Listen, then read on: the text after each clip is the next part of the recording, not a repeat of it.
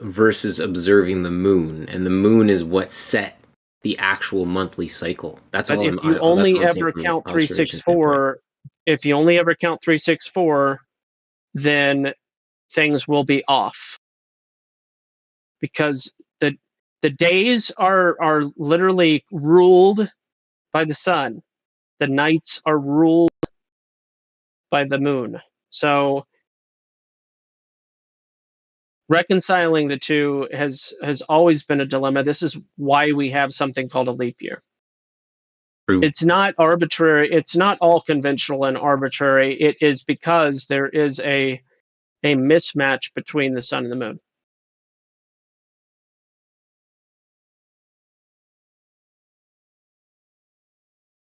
It'd be interesting to know, at what point does the number 28 roundly go into a year number? I would normally be the guy to sit here and punch numbers for the next hour, but I just have too many other things to do right now. It's right about the 100 mark. No, it couldn't be a round number. 100 mark.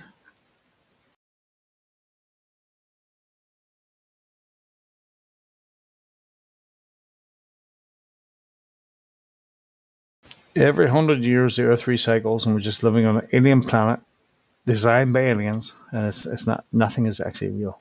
Thank you. I'm just kidding.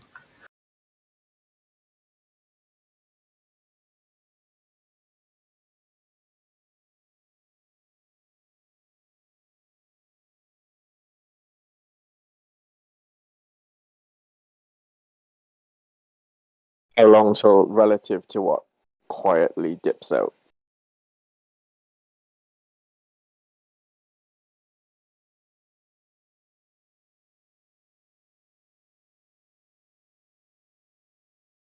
If humans finally figure out that we're living on a fucking something else, is logic going to come into it, or are we just going to like go, wow? You've heard people say on this very channel that they still wouldn't believe it. I don't know what the flip is going to be, but there's going to be a few. Yeah, the flip's definitely coming, bro. Simulation theory, fucking alien theory, some other, but it's definitely coming.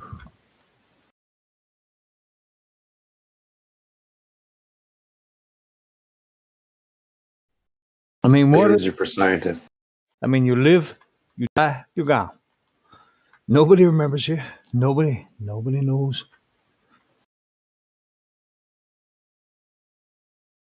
It's strange. It's a strange fucking world, bro. Nobody seems to notice. Nobody seems to care.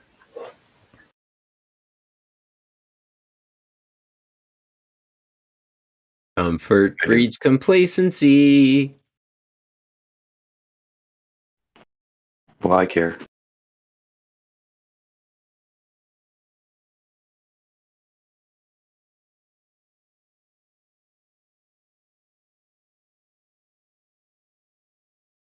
This is the real life. Caught in a landslide, nowhere. Skip from reality. Open your eyes, look into the sky. I'm just a poor boy and nobody loved me. Where? I'm a poor family. Need some fantasy. Easy come, easy go. You let me go. Bismillah. Whatever Miss Fila means. Just let me go. Bismillah means hell no. Hell no. Okay. Okay, that makes sense. That explains a lot. Go. No. Oh, mama mia, mama mia. Oh, mama mia, let me go. Figaro. Beelzebub has a devil put aside for me. I like the way Tyler Joseph talks about it. Tyler Joseph has a better way of explaining it. That's just my opinion. Of course. 365. Think you can leave me by. Calculate. That's 10,220 days. So divided by 365. What do you know? That's kind of weird. Hold the phone. Is that really the number? 666. Times Here we 8. go. No, that's not the right number. So what is? I thought it. Wait. 10,002. Why did it give me the answer 28? No, it didn't give me the answer to 28. It gave me the number 10,220. Hold on. 10,220. I did the wrong thing here. 10,220 divided by 28 is 365. There you go. Wait, I'm confused. Oh, it's because they're literally the least common multiple is just the two numbers multiplied by each other. 365 times 28 is 10,220. That is the least common multiple. Therefore, every 28 years,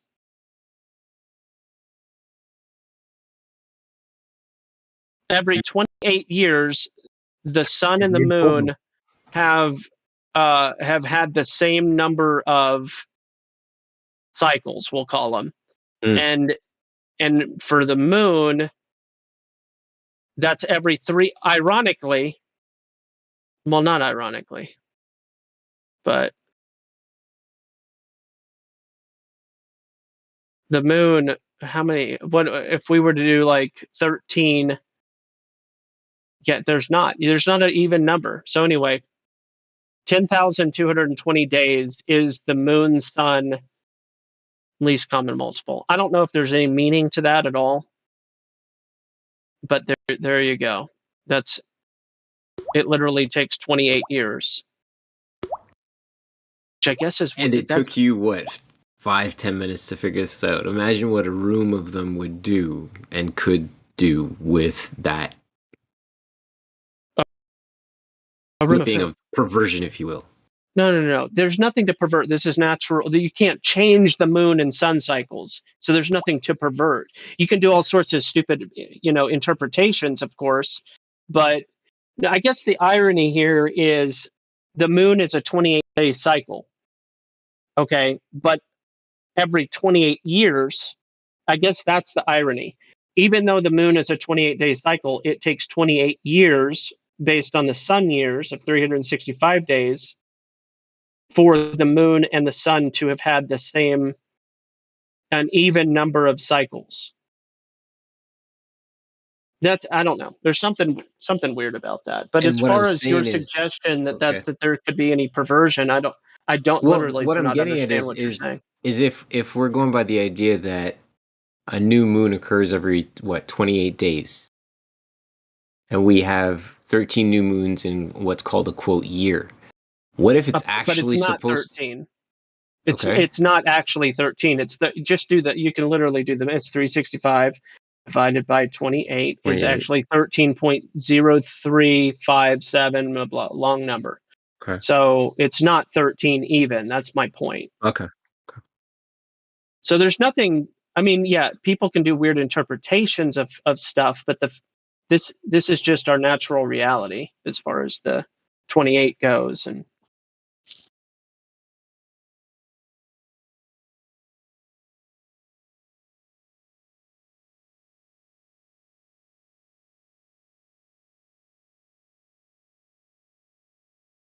I mean, somebody could get themselves into trouble by rounding, I suppose.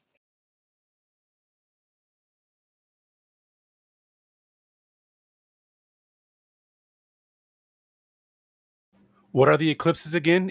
18 or 19-year cycles?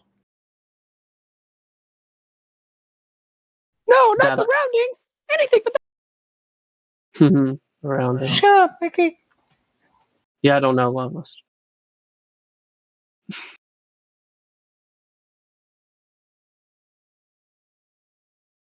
Yeah, I don't think that. I don't think we're living in what we think we're living in. So we figured that shit out. It must be something else, man. What I don't know what you keep suggesting, PMAC. Okay, gospel. Reality is what it is. Life is what it is. You keep suggesting that it is something that it should be something else.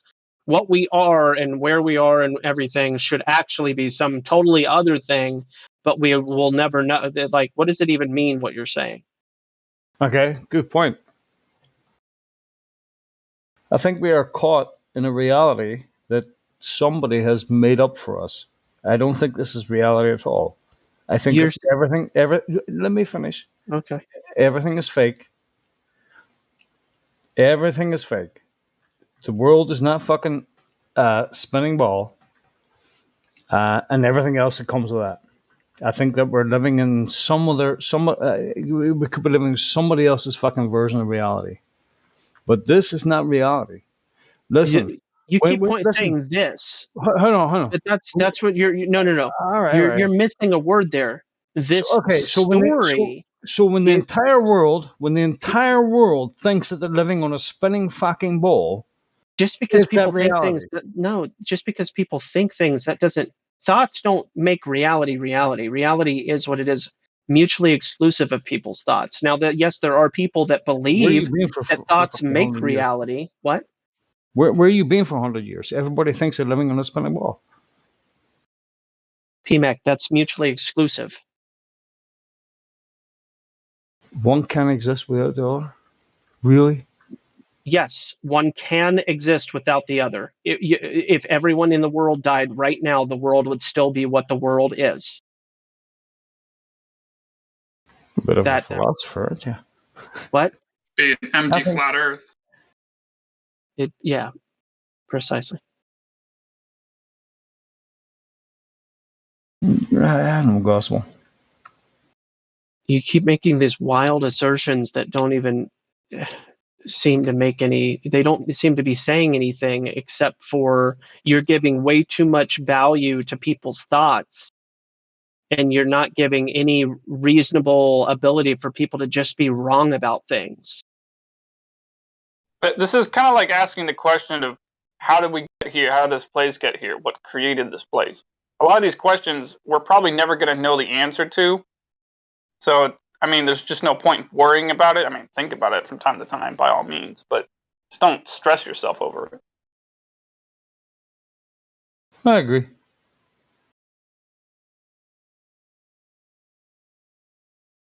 $10,220. Have to try and commit that to memory.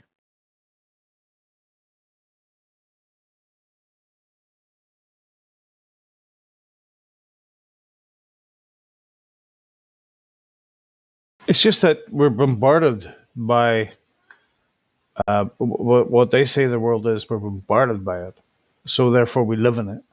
And then you look around, you figure out it's not that at all. It's something completely different, and you have to open your mind to something that like it could be something completely different. It might not be like God talks to people in books or whatever. You know, you just have to try and figure that out. I do. And did you? No. I have to. No, you don't have to. You could try. You could try. It's nice. You said you just have to. Well, you just have to. Once logic goes out the window. Once you realize you're living in illogical. No, PMAC. No. All right. Okay. No, I'll show logic doesn't go out the window unless you choose for it to, and I choose for it not to go out the window. Yes, there are people that have willfully abandoned logic. Those people are corrupt, in my opinion. Okay, I don't think that it's a practical lifestyle. It doesn't work. You still have to look both ways before you cross the road if you desire to get to where you want to go. Okay. Logic is also naturally part of our world. There's the law of non-contradiction. It's not an idea of non-contradiction. There are people that willfully abandon these natural laws. Okay, I choose not to be one of those people. You're suggesting as if all the natural laws are meaningless in what you're saying. Let me suggest this: is there a possibility that what you think you're living in is not what you're living in? Is there a possibility of that? No, so I'm going to take your sentence at its base, most literal level, I and like the say gospel. You're getting my absolutely fucking not. ass there, bro. Absolutely not. There's not any possibility, because whatever is in my hand right now, which is a thumb ball mouse, right? It is what it is, regardless of any other potential interpretation from a higher level or different dimension or whatever you believe. If God says, well, that's not actually a mouse, or aliens say, well, that's not actually a mouse, that's really irrelevant to to where I am and what this is. It's irrelevant, because I only know what is. I don't know what could be necessarily, unless you have means to establish another frame of reference for reality to say that our reality isn't reality. You would need a new frame of reference. Do you have that? I might. Do you have an outside of reality frame of reference? Yeah, I actually do. Okay, what is that? And how do you get there? It's outside of reality. Yeah, what is it and how do you get there? It's a different reality. Yeah, how'd you get there? Aliens. Okay. I'm just kidding, bro.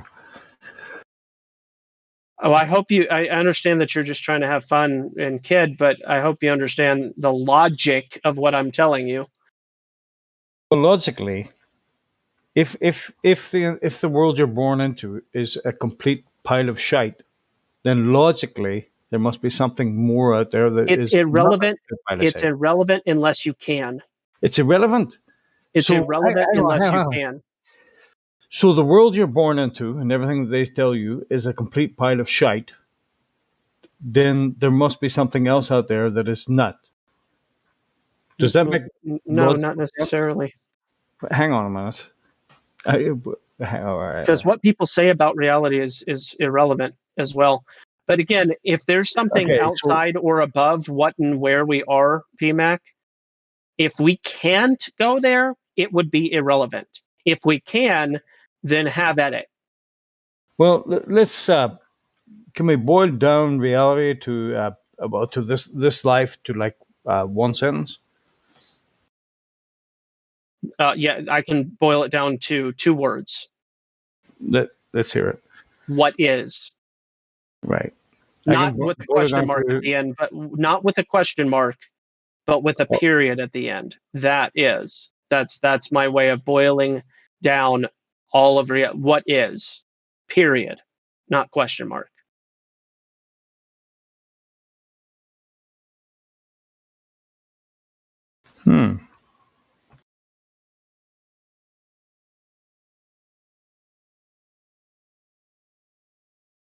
Where's Helio? We need Hey, Helio. P-Mac, You've been listening to Philosophy Hour on 24/7. Yeah, it is what it is. Yeah, I mean, and again, I understand that there are people that abandon that. The Earth is flat. They reject that notion. Thanks, Matthew. I don't appreciate those types of people personally, but for those of us that are down here on the level of it is what it is, then yeah, we usually can get along most of the time. Or you could go the Popeye direction. I am what I am. Did he not say I is what I is? No, he said I am what I am. Oh. Is that a Mandela effect? Doesn't he yam spinach? He eats spinach. I see the yam. Yam is another word that is used to describe eating. Yeah. Well, that creates an opportunity for an interesting sentence. I yam yams. Yeah. You're born. Of course, you have to be creative with the noun and verb placement within the sentence. You're dead. Oh, It's life. Paula Deen famously said, "I is what I is." So, what is the purpose of this life? Why did God make this shit up? P-Mac, you ask this question every couple of months. Are you okay? Odu? Right, I'll stop. No, you don't have to stop. Are you okay, bro? Mm, Like, do you have living family, P-Mac? So, I have cancer. no joke. Do you have living family members? I have cancer. Okay. You're not the only one that has that thing. Yeah, I'll be the first to beat it. I tell you. No, not first. Yeah. You won't be the first. There's been my grandfather, my grandmother beat it. My other grandmother did not. But I'm sorry to hear that, man. Don't worry. Try to not eat sugar. Those things Yeah, sugar, to the best of my knowledge. Hey, plain cheese. My buddy said that at work. He says, "Don't eat fucking sugar. It feeds the bastard." Yeah. How do you know that? Don't eat fat and sugar. The only macronutrient left is protein, and your body won't function properly if you eat just protein. Well, I don't know about fat. If you're gonna have sugar, it better be as natural as it gets. Yeah, simple sugars. My grandma had when she was 75, she had a huge tumor beneath her somewhere in that area of the digestive system. It was like 1.5 kilograms or something. And she went to the hospital and they told her, "Yeah, we need to operate it out quickly and blah blah blah." And then we went to our trusted alternative medicine man. I forgot the English term for it. I always forget that. Medicine man, yeah. Yeah. What was it called? One second. I will come to that later. So what he said is she needs to change her diet, which is she went on a non-protein diet because he said if she's not gonna eat anything with protein in it, the body itself would start eating up this tumor, which is basically made out of protein, and it's actually what happened. The body itself has eaten up the whole tumor and it disappeared. And she went to the hospital again, and they looked at it again, and there was no tumor left. And then my dad sat down with the doctor for like 2 hours, and he wrote everything down that she did. From what our what is this called? So no protein, no sugar. No sugar, no protein, and just let your body eat this thing up again. Wait a second. How much was she healthy? About the fasting. You're talking about the fasting method. Yeah, I mean, people have fasted. Not fasting. You can still eat, but no protein. Carbs. Was she doing veggies only or something? Is that what you're saying? Yeah, carbs. For example, yeah. How much weight did she lose? I think carbs would make it worse. Trust me, man. Like there's a reason why there's this term that I heard growing up, and I didn't understand it until I was an adult. This term of empty calories. I didn't understand what that meant. I just heard people throwing away, but now I understand. There's a reason why that term gets thrown around. It's because there's no such thing. Take for instance, and there's multiple reasons, but there's no such thing as a carbohydrate soluble nutrient. There's fat soluble nutrients. And then there's amino acids and protein, but there's no such thing as a carbohydrate soluble nutrient. So what I'm saying is carbohydrates, like they function as fuel, but you can't actually derive any micronutrients from them. They're just empty calories. Right. So what should I eat? Should I have to stay away from meat and sugar? No. Yes. The opposite. I would suggest this. If you want to know what I would do if I were you, because I actually kind of just do this myself for other medical reasons of my own. And I think the same thing would apply to you. Just try your best to fast for 48 hours at least. Just go 48 hours just drinking water. And then when you start eating again, try to find some, grass-fed, organic, locally raised steak. Try to get 70% fat, 30% protein. Make sure to throw some salt on there because the more fat you eat, the more salt you need. The more salt you eat, the more fat you need. Those two things go hand in hand.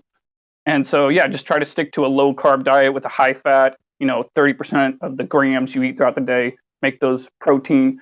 70% of the grams that you eat throughout the day, make that fat, because you need more fuel than you need construction material, kind of like how your car needs more gasoline than it needs replacement parts.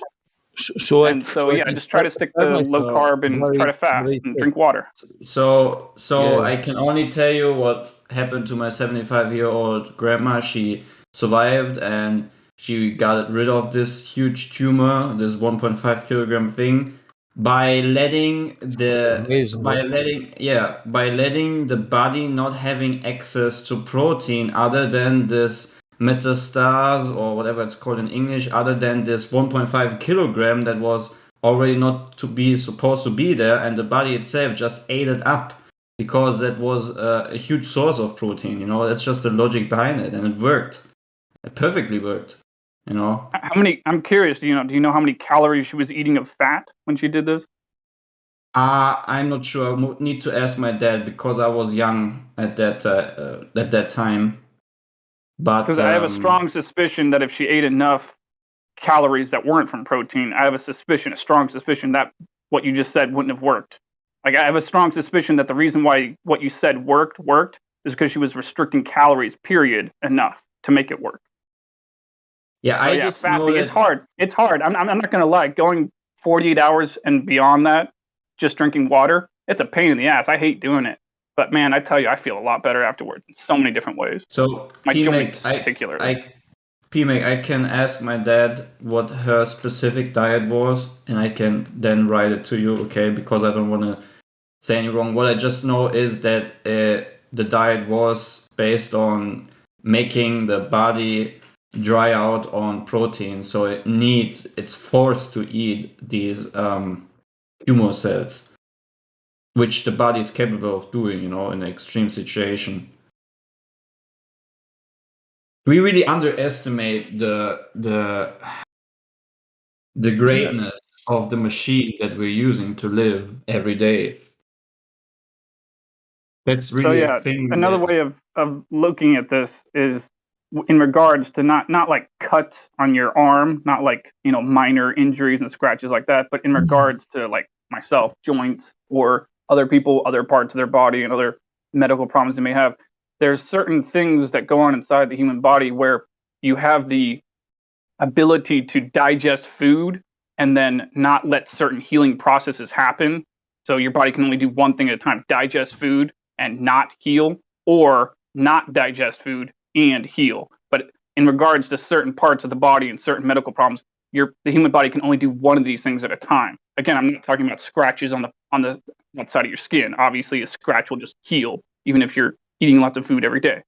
But I'm just talking about other parts of the body. And so just keep in mind, your body can only do one of two things in regards to certain things. It can either be healing and time is on your side, or it's not healing and time is working against you. But in regards to some things, you can only digest food or be healing, but not both at the same time. A body that heals itself, my God. That's almost robotic.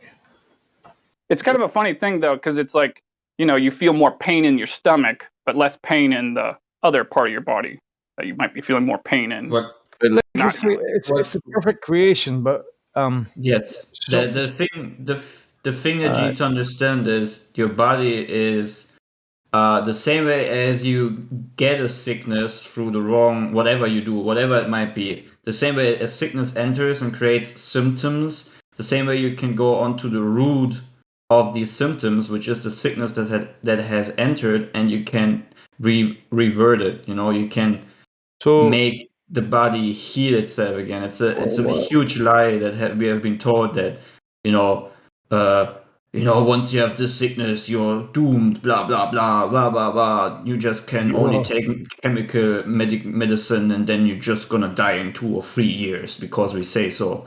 Yeah, no. Why do we live in a world where everybody is inundated by the C word? And why is that a thing?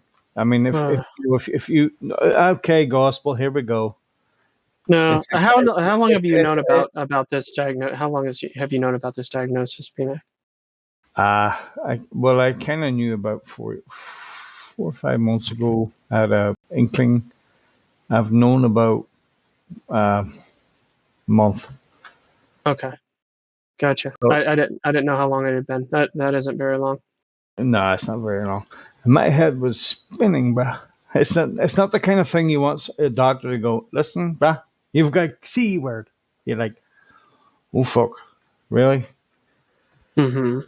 So if Um, I can ask you real quick, you don't need to tell me that, or you can also write me that, but what is your diet in general, especially like right now and also before you were diagnosed with the C? It was pretty good. I mean, there are people who eat McDonald's every day and say that's pretty good. So I No, just, yeah, I'm not saying that you're doing this, but I'm just saying I'm curious what you eat. yeah. I haven't seen McDonald's in like 5 years. Yeah, no, just tell me what you eat. What do you consume? Not even what you eat, but also drink and all that stuff. Well, I I mean, there are suppose, many things you can. yeah, they do ask you that. It's the beer, a lot of beer, some wine. Mhm. Hang on. But as far as food goes, I've never been a fast food person. It's always been kind of good stuff. Lots of Mhm. good shit. Yeah. I don't Yeah, know but how. the first good thing you can do is completely get rid of alcohol, because that really I know. uh I that know. really This really is this is my last night with alcohol. This is my swan song, like a black swan song. This is Yeah, it. because your liver is like your cleaning machine, and if your cleaning machine is so overworked with this toxic liquid, which is alcohol, you it Yeah. really it really can't do much. Yeah. Well, to tell you the truth, in the last 5 years, there's been a bit of coke too. Bit of coke, bro. Hmm.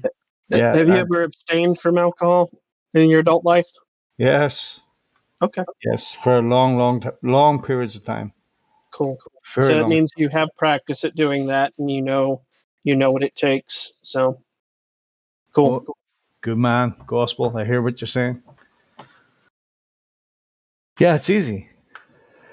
Easy. Once you do it for a couple of weeks, it's easy. I would call it simple, not easy. There's a difference between those two. Well, So there's a lot of things that are word. simple, very, very simple, but they are very difficult. So anyway, I'm sorry I fucking mentioned that. Can we move this on now to somebody else? Because I'm very fucking. I hate that. I've always been that kind of person. No, you're right, man. I got you. So Logris, are you here? Oh no, he's not even in the VC. Whatever the case, Logris was trying to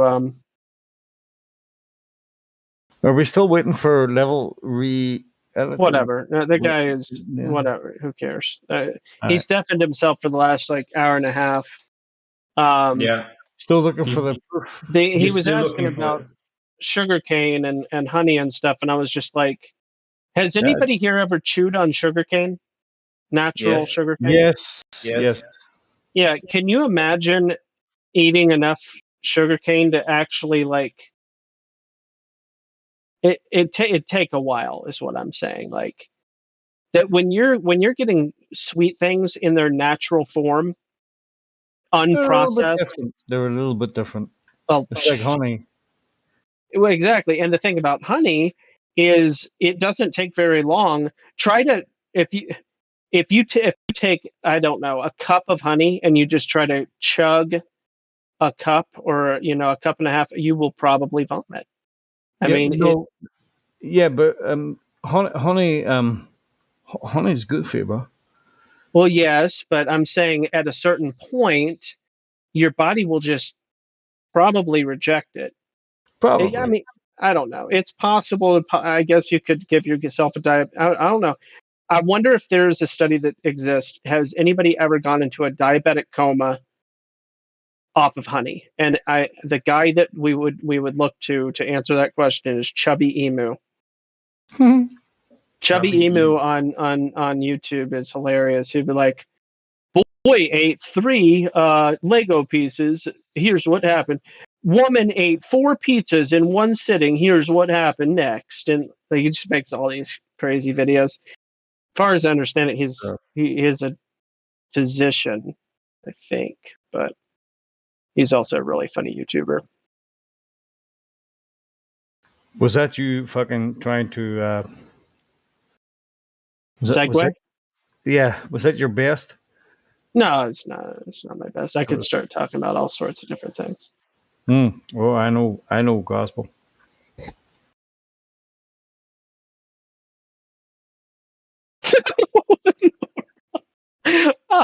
Oh no. I just hopped on YouTube here. Speaking of completely changing the subject, and the video that popped up in my watch next feed The is honeybee from challenge. somebody I'm not subscribed to, but I am subscribed to Paul Harrell. Maybe I don't know if anybody here knows who Paul Harrell is, but it's a video about the guy. Paul Harrell's a gun enthusiast guy. He's really fun to watch. Really, really fun to watch. He's just he's a good educator, firearm educator. But anyway, the title of this video is Paul Harrell Shoots and then states a date in which he killed someone. I think I've heard that story before, though. He's had to use his firearms before. I think somebody tried to either attack him or break into his home or something, I think is what it was. But yeah, Paul Harrell's legit. And then if you're looking for more on the Mimi side of gun firearm stuff, I'd point everybody to Brandon Herrera. He's the man when it comes to the Mimi side of firearm education and humor.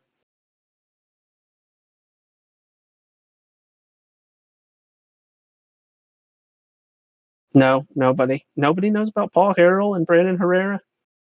Yeah, I know who Paul Harrell is. Oh, okay, yeah, Paul. I mean, isn't he a pleasure to watch? He's just so. Yeah, he has the unique delivery and the information he provides. Yeah, he's cool. Yeah. And then Brandon. he's a goofy one, but really fun. Oh man, what a thumbnail!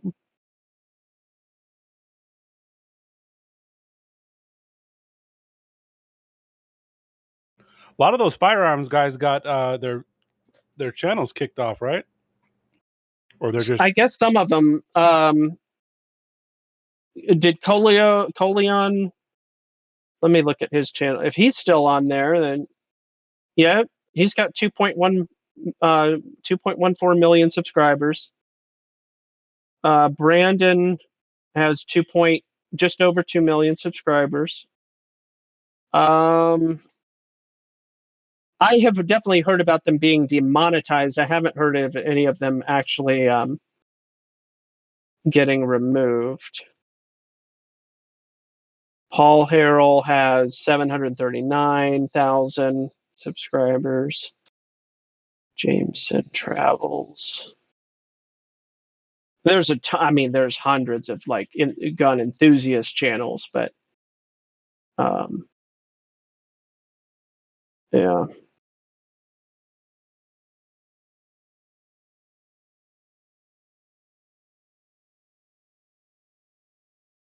There's another channel I'm subscribed to. God, Family, and Guns is another fairly large one. But yeah.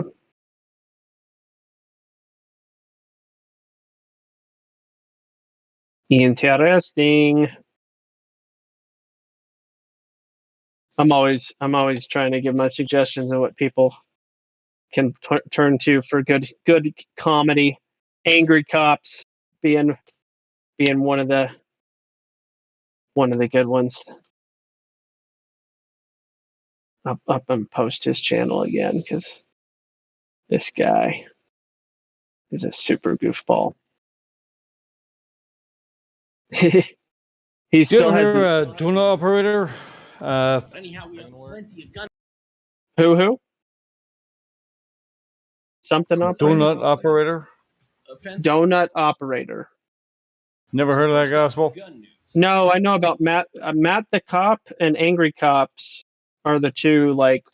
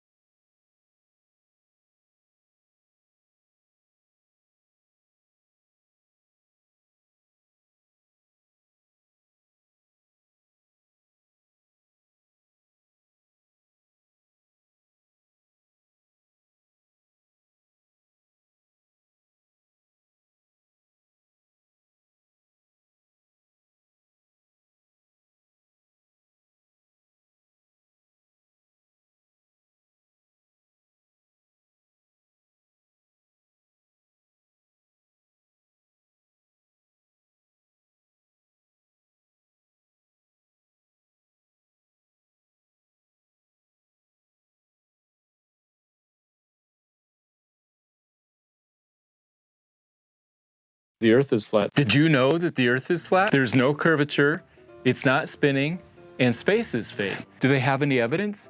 They do.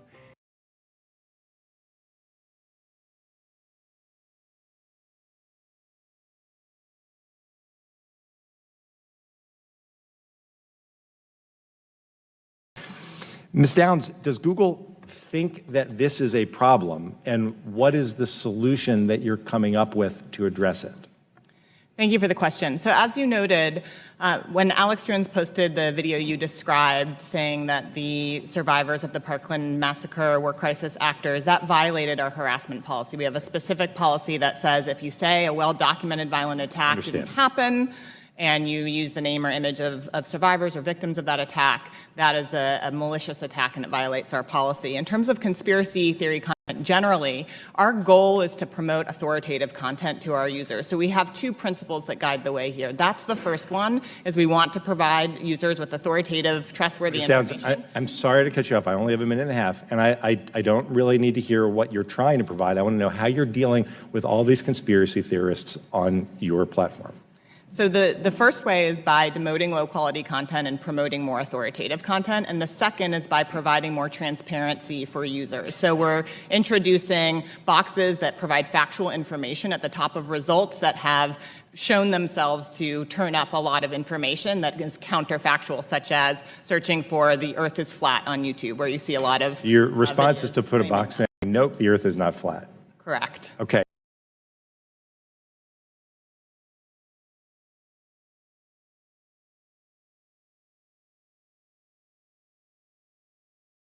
Oh, shit. That'll definitely fix it. We go again.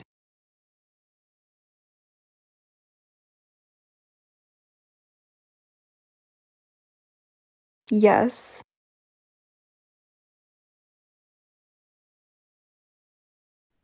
No. Maybe.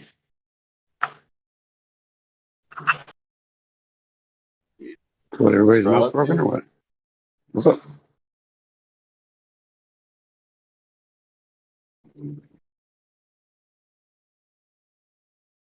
Hello?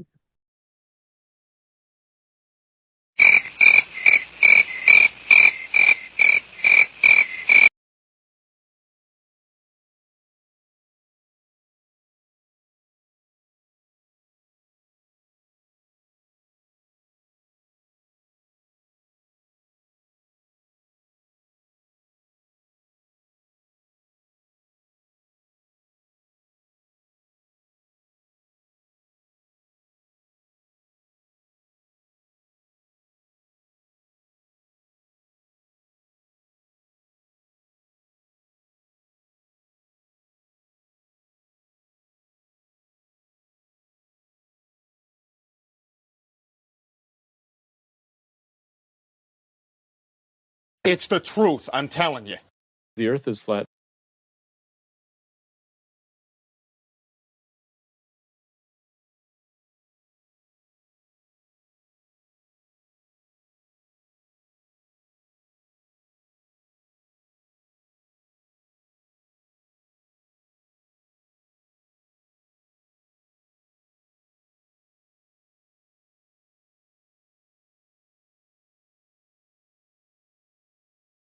The Earth is flat.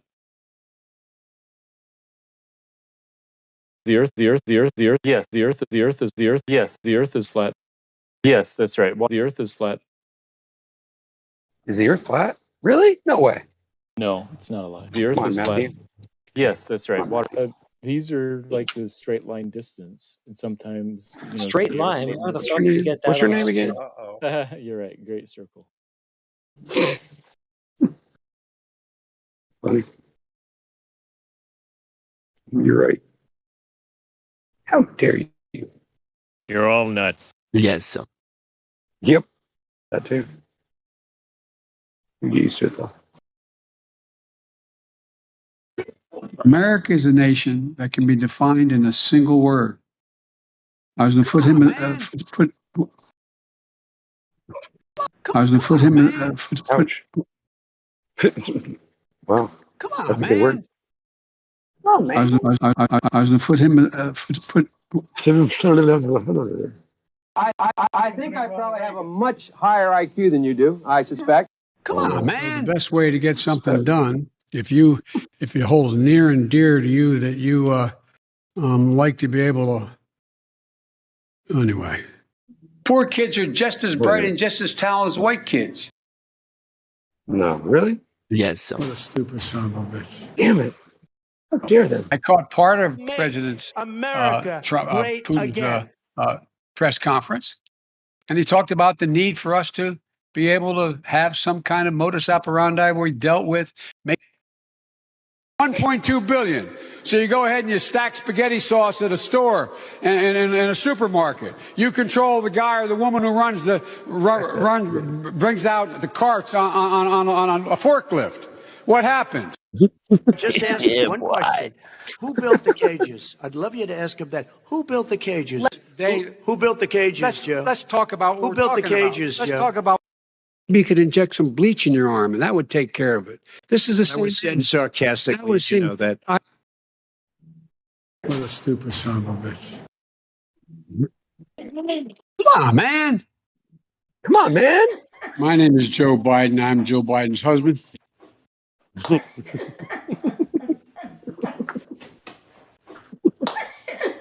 Good. We hold these truths to be self-evident. All men and women created by go. You know the thing.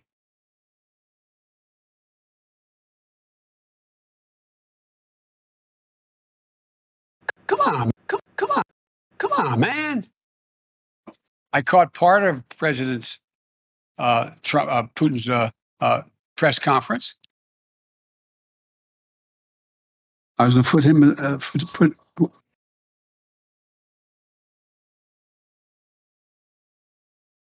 Judge my physical and mental my physical as well as my mental fitness.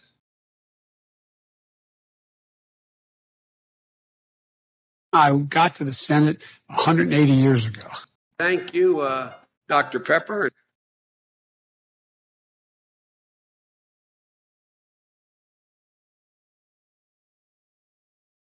You know, message is simple.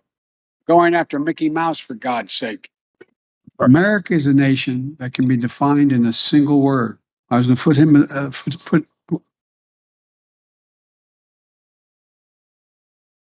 If I could only think of that word, it'd be all. I was going to put him. I was going to put him. I was going to put him.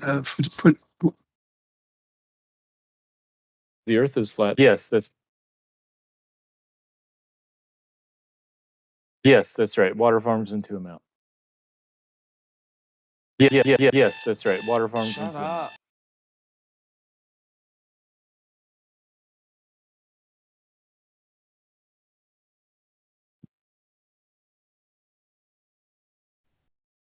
Dude, Yes, shut that's right. up, Water farms into a Leopold. mountain. Yes, that's right. Water farms into a mountain. These What? are like the straight line distance, and sometimes Straight the line. Earth Where the may fuck do you get that on a No, sphere? Yes, that's right. No, it's not a lie. Yes, that's right. Water farms into a mountain. The Earth is flat. The Earth is flat. Did you know that the Earth is flat? There's no curvature. It's not spinning, and space is fake. Do they have any evidence? They do. Yes, that's right. They do.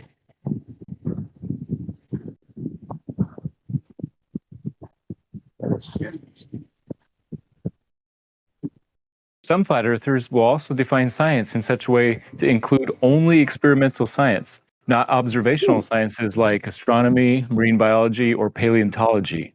I want you to notice something about the form of these arguments. You'll see that they generally say something like this. A sea and an ocean, right? Everywhere you go, we see and observe flat level water. If 70% of the surface of the earth is flat, it cannot be a ball, right? Flat earthers mean the surfaces of oceans follow a perfectly straight line.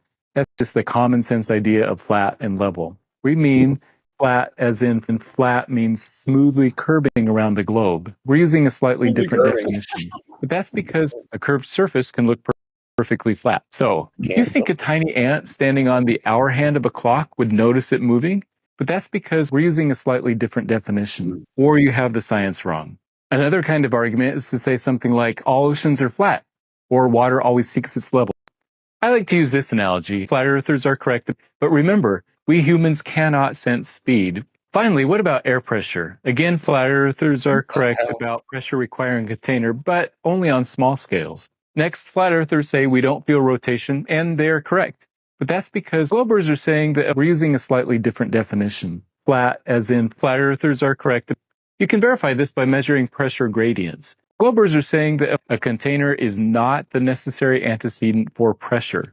But that's because on large scales, anyway, but I'll start with just these three are even less of a factor. Remember, we're talking about very slight differences here. If light bends over a curve even just 0.001 degrees per mile, in the black swan argument, flat earthers are saying that since light doesn't bend enough, it's impossible on a globe. But if light bends even just that 0.01 degrees per mile, that would explain the picture. And anyway, it seems to me that flat earthers would need light to be bending to explain sunsets over the ocean.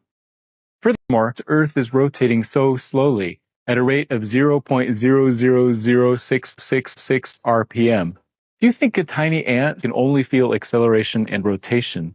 And the other rotations around the sun and furthermore, around the galactic core at twice the rate compared to the daily rotation of the Earth. The weight of the tiny ant causes atmospheric pressure with no container required. You can verify this by measuring pressure gradients. I like to use this analogy. How do you make tiny ants into grape juice? Well, you have to squeeze them. You put the tiny ants into a container and squeeze. So you may think that a container is necessary for making tiny ant juice. That's usually true, but there is another way. You could make a big pile of tiny ants on the ground, and as the pile grows bigger and bigger, eventually it will weigh so much that the tiny ants on the bottom will be squeezed, and you'll get tiny ant juice without using a grape juice container. It's somewhat similar with atmosphere. The weight of the air causes higher pressure at the bottom. Gas does not expand in all directions exactly equally. There's a slight bias in the downward direction due to the weight of the tiny ant, and that's enough to create atmospheric pressure without a container. Calling atmospheric pressure a violation of the second law of tiny ant dynamics is just a misunderstanding of that law. If the Earth really were a globe, this is what should happen, and it doesn't. So most of their evidence is negative evidence.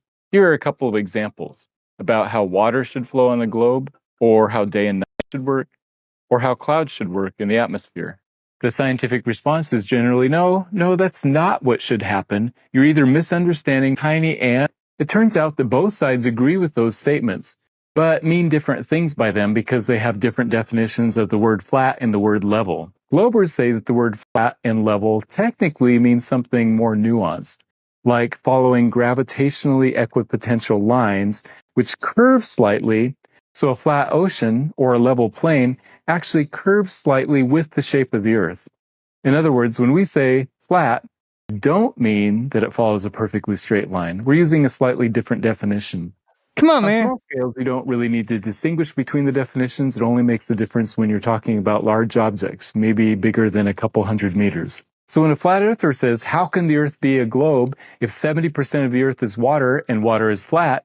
I would say, I agree, it can't, using your definition of flat being a perfectly straight line. Save us. But that's not what we're saying when we Great. say the globe is 70% flat water. Nobody wants to We listen to mean Matthew. flat as in flat means smoothly curving around the globe. Now, you Nobody can't prove wants to things with listen. definitions like this one way or the other, but it's helpful Shut to up, be man. clear Shut up. about what definition you're using when you're using words like the Earth is flat.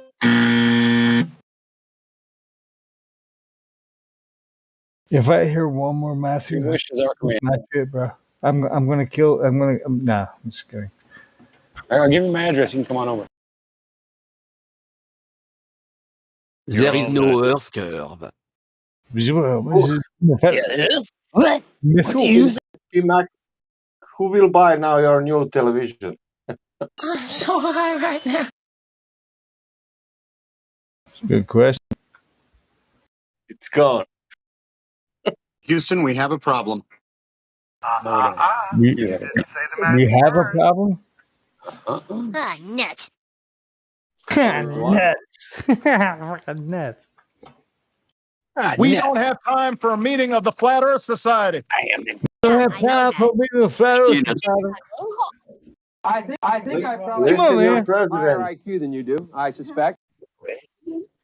2 hours later. Something that absorbs water on the back of your head. Hey, let's use a dye Water on the back of your head. That's a clever solution to this problem. Yeah, pretty neat. They also came up with the snorkel idea too, you know.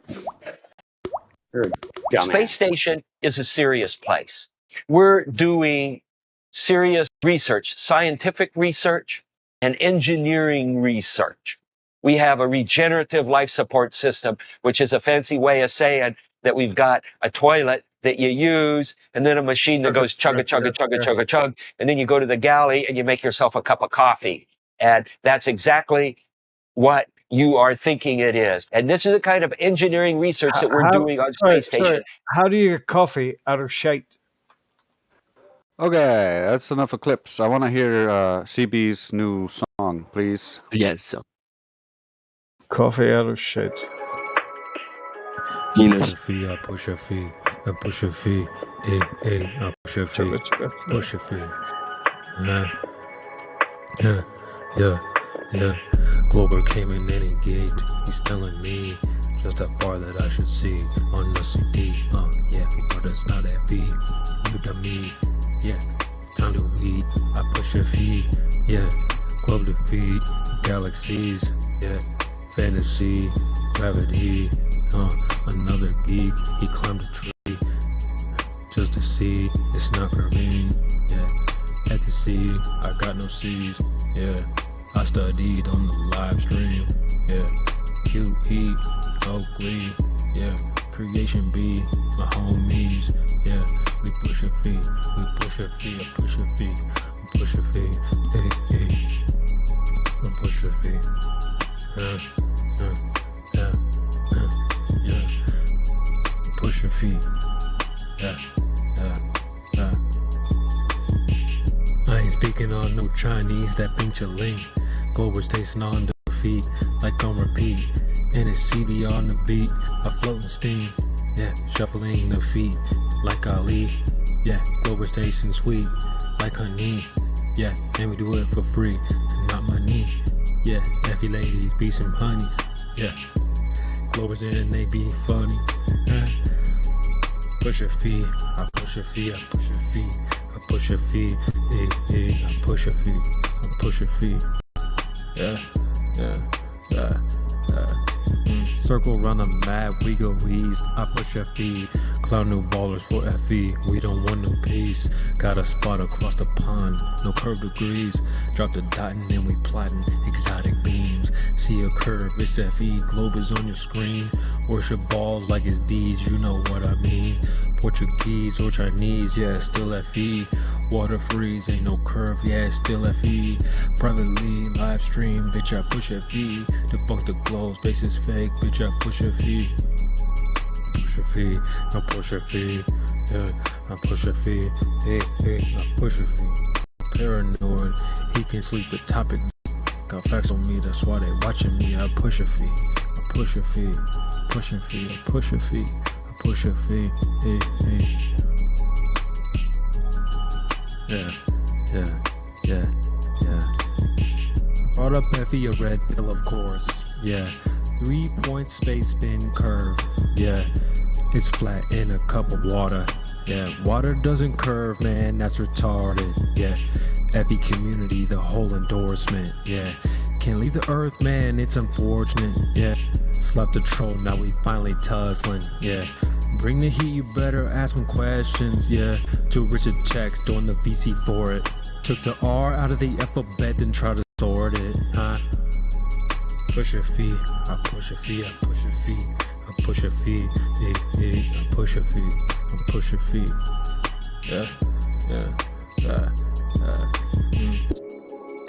Man, that shit was ass.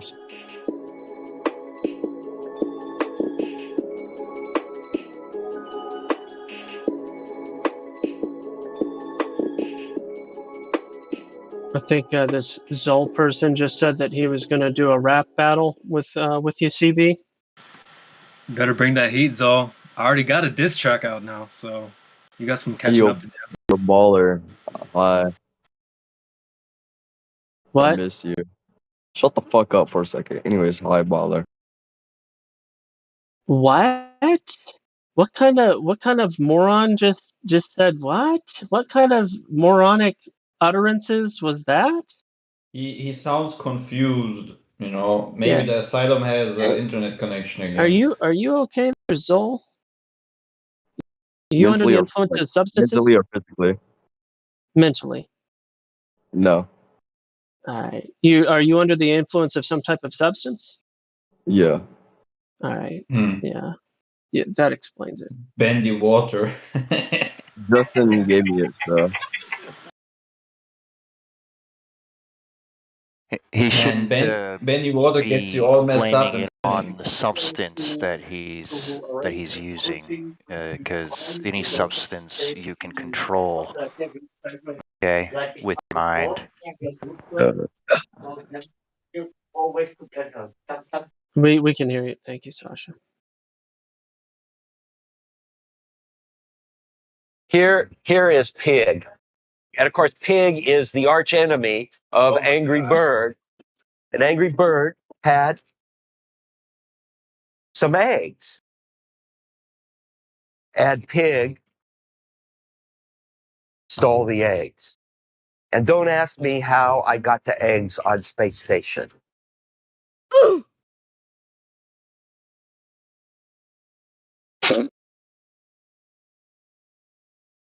And don't ask me how I got the eggs on Space Station. I'm an astronaut.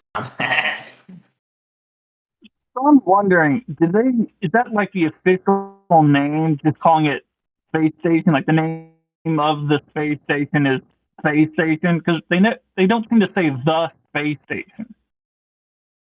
But isn't that just kind of weird? Like let's pretend that, satellites were real, falling around the Earth, like how they describe them to be.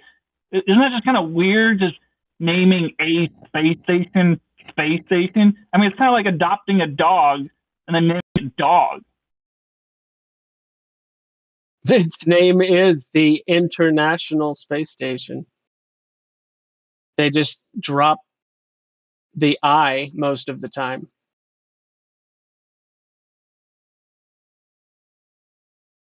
I mean, would it make you feel better if they named it like Zeus? I guess so. It just sounds weird. You got to pick one of the Greek gods, obviously. Well, I think like beyond 2 years ago, I was just used to them saying like ISS this, ISS that, International Space Station, but they just say ISS, but now they're just calling it Space Station, which makes it sound like kind of cartoonish. Oh, I see what you're saying. Yeah. Well, I mean, it is cartoonish. I mean, cartoons. Yep. Yeah. Cartoons for adults. Yeah. There are those that know, and there are those that don't want to. And then we have tea drinkers. Okay, yeah, there's other categories. I'm not saying. Right. Well, I don't know. There are those that know. That doesn't imply the result of those that know. I mean, Cypher was somebody that quote unquote knew, but what he did with his knowledge was not what you would necessarily hope for. So there's that.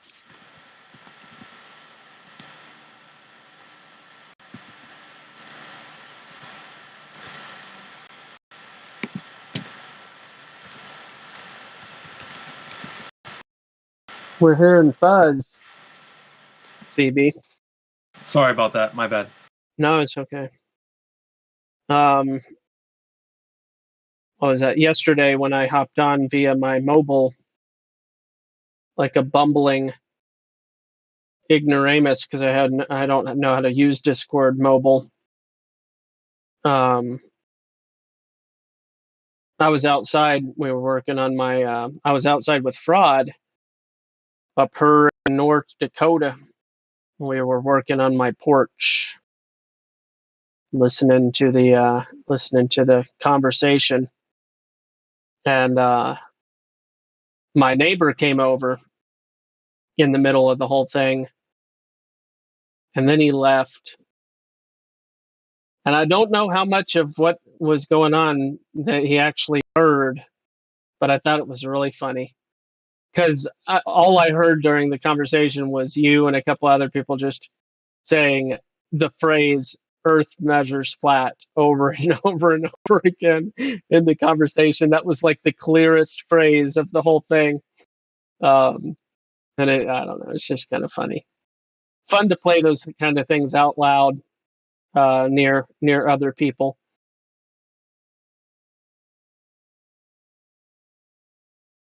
I think it'd be funny to like walk around a somewhat busy area, or like in a food court or anything like that, and have have Discord on your phone on speakerphone, and just let nearby bystanders be like, what is going on over there? You have them whispering and looking, and be kind of funny.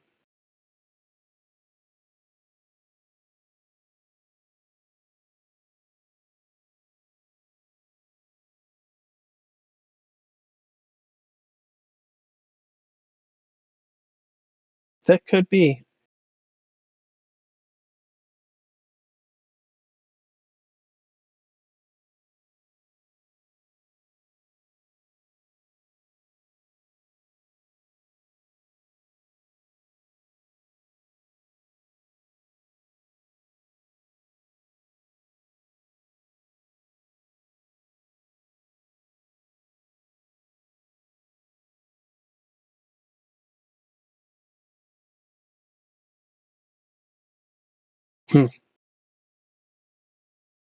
Font size.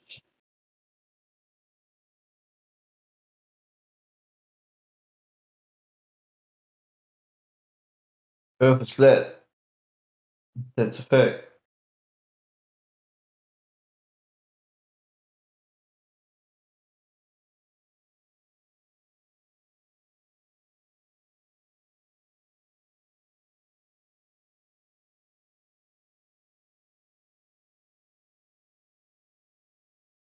What's that rap song called again? Where it's like,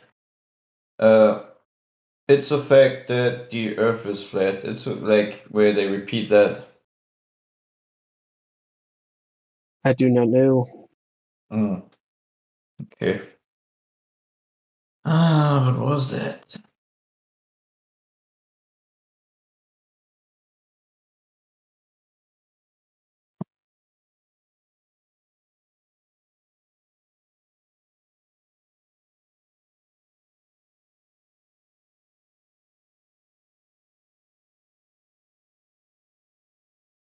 Oh gosh. My accent. Ah, gee.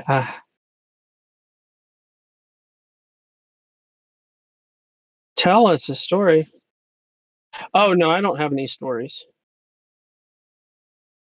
I took that so probably not. I had to read it like 3 times, and I'm like, oh, I didn't know what you were talking about at first. I was like, is he suggesting that I'm gonna react poorly to the song and tell a story as a result, or is he saying that I realize I'm assuming what you meant was if I wasn't about to talk about something. Yeah, you oftentimes have really fun, interesting anecdotes or things to like talk about. So that's what I meant. Gotcha. Yeah, no, go ahead. It's cool. Okay, yeah, I'll go ahead and play it.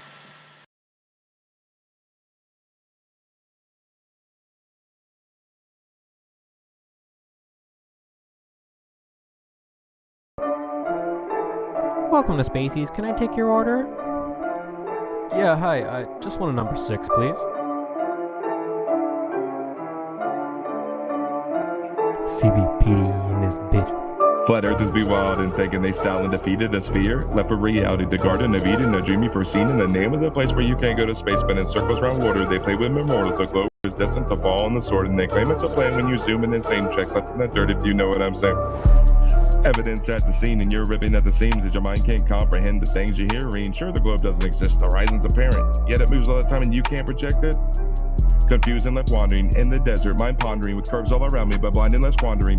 Pull your head out the earth and witness the majesty. You gotta don't know, but don't take it from me. The truth speaks for itself, and soon you'll see the lies laid around the things you believe. Like a gradient descending, but you're just pretending, needing more than once. That's just condescending, setting triangles for a living, but at least not misleading. So a round of applause for the soldiers still fighting.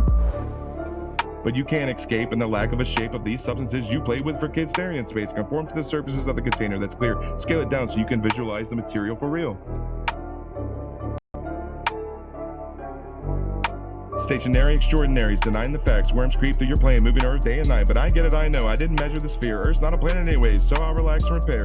Left in the wind from before time began. Dust drifting off to the bottomless pit. As the Earth's fly in the heaven, you remain stuck on the Earth. Maybe continue this path to find your rebirth. In the temple residing, forming mountains and islands. Look off into the distance, the fighters be violent. But at least they ain't lying, making Globers cry. Presenting you with something you can't deny. I'm running circles around the sky, explaining it all.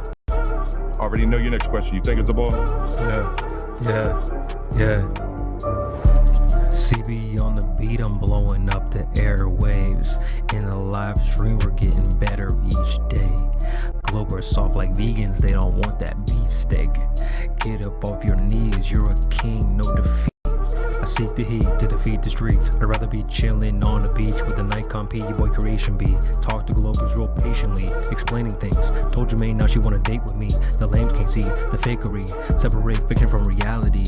Dancing with the stars, yeah we go hard. Came to debate and we came this far. Yeah we clocked in and we on our job. Told him space is fake and he dropped his jaw. Bet you pick it up then you watch it fall. That's not gravity bruh. It's a tragedy bruh. Yeah it's happening bruh.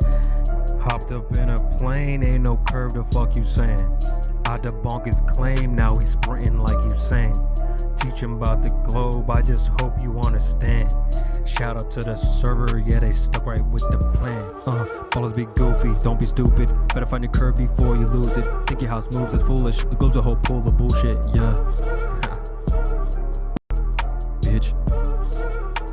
CB in this shit.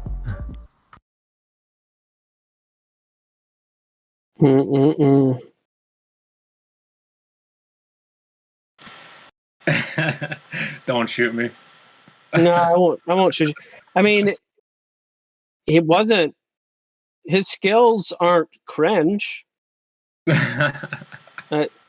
So I out of one out of 10, I mean it's between a 6 and a 7. All right. Good So yeah, but yeah, it was a nice job putting together. I mean the equipment or software you use, could you like replace the track? How hard?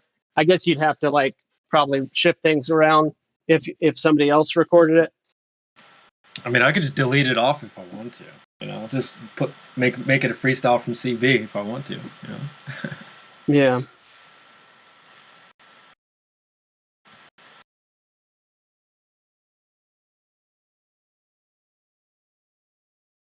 Who's FX?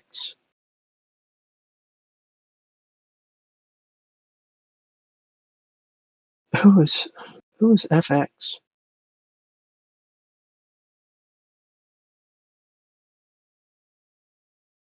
Oh, for example. Oh, oh my. Sometimes the simple things. It's fine. It's fine. Thank you.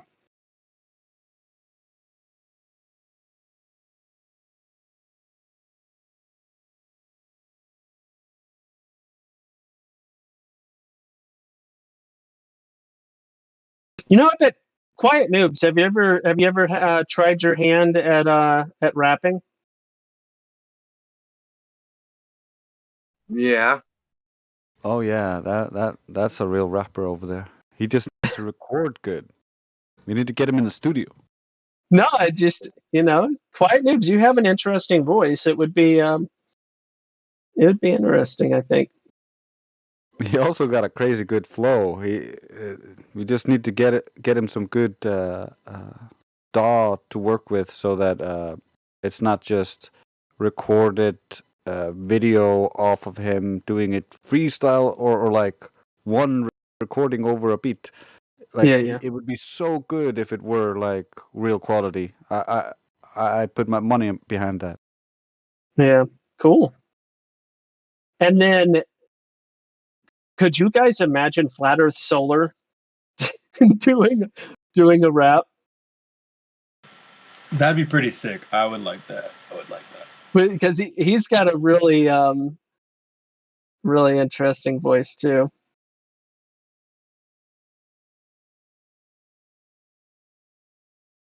Yeah.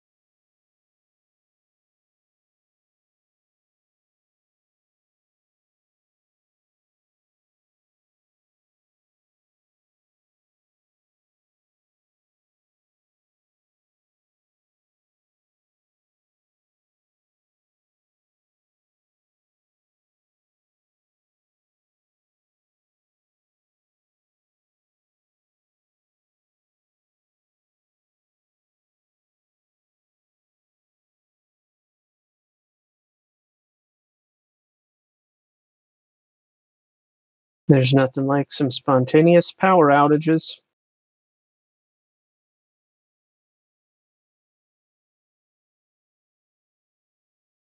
You just had a power outage?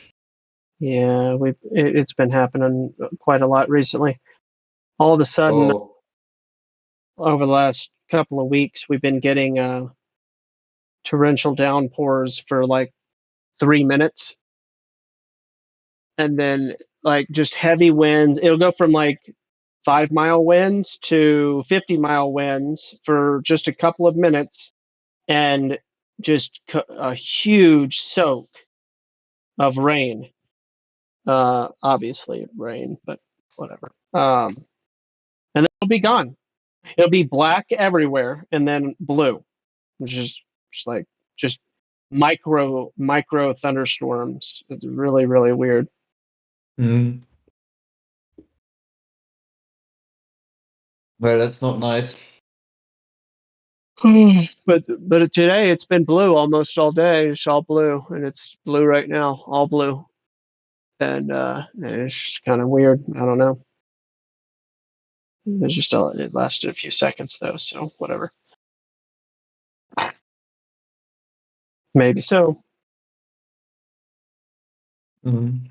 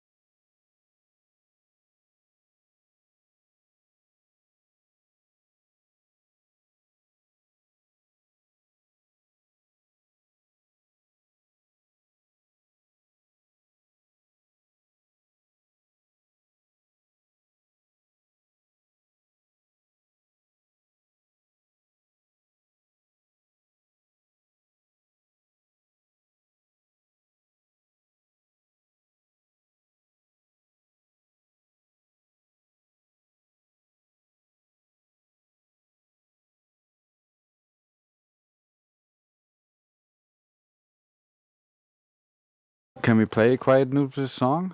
I love that.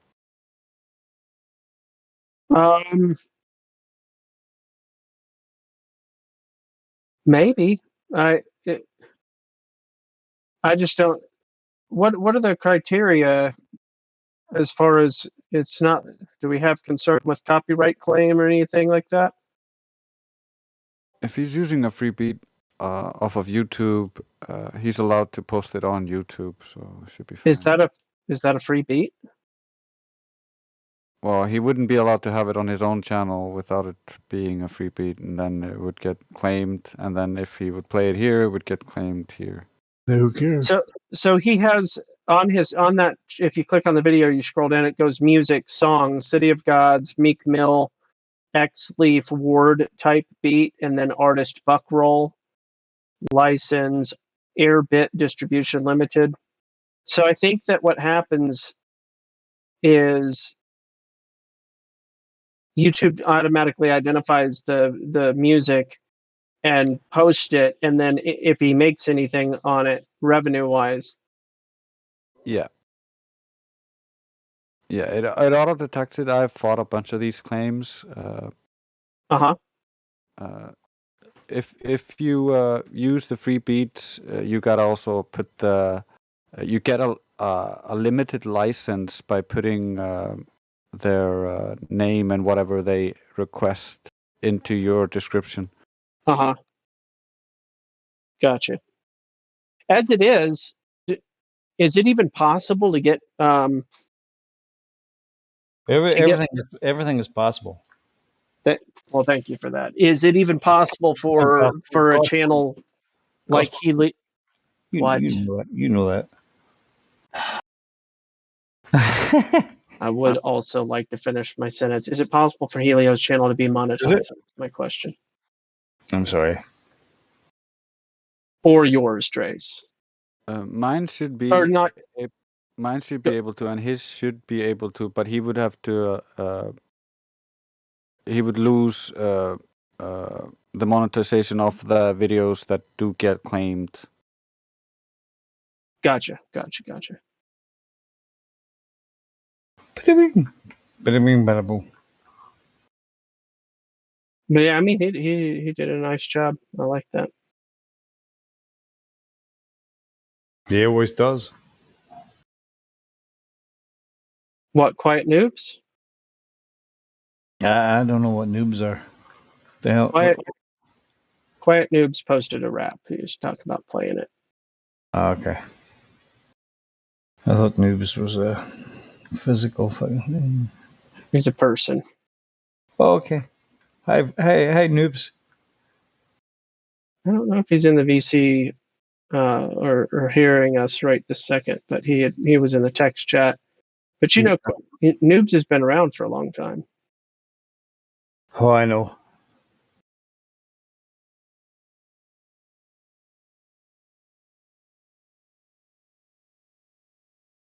We go way back. Way back. I've seen this Michael in and out of the chat all day. Would you like to say hello, Michael? Globe's dead. Love you, gospel. Mm-hmm.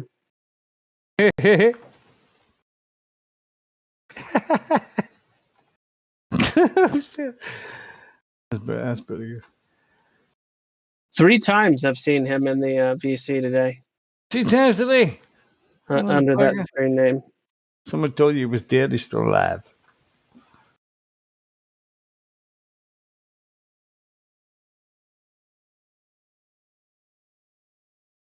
I don't know who you are. I don't know what you. But I will find you, and I will tell you, the Earth is flat. Right, Clem.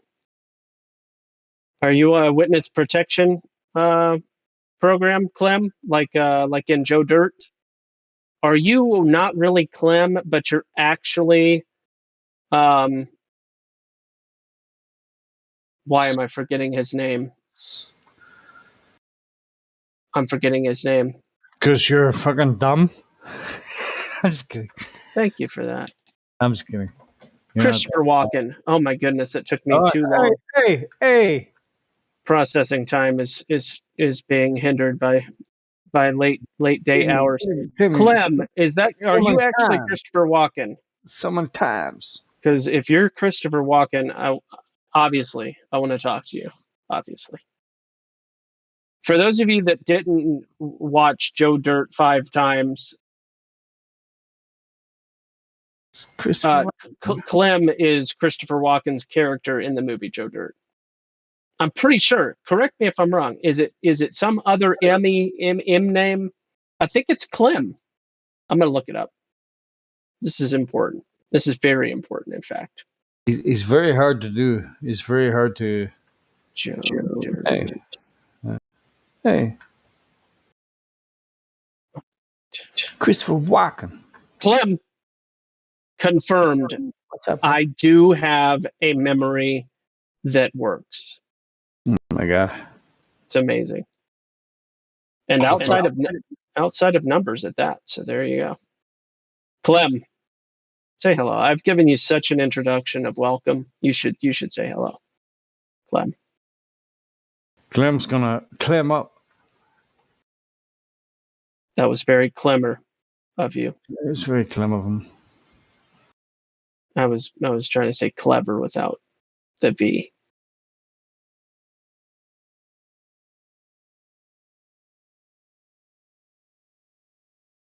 Hey. Can somebody do a good Christopher Walken, please? Somebody. Somebody save me. I can't do it. Are you talking to me? Are you talking to me? As if you are. You're going about it all the wrong tone. You do it again, I'll smash your face in with a soldering iron. That's De Niro. Well, but Christopher Walken does that routine in Joe Dirt. Did you not see Joe Dirt? I can't believe that Clem guy just left. What's that? Joe Dirt? Is that a movie or something? Yes, 2001. Right.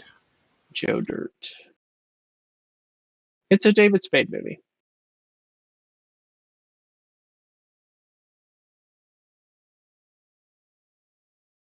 Chris Farley's brother played it.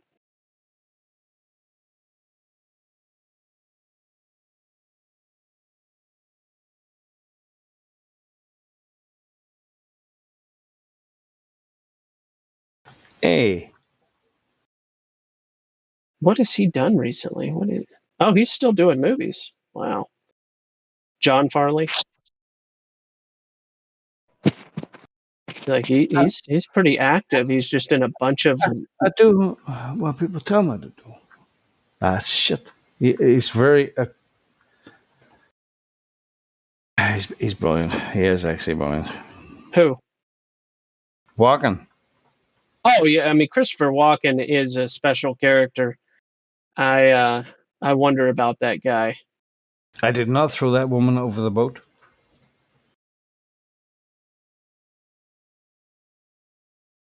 I did not.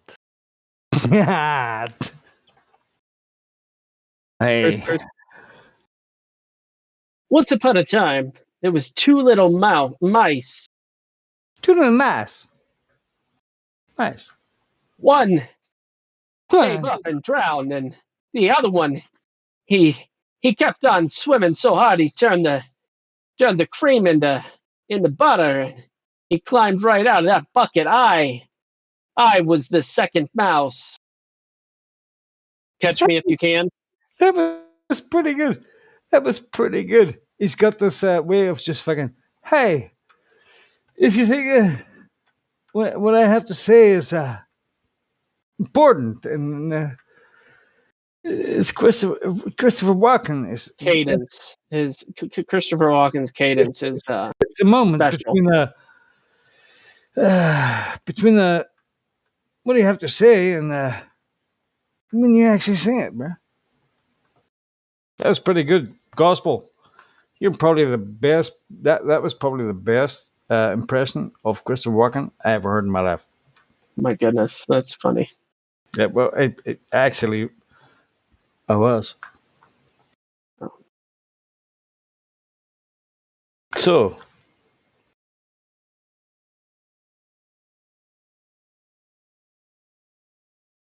he's very hard to do. He is very hard to. It's like, come on, man, or we don't have time for a meeting of the Flower Society. Those are easy. Walken's got a fucking. He's got a thing about him. It's really hard to fucking fathom. So, that wasn't it. Yeah, well, here's a very interesting movie. It is Christopher Walken's first movie. I watched this a little while back. And I was just like, this is just so creepy.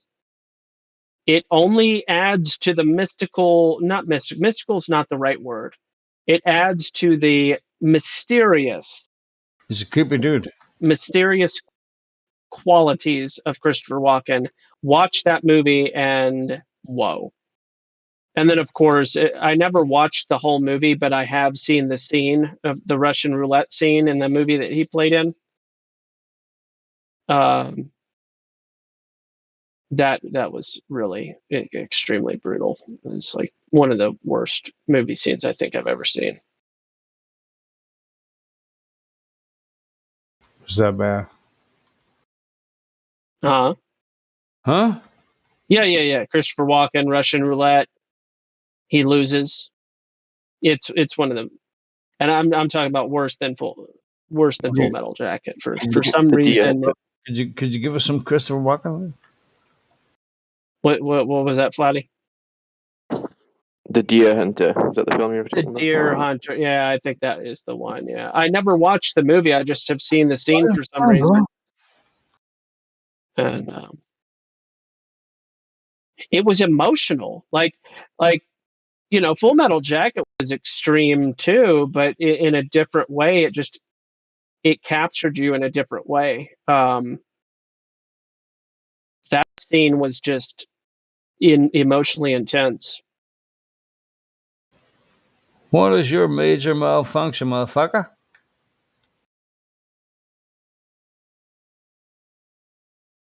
All right, I'll be back. Give me a second. All right. MICKEYMOUSE. Mickey Mouse. Okay, never mind. Alrighty then. Hey, Stanley Kubrick made Full Metal Jacket, which I think is a really great movie. And I just realized it's kind of ironic him being like maybe my second favorite filmmaker after John Carpenter. But it's funny the idea of, Stanley Kubrick being a flat earther's favorite filmmaker. Because, more than likely he's the one who helped fake the moon landing. Yeah. Yeah.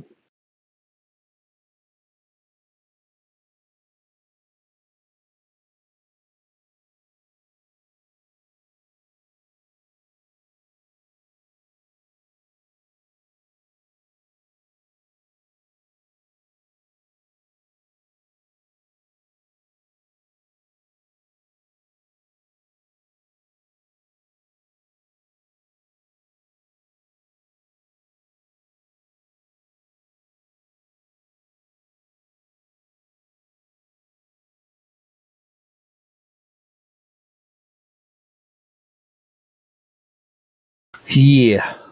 Oh wow.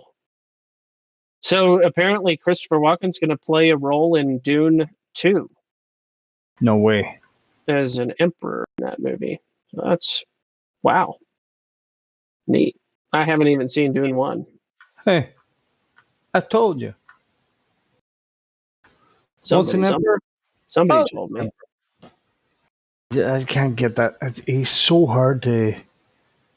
I can do a lot of people, but Christopher Walken is really hard. Oh, Dune 2. Yeah, that's great. Hopefully it'll be better than fucking Dune 1 because that was a pile of shit.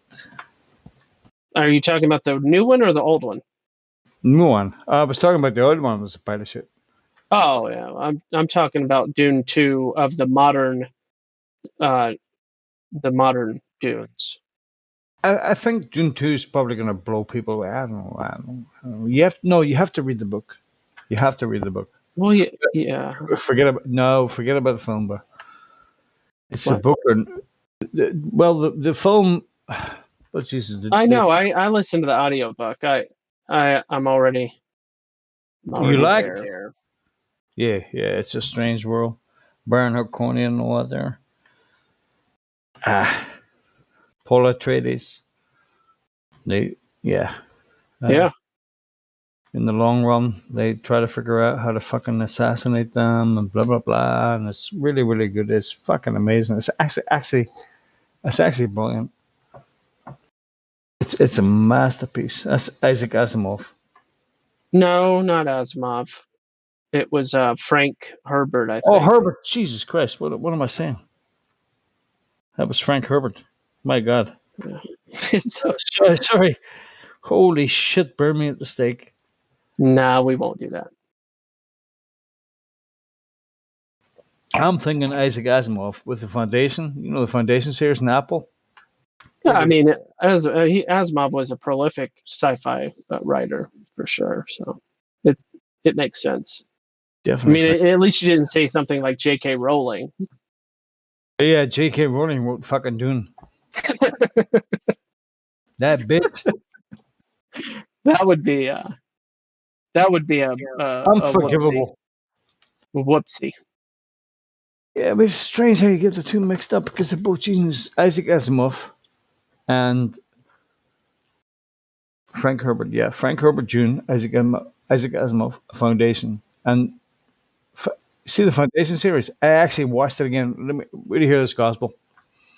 I watched it again. It's absolutely brilliant. Same guy that plays the Emperor, but they're like clones. It's absolutely brilliant. It's a masterpiece.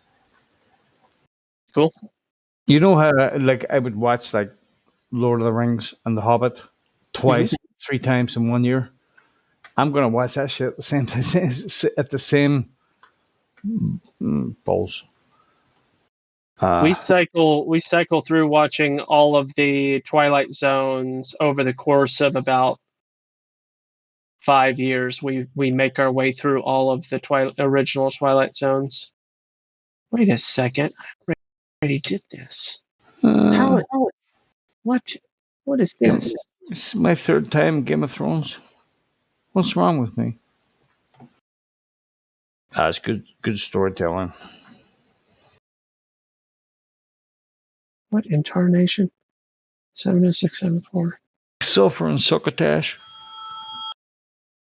Oh, it's because, man, I need to pay attention to what I'm doing. That's what I need to do. Tell you what, I get myself confused.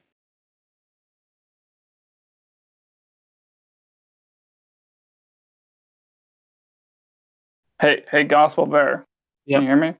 Yeah, So something I discovered a long time ago when Netflix was new, and I was watching it back in my parents' place, the original Twilight Zone episodes that you're talking about. Mm-hmm. I didn't realize at the time, like growing up watching The Simpsons, especially those Halloween episodes, that The Simpsons had so many different episodes making fun of the original Twilight Zone episodes. And so something I'd suggest to you for fun is to find I think there's 3 of them altogether, episodes that the Simpsons made fun of, and then just watch that particular episode, and then watch the Simpsons version of it afterwards. Yeah, no, that would be fun. I wonder if the episodes could be found easily enough. But yeah, that would be fun to do. I mean, I guess Family Guy, Futurama, and Simpsons, but Family Guy and Simpsons for sure both did a lot of that cultural. Well, Simpsons more than anyone. I don't know. What they do, Gospel? Just cultural references and stuff that that other maybe even older people than would normally watch the cartoon would have even been aware of. It's interesting how they incorporate stuff like that. Speaking of incorporation, try to segue back as I hand the mic over to somebody. I noticed that I looked at the trailer for the Lord of the Rings TV show called the something. Doesn't even matter. I looked at the trailer. It's like thousands of years before the actual Fellowship of the Ring and the Hobbit. Sinalone. But I think I posted it earlier. It's called Sinalone or something, yeah. Anyway, there's alien propaganda, and I just figured I'd mention. Aliens in? Silmarillion. Fuck. They're calling it the Rings of Power. That's what they're calling it. That's what the new TV show is. But anyway, they're incorporating. I like the idea to do a prequel. I'm not opposed to prequels and backstory and stuff, but when you incorporate, propaganda and ruin a story, it's just super annoying. J.R.R. Tolkien was probably the best storyteller in the history of mankind. That's a given. With The Hobbit, that man was genius, man. That guy could have told me the Earth was fucking round. I would have believed him. You know what I'm saying? Middle Earth, bro. Middle. Oh, Middle Earth. Middle Earth. Did you read Silmarillion, Gospel? No, I didn't. I've heard of it. Didn't it? Wasn't it only like a couple of writings, and then his son finished it off or something? Yeah. Yeah. But that's what is the beginning. It's interesting for me. Okay. Because it's starting almost like a Bible. because but it's starting with a sound like God. That it's not God, but it's called Iluvatar. He made a sound and music. And Okay, he well, said, interesting. Never mind, different author. Well, that's like June, right? How did June? How did Paul Atreides get his power? Through a ritual where he had to get like psychically injured. Sound. Didn't he have to stick his hand in a box and? He did, but the Ben Gesserit, yeah, the Ben Gesserit. It was the drugs. It was the spice. Well, that's not how he. No, the Ben Gesserit showed up. He stuck his hand in the box, and if you pull it out, you're dead. She holds a little fucking thing to your neck, and that's the end of you. That's just a test, though. That's not where he gets his powers. Yeah, no, he got his powers from his voice. Well, he had like powers before, but he got like superpower from the spice, from the drugs. Well, the spice showed him the future. He could see the future. So so one of the main taglines in that is to know the future is to be imprisoned by it. Lots of interesting quotables from that book. Fucking brilliant, bro. Because if you know the future, you are definitely imprisoned by it. If you can see the future, if you can see the future of humanity and yourself, you're in prison. That's it.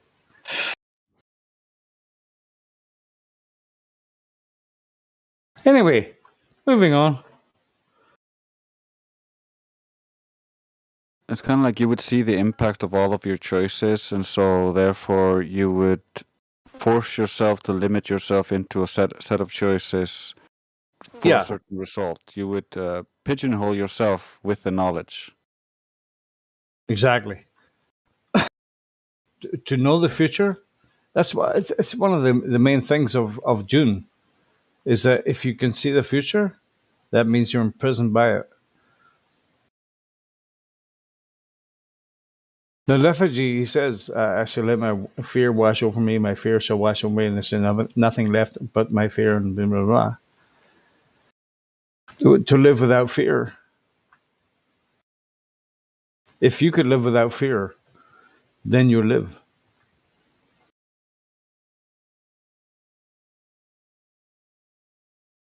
Lethargy?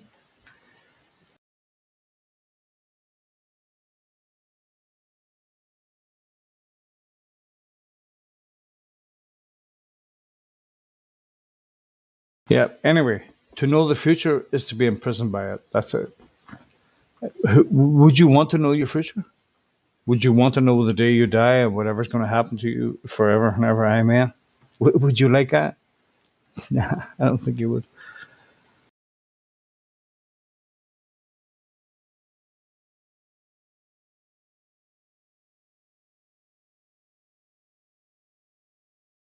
And so, anyway, it brings the question: gospel. Could we know the past and the future? Can we actually see can humans see the future? I don't know.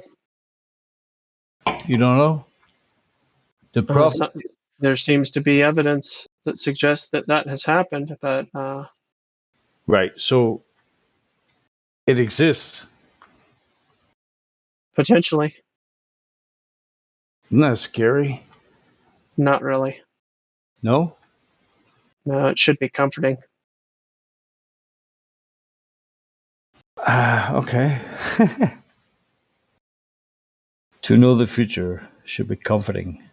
Not in a general universal sense, no. But it could be potentially, but I don't know. It depends on what that future is, and whether or not the one telling it is telling the truth.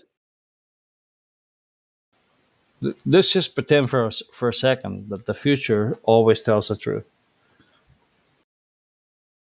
No, not the future itself. I'm talking about whether or not the person is actually, telling the truth. I happen to believe that there's only one future, not infinite futures. but that's just me. Do you not? Do you think? Okay, all right. Well, it's so Western of you. That's just a Western mindset. You Westerners bastard. You linear thinking. One fucking yeah. It's possible though. No, you know what? You know what? I agree with you. There's only one future. I think that's it. Yeah, I think that's it. Because the only way you could see the future is if it's set in stone, right? So it has to exist. If it exists, therefore it is.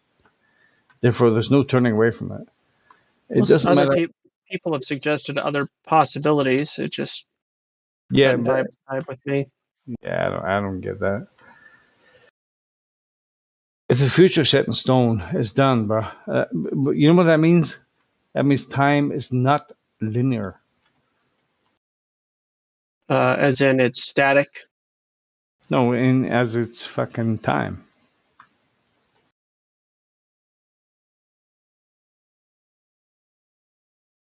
Oh, it all depends. The relevance of that statement all depends on your position, your perspective, your locus of control. Like, it's all dependent on your position in reality. Like most of the stuff people philosophize on and ponder on isn't even relevant to the human existence. Yeah, so shouldn't you in the present be able to change the future? Shouldn't you be able to do something about it? But if it's set in stone, what are you going to do to change that perception? Or it's just like it's strange, bro. Yeah. Maybe we just overthink some things. Well, overthinking is good. You ever thought about doing something and then decided not to? No, I don't think so. I don't. Really? What about thinking you won't do something, but you did it anyway? No, I think I just do what I do, and that's it. Oh, come on. You think about what you're about to do one way or another. Everybody does. I suppose that's true.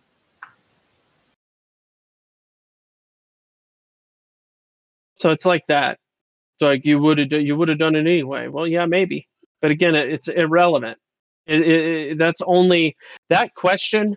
Would I, if you hadn't said anything, would I have done it? That whole question is irrelevant unless you have the ability to exit your position into a new position of a different perspective. Okay, so outside of time and or reality itself. Forgive me, but how does that bring God into the picture? Well, that's the whole point. That is the point. We are in the context that we're in, unless you have a method or process for exiting the context that you're in. You are in the context you're in of what we refer to as reality, and therefore, this is the cause and effect ontological question, and so on, and that's where people deduce the logical necessity of a causal factor in our existence, in the effect of reality. Right. So he already knows the choice you're going to make before you make it. He and or the one who made it all.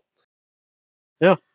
Or the one that is outside of the context that we are in, the effect of our reality, the cause of our reality is should logically be aware, but these are beliefs and philosophies and deductions. We can only do what we can do as far as that goes. Philosophies and deductions. That poor guy, he left. He gave up.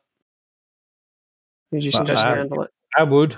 I'm talking about that level guy, that level relative guy. God bless him. God knew you would leave.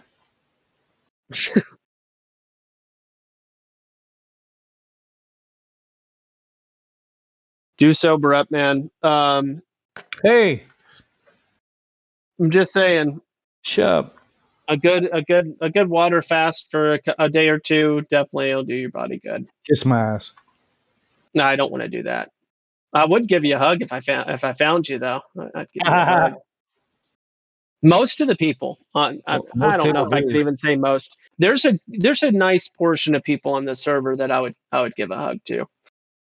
There's some that I would probably would just be like, I'll shake your hand. I'll shake a homeless guy's hand, so I'll shake your hand. I mean, It's funny, it's funny though, because most people that I meet in life, they all fucking love me, bro.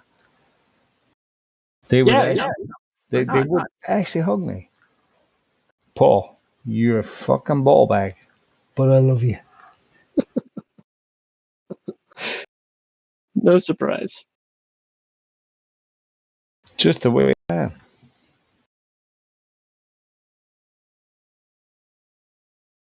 Remind me what your trade is and or was. Oh, I'm a barman. Fires? Barman. I pour drinks for people.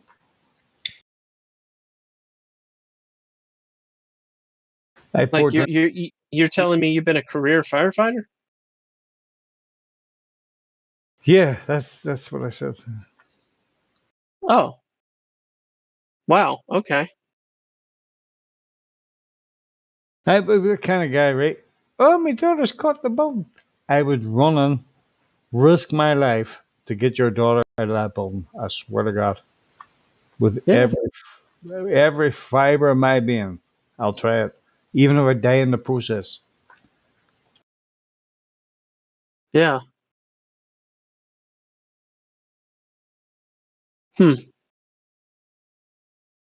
Hey, Lou.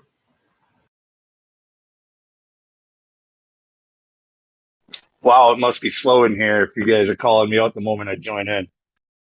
What's up? Just friendly like that, Lou. I just seen you there. Just thought I'd say, hey, Lou. Yeah, how's it going, P-Mac? All right, bro. What's up? Some shit. Not really good. Some people in here know already, but it's not live stream talk. But what do you mean not really good? Oh, yeah. My brother's going through some major health issues because of a certain therapy that he was suggested to get. Yeah. Not the fucking Yeah, just you can the thingamabob. Yeah, the thingamabob. That thingamabob? Yeah. Yeah. Bastard. But he should be getting home tonight sometime. So he's getting out of the hospital finally after a couple of weeks. So a good prognosis then? The steroids are helping him, I suppose. But I mean, he's going to be taking shit for the rest of his life. So. Oh. Okay. Yeah. Hey, how are your ribs? All held up pretty much?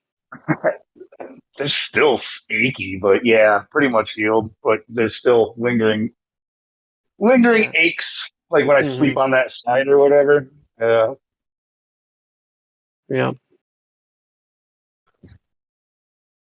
I'm at the 13th month. I'm at the 13th month mark, and when I chuckle, cough, or laugh, I still feel it in my stomach. Yeah, it takes a long time from with other people when they heard I broke them. You know, other people that I've talked to who have had broken ribs, they're like, "Oh, that sucks. It takes forever to heal." Like blah blah blah. Like yeah, not that's the what I've heard. ribs. I'm talking about my stomach thing that I had done. What was your stomach thing again? Refresh me. Top to the bottom, straight through the muscle lining, major surgery. I had a birth defect wrapping around my intestines, and they had to cut it off. A dendra or something like that. You're definitely birth defect. Not a dendra, a diverticula, but it wasn't diverticulitis. It was a diverticula that wrapped around my intestines, and yeah, they removed it. Non-cancerous, just So other than just weird. So then, other than you said you still feel it, but otherwise it took care of it though. You're all good. It took care of like one issue and then traded it out with another one. For the first time in my life, a certain type of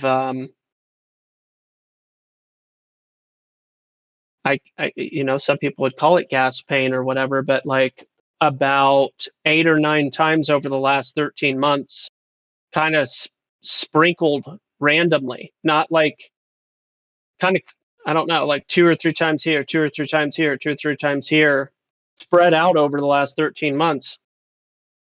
There'll be these like episodes that I have where all of a sudden I have the most overwhelming, and I've experienced some heavy pain in my life up to this point. Like debilitating, overwhelming pain, and then it'll go away after anywhere from 3 minutes to an hour and a half. And yeah, very weird, very very very weird. I have no understanding of. I have theories, but none of them are coherent enough to be answers. So the thing that my brother got, he was diagnosed with granulomatosis with polyangiitis, but then they updated that to like this E variant. So it's called GPA, but so he's got eGPA. Well, I forget what the E is, but that's the updated diagnosis. This eGPA, which is a autoimmune disease. Yeah, and I've never even heard of that one. Yeah. So basically, though, I mean, being an autoimmune disease, what does AIDS stand for? Autoimmune deficiency syndrome. Well, that's what he's now gotten, autoimmune deficiency. So, yeah, they basically gave my brother AIDS. Thank you for that.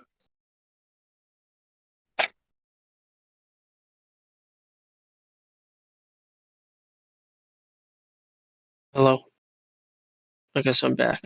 There's drugs now that can counteract that.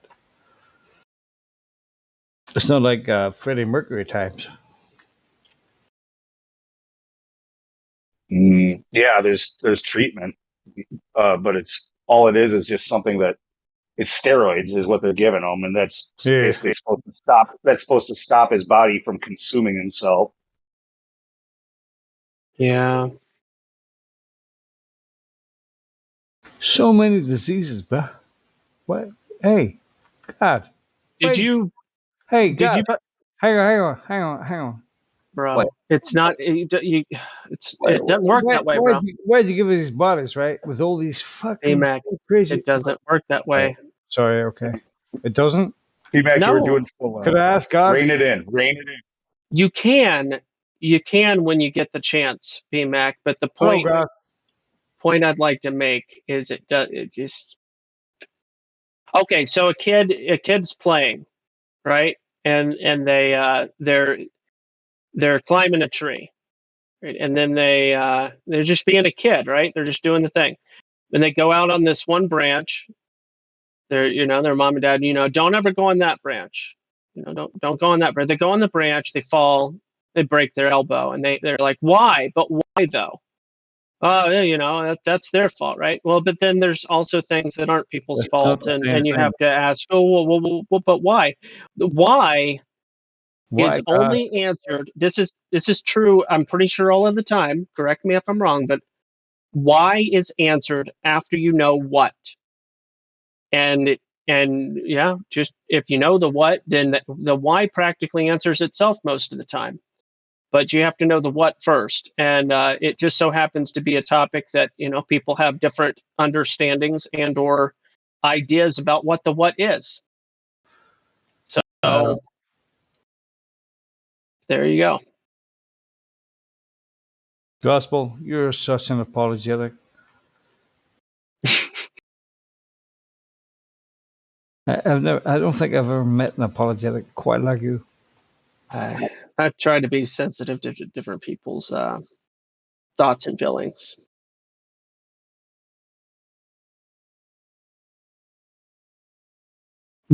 while adhering to certain strict logical patterns or proofs. But anyway, do you think there's a possibility that everything you believe in might not be true? Do you think that's a possibility? I've considered it thousands of times. Contrary to what some people may think, some people, they throw around big fancy words like fundamentalist and.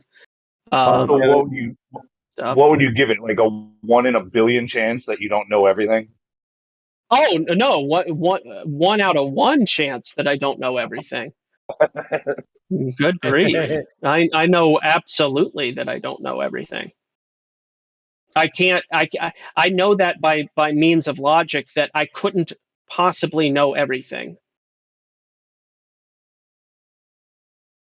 Because I know people in my city that I don't know the name of. Therefore, I know that I don't know everything. How Just sure were you? by my own. Wiggle your way out of this one. Yeah. Okay. What? How sure were you 20 years ago that you knew the Earth was a ball? Are you goofing with me because you think that I act like I'm a know-it-all? Is that what you're trying to say? That's what I'm insinuating. Yeah, I'm messing with you. Yeah. Do you know everything you want to know? Do I know everything I want to know? You what now?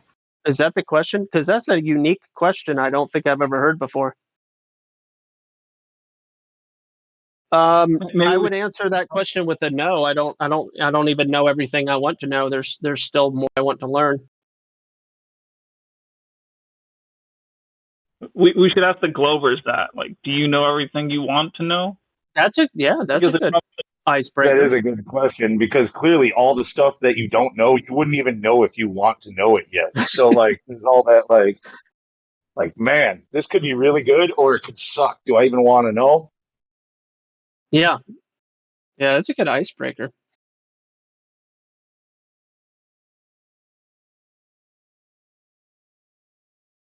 And that's I like that. I like that there's so many different ways, angles you can come at the conversation as far as icebreakers and introductions go. There's so many different methods for accomplishing pretty much the same thing.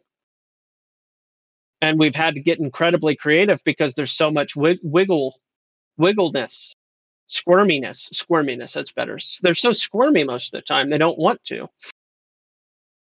What is the one thing that everybody came to the conclusion of?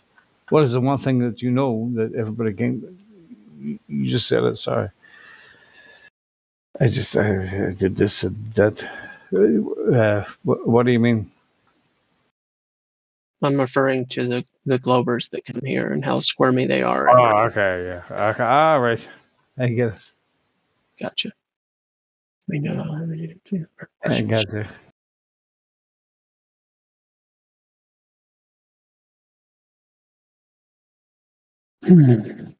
They're very squirmy. Mm-hmm.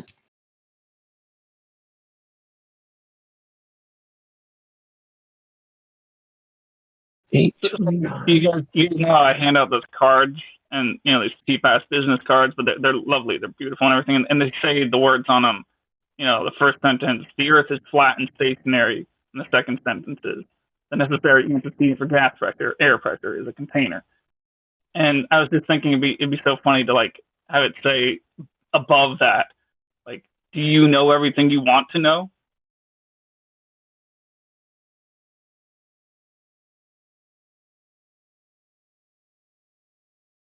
Yeah.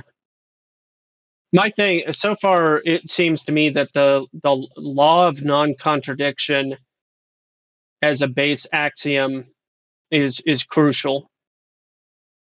I used to like focus on whether or not they were a solipsist, and I boiled that down to just simply law of non-contradiction. The agreeance on that, because if you disagree on that, then it goes back to if everything is relative, anything is possible. I think you said it before. I think most people don't give a shit. Oh yeah, of course.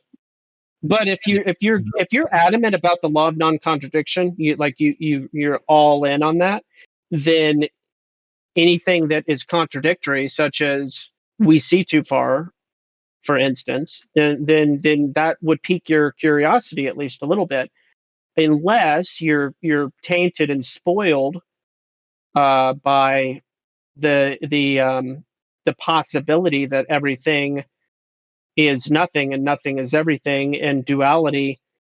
So when you reject the law of non-contradiction, everything breaks down. It just depends on how rock solid you are on that axiom. What is the purpose of? Do you think people learn something by being deceived? Maybe retrospectively, but not really necessarily in the of it. Not really. So why are we being deceived? I mean, unless you're like, you're adopted into a family of rope makers, and they, or not adopted. You're kidnapped by a family of rope makers, and they teach you how to make rope. But later you find out you were kidnapped. Did you learn something while you were being deceived? Yes. That's a weird hypothetical, but apart from that, it's very weird. Yeah, it also sounds a little bit like Stockholm syndrome, but whatever. Hey, you'd walk away with a skill. That's all I'm saying. So but the question is, what skill does the globe give people? And I don't think that there's good answers for that. My kidnappers were dicks. I can't believe they took me away from my family. But hey, at least they taught me a trade. Isn't that the silver lining? But every fucking cloud, bro. Every fucking cloud. It doesn't have to be rope making. They taught me how to, to make hundreds of thousands of dollars a year developing applications for, big corporations. It could be whatever. Fill in the blank with your thing, but rope making. How the hell did you come up with that? It just what came to mind. It came in your head. That's strange. Maybe your parents in a previous life were dude, they were Boy Scouts. Like he taught all the knots and everything. Like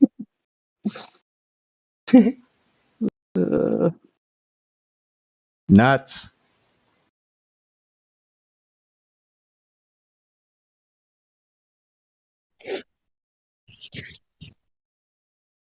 Yeah. Well, you only have non-contradiction if you have a limitation to what is or is not contradictory. And you can't say what isn't the case for like a limitation. Like I can't tell you that you can't fly, unless I've seen you fly or not fly. I'd have to have faith for the non-contradiction to hold, where either you're flying or you're not flying, or whatever you need non-contradiction wise for logic. And so you need to have a certain degree of faith to establish any contradiction or non-contradiction as to what is or is not occurring. And so I think people are accepting otherwise contradictory things because of authority. They're letting authority establish that, hey, gravity pulls things to the center of a ball, despite the fact that that contradicts our everyday experience, Yeah, that's correct, Lemon. But what they tell you is that you're insignificant. You are nothing. You are just a little speck in the arse end of a ball nowhere, which is right.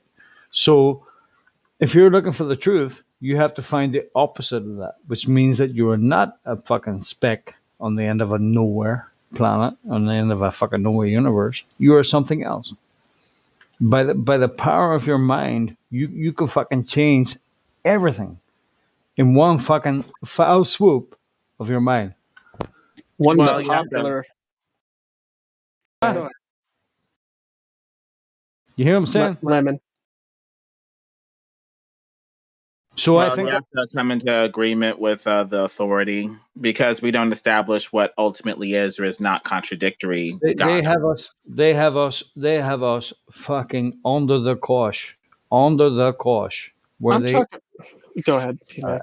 No, I'm done now. Lemon, I'm talking about logical consistency within a statement. So if you can't have, Word salad? I'm talking about you can't have 5 fingers and 7 fingers at the same time on the same hand. You But either have 5 or 7. It can't be both. But does anything I say make sense? Sometimes. Did anything I just say make sense?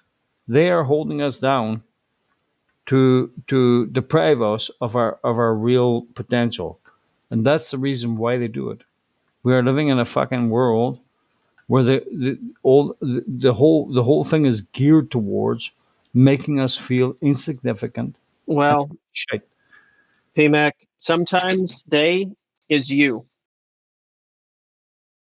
And that's the harsh reality of things. How do? Sometimes the things that people desire to blame. What on earth is this? Why did you send us this nonsense? Good point. But sometimes what we blame they for is actually we ought to be pointing the fingers at ourselves. How do we counteract that when you're born into it? What are you doing with what you got is the question I would ask people. Well, now, okay, listen. Now, I took a little time. I thought about it. I think maybe there's something else going on here. But so what you're saying is that because you've finally woken up to the fucking realization that you're not where they say you are, you could be so much more. Well, I knew that before. It's my fault.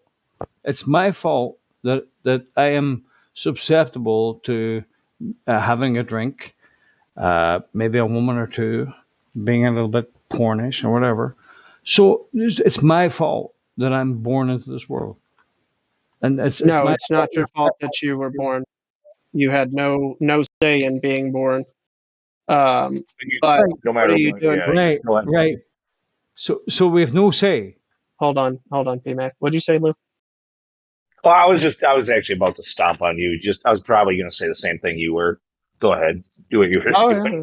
It's perfectly fine. Go ahead. Hey, stomp me, bro. I don't give a shit. So we have no say. No, the opposite. You do what you can with what you got, man. Hang on, gospel. So we have no say. So what is the point of God and the things that God wants to like to do with it if we have no say? You're assuming you have no say. What on earth kind of assumption is that? Well, you just said we have no say. I didn't say that. You said something like that. Well, yeah, you don't have any say in whether or not you're born. Exactly. You don't get to choose that. Right. But So, P-Mac, what you were saying is that you tried to kind of use that as a cop out, like you've been born into this world and it's not your fault that you like drinking. I didn't. No, I didn't. I didn't use it as a cop out. You have complete control over that. That's a decision that you get to make. Hang on, Lou. Gospel brought that into the conversation. Play it back. Listen to it again. Not me. All I'm asking is if I have no say in what I am or what happens, how is that godly? Who says you don't? Let's play it back. You're conflating two different things, bro. You're conflating your existence with your choices. Why would you do that? Well, my choices have been bad. I agree. Yeah. So you got terrible. You got some liquid in front of you, right? No. It's all gone. Yeah. Okay. You don't have any more? Like it's all gone? Just because liquid. Listen. No. I'm using this as an example, bro. I don't need liquid to think to deep think about things. P-Mac, I'm using it as an example. Do you have any more liquid or no? I might. Okay, so let's pretend that you do. You have the choice on what you're going to do with that.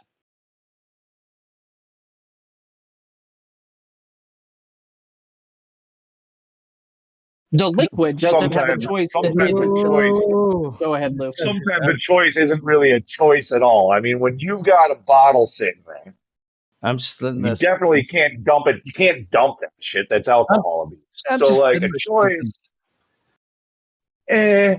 Clearly, I'm being facetious, but go ahead. Fuck you and your facetiousness, you bastard. Here. No, I get Speaking you. of- I get you. No, I get you. I get you. But I suppose the point I'm trying to make is not fucking liquid. It's not fucking solid. It's not fucking the shape of the earth. It's how do you contrive a god out of something that you already know is going to happen?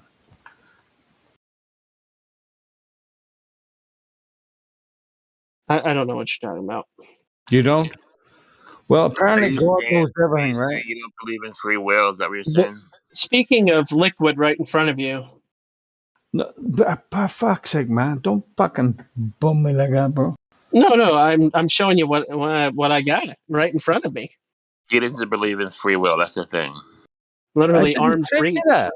Holy shit! Well, I mean, that's all I'm really getting out of that, unless you're just saying it wrong. But honestly, like, I'm with you there. I'm not saying that I don't believe in it. I'm just saying I'm not convinced that it's there. It could just be, we could just have the illusion of it. Like, or, I mean, the choices that you do make are so insignificant in the grand scheme of things. Like all paths lead to Rome, like. That's true. Anybody else ever had an oak barrel? Holy shit, that's true. How insignificant are you? Oak barrel? Anyone? Gospel. You do make a great impact, but how insignificant are you in the grand scheme of things? Lord willing, as significant as I was made to be. Well, why would anybody expect to be the one to change the world? What kind of delusions of grandeur is that? I mean, what kind of retarded, illogical conclusion is that you're going to be the one to affect everybody else? Why would you think that in the the reason first why place? I sort of was thinking about it along those lines is, I suppose, because of the state that we're in right now. We're hoping somebody can make a difference, somebody can make a change. Sure. How's that going to happen? Maybe it isn't. That's not. Maybe it already did. I don't know. So what's the purpose of it then? Well, that's a personal question. Isn't it? Isn't that a personal question? How can, I mean, I can say people can talk about what their purpose is, but don't you kind of have to find that out? Yeah, I suppose, some kind of connection between you and God, the Godhead. There's something between you and Godhead. Somebody walks up to you and said, your purpose in life is to carve wooden birds. See, I guess laugh at them and walk away, right? When it comes to my thing when it comes to free will is it seems like one of those, like you were talking about the law of non-contradiction. Like if it's all written down in a book, like the end, and you can see evidence that we're headed down that path, then any decisions that are made between the beginning and the end had no impact on the final result. Exactly. Who cares? Yes, and that's why perspective is so important. It's and what I keep referring to here is the relevance of your knowledge. Our position, our perspective, where we are and how we are and everything, like that's probably the reason why we don't have knowledge of the future, is because it's irrelevant to our role in existence. Or it might be set in stone. Yeah, I'm just trying to explain the why. Imagine if it was set in stone. Or maybe expound it. Why would it being set in stone be the reason why we don't know it? Well, I'm saying if it was set in stone, then maybe you could know it. See, like maybe then. Yeah. Okay. I got you. You could read it. Yeah, that'd be nifty, I suppose. Anyway, it's just what do you call it? Philosophizing. Yeah. That's just philosophizing, bro. Because we had a Glover here a while back, and he just refused to participate. I don't have any beliefs. My beliefs are your beliefs. You work away, bro. Hey guys, I just wanted to quickly say this. So I'll try to remember it later tonight. But on the second half of Coast to Coast AM tonight, I think they're interviewing David Weiss. So just in case you want to know that. Who is it that's interviewing Oh, him? thank you for that. So Coast to Coast AM Radio is interviewing David Weiss tonight. What time? Oh, okay. I guess Pacific time it would be midnight to 2 a.m. Wow, awesome. Thank you. You guys all, I know most of you all know who JP Sears is, right? Like the redheaded YouTuber that does the funny videos, conservative. Oh yeah. Hey, Awaken with JP. Awaken with JP. That dude was on Tucker Carlson, I guess, like last week or whatever. No surprise. Well, he is brilliant. Yeah, Alex Stein has been on Tucker now, and Tucker's trying to get all the YouTube influencers on his show. It's just crazy. What I'm seeing is this trend where the conservative right, all of a sudden they're like, it's like they're like, dang, all those conspiracy people that we tried to disassociate ourselves from for all those years, like they seem like they were onto something. They're all of a sudden paying attention to us and like inviting us to their shows and like listening. Bro, I mean, JP is light compared to the things that Alex Stein has said in the past. Yeah. JP does a pretty good job of he makes good humor out of it. And he gets away with it because it's so humorous, a lot of it. But yeah, he doesn't. He won't say any of the really controversial stuff right out. Like he'll hint towards certain things. Though, like he's done a video about the flat Earth before. He's done, like even though he definitely is anti-leftist, like he's made jokes cracking on Donald Trump supporters too. Like it. But then he's over on Tucker now. So see, this is a good thing. This is something that started, in my opinion, with the Ron Paul revolution 2012. So the thing is, if you have a two-party system, the Republicans and the Democrats, and both of them are bought and paid for by the same corrupt corporate interests or other interests, then, it's just two sides of the same coin. It's just like, Coke and Pepsi. It's still high fructose corn syrup. But the thing is, if you can have a two-party system, and if enough change happens to where it's not just two sides of the same coin, it's one thing and then a whole different thing on the other side, then you have a choice as opposed to no choice.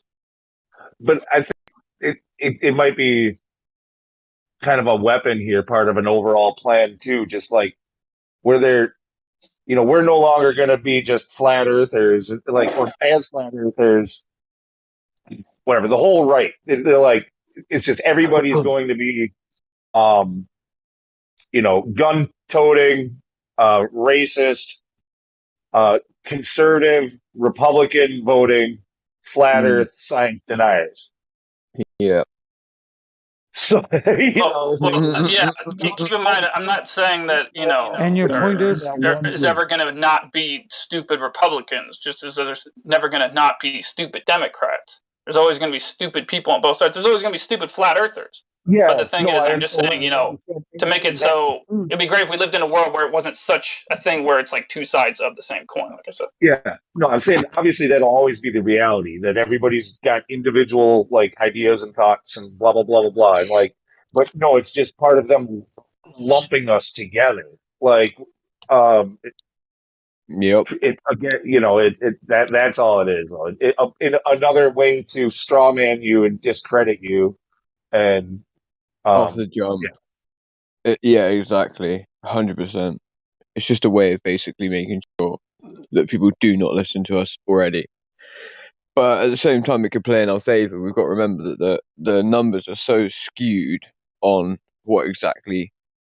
Well, how do I put it? The numbers are really skewed, right? Let's face it. Republican versus Democrat, realistically, with population of America anyway.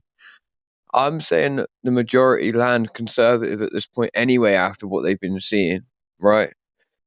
So Who knows? Yeah, there's If it's been a a good huge, thing or not. according to the polls anyway, there's been a huge shift from the left where they've lost like massive amounts of people over Yep. these last couple of years.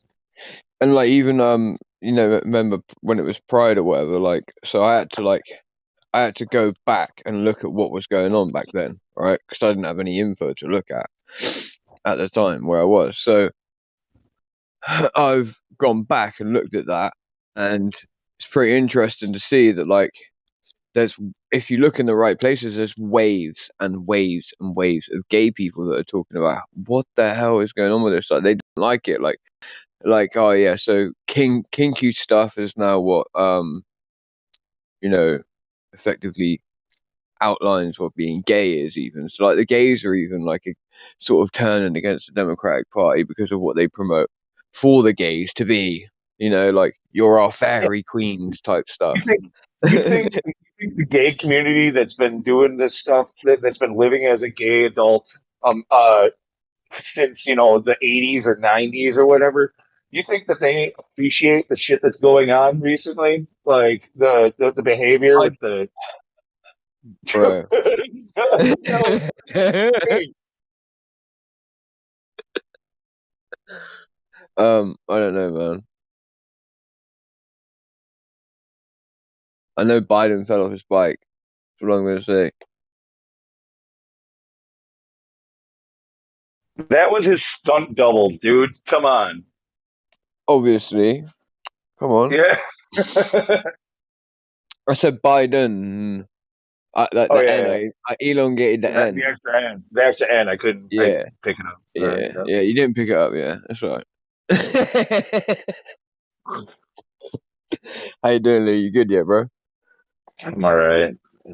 Hanging in there. Like I'm fine. It's just like you saw the thing. I don't want to keep mentioning, but yeah, no, I got this thing hanging over me where I'm just very frustrated because of my brother. I know, man. I don't know if that means anything to you, but I have already been praying for him. So yeah, no, it's nice. I actually was sort of like that was part of it too because my brother, he's an atheist. Like I don't think he really knows exactly what an atheist is, but he thinks he's an atheist. But yeah, so it's like I'm trying to like, what do I even say to him? Like, I can't say like, "Oh, I'm praying you get better, man," or like, or thank God they figured it out, or like, it's like, how am I supposed to fucking phrase this to you? I don't know. I guess I do have maybe some advice for you. Just say it the way you want to say it anyway, and freaking make him, and fuck him when it comes to that atheist bullshit. Yeah, that's turn probably around to him and just say, like, look, at the end of the day, regardless of what you actually believe and what you actually think, what have you actually seek to feel, right? What have you sought to be able to have an understanding of anything higher than yourself anyway? Just tell him straight. This is some risky shit. Sorry, Abba, for swearing like that, but it's risky. So do you want to take the risk before you even check? It always says there's something knocking on the door, right? I mean, There's something for behind him, the door. he just wanted to go visit his online girlfriend in Canada. Like so he got himself updated and went to Canada. Oh, He okay. didn't think that anything was going to get him, like, but Canada required it. So Canada required what? they've got pretty strict travel restrictions. You have to be. So he couldn't get to Canada in the end. Not without being fully juiced. No way. Updated, yeah. Okay. That's crazy.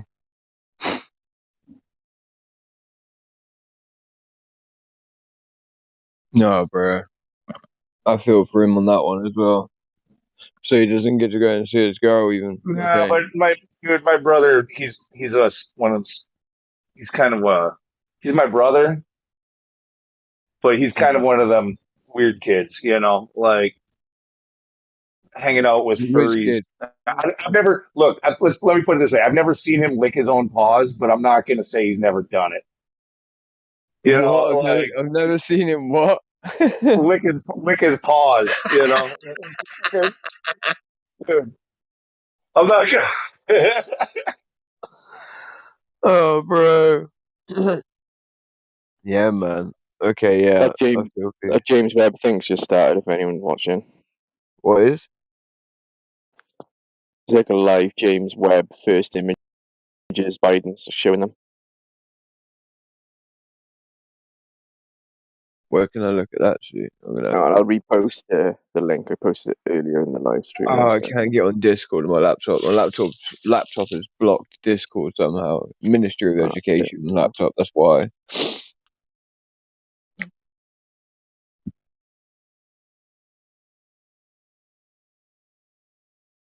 I don't mind seeing it, but I'm not. I can't bother to look at it on my phone.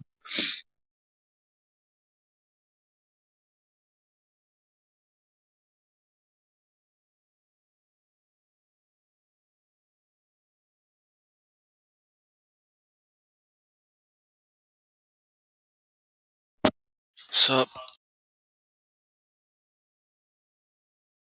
What's up? This guy just he was asking me for all these proofs and all these things I sent him. He didn't look at a single one of them, and just I don't know, man.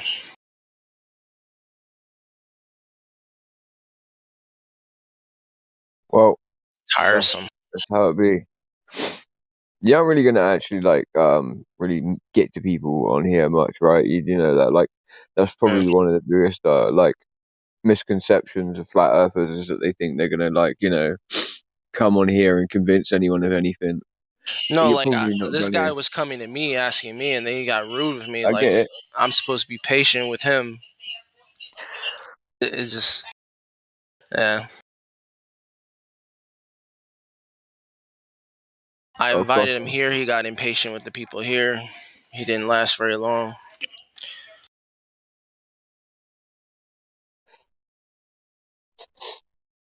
Lou, I see you're a moderator as well again. Good stuff. Yeah, pretty much right when Battle Mod decided he was gonna flip out, like he freaking came into the chill chat, gave me my moderator back, was like, "Fuck you, Lou, you're taking it," and then he started freaking out, and then he What? got himself banned, and I was just like, "Fuck it, all right, I'll call that up. I'll call that even." Mm-hmm. Yeah, fair enough. Like at least he did it. He did the right thing there. I'm gonna be honest, right? I don't know anything about the situation. I hope No, he's we're not alright. gonna revisit it. We're not gonna revisit it either. No, I It's don't want not to. I don't want something I to. want to be in the middle of. But knowing that alone was nice to know. Okay. Yeah, no, I mean, I whatever. Like, I mean, no matter what, as a gold or as a moderator, I still behave the same way in here. I'll still tell people they need to shut the fuck up, regardless of their rank, or you know what I mean. Like, it's the do I think so. It doesn't really change anything. No, I know, but I'm saying You didn't see though. I made a role for you. for It's not really me. for you because you didn't do it. But I made a role called Server Complete, and I gave it to Crypto because he's a lead mod. Because that's close enough. Yes, mate. Quality. Brilliant. Yeah. It'd be good if you could get all the admins to take it on. But now they created the server, so they don't get to complete it. End of, isn't it? Nah, yeah. That's like default one, isn't it? Yeah, So it's yeah. complete when lead mod is server completion. Yeah, or if lead mod gets the admin, that's completion too as well, obviously. Well, yeah. Well, then you're the man, though. You don't want to be the man. Nah, who wants to be the man, bro? Me and you with our conspiracy theories about the admins, like, nah, man,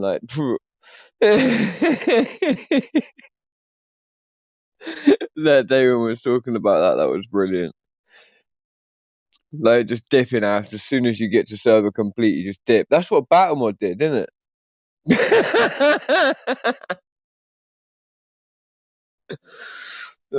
Sorry.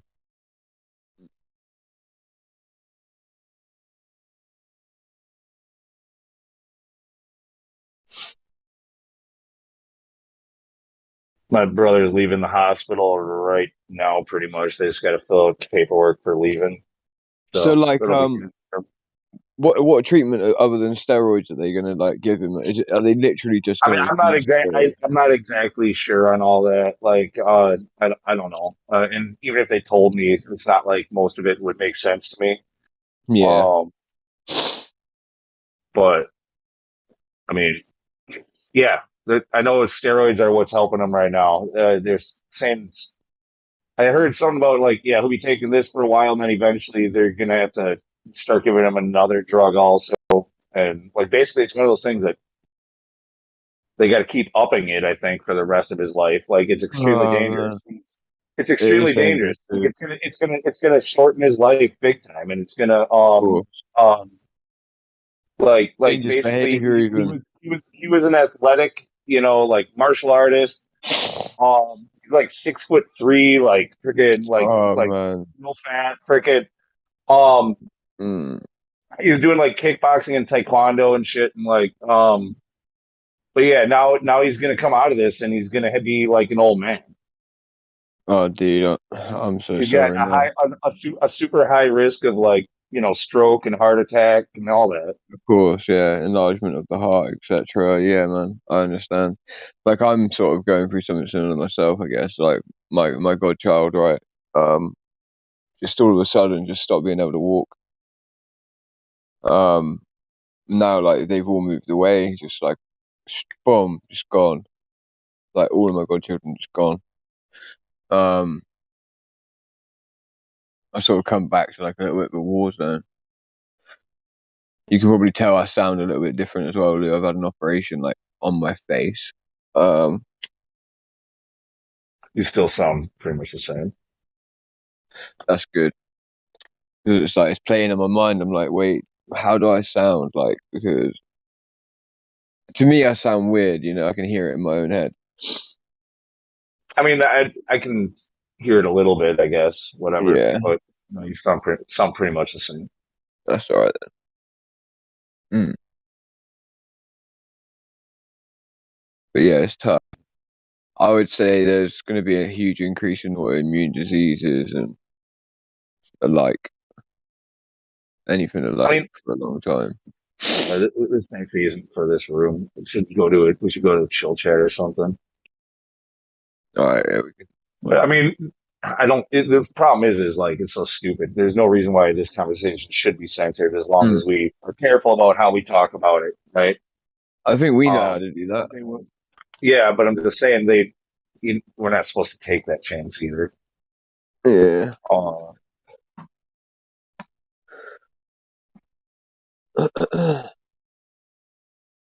I mean, autoimmune diseases were like not really a thing until like the 80s, right? You just carry it out. What do we care, right? Bruh. Right. Yeah, autoimmune diseases really weren't a thing until the 80s. Yeah, you're correct. So like we have Great British. So like there was a book that I started reading, right, and it talks about Great British National Railway, right? And it's weird because obviously who releases an electrical railway system to a whole country in one go? Like no one, because you're going to do it tier by tier, right? Tile by tile. You're bound to do it that way, aren't you? Because that's how things work. Like in terms of, I guess in terms of cost and economically speaking, right? But so there was this like study that was done because they started it off in a sort of small area, creating a railway from one location to the next, right? And when they did this, unfortunately, there was like huge increases of basically deformity at birth, autoimmune disease, basically like lots of different things occurred, and they realized that it was like an 8-mile radius around this electric railway, the new electric railway that was obviously, it was correlationary but not causal, right? So we're not claiming causality, we're saying there's a correlation between. And so basically what they did is instead of doing it tile by tile, tier by tier, and creeping this railway across Great Britain, they come out with Great British National Rail, where effectively the whole thing was either hidden under some form of cloaking device. I don't know how they did it, right? I don't know, but it seems like they just released the whole railway system across the country so that no one would know it's like a pocket. You know what I mean? Like a slow decline in health along this like trajectory that they were building the railway.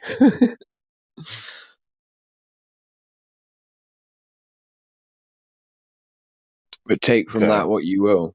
Take from that what you will. Like whatever that means.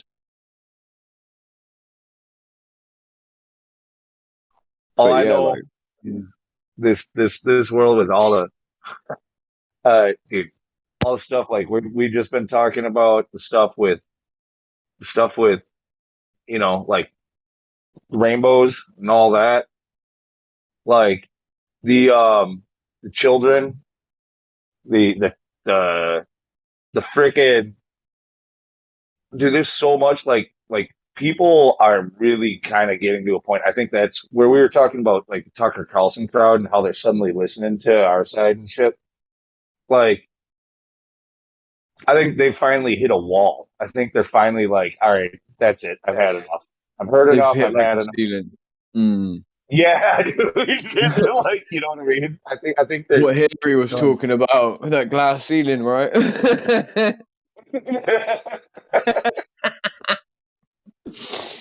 No. Sorry, carry on.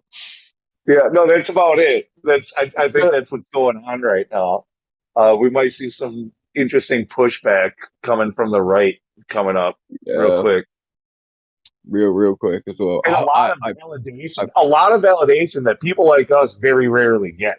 Yeah, man. I feel like we've had some of that vindication of recent anyway. Like I know like people that like I've come back, mate, and I've come back to people and they're like looking at me like, all right, yeah, I get it, all right. Like, yeah, you was right. like look, I still am not on board with the flat earth thing, but dude, we need to sit down and talk.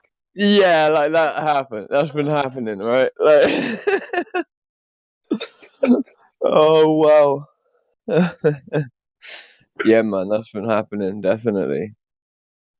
Well, what it is, again, people like I went into Gem Pandas like yesterday, and like basically what I did was I tried not to debate them, and I wanted to see how long it would take for them to like, almost like accept me and start to just talk to me like a normal human being, right? So I was trying not to debate, because basically I think it's pointless going in there and even trying to debate anyway. Like I would stumble a little bit where I would start like talking about something maybe a little bit too far into detail, nearly making a claim, da da da da da. But all in all, I was trying to like hold off from that sort of behaviour, right? And it didn't take very long until we were sort of just sat there like talking about like prisons, like the Second Amendment, like lots of different topics, right? And I realized I was like, okay, so these people are like my furthest away individuals, right? And this is the reason I did it. These people are the furthest away from my worldview, yeah, almost entirely, right? And I couldn't imagine before that would have even happened. Yeah, there was a couple of people that would throw an insult at me here and there or whatever, right? But for the most part, they were agreeing with everything I was saying once we got away from like the flat Earth topic, right? And I'm like, okay, this is different. It felt different, you know what I mean, Lou? I don't know. Yeah, no, definitely. I'm dead serious. So like, I mean, I've been doing truthing for like since pre 9/11, but especially when 9/11 happened, like it was on, and like I was not quiet about it right then in the very beginning with my whole family, and I got a big family. And, Yeah, I know. I've seen the pictures. Yeah, but and see, dude, that's the question. Did you talk any conspiracy stuff with him at all? Nothing. Well, Nothing. basically, no, we kind of did in a sense, yeah, because we're talking. Is it a conspiracy to say that the American government are going to come and try and take your arms away from you, right? And like every single one of them, pretty much, is like, yeah, like what are no, we they going to do all about that? over the last. What I'm saying is, over the last 20 years, like, no, it's not like we got too deep into New World Order takeover, but they definitely have heard me speak about the New World Order and what you could, some of the things that you might expect to see coming up. And over the years, a lot these things have happened. You know what I mean? Like, and now they're like, holy shit. Like, and they're looking at me like I'm a fucking god, dude. They're all of a sudden they're listening. They're suddenly they're all asking questions and freaking listening. And yeah, I'm talking about my family. And I'm talking about like my dad's. Good. Yeah. Show the motherfuckers what's up. That's right. Yeah, like my dad especially, like he was always the biggest prick. Like would try to embarrass me in front of the family. What an asshole. Like, dude, like, and so now he's listening and asking questions and shit. And like, so what do you think about this and that? And what about this and that? And I need you to research. I know you're good at it. Like, and like, and Great job. and it's like, dude, you've been fucking trying to embarrass me for 20 fucking years. It's time for me to say I told you so, motherfucker. You need, like, yeah. And I'm just saying, I've seen it with my family. I'm seeing it when you see guys like Tucker Carlson interviewing JP Sears. I'm seeing it, like JP Sears, no way. Okay. all the, Sorry, that, man. that Tucker Carlson crowd is freaking all of them. My dad's a big Tucker guy, like that's a big group of people right there on the right, and they're all looking at us right now. They're like, they're about ready to jump on flat Earth. I swear to God, dude, they're that close. Oh wow, okay. Because like, yeah, he's speaking to JP Sears, bro. Okay. That's madness. But it's true. Like I'm feeling that too, man. 100%. Yeah. But like for me as well, it's really weird because people have never like looked at me and like sort of said, "Oh, you're mad, you're crazy," for like the stuff that I believe or my opinions, right? I've been lucky in that sense, I guess. I don't believe in luck, but blessed, whatever. And yeah, like, but there's still a change even in those people, right? Like you notice it. You're like, oh, okay. People know that something's up now, and it's the normies even. Like I said, it's the normies. They're seeing something's up, and that's good. That's really good. It may be too late though, right? Oh, it's definitely too late. When your fucking Tucker Carlson crowd is finally on board, it's fucking too late, dude. Like we had to, we had to stop this shit a long time ago. Oh well. Keep your fingers crossed. Hopefully, I'm wrong on that, but you know what I mean. Like, I don't think Come on, man. Tucker Carlson's gonna save us, dude. Like, let's put all of our chips on the Republican Party. That's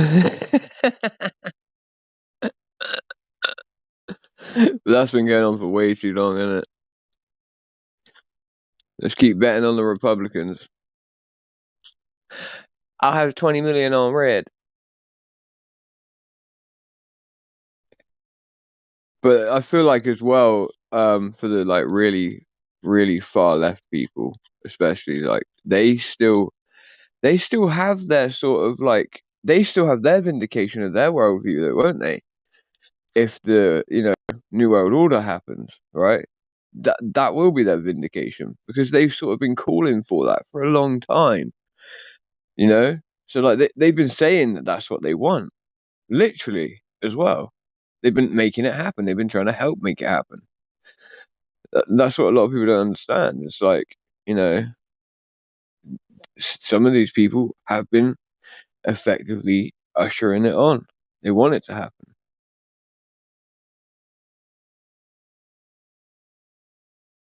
To me, that's just crazy. Oh yeah, Fraud, by the way, nice to hear your voice, man. Me? Yeah, man. Thanks, bro. Back at you. I don't know if it was you now. No, that was Fridge. Not Fridge, I don't know. Sorry, I don't know you, Fridge.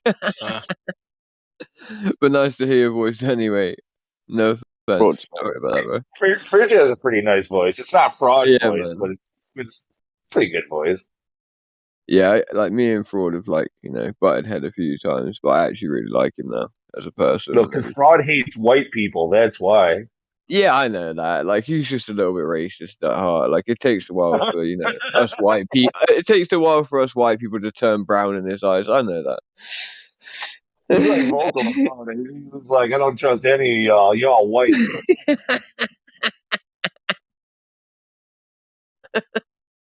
You said it the other day. It's pretty good. I was listening to the YouTube the other day, bro. I couldn't get into my account, innit? When I got so I got on the YouTube, and you were in here just like, and after every like little thing that you said, like you would laugh, and I'm like, like I was like, his laugh is brilliant, man. Like literally, I was like, I've missed that dude's laugh. You know, I'm having a good time. Yeah, man. It was funny. Everyone else is in there talking all serious about serious topics, and then you like come out with like quite a serious line about how bad things are, and then you're just like, maniacal laughter. Yeah, it's like it's that fucked up where you can only laugh at it. That's it. That's how we do it. Well, you know what's coming, then you know what's coming, and you can laugh at what's coming if you know it's coming. You got the time, right? I don't know. But yeah, so Canada, right? What's up with that place? Oh no, he's got this. Just with the place in general. I don't know what is up with them. The truck convoy thing. We stopped hearing about that a long time ago. Now it's the Dutch with their tractors and manure on the storefronts. Yeah. Mm-hmm.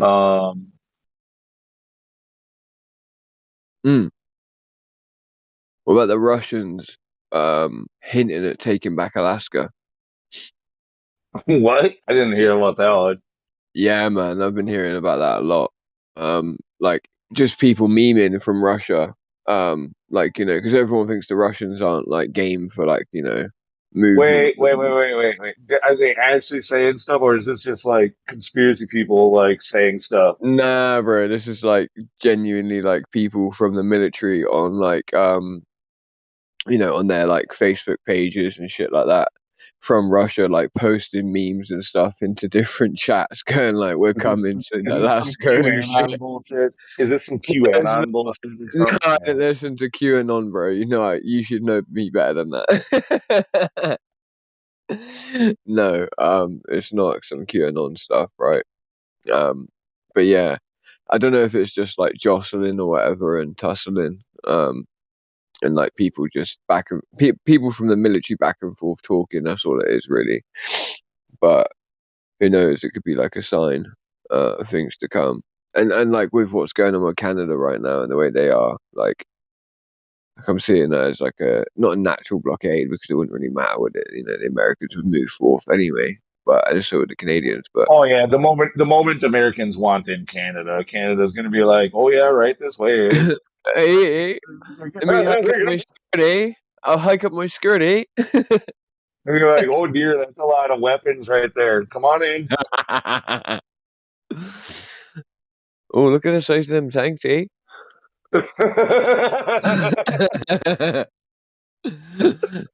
They got like 120mm howitzers on them, dude. Yeah, man.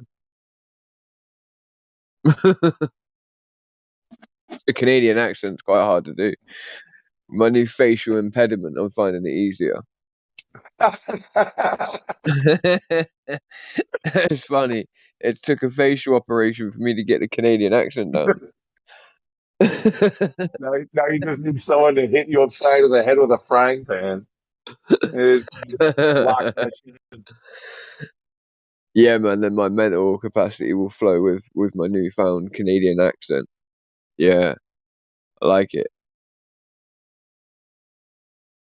You'll be from Nova Scotia any minute.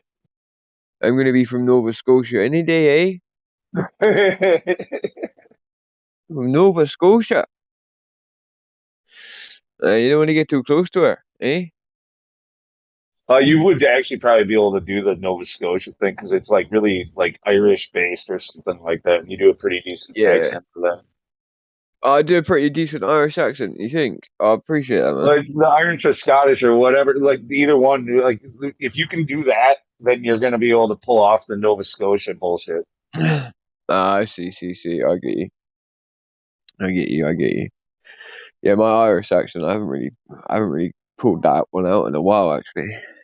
Might just be pulling it out here in a little bit, though. You know what I mean? Huh? Yeah. Yeah, like they sound like kind of like yeah. kind of like gypsies. They sound kind of like gypsies from the movie Snatch. Like Yeah. Blow. Was it was Snatch?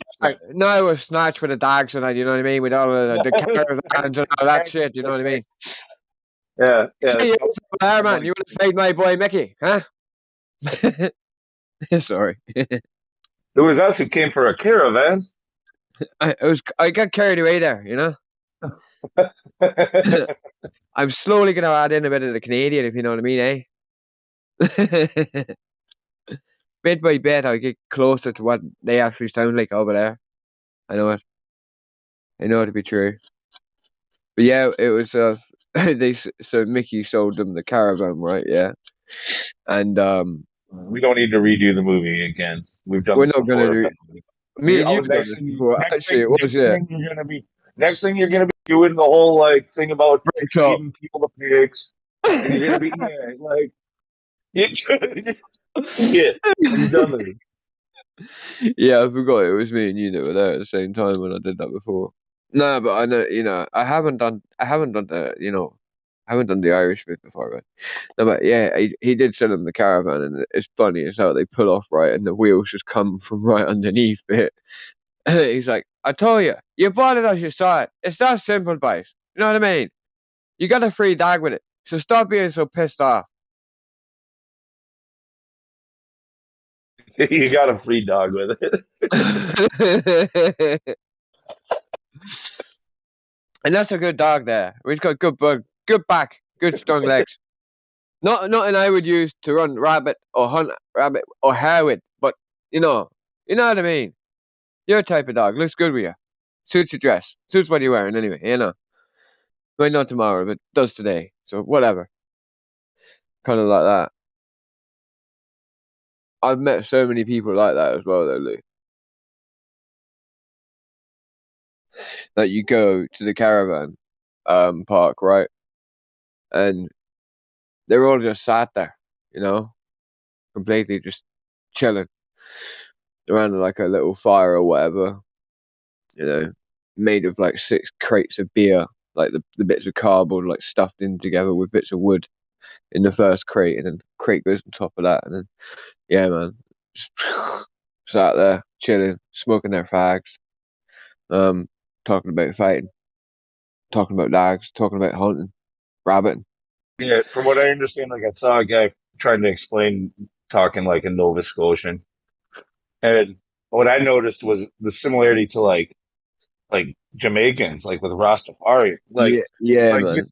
like Wataguan. They like to string these words together. Like what a guan with you? Like that.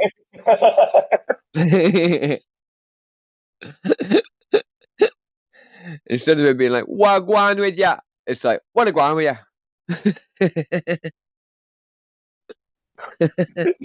It was good. The Jamaican gypsy. Yeah, what a guan with. But you know, though, don't you? You know, though, don't you, that I actually am a gypsy, though. You know,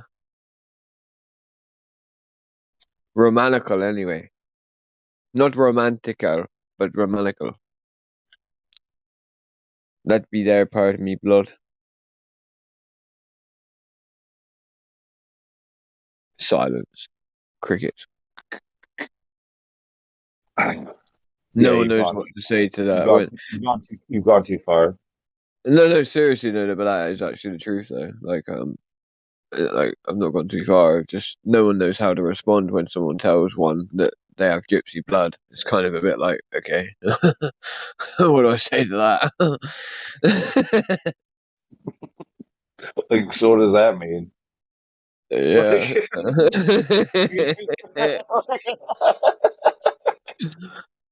So I mean, you It means do. they got no clue, don't you know?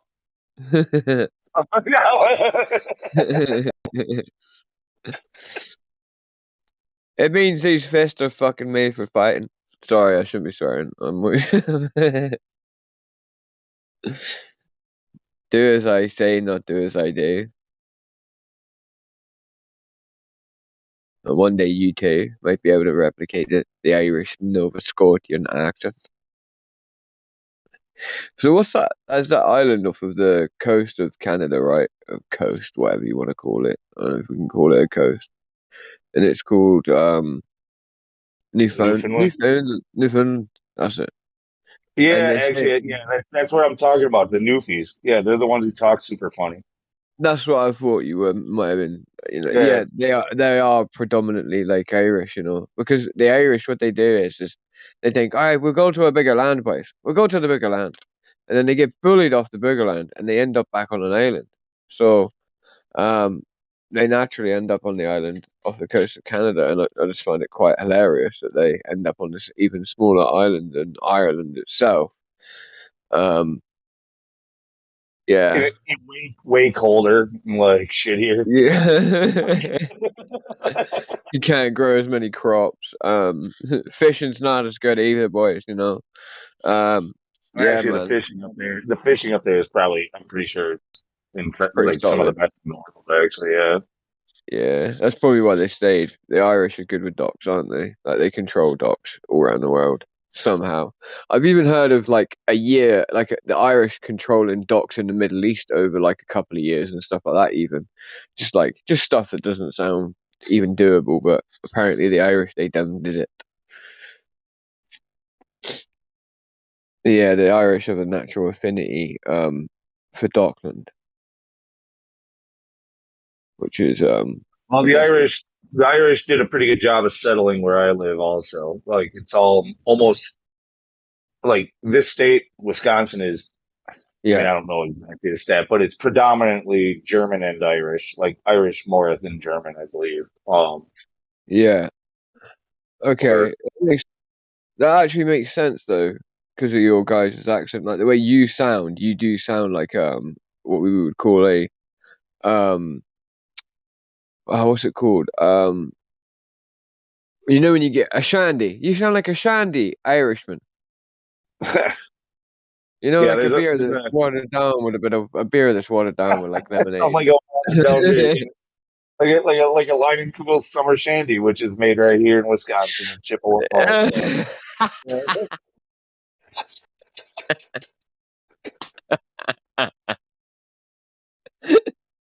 Oh, that's funny. Yeah. Yeah, I miss your sense of humor. Yeah.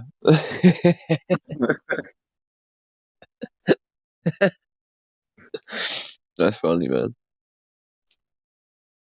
Yeah, so I come back to 24/7 and like I don't know, maybe we should go down to chill because like there's a few things I gotta say. Oh, you want me to keep tickling you? What the fuck? You can't hold yourself. What do you say? Huh? What are you trying to say? I'll jump down and Me? chill. Yeah, might as well. Oh, no, there's no Globers in there, is there? So, and yeah. No one's we here should- yet. Let's join voice. Oh, lumpy gas in a vacuum. Wait there, what does that mean? He's got flat earther, okay. You guys are 10 to a penny right there. So yeah, we got Timbo, we got Flatty. Who's Michael? Look at that profile picture right there, Lou. Right. Hey guys, it's London. Just wanted to come say hi.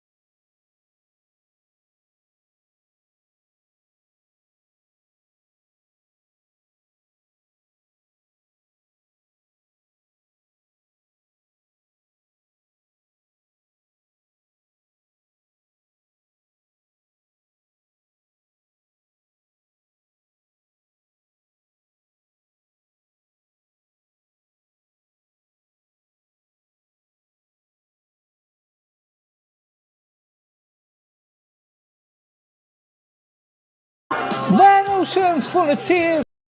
Race, race, ferry boats, summiters and skies. Underneath the stars, where you climbed on the ladder.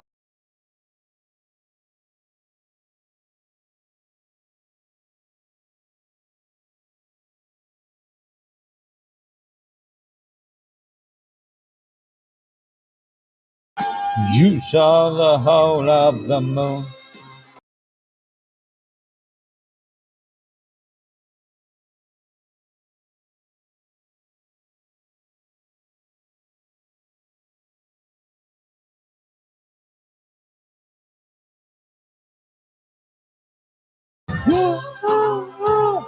You see the whole of the moon.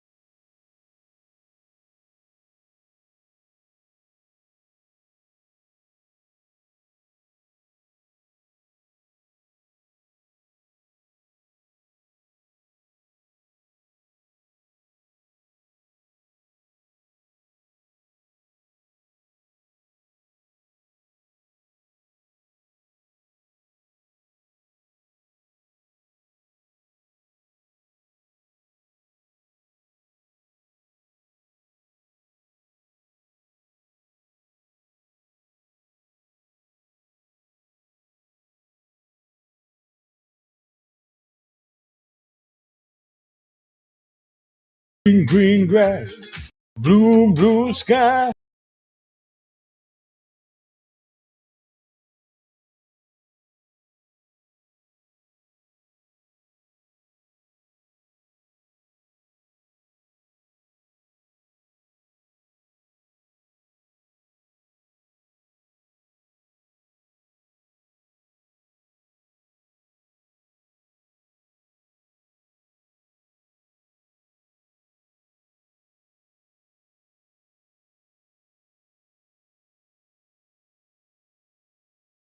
Green grass, blue sky.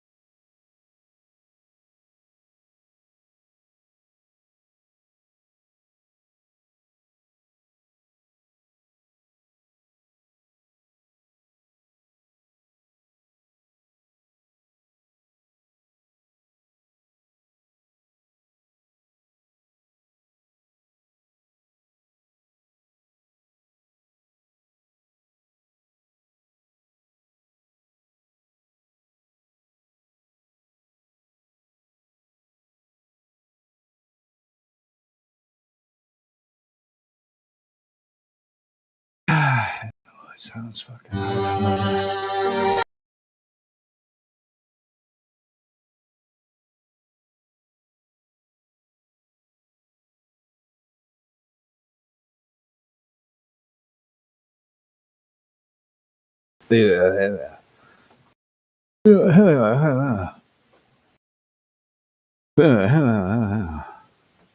You bắt không?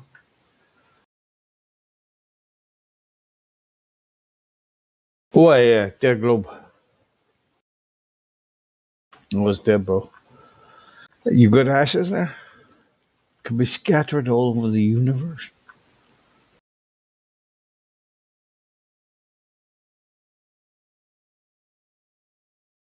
I said this about a week ago. It's over, bro. It's done.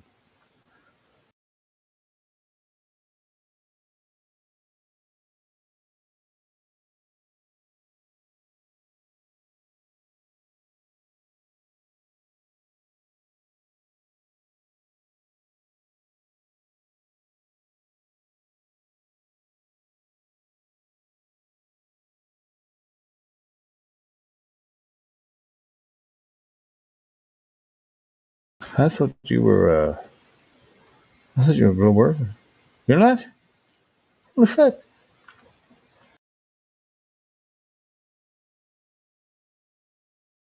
Oh, you're a flat earther, bro. What's wrong with you?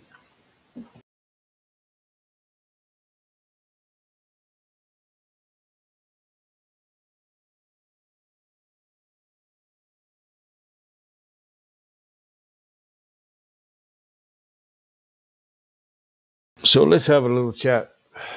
What do you think? Can we talk about?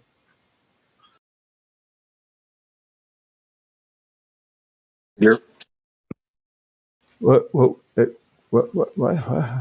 What's up, P Mac? Electric.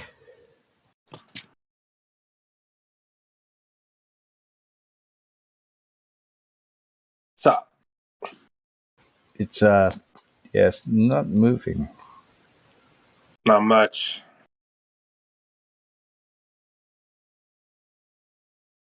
That was kind of strange. I was standing on the cliff the other day. I looked to the left. I looked to the right. I just seen this fucking sea in front of me. It's like, man, I said, how the fuck is this bending, bro?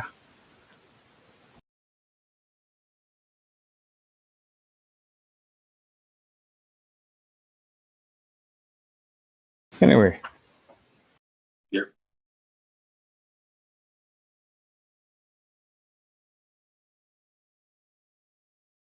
What were y'all talking about before I joined?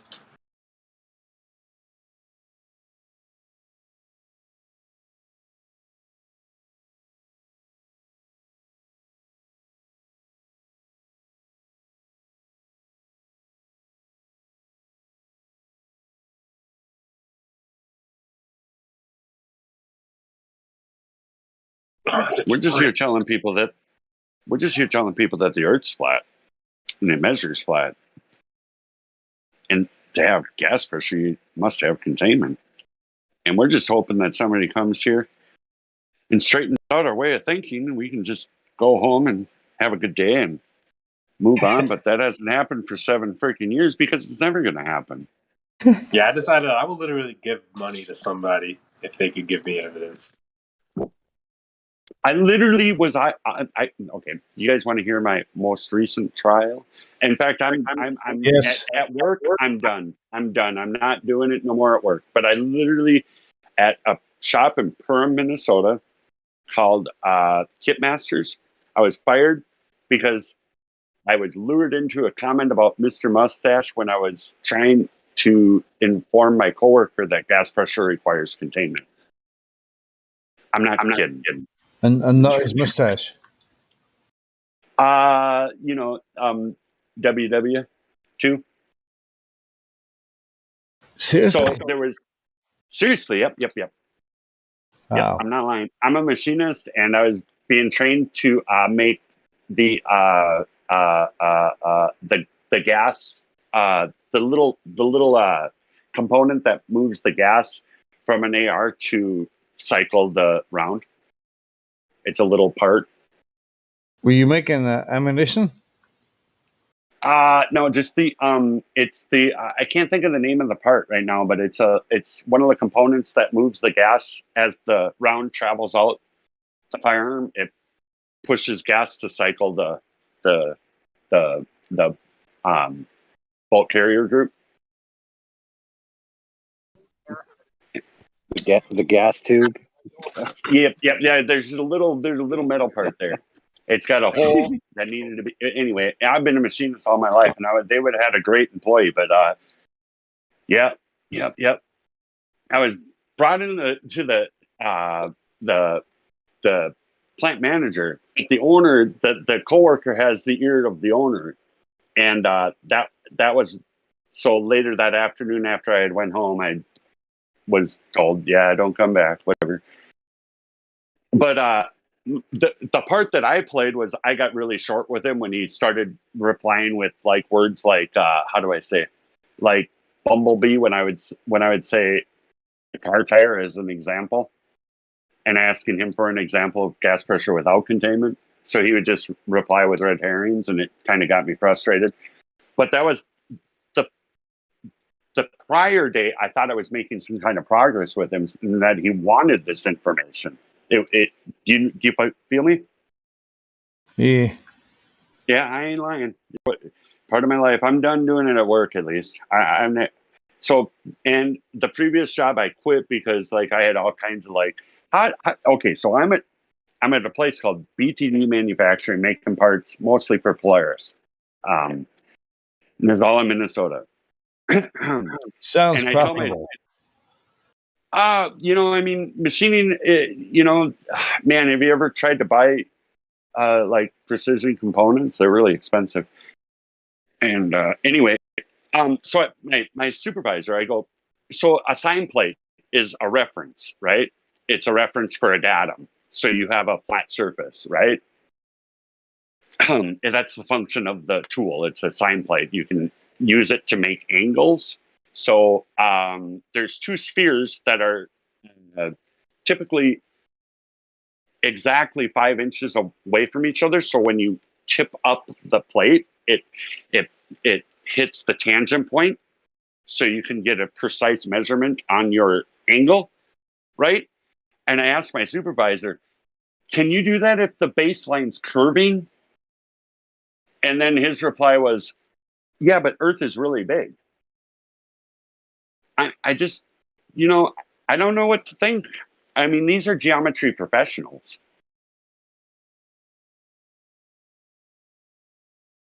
I don't get it. I don't understand how people like gas pressure. These things are like elementary logic. This is, for me, super basic stuff. Like straight lines are required to make an angle measurement. In fact, on my YouTube channel, I made the diagram to bring to work on my SolidWorks on my laptop as an example of what I'm trying. You know what I mean, guys? Anyway, oh man, life is just, these Globers, man, they really did That people's sounds brains like with this thing. frustrating, man.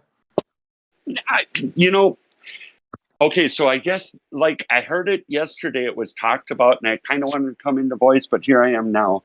I heard it talked about how it's received amongst family, and you know what I mean? It just, it's almost more of a psychological thing now than it has relevance to physics or reality. You know what I mean? Like we as a flat earther, we could say you need straight lines to make an angle so that the sextant can work, and then we're met with I don't even know what has the arguments. Oh, they try to go to like change it. What are they trying to do to argue? So the measurements coming off a flat plane, but then they put it in the sky or something. What's the current argument on how a sextant could possibly work on a sphere? Because I can't even make sense of it. It's so dumb, I can't break it down. Right now. What a sextant is? It's used to triangulate. You can't triangulate without triangles. And you can't get a baseline on a sphere if a sphere doesn't offer a straight line. And that's thousands of square miles. This is insane. These people are crazy. They broke their brains.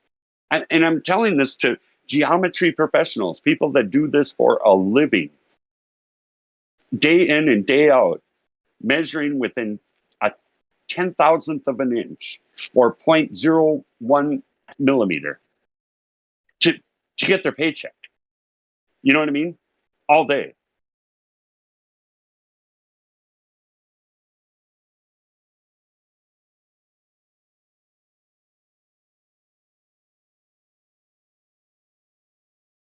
Yeah, it is frustrating, especially when you get henpecked and hogpiled by just nonsense.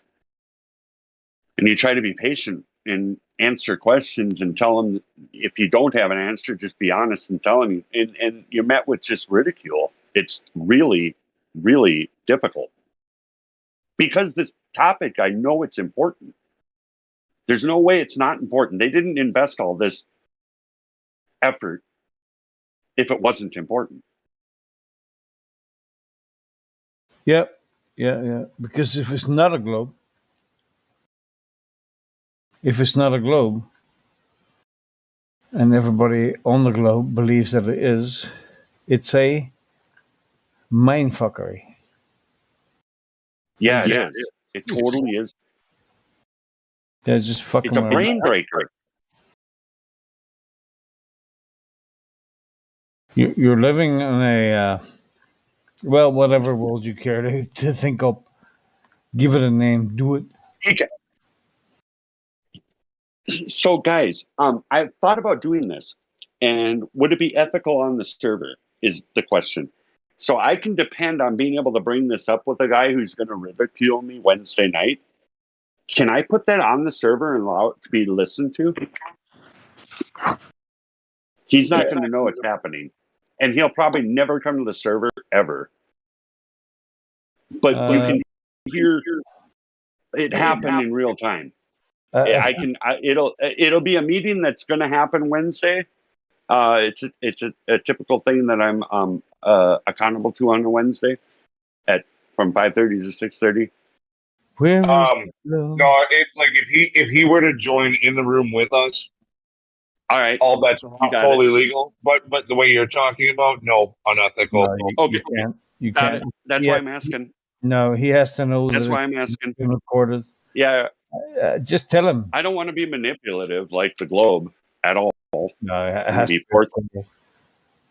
Otherwise, that's an invasion of his privacy. You have to tell him. All right.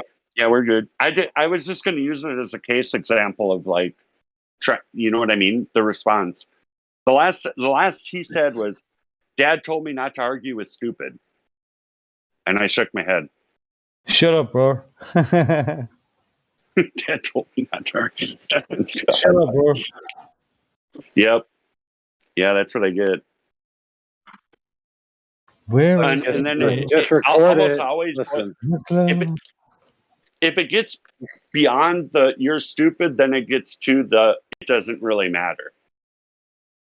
Yeah. It's like I can. It's a predictable course of conversation. In a few cases, once I said gas pressure without containment, people's jaw dropped. So there are the few. I'm not saying it's 100% out here, because I'm doing it face to face almost daily because I'm maybe crazy. I don't know, but I'm not doing it at work no more. I don't suggest doing this stuff at work. That's my opinion. Yeah, I kind of stopped that in real life because, wow, listen, whatever people want to believe, that's fine, okay? But it's just too much fucking hassle, man. It's just too, like, I resisted the urge to be evangelical about it because I could probably convince more people than anybody. But I realized at an early stage that there's going to be at least 50% of them are going to want to smash my head on with a brick just for mentioning it. Literally, they would like the last guy got me fired, and it What? Yeah. Oh, yeah. Okay. Didn't you hear me go through that? Okay. So I'm at a place in Perham, Minnesota called Kitmasters. And I'd been dialoguing about Flat Earth for the previous couple days. And it was literally my first week of employment there. My trainer's teaching me how to make this little part that goes into the assembly of an AR-15. It's the gas thing. I can't think of the name of the damn part. But anyway, and this is about 3 weeks ago. So, I'm out interviewing again. But anyway, on the story goes, and I thought that he was kind of warming up to the idea and curious about questions. And then we got in kind of a back and forth, and I kind of got offended because he was doing a lot of red herring and stuff. And he had lured me into a comment about Mr. Mustache, and then I was brought into the plant manager's office, and I said, "Hey, man, all I'm telling him is that gas pressure requires containment." And I said, "I'll be a great operator, man. Don't worry about this. I'll just keep my mouth shut. Sorry." So then go home at the end of the day or whatever, at Thursday, end of the week, and I get a call from the HR Friday, which would be, we don't want you to come back because the plant manager isn't the owner, and the owner works in the shop. And the guy went as far as to go to the owner to make sure I wasn't going to be there. All you had to say was, I feel like I've been discriminated against. I've been discriminated. I feel very discriminated. And then you get another call from HR going, "Could you come back on Monday morning? We have a little chat with you." I've been discriminated. It didn't happen. Just because of my beliefs. It's my beliefs, bro. I know. Fuck it's yeah. Literally what I said. I did call and left a message with them, and then I called a couple attorneys. I'm like, "Can I just what can you? I mean, is this okay? Can they just do whatever they want to people?" But yeah, I mean, I'm just not a protected class. Trying to find another job, and I'm not going to do it at work no more. And as a machinist, I'm using geometry principles as arguments with my coworkers who are also geometry professionals, and they're not getting it.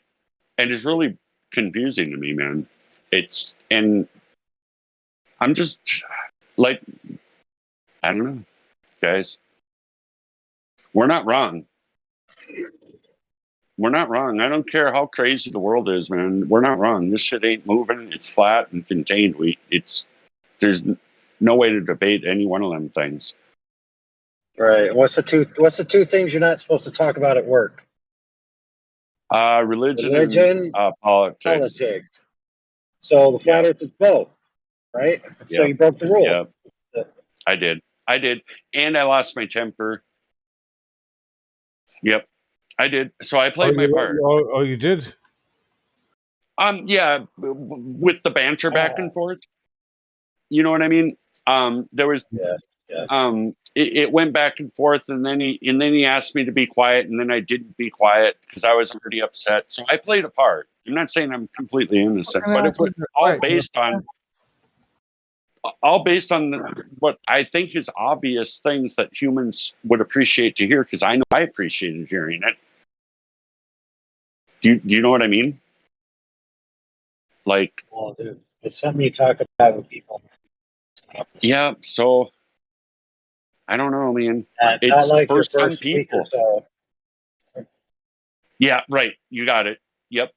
Look, Absolutely. there's 100%. no consortium or angelic council handing out martyr points for flat Earth, right? So there's no use in risking, right, from Being your able to action. eat. Yeah. Now, if you're right. it's the other way around, like there's flat earthers who were offered jobs, but they have a big flat Earth presence in social media, and then they just had to make a decision: do I want to take it all down or take the job? That's different. Yeah, because it's already out there. It's like there's no reason to get shot in the foot. There's definitely no reason to shoot yourself. Right, guys. Thanks for hearing my story out anyway. But yeah, it's work is just it's not the place for it. That's religion, politics, and this is a melding of the two. Honestly, you are not at fault That is for the wanting to takeaway. get the opinion of other, would you say, geometry professionals, right? But that is the Yeah. takeaway. Work Yeah, is not the that's place an innocent. You're just trying to drum up some interesting conversation. These people are weird for that. Yeah, I did But not. it's literally I would understood. never. It's literally understood to be one of the most provocative topics, right, in society. So It is. to say to feign innocence, right, in public, right? Like, oh, I don't know what everyone's so upset about. Like, if you said that to me and I was the boss, I'd fire you just for being that dumb. To say I don't know what everyone's so upset about, something like that. Oh, no. I in the plant manager's office, I said, I understand this is entirely inflammatory. I get it. This is probably the most, crazy subject people can deal with. I get it. However, I thought he wanted to hear the information until we kind of got into an argument. It was fine. And I thought he was asking me reasonable questions. And then he said, and then the plant manager said, not everybody maybe understands things the way you do or whatever. He might have been a flat earther the way he was talking to me and the way he was smiling. I think the manager was a flat earther. That's my opinion. It's not right. You can't fucking sack somebody over that, man. Oh, man, they would have had a great employee. I'm a good fucking worker, man. I'm a really good machinist. Dude, The only reason I'm not employed is I got run over in 2018. My job waited for me 14 freaking months. I got run over in the crosswalk in downtown Minneapolis. Most states could fire you for any reason. Was I drunk? No, no. I just settled on the case. Well, then you're good. The fuck you talking Yeah, I'm about? good. I healed. I've got my feet. My feet were run over. I healed. Well, now you got some money too, so you straight. Yeah, I'm good. I'm just saying. I'm a good machinist. I like machining. By the way, just for the people, for me, this worked really well. I don't know if they offer it and if you guys are parents, but for me, this worked really, really well. It was aptitudes interest test I did in high school, and that led me to tool and die, which I had no idea really what it was. But for me, machining is really a niche. It fits my brain. Do you know what's bothering me is that What kind of test was it? hang on, you're such a tool and die. What kind of test? Aptitude interests. Tool and die guy. Yeah, Why yeah, yeah. would they just sack you? What the fuck? This guy, He went to the owner. Oh, he went to so it was all good. I That's talked to the plant crazy, manager. man. I went back out. I went back out to the floor. I was deburring parts. I was just sitting there. I was told don't talk to the guy because it all of a sudden blew up. You know what I mean? Like, Oh, you know what I mean? yeah, it was There was a little sensitive back and forth, topic. but all of a sudden it went to the point where he Oh, they walked don't off, stormed they off. don't like It your was a kind here, bro. show. He wasn't. It was all bullshit. He was feigning. I didn't really offend him. He just was feigning. You know what I mean? So there's this guy, right? He's a really good tool and gaga, but he's talking about flat Well, Earth. he We don't like him. We don't like him. Can we sack him? That's fucking strange, bro. yeah, yeah. They lost a good employee, and I mean the company will go on. You know, I mean, it is what it is, and I'll go on. But you will. And I'm not going to tell anybody what to do with their life. But for me, man, I have a hard time not telling people. I meet them and I tell them right away because, man, this is the biggest lie ever, and it's over. We won. They have nothing. The globe has zero, nothing, nada. Okay, so I know. You see, the first 2 years, I understood where we are, or what our, I understood the lie and how it's fucking absolutely ridiculous. And I thought about proselyting and telling everybody, and then I realized, you know what? Nah, just let them figure it out for themselves, bro. I don't think they will. My parents both. Doesn't matter if they do died. or don't. It's up to them individually. Yeah, right. Yeah, it's up to them, bro. Right. Okay, I know where I am in life. I know that they're lying to us, hand over fist, Yep. hand over fist, which means a lot. Yep. But I realized very early on that for me to fucking try and proselyte that to other people would be a waste of time. You're wiser than me. No, not really. No. I'm dumber than fucking a bag of rocks, bro. Yeah, I believe that. Yeah, thank you. Yeah. But yeah, no, I just stopped. It was tempting, but I just realized, listen, there's no point in telling these people where they are, what they are, and it's not fucking provable, and how you're living in fucking fantasy land. Because it's just look at you with fucking open fucking jaws, either attack you or fucking do something or destroy you, or do something. Yeah, they just want to. There's no point. Destroying their It's fantasy. like tie you to the whipping post until you agree the Earth's spinning again or something. What the hell? Suddenly it's spinning again. Yeah. Yeah. No, that's What was that? I interrupted somebody. Sorry. You destroying their fantasy, bro. You can't do that, man. That's a big no. They hate that. They fucking hate that, bro. They think they're gonna go to space like you and like Ethan Hawke and Gattaca. Right. Man, dude. No. It's hard to tell a nation or tell somebody or tell a whole fucking a generation of people that what they're thinking of is absolute bullshit, and what they're living in is absolute bullshit. You're actually living in a fucking bullshit world. That's a really, really, really hard thing to do because most of them, obviously, I could almost predict that you're going to get attacked from every angle because they will not. They hate the idea, the thought that they've been duped that bad. So you know what I mean. So you just gotta let them figure it out for themselves. Honestly. Not at work. Not at work. Yeah, not at work. Yeah, don't Not do at it at work. work. Yeah, just go to your work. Be a good worker. Don't do it. Even in real life. Yeah, I need to eat. Even in real life, with your friends, I would caution you to take a couple of little steps. And if your friends love you and they know who you are, maybe try once or twice, but don't make that a concern.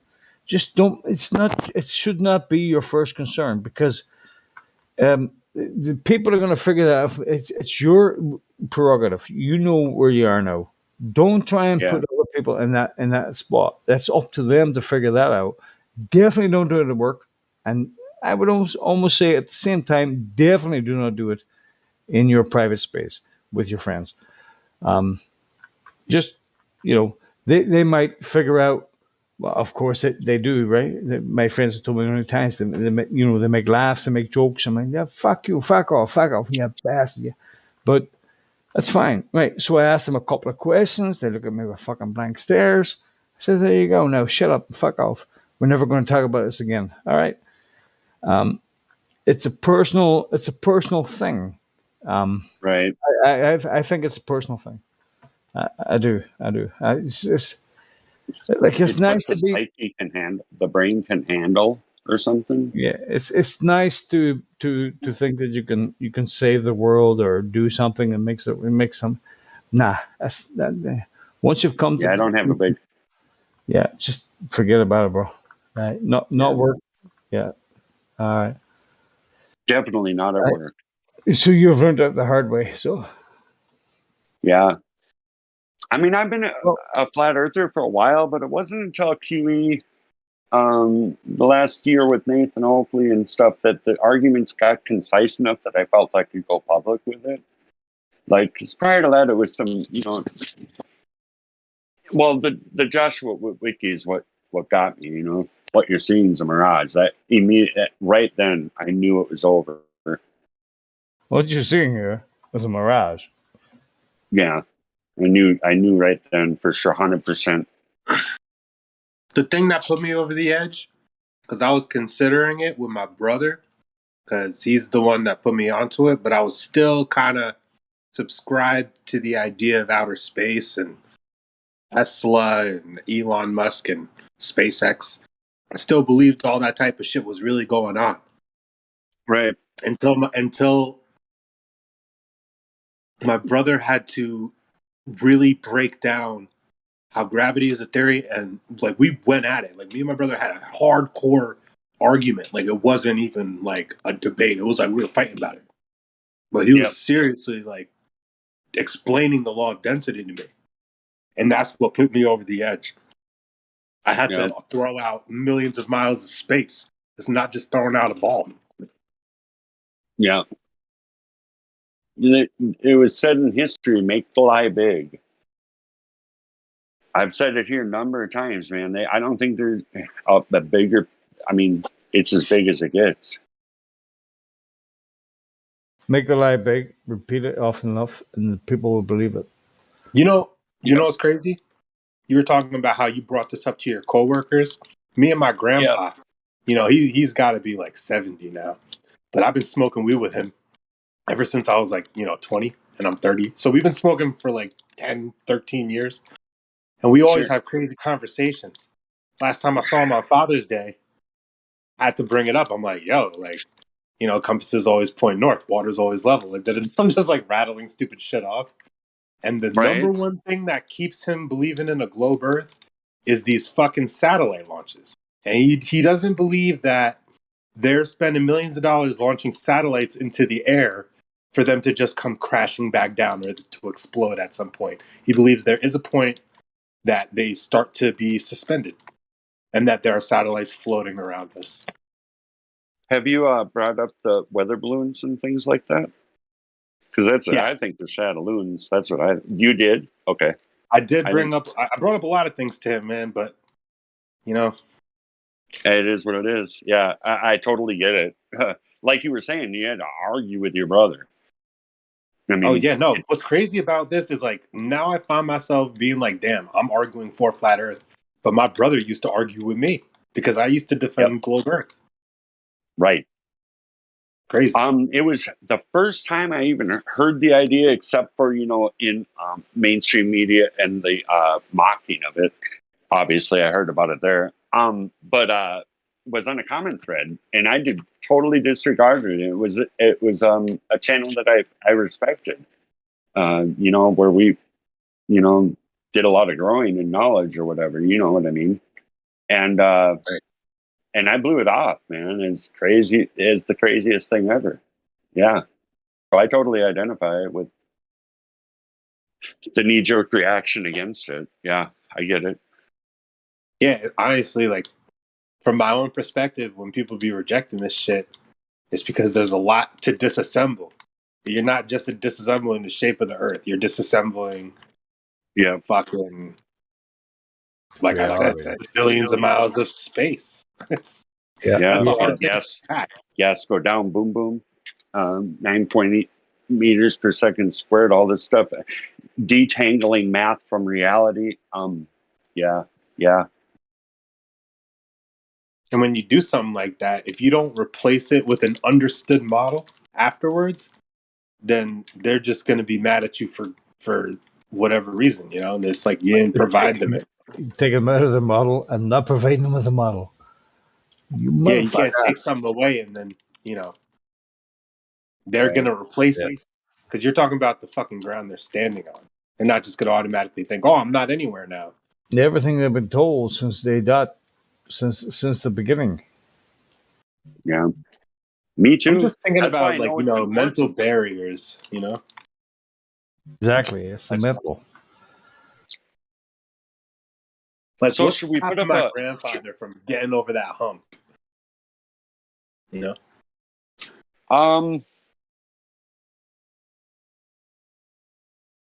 I don't know, man. It hit me like a ton of bricks once I saw the Joshua Wicki. Prior to that, it was like, what was that NASA artist, the comedian? You know what I mean? Like bringing in the idea that, you know, the moon landing, the pictures are fake. What was that guy's name?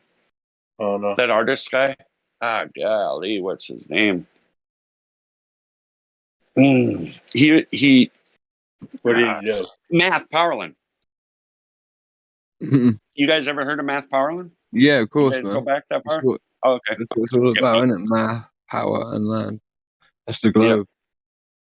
A good name. Yeah, sorry, Karen. Right. So yeah, I mean, that was my introduction. Was that Joshua Wicki, Matt Parlin? Wow. And it all started from a common thread, and me trying to argue with it in my own brain for a while because I respected the person's opinion.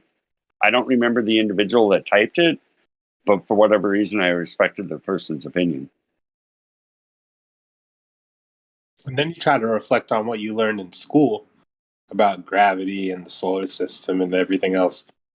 They'll tell you, I remember when I was in school, they were like, here's Copernicus with his idea that Earth is the center of the universe, and then this is what we have today. And we're going to learn about this. And they just shrugged off, you know, Copernicus's model and kind of made it like, this is a joke, this is old, don't pay attention to this, we're here to study this new shit right here. Right. Then any kind of images or, you know, reference to this stuff was always looked at as like archaic.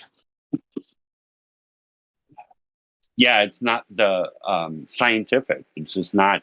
Yeah, it's totally like we're going back to the dark ages if we're going back to flat Earth. Yeah. Oh, that's the mantra put out by the media. I'll never forget, like, you know, all the little drawings, like the Michelangelo Cupids, like the babies with wings and stuff. I'll never forget this, man. That, like, basic image of, like, an angel with, like, a baby with wings or whatever, they showed in a textbook in, like, whatever class I was in. Maybe it was, like, 4th or 5th grade. And they showed, like, a disc with two of the little baby angels on both sides of a disc. And it was Copernicus. And all it said was Copernicus. And then the next 10 pages was like, you know, the solar system. But I was like, what is this stupid, goofy, like old ass looking?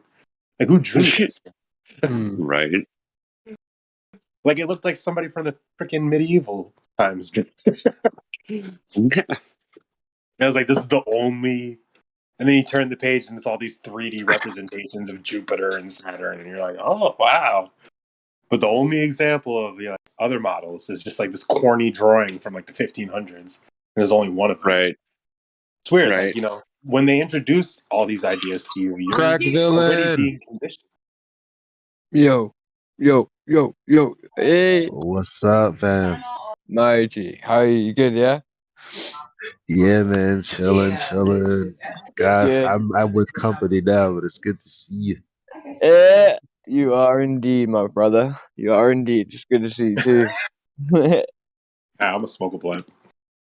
No, continue what you were just saying. We're not taking over like that. It was just we're quick and I'm smoking a blunt as well. Yeah, I'm just reflecting on how what order was I presented all these ideas? Like why didn't I get shown all this still why am I 30 years old realizing this stuff? It's fucked up. Yep. Yeah, it's crazy. How hard do you have to work to hide information as obvious as like a stationary plane that we're standing on for me to be Right. so deceived? And now I realize that I've been deceived. But for the past 30 years, it's like, damn, that shit worked. They really had me thinking that shit. Right. That's kind of Yep. impressive. Like 30 years of me not coming across something to compel me to think about it more.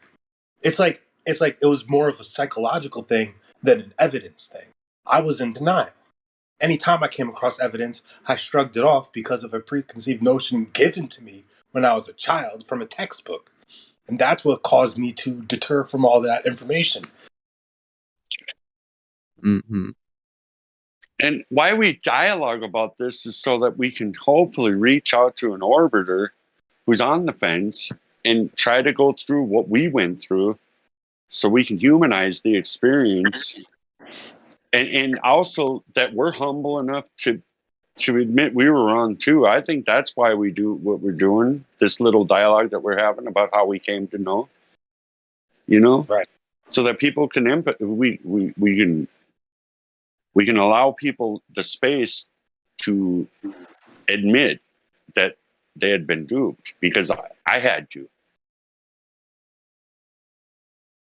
Yeah, it measures flat, guys, and it ain't moving. And what is it? 8 Mach 8 is the. I mean, is and then I brought up the Mach 8 movement, one of the claim movements or whatever, and then he said, "Well, that's not that fast." I said, "What world is that not fast?" God, I don't understand my life. Mach 8's fast. Period. Air pressure needs containment, and I can feel if I'm spinning.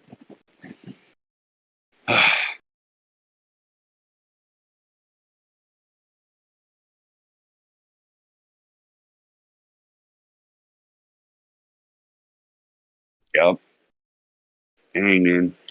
Yeah, they really had me thinking. When I remember the first time looking at a globe, though, and I thought it was really odd that there'd be somebody standing, upside down to me.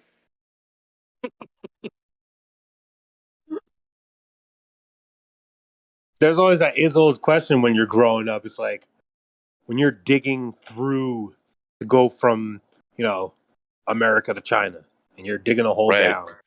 At what point do you start falling? At what point do you realize, like, oh, I'm going up now? Yeah, right. And that was always just a stupid little anomaly that kids might entertain here and there, but never think twice about. It's just like, that really doesn't make any fucking sense.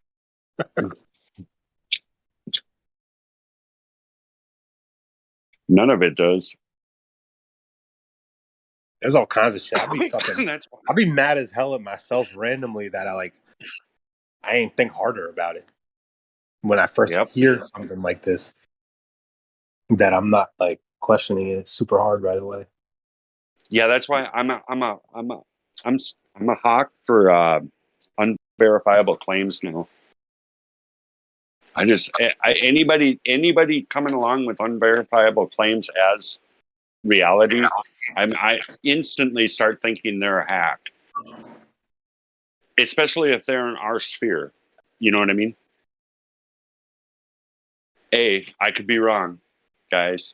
I don't mean to shoot, friendlies, but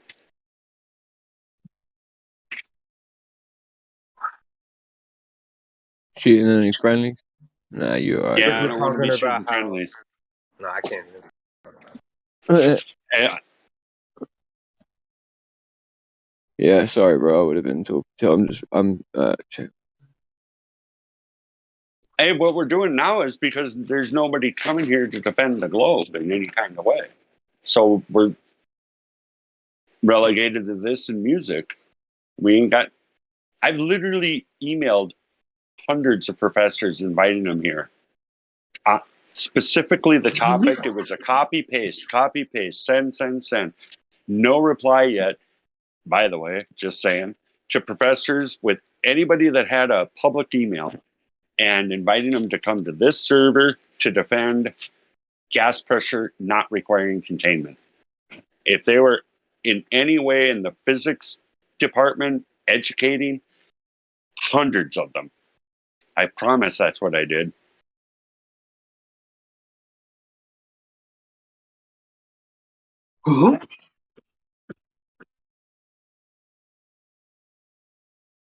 Yeah, it was a copy paste send, hundreds of them. Zero replies. Let me ask you then. You're saying that there is some kind of layer above us that is Well, like, what is it? Is it solid? Is it liquid? Is it pierceable? Gas can't pass through it? Like, what's going on? I'm asking. Something holds the air in. Absolutely. We cannot be adjacent to a 10 to the negative 17 torr vacuum. Our air would fill. you have got to remember though, like, so we're not necessarily. This is something that I always try and get across to people. Like, so, like, I hope you wouldn't use that in an argument. Not in that. I'm saying there's a hint of a potential problem in an argument with what you just said, which is this, right? The only reason we need to have a container is because we have gas pressure. That's it. Yeah. The fact that we're adjacent, the so-called fact that we're adjacent to a 10 to the 17 negative torr vacuum has absolutely zero to do with, like, us having a container, right? Like, we don't need to be protected from that vacuum whatsoever. We simply just need a container for gas pressure itself. That's all. Like, we don't know what's out there. Is it a vacuum? I doubt it highly, because that goes along with the heliocentric model, right?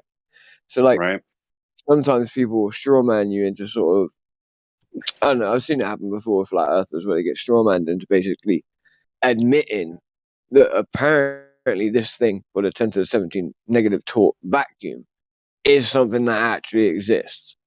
And, like, yeah. I use it as a contrast. I don't prescribe that there's anything beyond the containment. Good. No, That's I'm just my opinion now. Cool, man. Sorry, you used to carry on. Sorry, I don't know. I just hopped in there for some reason. You totally, you're right. Yeah, the container, the rest of the story doesn't matter. You're absolutely right. Yeah. I need my lungs to hold the air. It's that simple, man. Look at a balloon, a car tire, man. I mean, I breathe. I think a dog could understand this. I suspect. I'm not a dog. I can't think for dogs, but I think maybe a dog can understand it. I mean, they know when you're drowning, right? Yeah, that's true. That's true. That is true. Can we take this conversation down to chill VC? I'll mute. So I can stream my game.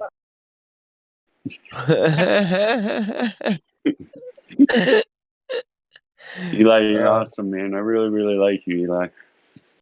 Not gay. What game a dad and sorry, dude. Oh, yo, I just crack. I just did the Killer Priest podcast. The what? I just did the Killer Priest podcast. What? Send it to me, bro. I'm gonna sit it right there. It's pretty cool. It's 5 hours long though. What? Oh man, I would have liked to have been on there. Look, so I told you what. I'm gonna listen to that it would for have been sure. Was you on like video on there at all, or was it just like? Yeah, I was on video. No way, man. Oh, big ups. Well done for doing that, bro. You living for the truth, mate. Yeah, man. I know. Oh man. Oh, I gotta go, man, as well. Ooh, 7,000 views. Oh, That's pretty really, good. bro? Let's No see way, what man. the comments looking like. I'm about to go. Yep, except for bitch you can contact. Ah.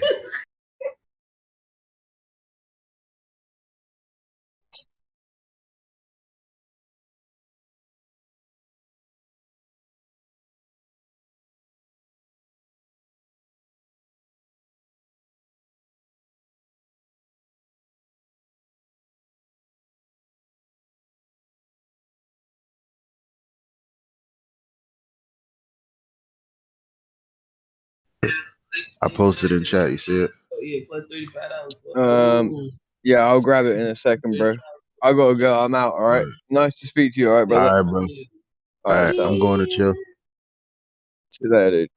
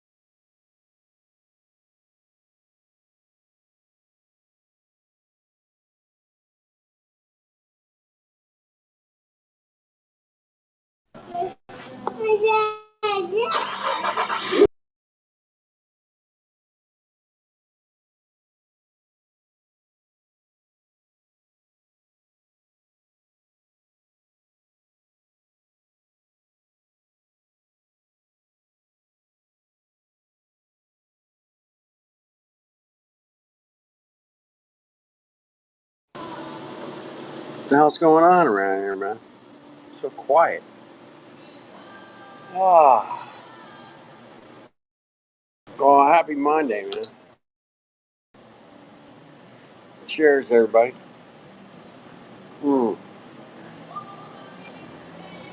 Still looking for some curvature, man. On a Monday.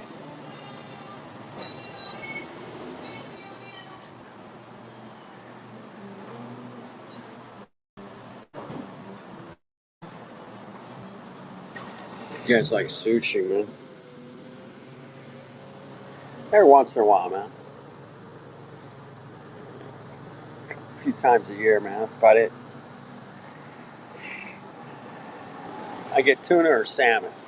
I don't usually get anything else. I like the bluefin. Oh, yeah. Pretty tasty.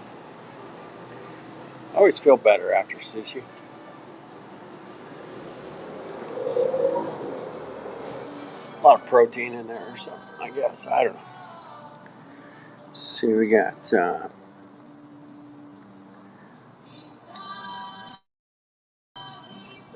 were some good conversations going on here earlier, but I guess everybody's at dinner. They all bounced. I would talk to the chat.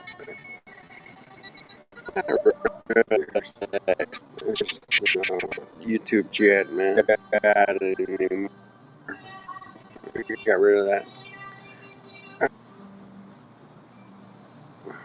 He got censored all the way back in 2000. Yeah. Common law, yeah. You start talking about that. They don't like that. I'll censor that shit. Zoom, Elijah out there.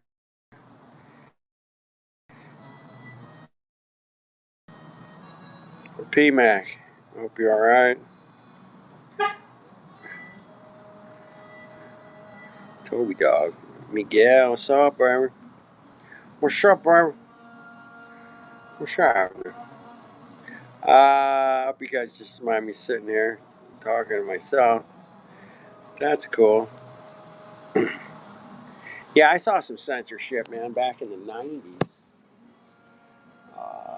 There was a guy who kind of dealt with like just gold and silver, man, really. And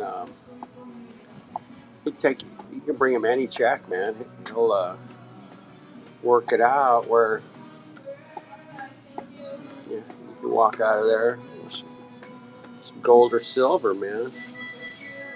And it was very fair, man. I can't remember the percent. It wasn't very much, like 1% or something. And he had a small following. But yeah, they took him down, man. They said he was, I don't know. They accused him all kinds of shit. Took all his shit, his computers, and paperwork. Never charged him with anything though.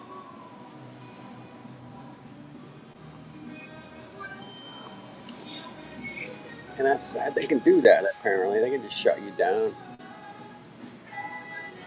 Well, we found this out with YouTube, man. I mean, What type of channel did he had that they shut him down? You could never find out.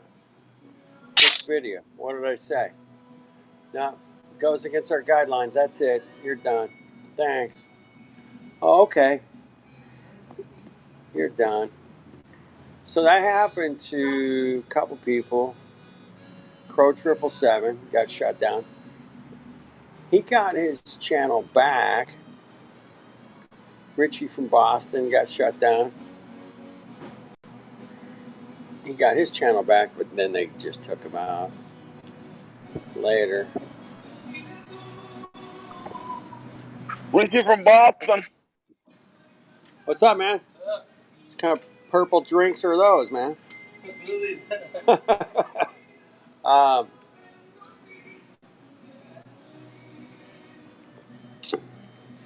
Yeah, apparently there's nobody here. No, just me. Apparently. No. No. No. Is it not working? Is this thing finally working? Oh shit, man. I hear you. Hold on, man. Something wrong with my ears, man. It is working.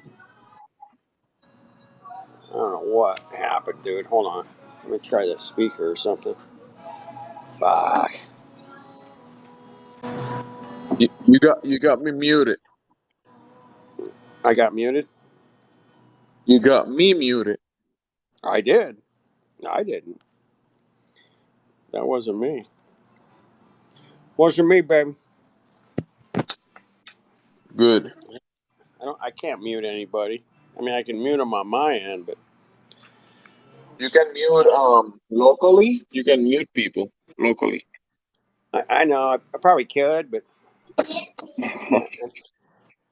I need to. I need to practice.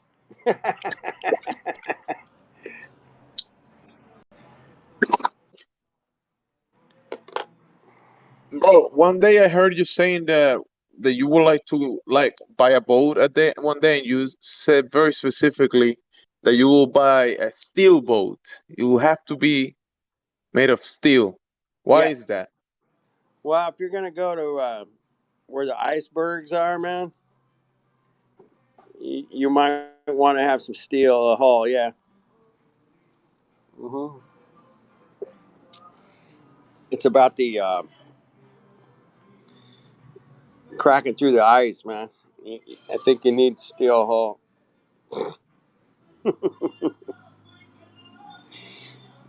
So these modern boats like these Lamborghini boats and that kind of stuff, those are small boats, but w-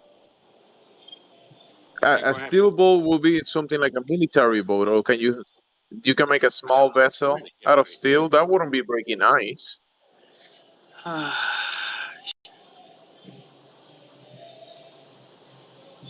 When you're talking about an icebreaker, you're talking about a big boat. Something's not working right here, man. I'm having some audio problems. Hang on. You're walking? Are you walking around? Stupid audio's not working right, man. Hang on.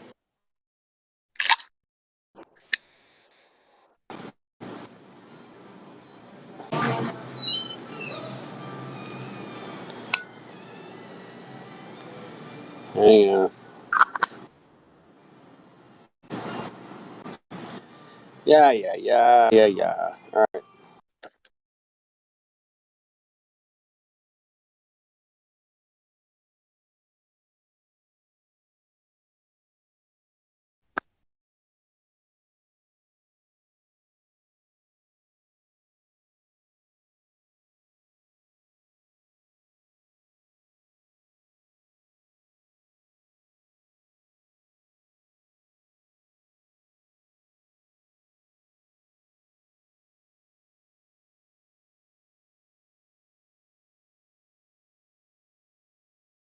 You're fired.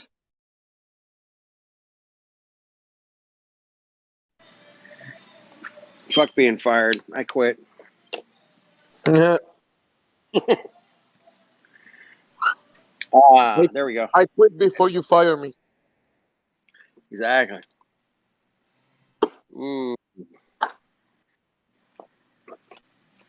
Everybody having a good summer, yeah? Yeah, it's been a good summer, but it's been a half summer. Let's see what happens the other half. Oh boy, let's hold on to our hold on to your hats, boys and girls. We'll see what happens, man. I can't keep up, but all the people that I talk to, man, and there's nothing good coming out of their mouths. Like interest rates and yeah, all kinds of food shortages and enjoy the summer, man. Why you got it? The let's say the Russians and a lot of the fuel producing nations and are saying that they're gonna have to hold some of their reserves and they're not gonna be exporting too much oil. So some people are saying it's gonna be a cold winter for some nations. Yeah, yeah, uh, and maybe not have as much bread as you're used to. Maybe I don't know. There's a lot going on, man. Too much. I can't keep track. I just think it's gonna, probably happen after summer, maybe fall. But you don't Coming up need on bread as long as you have a fishing hook. You can fish, right? absolutely. Yeah, yeah, yep. Hopefully, Good. you know, whatever, man. I mean, I can eat grass too. I'm good with that. All right. I'm just gonna put a lot of salt and pepper on it. It tastes fine.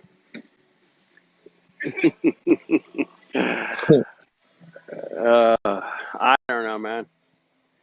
If it goes that bad, I probably don't want to stick around here too long anyway. So We'll be all right. I think we'll be all right, man. But things are so expensive, man. That's what I just keep hearing from everybody, man. It's like they're having the average guy's having a hard time making the rent and putting food on the table and gas in the car. It's very stressful. Very stressful. What will happen if everybody stops paying their rent at the same time? Would there be like mass evictions for everybody or what?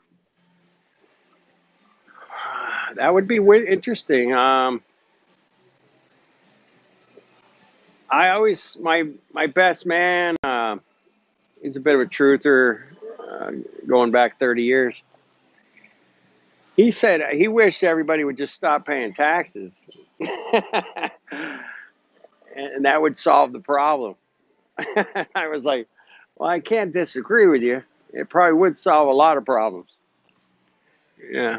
If the people in power didn't have any money, man, they'd kind of be fucked. But I don't think money means anything to these people, man. I think they just print it out on a computer screen now and away they go, man. They spent $6 trillion on this thing in the last 2.5 years. They gave themselves $6 trillion. Yes, and then Elon Musk and Bill Gates and And they gave everybody else hush. Bezos. They gave the regular people hush money. Just hush, shut up, and take it. Right. Go to work and put your mask on. And whenever you look back, you say, "Hey, they gave me a check." It was hush money. I never took their money. I had a lot of friends, a lot of truthers, a lot of flat earthers. I know that did. But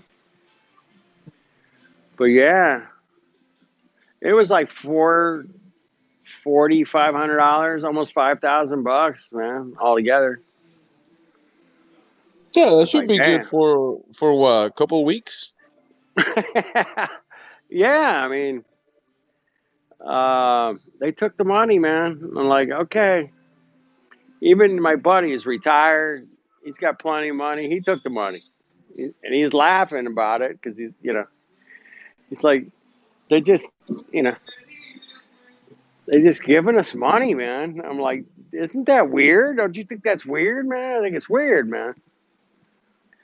Well, they shut everything down, man. I go, you're retired. Why do you get the money? Like, it makes no sense, man.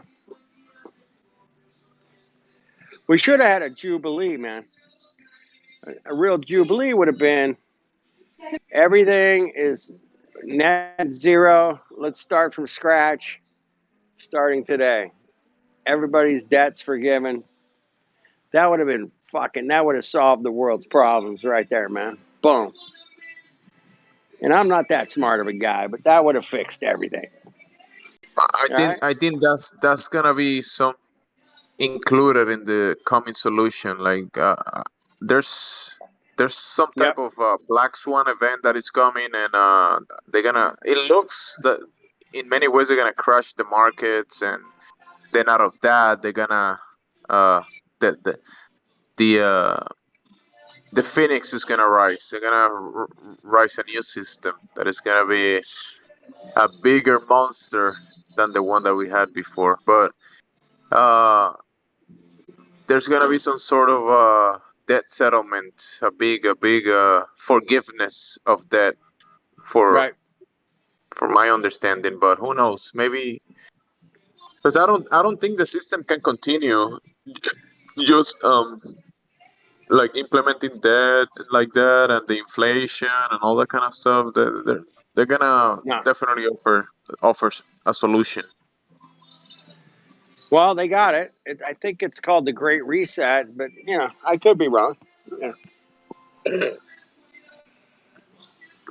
But these guys work meticulously long term. So by 2030, I think we'll see the full effect of it. But between now and then, it's just going to be a slow little pisser, man. A slow little drain, Like a like a slow.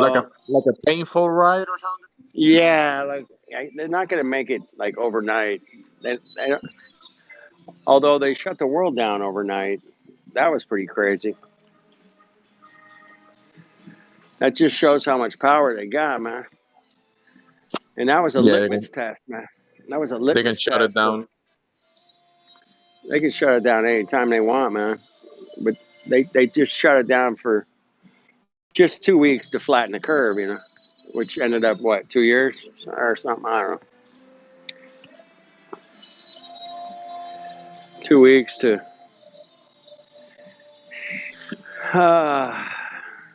There's a tennis player, there's a flat earther,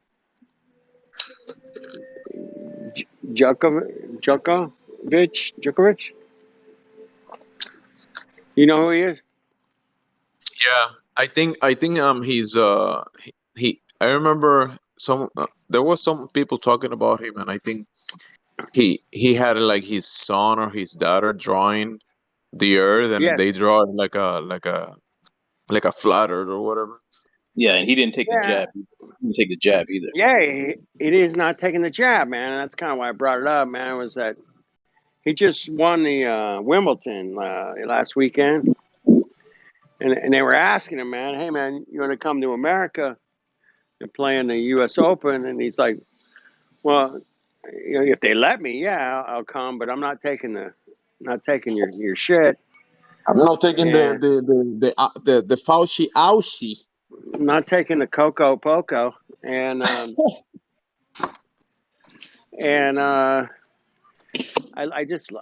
if you watch the interview, man, I could just.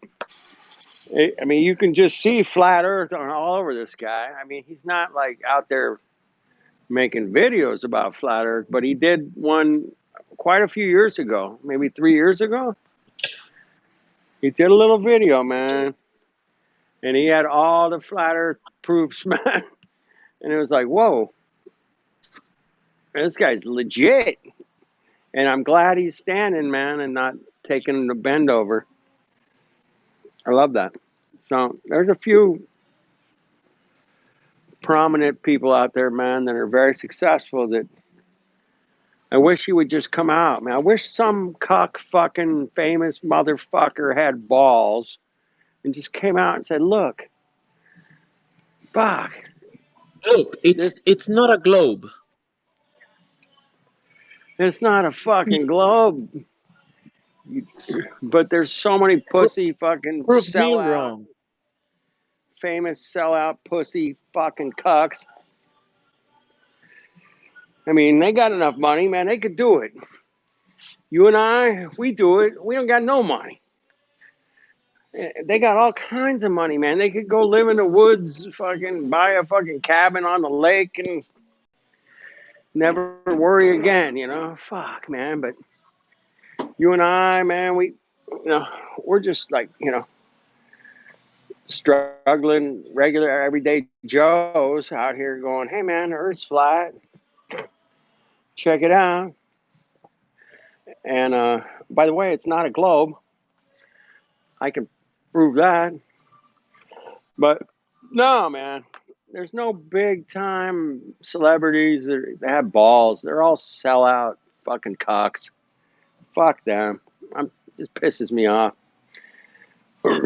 That's why I fucking hate Hollywood. I fucking hate it with a passion. And they sold this, moon landing. Anyway. Once the moon land, I heard something today, man. It really kind of sunk in, man. Was before the moon landing, everybody was like, man, the moon's just, a piece of cheese or whatever. They were just like, it's just in the sky. That's it. But once they landed on that fucking thing, and they say they landed on it, that changes the perception, man. That was a big perception shift, man. And it really did psychologically damage a lot of people and their kids. And we're fighting the battle of our lives, boys and girls, man. We are up against it because there are still people out there that think they're shooting through space at millions of miles an hour, man. Like, I can't help them, man. I try, bro. I'm trying, man. I'm giving it all I got. I know you guys are too, man. I know you guys are. You guys rock, but there's so few of us, man, that really give a shit. Like, dude, we're not shooting through space at millions of miles an hour, man. If you got evidence to the contrary, man, I'd be happy to check it out. But you ain't got shit. We've been out here for fucking, I don't know, 4 years on Discord, 5, saying, hey, man, where's the curve? Where's the spin? Where's the rotation? Where's the... Nope.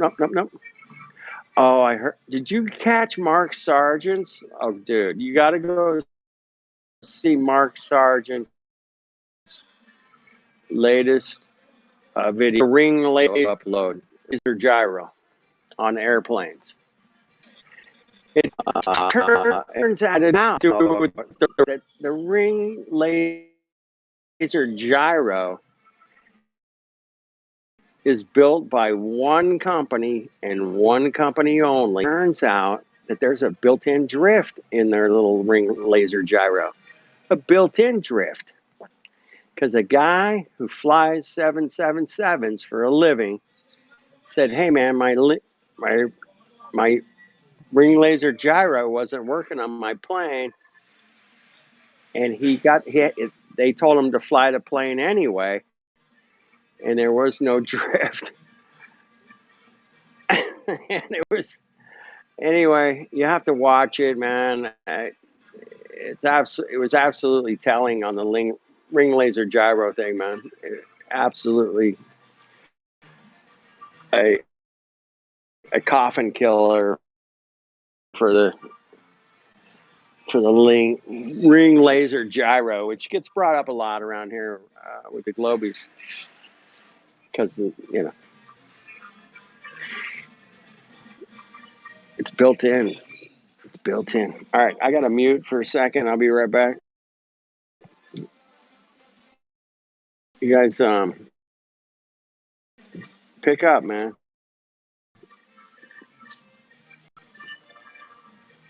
And shit, reality is the coolest thing ever, man. Living in fantasy land sucks, man. You guys want to keep living in fucking Glober fantasy land, NASA, Disney space, man. Go for it, man. Go.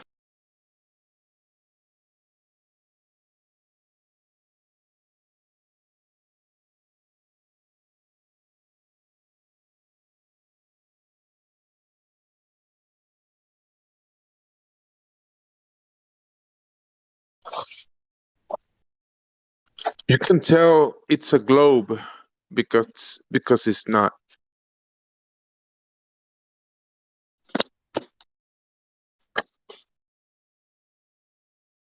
Did you all see the big show today about the new Webb telescope that they're bringing online? Did y'all watch that? No. Yeah, it's supposed to be 10 times better than the Hubble telescope, and it's going to have such great photos. And it's it was really actually, I watched a little bit of it, and it looked exactly like the same old stupid photos of space that they're trying to make us believe. So nothing really changed. It's just they made a big to do about it today. I think the president, that bumbling idiot, was there. So you know, you know that can't be that serious if that bumbling idiot's there. So you're saying we're living in a Hollywood movie, and it's like they came out today. The president had to come out with, and you come out with the president saying, "Man, we've got this cool thing out there, and it's like only costs $10 billion." Does that mean that we're Which, gonna be able to click a link and we're gonna be able to click a link and look through the live footage of this new no. Don't be ridiculous. They Bro, would it's never do that for 2022. us. It's 2022. If it's a new telescope up to date, because you Gems. know it's NASA, they're up to Yeah, date with everything. So that means I correct. can click a link. I can just click a link and look through the And watch it telescope. live. Yeah. Here's Gemsy, man. Back in 2016, man, I was like looking for anybody that was doing a live telescope anywhere in the world. 2016, 2017, 2018. I'm like, where's the live telescopes? Like, you know, anywhere in the world, Hawaii or Arizona or in Spain. Is there anybody doing live telescopes, man? I searched Yeah, for. there should be thousands. There should be at least like 50, right? Because what does it take to put a camera on a telescope? Don't take that much, It's not that complicated.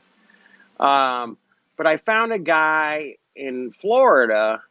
He lived in an apartment. He was the only guy. He's the only guy. You know why? Because if they were to go live with their telescopes and you could see what they see, it would just look like a bunch of blurry fucking lights, man. That's it. Except for the moon. The moon looks pretty clear, man. You can get some pretty good live footage of the moon, man. But everything else is just a blurry, like, little cucky shit. I don't care how big your fucking telescope is. It could be 500 fucking inches. Well, Nothing. once they get through the CGI process with those photos, it's that's Yeah. what you get. You get a enhanced That, CGI yeah. photo. Yeah, and it looks really good. It looks really good. Right. Yep. It's called, I think they call it stacking. Yeah. Yeah, I think that's what they do. They stack up like thousands of photos on top of each other, and then that's what you get. But if you look at it live, man, the best telescopes in the world, if you look at Saturn, man, it just looks like a blurry little piece of shit, man. It looks like shit, dude. Even the best telescopes. And if they were to put a real telescope, say, hey, man, this is live Saturn. No, it ain't.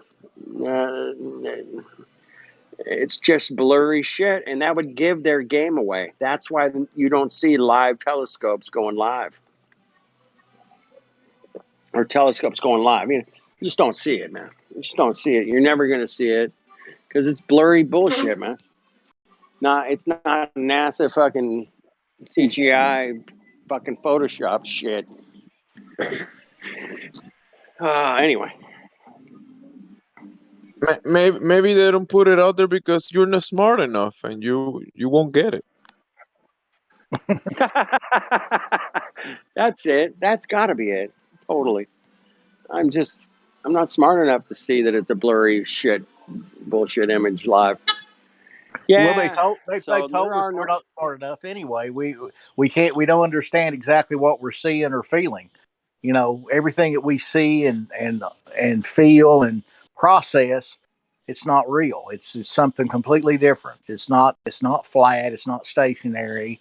You know, it's moving at 600 miles an hour around an axis, and it's traveling 1,000 miles an hour around the sun, and we're going, you know, 1,000,000 miles an hour through the vastness of space. So we shouldn't feel anything, right? We're shooting through space, and yeah, 11 different vectors. I can't tell you every one of them, but yeah, we're hauling ass. I always tell the people, man, we're hauling ass, and it's beyond hauling ass because it's astronomically hauling ass through space, man. Fuck yeah, man. So if you destroy, so I got a question for you guys, man. If I was a concave earther or a hollow earther or a fucking marshmallow earther, and I went out and said, hey, man, I think the Earth's a marshmallow, you know, people would just laugh at me. But if I come out and say, hey, man, I'm a flat earther, they get physically fucking pissed off at me. They should. They get pissed. But if I go concave or hollow, man, they're like, oh, that's interesting. They Well, don't get mad at me at all. you always get more fire when you're over the target. That's right. That's the point I was trying to get to. It's like, that's why they spent millions of dollars to make flat earthers look stupid and like we're not scientific or we don't give a shit about That science or that gas their pressure. And, you know, reaction shows that the money that you put in taxes for the education system is working. The indoctrination is working. So I'll yeah. tell you what, though, it's coming around, man, because I've got a friend and his father's an anesthesiologist, very educated, really good yeah. guy, and I was talking to my friend, and we somehow we got on the thing about. I said, look, man, I said, you can't make me believe this earth is round. There's no way to make. Damn, you're breaking up. Well, They got him. Yeah, got him. You get me? Now, Yeah, say that they again. got you, but we don't get you. Say it again, man. Well, this friend we were talking about the flat Earth. He goes. It's kind of weird. He says my dad doesn't believe the Earth is round either. He don't believe we went to the moon, and he's an anesthesiologist. And not that Right. it, you know, but there's a lot of people that are really kind of think the way we do. It's in their heart. It's in their gut, but they're just so afraid to talk about it. And he said, "Man, he said my dad don't ever." He told me about it, but he was really surprised, that that I was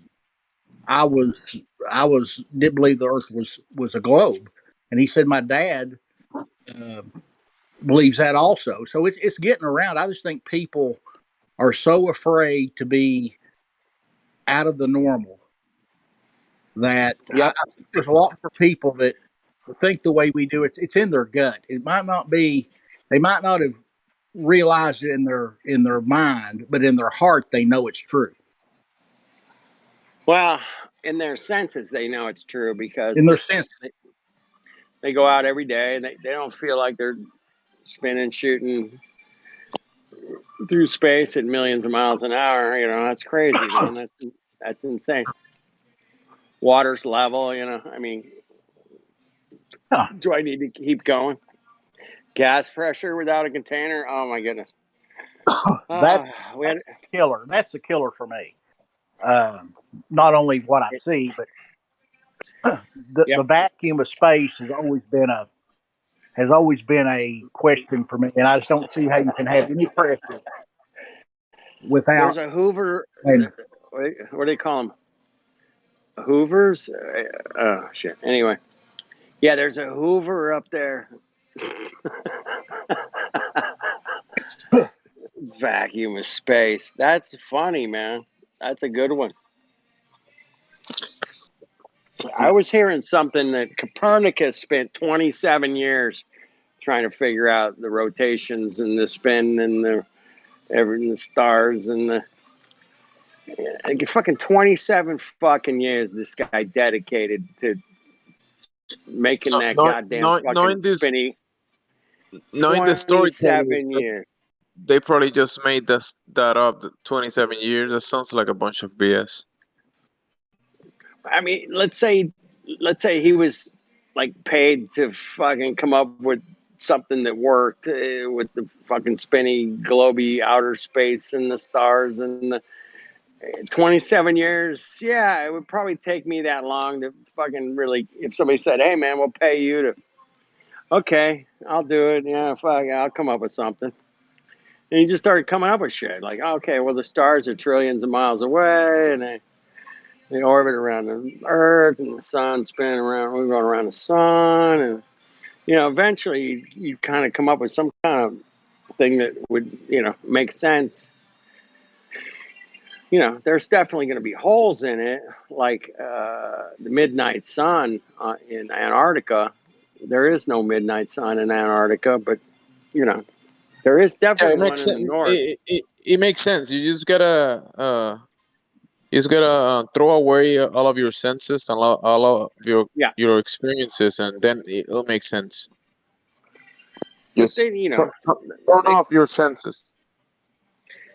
They took his 27 years of work and they kept working at it, and they put it in the school system, and they put it in the government, and they put it on TV, Hollywood, and it's become so ingrained, man. My God, dude, man, I don't know. I was watching TV the other day, man. I must have seen 500 fucking globes and spinning space, out shit, fuck all, man. It was everywhere. I mean, it was just like, my God, that's all they ever fucking show on TV anymore is the spinning fucking globe. And it's all about outer space and the curvature and it's like, fuck, man. They just sell it. These guys are mass marketers, man. They're really good at it too, man. They're really good at it, man. And they sold this shit, and most people bought it, man. Fortunately, we, were able to break through the matrix, man. And we did, man. But the day fucking Coco 19 came out, where I was like, no, this ain't real, man. I'm like, wait a minute. This is, I was already wide awake, man. So they're bullshit. That's the great thing about, being awake, and you see things coming at you, and like, that's not necessary. No, wait. I want to question this. And that's what we do around here the best, man. We question shit, man. We like, what evidence do you have that this is true? What do you have? And I don't think there's a better place that does it than we do, man. We do it fun. We do it for real. And, there's other places that are, they do it in a different style, like Nathan Oakley. He does it in a different style, man, which is fine. But our style, man, is fun and truth, man. And you can combine the two, man. It's great. So we can laugh at their ridiculous fucking model. It is ridiculous. It's so ridiculous, man. Once you got your feet on the ground, be where your feet are, as I like to say. Yeah, you're not spinning, shooting through space at millions of miles an hour. And if you can't admit that, man, you don't feel like you're at least spinning and shooting through space. Well, but I just believe it. I just believe that I'm spinning through space at millions of miles an hour. Okay, that's good, man. Smoke another fucking joint, man. Maybe your senses will come back. Maybe. Please get a hold of your senses, man. If you can't get a hold of your senses, man, you ain't got nothing, man. You got shit. You got jack shit.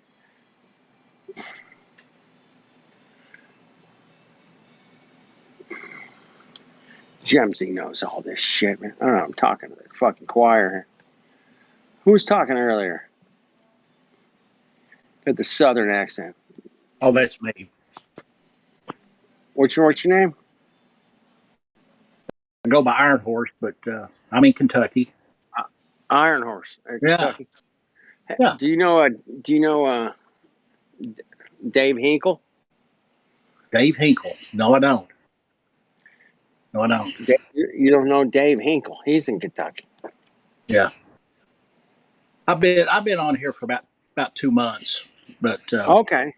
All right. Well, Dave Hinkle's he's been around this for I don't know 6 years, 7 years.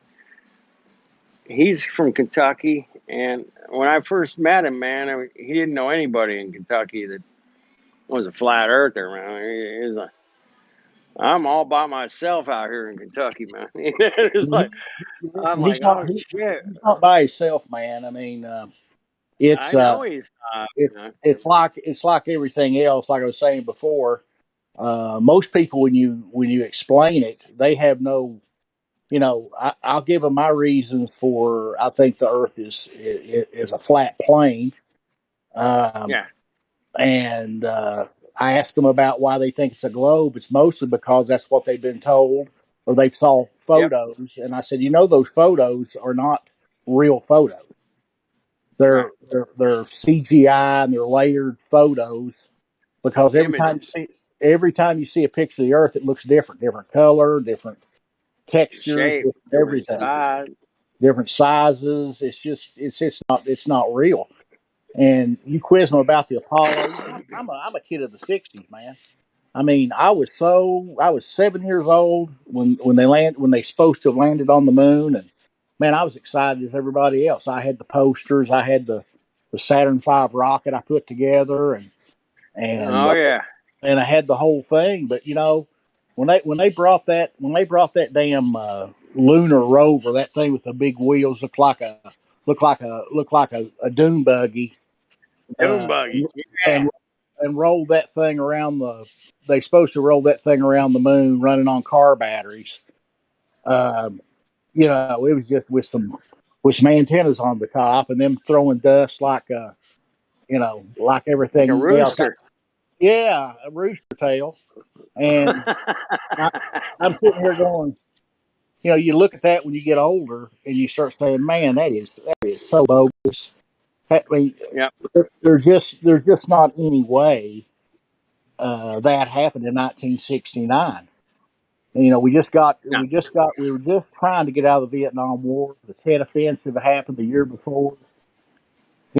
It's just once you start thinking about it, none of that makes sense.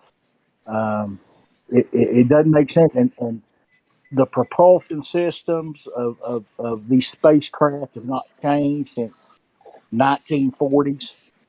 Everything else is advanced. Communications, medicine, everything in our lives has had a quantum leap of technology except rocketry. Why is that? Because it didn't happen. Yep. That's right. And it was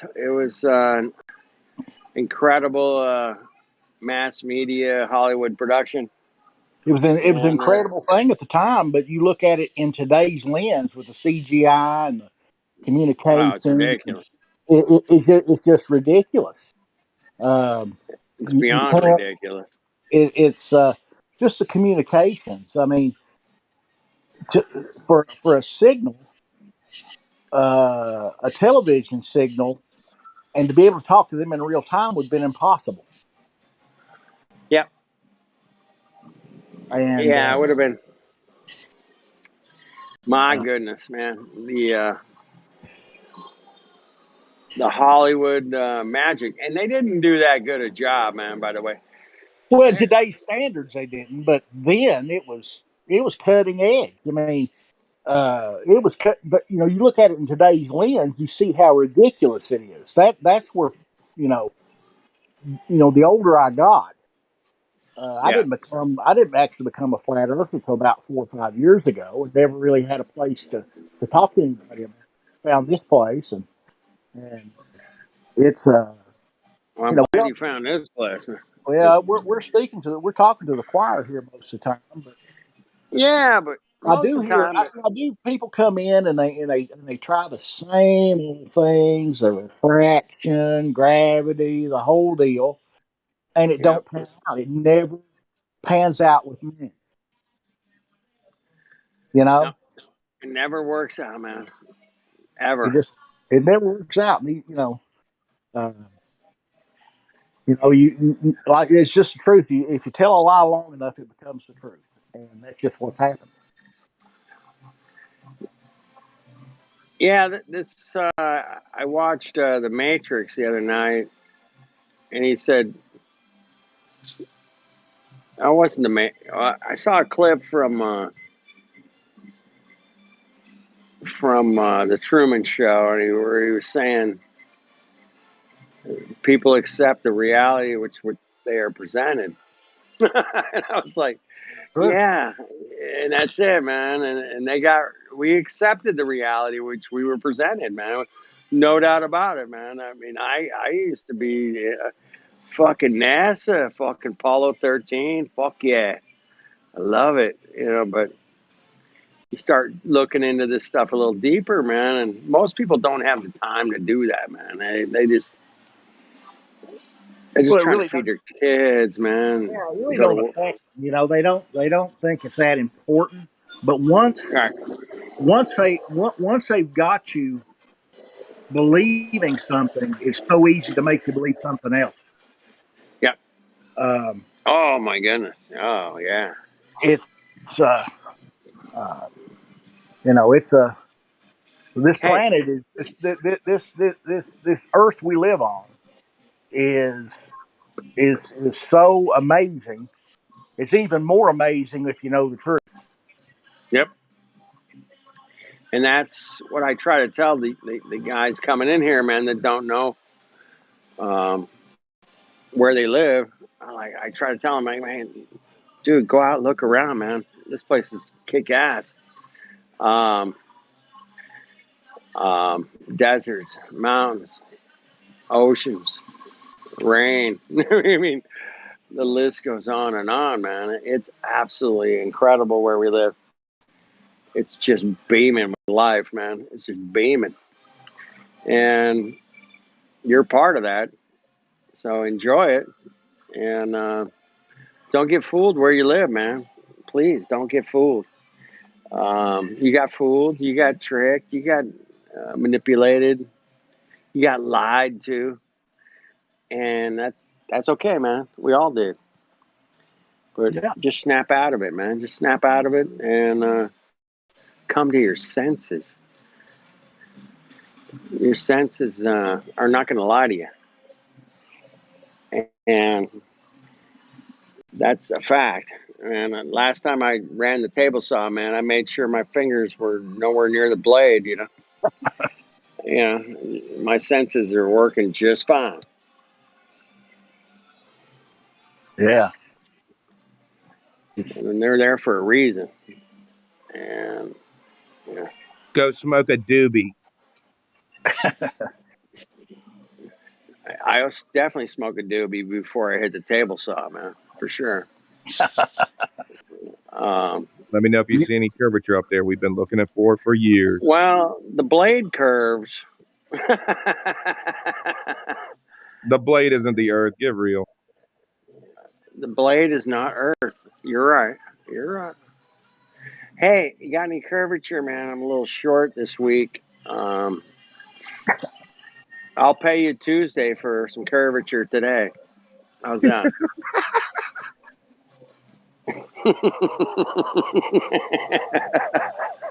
Tomorrow's Tuesday, man. That means I got to pay you tomorrow. Fuck. It's interest free if you find it within a year.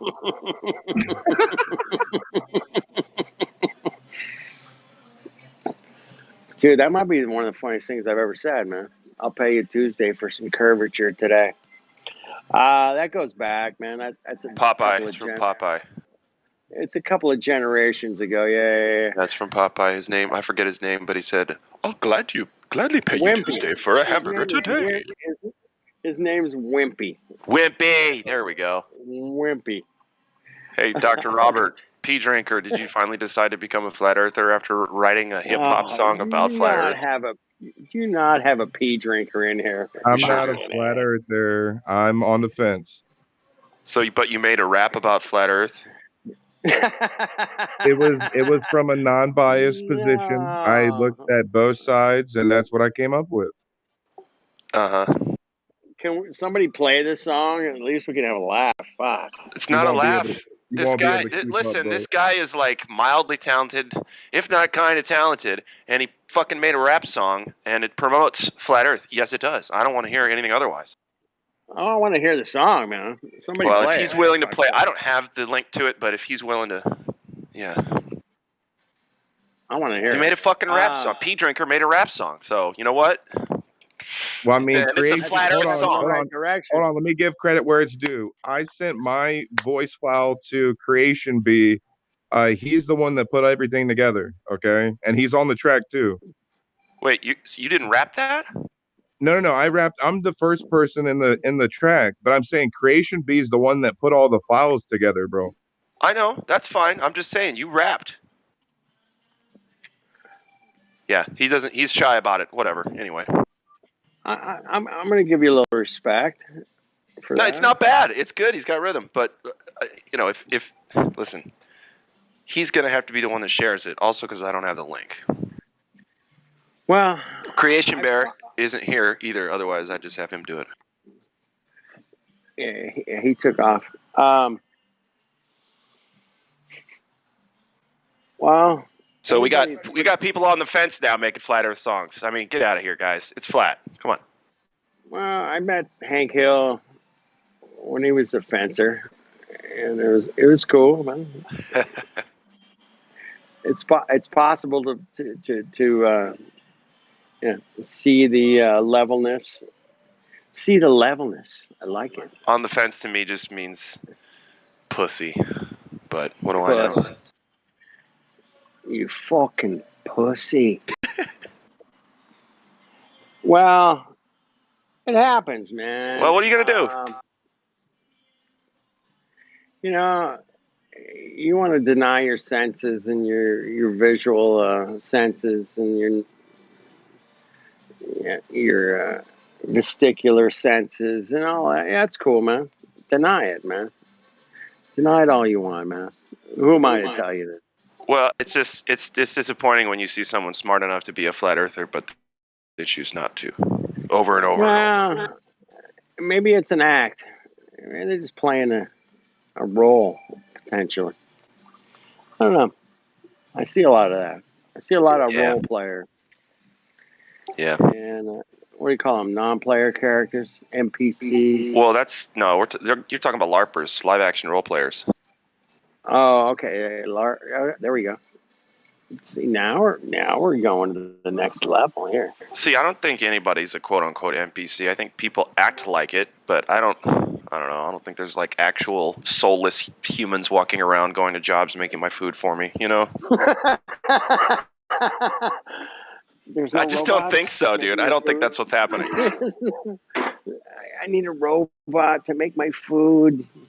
Yeah, like, hey, I watched 6 hours of videos of robots making food, man, one night. It was oh God, incredible. It was incredible, dude. Don't wait. So you mean to tell me that in a number of years I'm going to go to a really fancy restaurant? Don't believe me, man. Go on YouTube, check it out. I can go into a fancy restaurant and I can expect my lovely meal to not be made by an alcoholic chef who's about to get fired next week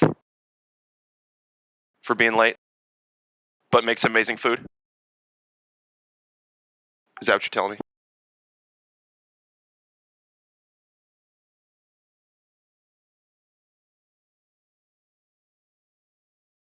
take that as a yes. Yes.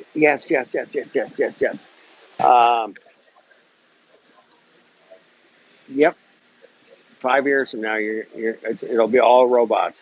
There won't be any alcoholic fucking deadbeat chefs that just happen to make a really good grilled cheese. Because that's too bad, man. I want to smell the like the disdain in the cooking and taste it. Be able to taste the human like struggle. I want to taste the sweat. You know that the robot will never be able to add an important ingredient in the food, and that ingredient is love. My love. You got to put the love into the food. How is the machine gonna do that? Yeah, how's the machine gonna do that little thing where you take the pinch and you look retarded when you do that thing? It's not, but they can program it in there, man. I'm sure they can. That's funny. It is funny, man. My compliments to the chef. Well, it doesn't speak English, so. What do you mean? Yeah, these are Japanese robots, but they make a hella good steak, don't they? That Wagyu, boy. Oh, shit. Hey, they're going to print food in the future, I heard, man. Yeah. Can't wait to open up the comic section and have a hamburger fall out, too. Love it. Shit. Larry, did it start printing hamburgers again? No. We had it set for newspapers today. Why is it still printing hamburgers? Fuck. I think they're probably upgrading the technology from NASA, the Chaka Chaka coffee. Now they're gonna do the Chaka Chaka hamburgers. What kind of burgers? Okay. They're already doing. Dude. The hamburgers that you're talking about, that's gonna be upgraded technology from NASA. Real great engineering. I saw it the other day. Have you guys heard of? Have you guys heard that they can turn a human body into a liquid form? Well, sure, you can liquefy anything. Right? Yeah, you can liquefy anything. I heard today, man. They put it in everything, man. I'm like, bro, I'm more impressed that they can liquefy like shit like cars. That's like what? Oh my god. Liquefy a car. Shit, yeah, they can do it. They can do, man. They can liquefy anything you got. I don't know who they are though. We got to chase them down, find out what they're doing. And you guys talking about that food's got me hungry. I just wanted to quickly plug the first ever space restaurant. And where can you find all this spectacular space food? At Spacey's. Now with our new Wait. Kevin started a restaurant? Yeah, he is. Well, that's cool. It's called Spacey's. Is it real? CB, is that real? This is our. This is one of our sponsors, man. It's one of our sponsors, man. Yeah, it is one of our sponsors. Yes, they get a lot of traffic here. It's as real. Hey, it's just if you want to believe in curvature, it's real as that. Yeah, it's as real as outer space. All you have to do is believe. So it's nothing burgers. Got it. Okay, well, here's the deal. Here's the deal. I'm going to go there and ask them if I can enjoy an extra medium order of curvature. Well, they sell that. Extra medium, though. I want it as medium as it can get. Instead of don't forget the refracted fries. They're curvature fries. Yeah. They're curvature fries. The curly fries, yeah. The curly fries. Oh my god. That's fucking adorable. Hey, we got curly fries with chili cheese on top, man. Come on. That's right. Yeah, you know how they have like DoorDash? Well, they're currently working to get up a program called Space Dash. So that way you can order the space food and have it dashed to your house. You don't have to go up in space. It's genius. Yeah. It's truly a marvel. Yeah, it's amazing. So anyway, now that you've said so that it sounds like a real ad, but you know what's interesting, I suppose, it's neither good nor bad, because I guess I wouldn't care. It'd just be funny at this point. But a restaurant called that Spacey's or like, Moon Pies or some dumb shit. Pizza place called Moon Pies. Get out of here. We got Bernaise sauce on everything. Okay? Everything. Bernaise sauce. Next up, get the Alberuni sandwich with Oh my gosh. extra Bernaise sauce. The gravity gravy. The gravity is what they'd call it. Get extra gravity on it. Don't forget that they're gonna have in the menu to start your day off the Chaga Chaga coffee. Oh, that's exactly. right. And it's made just like in space. Exactly. Pete Drunker, you probably all over that one, huh? I want some gravity. I'd like mashed potatoes and extra gravity on the side, please. Wow. So much money to be made. You know, NASA and all them space folks are missing out on a market, bro. Market. You know they want to fire it up. Watch, a year and a half from now, man, there's gonna be Spacey's fucking burgers with gravy sauce. That's right. So it'll be 3D printed vegan gluten-free burgers with gravy sauce and extra real good engineering fries. Chugga chugga coffee. Right, and the side of an extra large chugga chugga. It's not called chugga chugga coffee. It's just called chugga chugga. That's it. Chugga chugga coffee?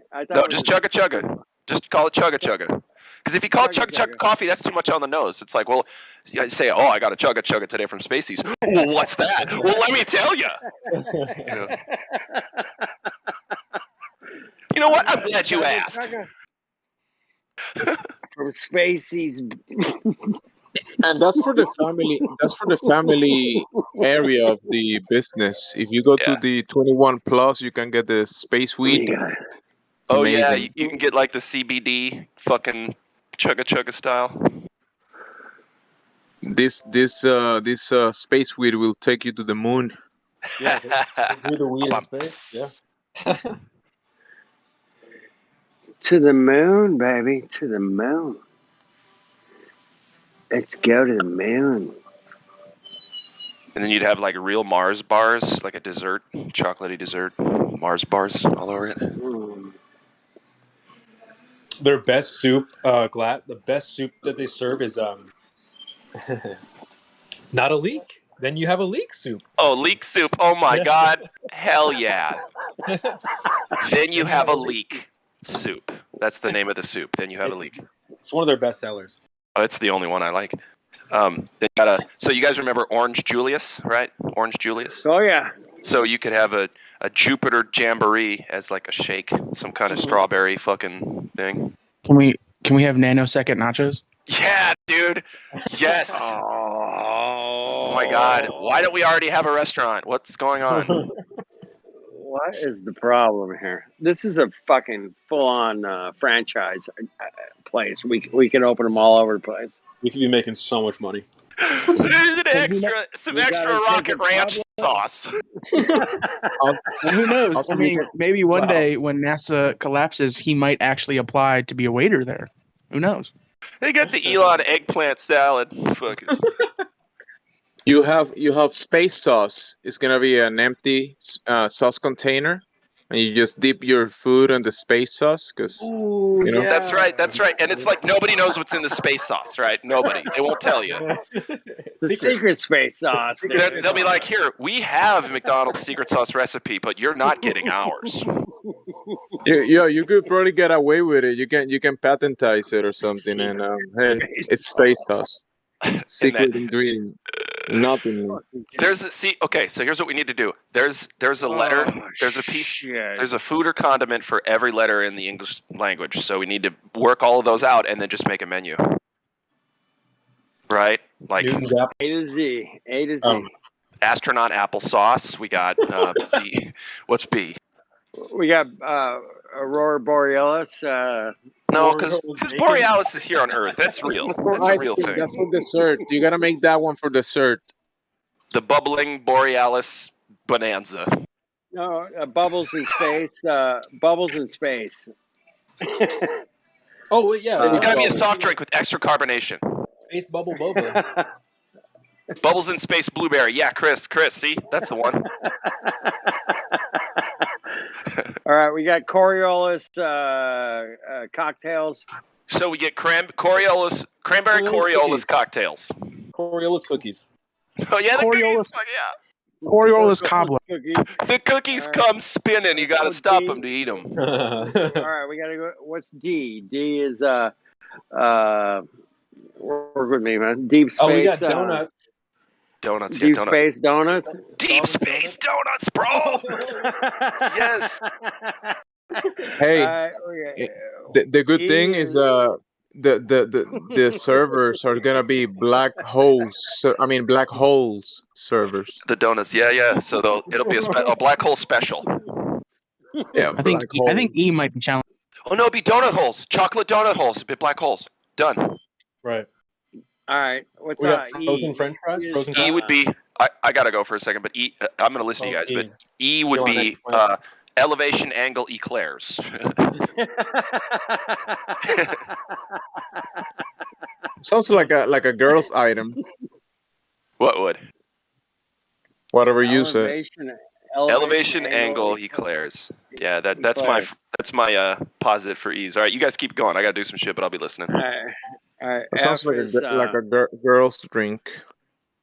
F is Fulcrum pendulum. Foucault's fizzy fountain drink or some shit. Hey. G, come on. We know what G is, man. Come on. Gravity gravy. Hey, just curious, is there a way for me to share my screen with y'all? Because I want to show y'all something with... No, you screenshots and DM it. In a different channel, but not in this one. Yep, okay. Down here. So I'll show you the images from this telescope today. Have y'all talked about how this is fake?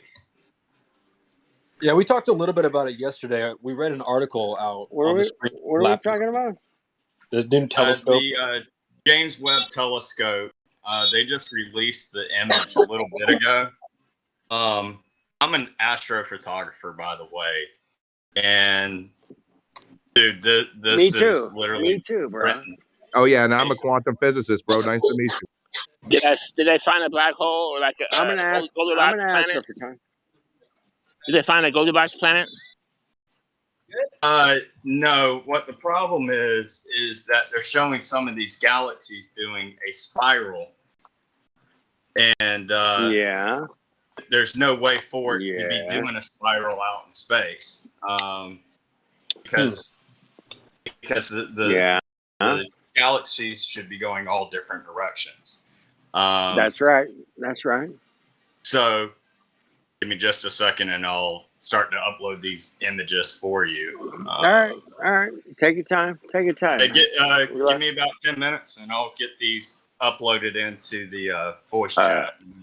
Okay. Do a discussion out of there. All right. Cool, man. All right, where we at? GH. H is hydrogen infused helium satellite hamburger. Yeah. Hydrogen hamburgers? I don't know. Hydrogen hamburgers.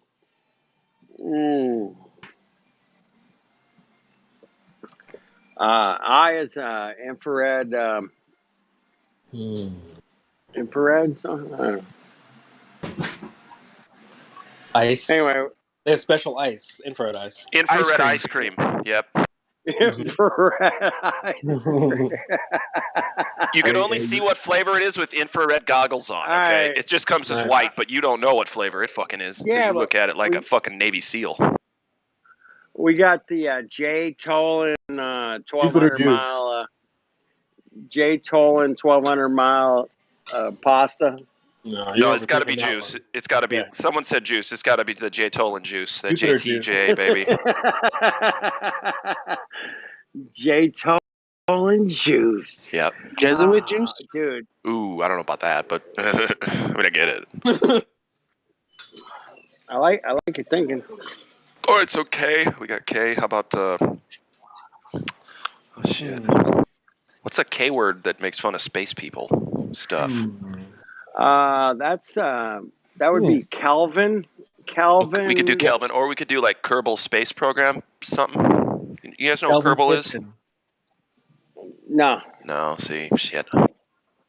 Yeah, that's they named the kitchen Kelvin's Kitchen. Kelvin's Kitchen. That's nice. I like that. That's fine. I'll do it. I'll do that. And then you have a sign. It's you have to have the sign above the kitchen that says Kelvin's Corner with a K. There you go.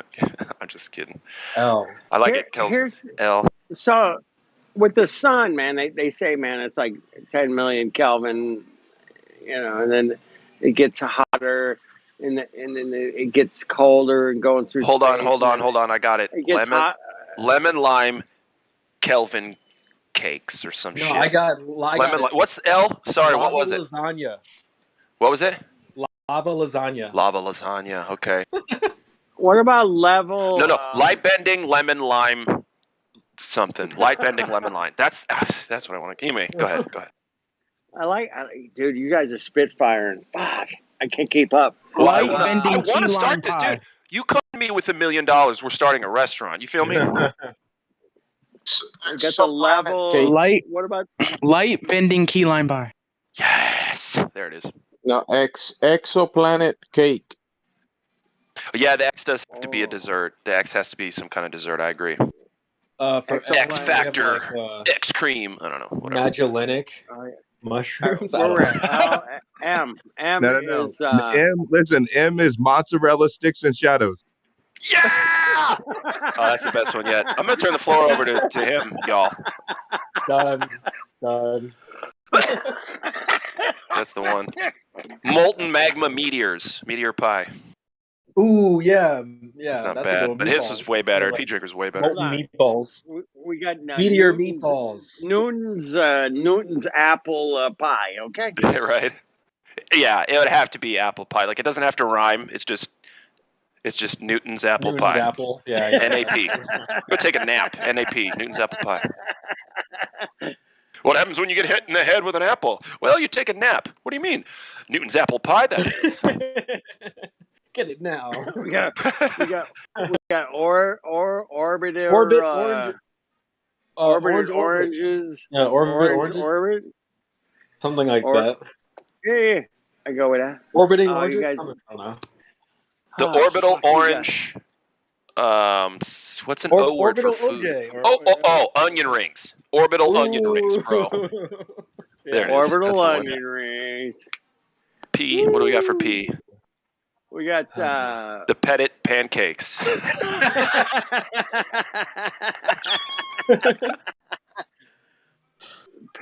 And you see, you can get two different kinds. You can get one with raisins, or you can get one with lots of chocolate. But it's not chocolate. I think you know what it is. Okay, this is Madame Petit. Oh man, cute. So I just uploaded the images if y'all want to check it out. Yeah. Into the voice chat. I know y'all typically don't like astrophotographers, but and I get it. But anyhow, like the second image is not my image, but it's an image that I've done several times. It's just one for a quick upload real quick. All it's showing that if I was to take that image here on Earth, obviously, Polaris is at the center, and all of the stars move around Polaris. Now, according to globalists, the reason why they say it does that is because they say that the Earth is spinning at 1,000 miles per hour and all that bogus crap.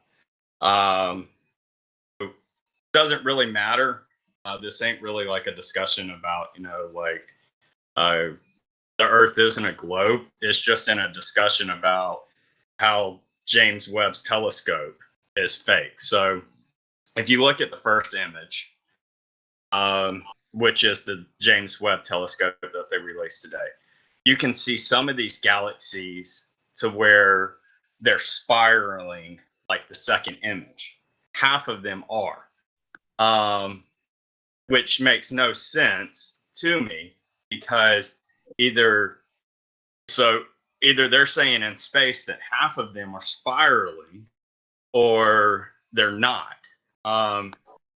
Also, you're going at 1,700 miles per hour is what they're telling us that this telescope is moving, which is ridiculously fast.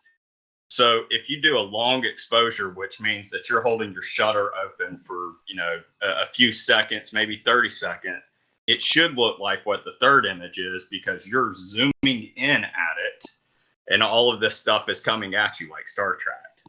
At the first image, which is James Webb's telescope, none of that is happening. Not a single one of them. So they're clearly not doing a long exposure. They're trying to tell us some bull crap that the James Webb telescope just hit 0 miles per hour, stay perfectly still, and do this long exposure. Which is, if it was, and if they were going to say, hey, it's perfectly still, and the telescope is spiraling, then that means all of this would be spiraling. So that's bullcrap about this image. My first point. The second point is, if you count how many starbursts are coming off of, or how many lines are coming off of a starburst, you get 6. That means that this is an aperture f6, maybe a f6 0.5, 7, somewhere in there, which here on Earth, when you want to do bringing in light, you want a low aperture number. The reason why you want a low aperture number is so that it allows more light to allow you to take a faster shutter. Again, this thing is apparently supposed to be going 1,700 miles per hour. Insanely stupid. So they should be wanting the fastest shutter that's out there known to man. So that doesn't make sense of why they would use such a high aperture number. Last point I'll make, and y'all can feel free to beat me up or ask me questions. Last point is, on the fourth image, you see how that one is warping? Now, they've always showed us that the way to get a warp like that is caused by black holes. However, you see that there's a dang star in the middle of it, or a galaxy or whatever. So that star should not be there, or either that should not be warped like that. And a second point to that is, when you got a starburst on one object, they should be all the exact same on the rest. And if you look at these starbursts, they're all different. All of them should be this, 6 with a little line through it, so to say. And you've got mixed numbers in here. If you look, like in that fourth image, the star below it literally has 6 points, and then there's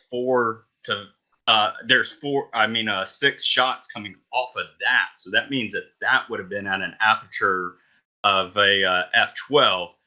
You look at the brightest star, which should have had way more than that, yet it doesn't, is only at an f6. So that's impossible to do in astrophotography. So feel free to ask me questions or beat me up.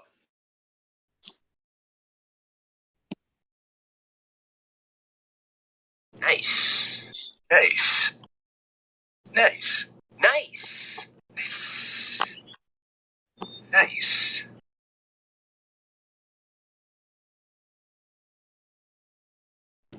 No, thanks for the breakdown, man. That was really cool. I was trying to follow along. This is definitely not my area of expertise, so I'm sitting back taking notes. But yeah, very interesting. So, what do you think? Are they just CGIing stuff, or what are they doing with this? Yeah, CGI.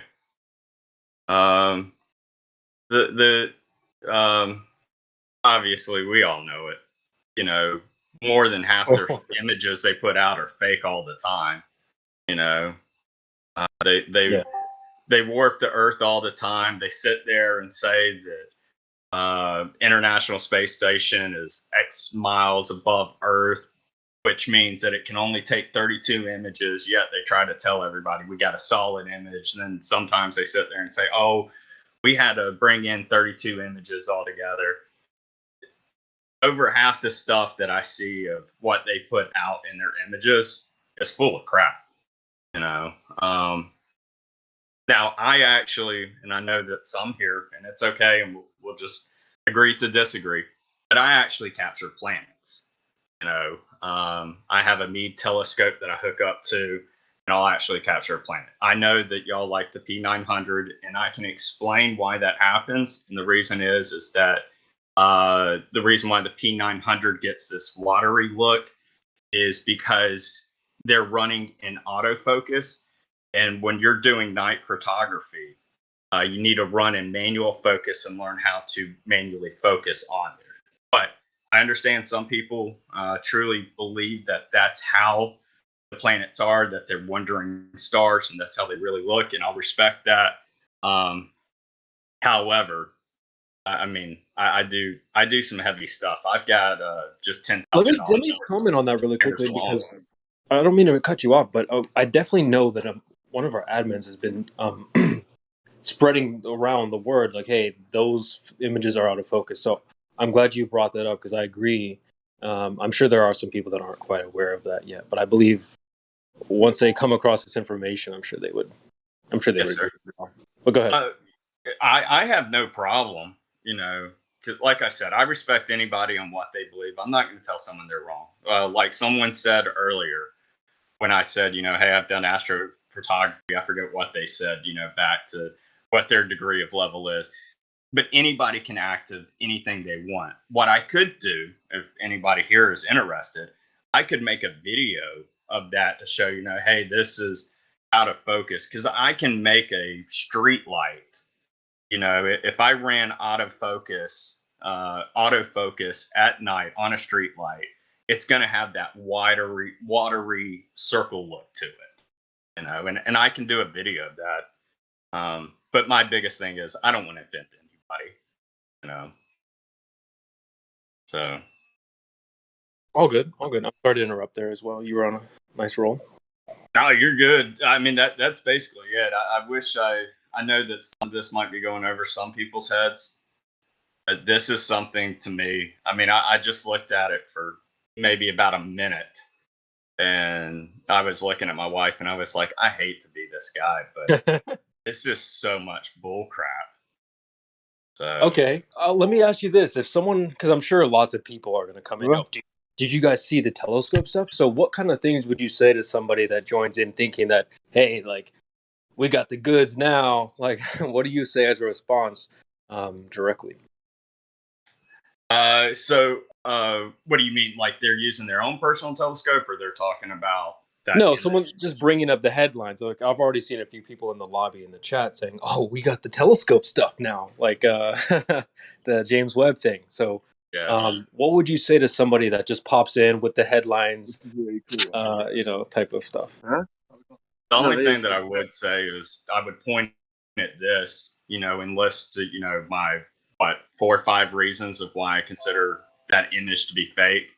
You know, and they've again 1,700 miles per hour is insane.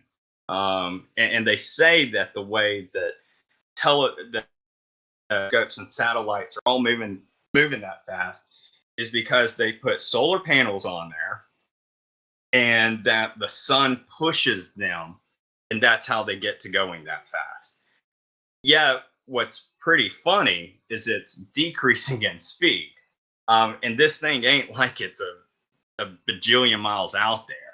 You know, it's literally, you know, still, you know, just barely out there. You know, another thing that's funny is there's a Hubble telescope image of our own Milky Way galaxy, the galaxy we exist in. And it's funny to me because that means that you had to send this telescope a gazillion of gazillion miles away and have it turn around and capture all of the stars that we're in. Yet that thing has never, it hasn't even made it really past Pluto or whatever. You know, and you're going to tell me that it's past a, you know, gazillion stars and able to turn around and capture our own galaxy? Bull crap. You know? I did the math a long time ago about how long it would take, and I forget where we're at. But it was literally like, a billion years until it would be able to reach that point to turn around and take the image, and then no telling how long it would take to send that information all the way back to us. So that's one that's bull crap. We cannot take a picture of our own galaxy just because we go outside of the Earth and turn the camera around. We literally have to go to the ends of our galaxy. Hang on. How do you know that? Well, according to what they say, that's what I'm saying. Yeah, according to what they say is that hey, we're in this galaxy. Isn't that funny? Isn't that adorable? Yeah. But if we're going off what they have provided us, then I'm saying that it's bullcrap because there's no way for us to turn around to view what they say that we're inside our own galaxy. Yeah. It's like, hey, what are we in? They're like, oh, it's a galaxy. And then you're like, well, what does it look like? What's a galaxy? Oh, well, we don't really know because we haven't seen the whole thing, but we're just going to name it. Yes, sir. Yeah, see, like imagine it kind of like this. Imagine like a snail crawling from your house, but actually going at super, slower dramatically slower speeds than what a dramatically slower than what a slug goes.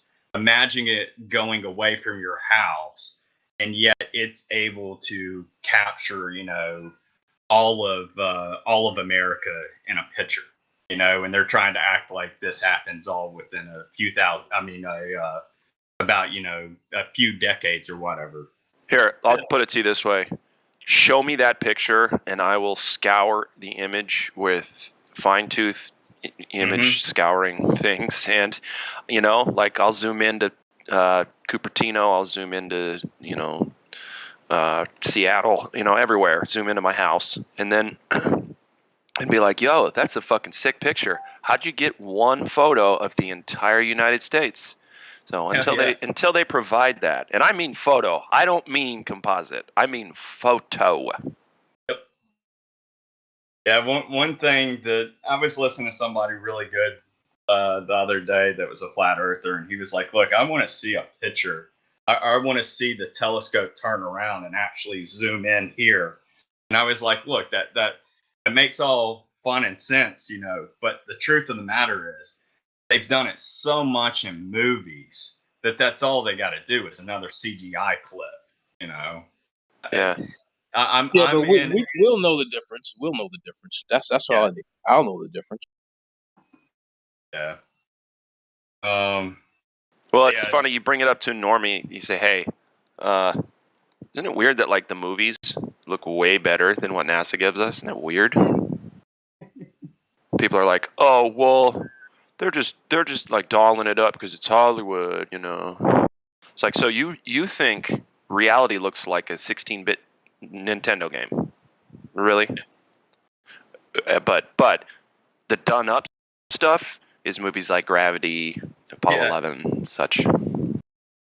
Yeah, they do such a Dude, better job. Apollo 11 sold me on space as a kid. I was like, wow, it's all real. I can't wait to be an astronaut. Derp a smurp flurp. I was excited, to become a Kevin Bacon, Bevan Kaken. Anyway. Yeah, Kevin Bacon. 6 degrees of Kevin Bacon. Anyway, keep going, John. You've got some good content rolling out here. Trying to think of what else. I mean, dude, it's literally like every day something just comes across to where it's bullcrap. Well, we could. It would be an infinite amount of time that we spent on that. Yeah, but yeah. According to this alone, of just this image that they've just newly released, like this is their first image, and they want to start out with something that I've debunked and just a few simple demonstrations of how that is literally impossible to happen. Just given their model, right? Yeah, that like. Well, you would think, honestly, bros, you would think that they would want to have somebody actually like want to produce something that's real good. But here's the truth.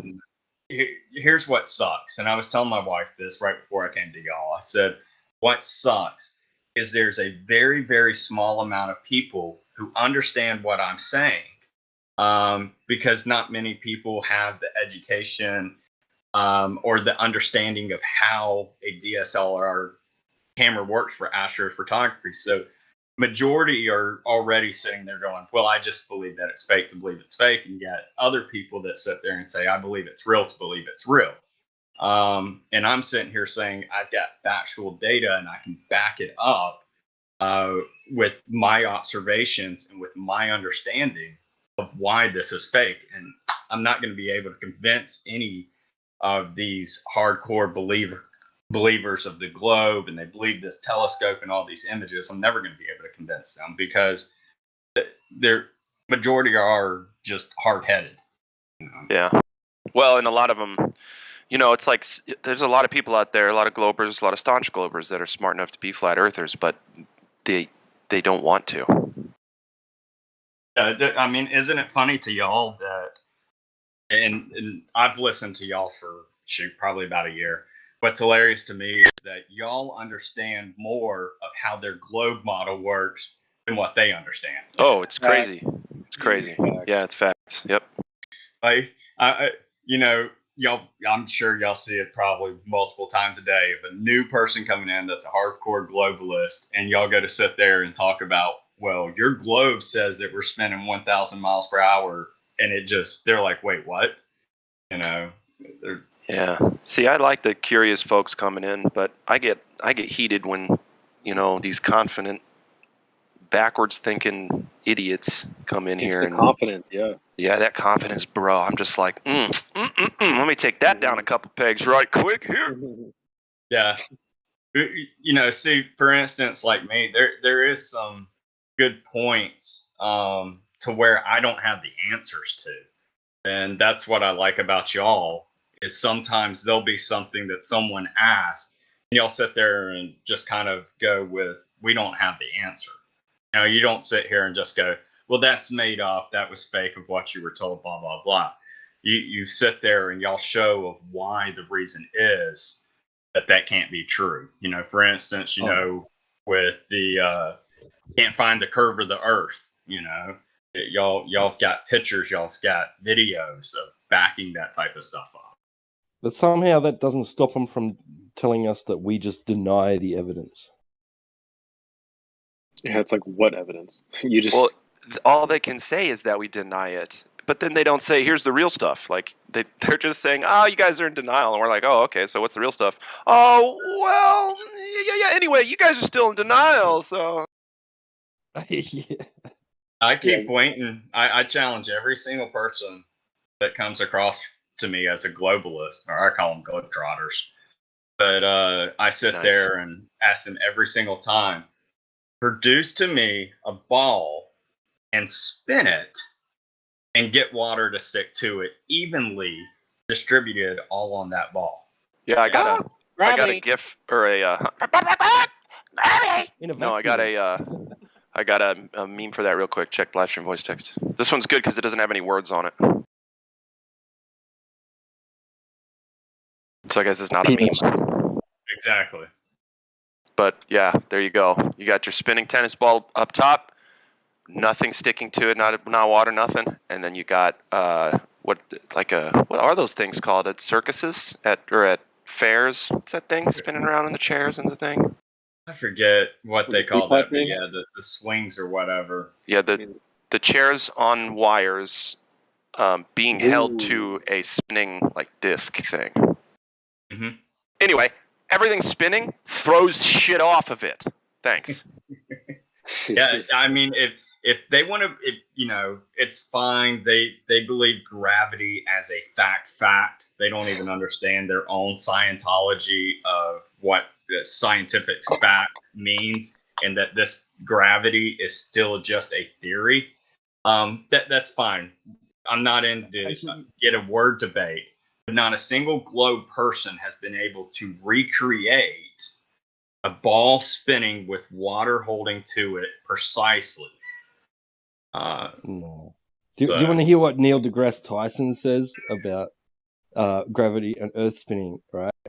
Apparently, we weigh less at the equator because the Earth is trying to throw you off it. You know, I heard that. Now that you just said that, you know, another thing that baffles me is that some of these astroscientists will sit there and say that the Earth isn't a perfect circle, that it's more like an egg shape. And I'm sitting here going, wait a second, y'all debate for a long time is sitting there saying that, well, you can look at the rest of the planets and see that they're perfectly round. And you're like, but now you're going to sit there and say that Earth is going to be one of the ones that's off. Right. They get on to us for sitting there saying, hey, we believe in flat Earth. And we sit there and talk to a globalist who sits there and says, well, you can look at all the other planets and see they're round, blah, blah, blah. And we sit there and provide back to them. I've heard y'all say this, and I love this saying, just because you're standing in the middle of trees, you're looking at all the other trees, doesn't mean that you are a tree. Right, right. They're hypocritical is what I'm getting at. Oh, yeah. It's funny you bring up the trees. I always bring up trees, too. They'll be like, but what about the planets? I'm like, do you see some trees up there? The Earth is built different, okay? We're not like that stuff up there. So. Well, and the thing is, it's like, hey, has a human being ever been to Jupiter? Well, no, but we have probes. Okay, and you believe that's good enough to tell what the entire planet's made out of? You believe that? And I just leave it there. What's funny to me is they sit there. I'll ask somebody, like, for instance, about these cameras. With the camera capturing the moon landing, taking off of the moon. Oh, right.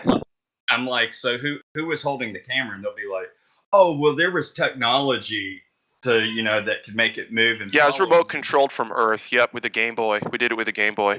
Well, here what's funny to me, that camera didn't exist for another 3 years until it was available. No one cares, dude. All the Globers are just like, yeah, well, fuck it. I believe it. Shut up, go away. Yeah. Like, I mean, okay.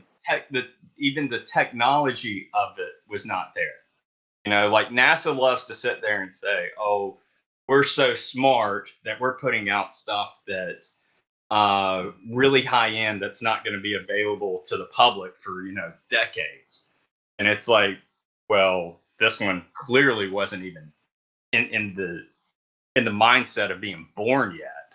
But you're going to say that you got a camera that can do that. It's impossible in that time.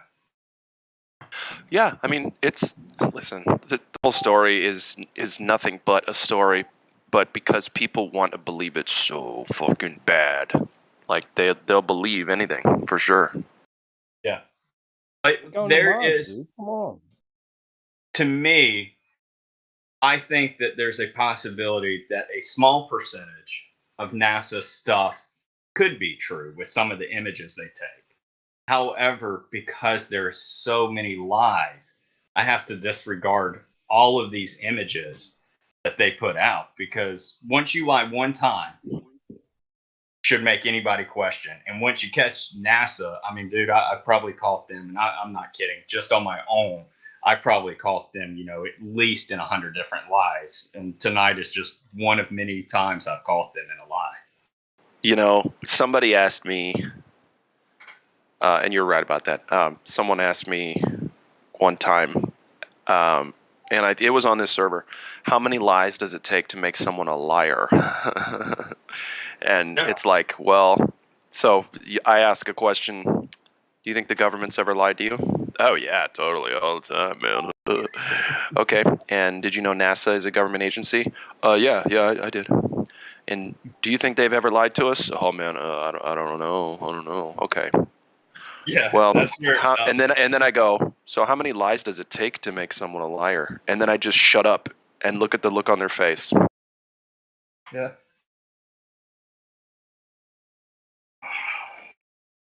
Tune in next time when I blow your worldview completely apart. Stay tuned. Yeah. But what amazes me, you think that there would be at least one of these astronauts that would have put their hand on the Bible, but not a single one of them will put a hand on the Bible saying that they've gone, to the moon. So, yeah, seriously, you guys, and listen, here's what's weird. If they're Satanists and they're the Baphomet people and all this stuff, and they're worshiping that stuff, why would it matter if someone gave you a Bible and told you to swear on it or not? Because they can't touch the Bible. Think about it. Oh, God, what a bunch of fairy tale nonsense with all that shit. God, people, come on. Well, to be fair, there was two that I remember. Actually, it might have been three that did. Yeah, there were folks that did. Yep, you're right. Okay. All right, then I'll shut up and I won't repeat that. See, that's how easy it is for us. We can sit here and I can say, hey, I was wrong about that. I flat out told a lie, but I sit there and say I'm wrong. But NASA, for instance, or these globalists who sit there, they know it's a lie and they just continue to go down that spiral of a lie. And before you know it, they're sounding like NASA with, 1,000 different lies.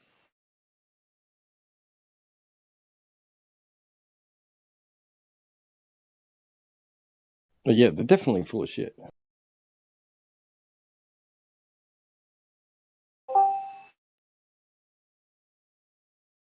If they really are getting all that money that's claimed, then they're either using it for exactly what they're saying they're using it for, or there's something else going on. If they're not using it for what they say they're using it for, then what are they using it for? Or I mean, they really could be trying to get out through the firmament.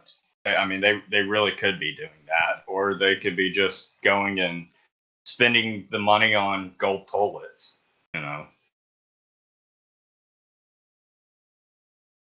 Yeah, or they're just saying that they get that amount and they don't actually. Could just all be a big, money laundering scheme.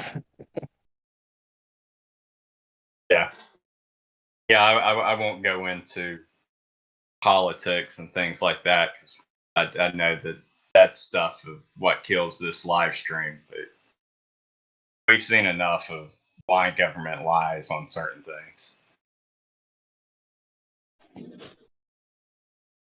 Another thing that amazes me is when people sit there and they talk about, they'll be like, so they'll ask me, be like, well, do you really think there's millions of people on this earth that are telling the lie for whatever objective? I'm sitting there and I'm like, it's only a few people who actually know the truth, and they're making these other people underneath them believe that it's true. So minus the actors who are in outer space, think about these people who went to school to learn how to run a computer, and they go to NASA and they're pulling out data. All they got to do is sit there and someone else feed them data that's in front of their face. So they don't need to be in on the lie. Even the president of the United States doesn't need to be in on a lie. It's only about 6 people who need to be in on the lie. Right. Yeah. And computer programming these days, they could have, a computer program within a computer program. So you're operating what you think, like you're looking at data that you think is, and operating things that you think are orbiting out in the vacuum of space or whatever. But meanwhile, it's actually just, controlling some balloon, that's not as great, not as great a distance as what is claimed and all that. So it's just the data in front of them, they just hit buttons and then, it processes through some sort of other freaking system and converts it. And they don't see the conversion, right? And then it does what it does. And they think they've done a good job for the space campaign and all that. Yeah. To say it exactly what it is a flight simulator. Every single person who's ever got their pilot license goes through a flight simulator class. Why? So they learn what's going on. So it's just like you said. It's It's a computer program within a computer program that they can sit here and adjust and things like that. So. Yeah, like I'm not claiming that's what happens, but you know, it's viable. They could definitely do it. Yeah. That way.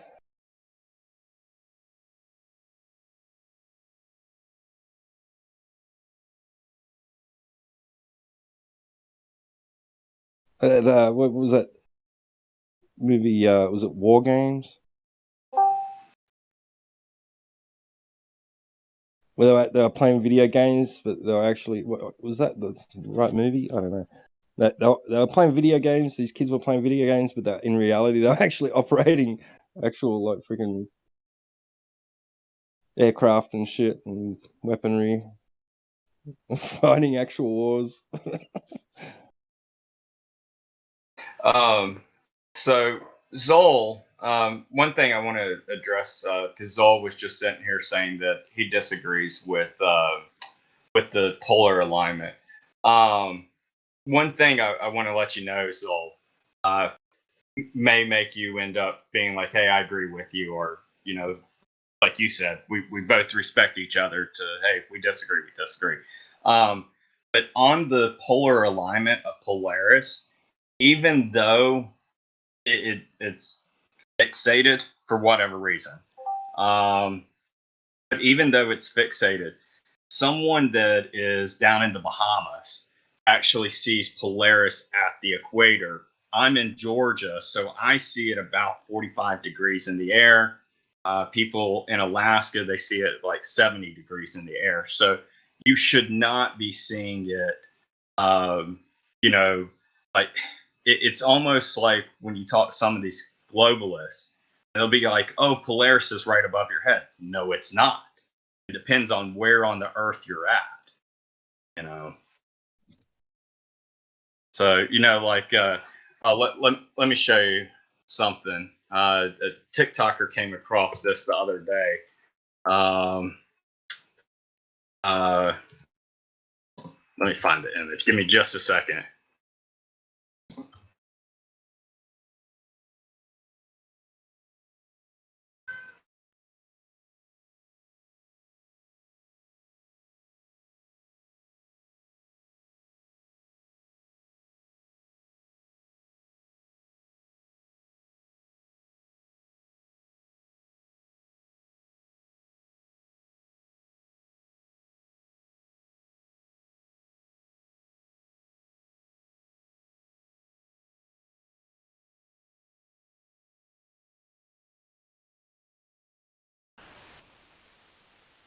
All right, so check that image out.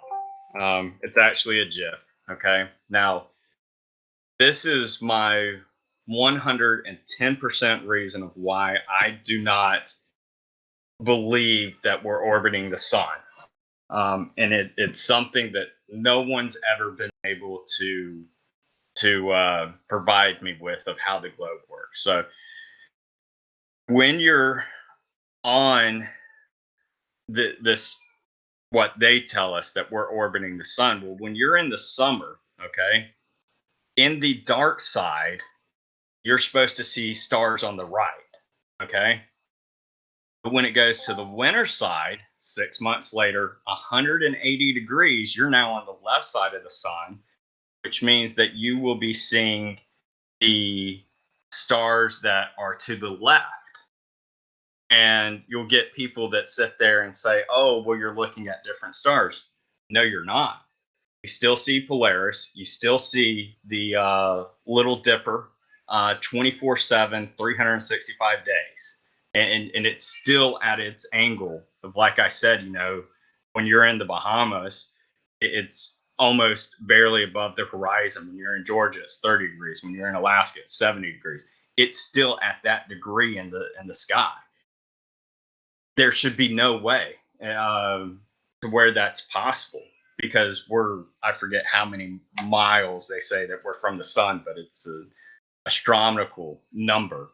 It's fine if you say that a star's directly above your head at 90 degrees. That's fine. You could sit there and provide evidence of how that star is really far away and why it's that way. However, that's not the matter. This is something that's between 1 degrees to 90 degrees that is always seen, regardless if you're facing winter, summer, autumn, or spring, of 180 degrees of a totally different direction, and you're still seeing that dang star. It should be impossible.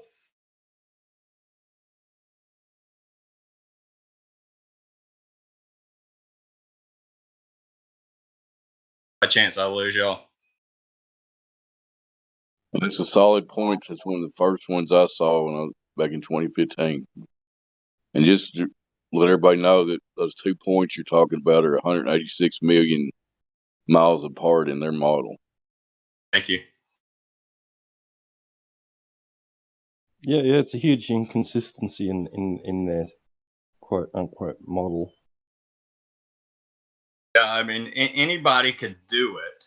They could literally go outside, stand on, the right side of a tree, for instance, take a picture in that direction, and then go to the left side of the tree and take a picture of that direction. And I promise you, you are going to get a totally different picture.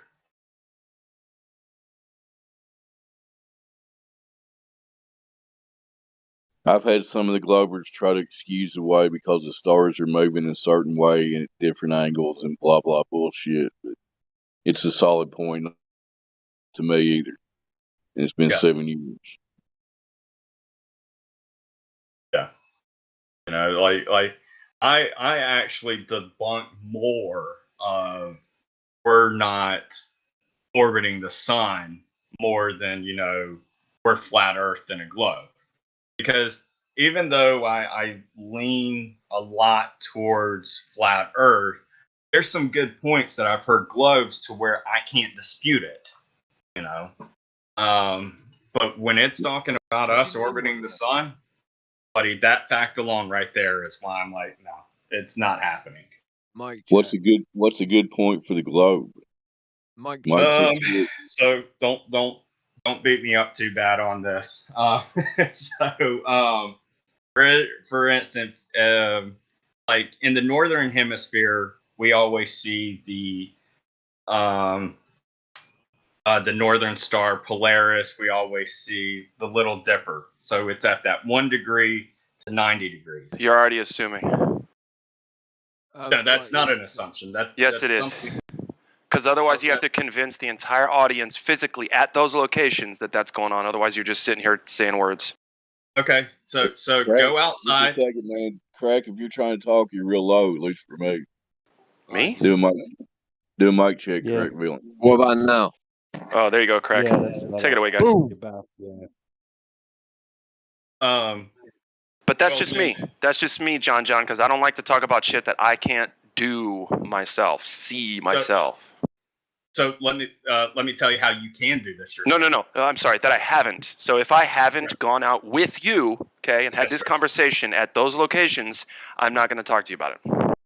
I got you. Yep. So I'll just tell you how you can do this. So you can go outside tonight.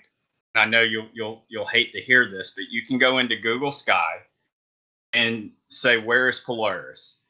And your Google Sky is going to tell you where it's at in the sky. And then you can observe this for every single night for the next year. And you're always going to see it in that spot. So, if you're seeing it at the 30 degrees, if you're like in Georgia or something like that, you're always going to see it at 30 degrees. You can watch it all night long and it's going to be there all night long.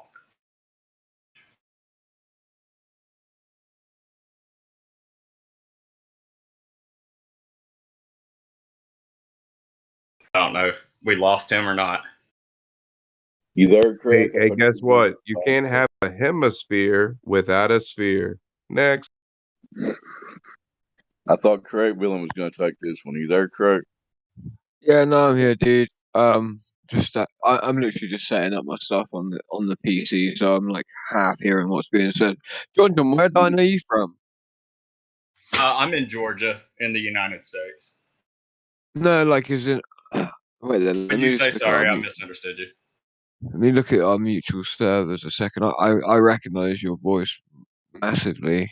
And your how long have you been here for? I was here. I might have been here for maybe a couple of years. That I was on this server, and then I left for a good while. And I just came back literally maybe a week or two I ago. was gonna say I thought so. Am I coming through loud enough anyway now, guys? He's a photographer. Yeah, you sound good to me, Craig. Still good now? I don't want it to be too Aren't you loud. John? Say that again, Twad. You're a professional photographer? Yes, sir. Yeah, I used to shoot for the Atlanta Falcons. Was one of the gigs I had. I did a lot of sports photography and things like that. So I'm not one of these that just sits here and does a $500 wedding, you know. But I no longer do it because my eyes messed up. So, and I had to have eye surgery. So got out of it, and I'm basically retired now. Doing weddings is terrible. Anyway, done a couple. Hold on, let me turn my mic up. What'd you say, boss? That might be me. I need to turn mine up. Wait, Yeah, now I can hear you. Yeah, it's just I didn't want to have it on too loud, but I'm gonna have to have my input volume pretty much all the way up. People can just adjust me based upon whether I'm too loud or not, I guess. Right. So no, I was just simply gonna say that doing weddings is terrible. It's actually really hard work. Like people are like, wait, doing weddings is hard work. Yeah, no, I've mixed concrete as well, you know, and laid hardcore and done foundations and dug up foundations and everything like that. And genuinely doing a day's worth of photography at a wedding can be just as difficult. Sounds crazy, right? But yeah. No, I was just gonna say, what was it that you were previously stating that was something that was inconsistent with with flat Earth, but was consistent with the heliocentric model? If you could explain again. This is one of the very few points that I have not been able to say why flat Earth would see it. And what it is in the southern hemisphere, they see the constellation called the Southern Cross. But while you're in the northern hemisphere, you don't see it. So that's just one that I've tried. Okay. Right. So the distance between us and Australia is quite massive, in fact, right? So, so what we would say would be this, right? We already know about the bullshit chicanery in terms of with the globe and their claims with star paths and all of that, right? So obviously you've experienced the idea of like the egg being broken in half and it twisting in two different locations at the equator when we take long exposure shots of the star trails, correct? Yes, sir. Which shows effectively that there's no way that we can possibly be seeing this on a globe that's spinning in one direction, correct? Correct.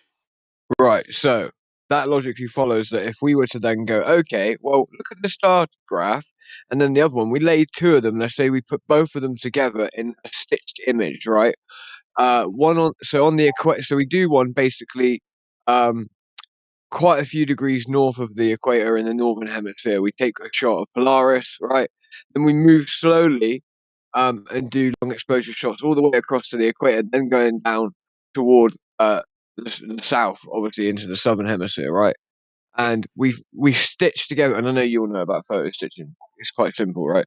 We could stitch together those long exposure shots, right, to end up with like a sort of a layout of the sky itself, right? At this point now, we would have like a figure of eight turning motion between the two different points, correct? Yeah, I'm following you on what you're saying on that. Right. So if we were to say when I'm stood adjacent 90 degrees underneath the Polaris, I can see Polaris, but I can't see the Southern Cross. Wouldn't you say it would just as follows be to me, right? Wouldn't it just be that it would follow that your effect? Sorry, so someone just come up in a different chat. All right. So yeah, if you're underneath Polaris at that point, right? You understand? So it took us going to the equator to see the two different, star trail paths and their different orientations, either clockwise or anti-clockwise and the like, right? So it's simple. When you're in the northern hemisphere, you aren't anywhere near the constellations that are above the southern hemisphere.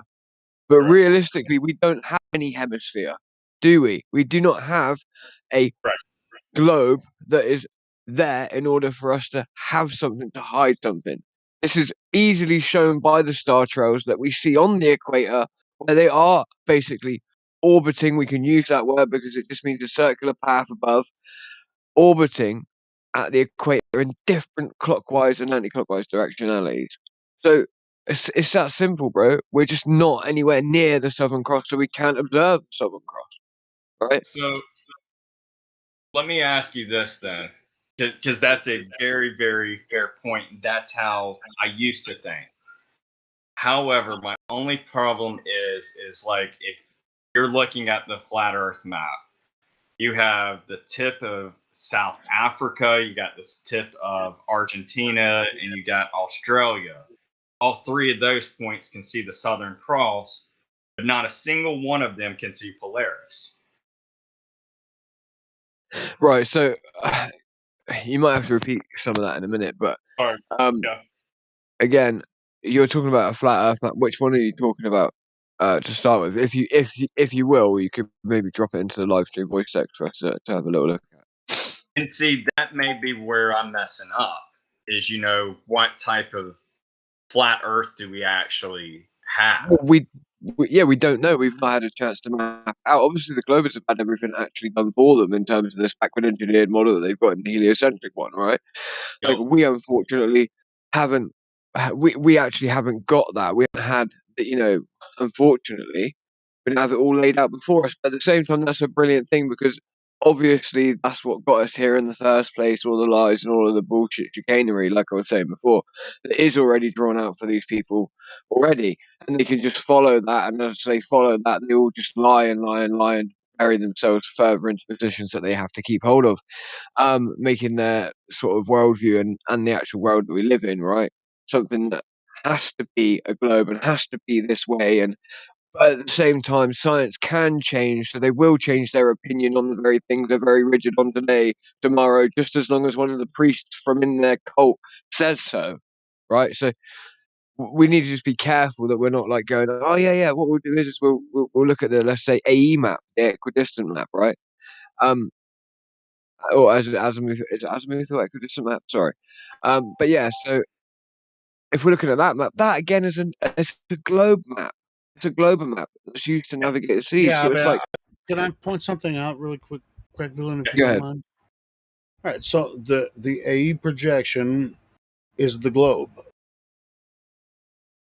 If flat earthers disagree with me, I want you to, because it actually is.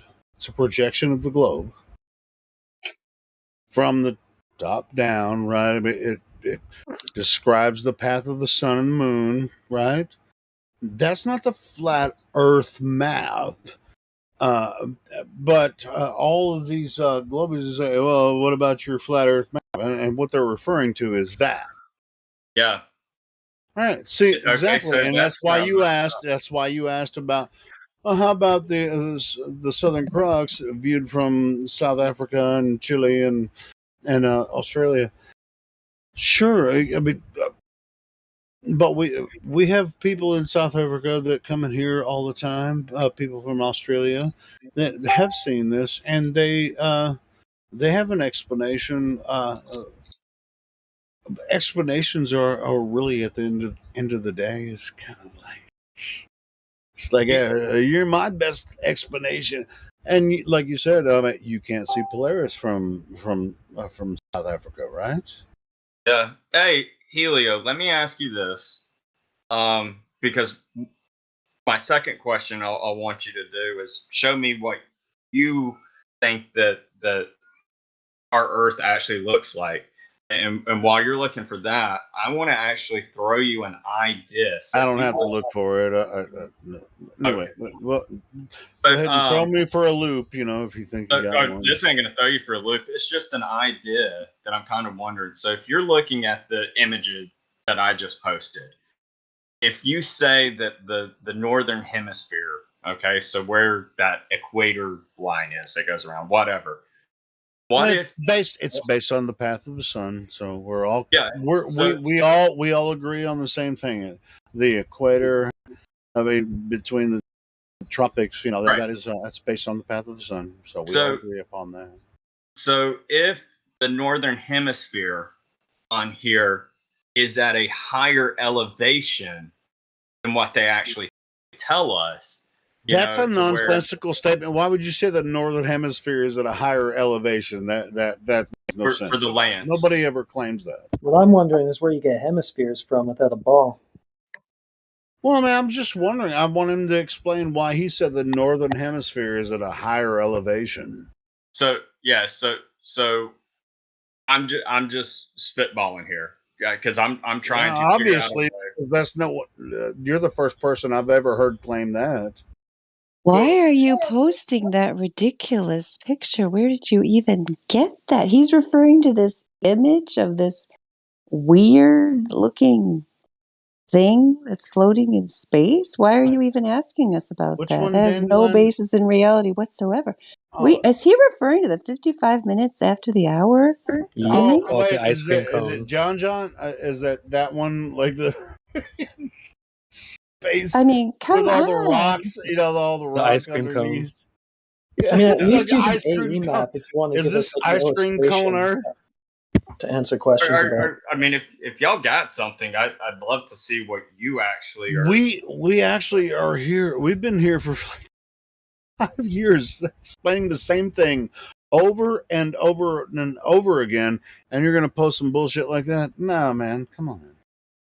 My thing was not posting of what it actually is. So you asked us about a map. 1 second. Go ahead, brother. He's not. I've not seen it yet, but I was just going to comment back on the idea of like Polaris, right? So Polaris has been obviously. So when I'm talking about the idea of flattening out the idea of the sky map above us and thinking of it as something that's directly above our heads, right? Both what we see here, okay, and also what we see in the south. You would expect basically to have if it was a globe, for instance, we would have an equidistant differential in terms of when we can and cannot see Polaris or the Southern Cross from just north or just south of the equator, but that doesn't actually happen. What we have is two different distances for both stars, i.e. that which can be seen from a declination north of the Southern Cross and from the south of the northern star Polaris. We do have some images that but it's that not have equidistant. It's not equidistant is my point. Exactly. Which it would need to be to sort of suggest that it's anything we don't to really do have with pure evidence for that. We do have evidence that there's 24-hour sun in the north, in Alaska and Norway and stuff. I mean, it's quite evident to many hundreds of thousands of people, but as far as what's happening in Antarctica at the bottom of the ball, we don't really have any physical evidence for that. So let me just clear something up, because apparently I've got some people heated and mad. No, it's not about being heated. Just show us what we're not. So we're looking for. I mean, can I you're explain trying why to give us a gotcha, then we've already come across every single. He must be accusing me of being heated and mad, so I'd love to hear his marvelous explanation for that ridiculous image. Yes, please tell me. That image was. But okay, I'll put your mind at ease, John. I'm not the least bit heated, nor am I mad. But please, by all means, explain why you put that ridiculous cartoon image into the live stream voice text in order to go out onto our YouTube live As if stream. we think. Hi, that's Mary what Earth is. Hello. Yeah. So Go ahead, the reason John, why, explain it. Okay, so the reason why I posted that image is just because me and Crack were discussing of how this could be possible. That's it. I was not saying that this is exactly what it is, or even what it could be. All right. Do you think some flat earthers might think that's what it is? Yeah, I've seen flat earthers sit there and say that's what they. Right. Have you ever seen a flat Yeah, earther so post that image hold before? on, guys. Let me just explain. So maybe I feel like John Donne's been here a while, but maybe no one's explained to him the purpose of psyops or controlled oppositions. I mean, do you not understand the concept of what the Flat Earth Society exists for? I can explain it to you. You must not know. You wouldn't put that image. Yeah, just Yeah, if you want to explain it, cool. And I'd like to know, okay, great. What y'all's theory is of what you think that it possibly could look like, even though we honestly don't know. Okay, so the main problem, the reason why, if you look at the rules, it talks about how we're not the Flat Earth Society and how we try to counter Flat Earth Society propaganda is because the Flat Earth Society is most conclusively an organization that was put out to try to discredit the actual truth of the Earth being flat and the fact that there is absolutely zero scientific evidence that we live on a globe. And that is the whole point. That's why we don't sit here and argue over models, is because it's pointless. We have no necessity to do that because there's no evidence being presented for this globe. In fact, the geometry of the globe has been disproven numerous times by numerous long-distance observations and laser tests. There's absolutely zero reason for us to explain anything for you or to present any model whatsoever. All we need to do is sit here all day and shoot down the old model. It's not even like county fair level of duck, shooting in it's more like shooting fish in a barrel, right? That's what it's like. So we don't need to put out any model. And in fact, it's a bad idea if we don't do it because that is how people get people to go down rabbit trails. That's what the Flat Earth Society is all about. I've been to their forums. It's the first place I went when I tried to Google Flat Earth. And what they do is they sit around all day, just like you're doing now. You'd love it, actually. Actually, John, you should join the Flat Earth Society. Come back and tell us what it's all about, because that's what they do. You'd love it all day long. They debate Flat Earth models. They talk about, is it being pushed up through space in 9.8 meters per second squared? Models and Oh, is maps. it surrounded by an ice wall? No, it's not. It's this, it's that, it's the other thing. Because What's the difference between they the model and the map? exist to get people to waste their energy arguing about that stuff when it's completely unnecessary because the globe has zero evidence to back it up. So I know people who don't want to accept the obvious truth that the globe is a lie want to jump on all these other arguments and want us to prove something to you and show you the map, this thing, that thing. Yeah, there's plenty of so-called flat earthers who will do that for you. Not here at the 24/7 Flat Earth Discord 2.0. You have to go to the Flat Earth Society forum, which is run by government agents, confirmed. I mean, its whole reason to exist is because the flat Earth is obviously a revolutionary concept, since it strikes at the root of the military, industrial, prison, educational, media complex. And it also strikes at the root of the multi-billion-dollar fraud known as NASA. So, of course, it's not popular among government types. So what they do with any kind of potentially revolutionary idea that might come out is they get out ahead of it and they set up roadblocks and they set up so-called official organizations like the Flat Earth Society to confuse people and to lead them astray. So that's why we don't like images like that going out into our live stream, and why we have to call them out, because if someone might be watching this on YouTube, they might see that image and they might think that that's an image of our Earth. And so that's why I had to call you out on it. I'm not upset with you. It's not your fault that you Googled it and found that. Of course, that's what you're going to find. You're not going to find the truth. That's why. Thanks for letting me explain, and thanks for explaining your position, John. So yeah, I totally respect what you said, and I agree with you with calling out false things that are said. Well, sure. I mean, John, then we you got posted something in that common. images. Has any flat earther? I don't know how long you've been in the server, but no flat earther would ever post. Nothing inside this server would ever post an image like that and say that's the flat Earth. Okay. Do y'all have a theory or anything of what you think that it could look like? Because my only reason why this was even brought up is just because me and Crack were John, talking about. you know what the flat Earth looks like? Walk outside your door and look at it. That's what flat Earth looks like. Yeah, I tried to sum it up as best as I could in my message to you, John, about the puppet. Like we don't have that perspective on the Earth, so we can't create a little Hot Wheels of the Earth because we just can't see the whole thing, brother. So Helio's right. I'm forced to say, what does it look like? Well, it looks like when you go outside. You know, looks like Earth. There's really no everywhere you better go, answer. everywhere you go, whether you're on an airplane, at 35,000 feet or 80,000 feet, if you've been, privileged enough to travel on the Concorde, when it was still running,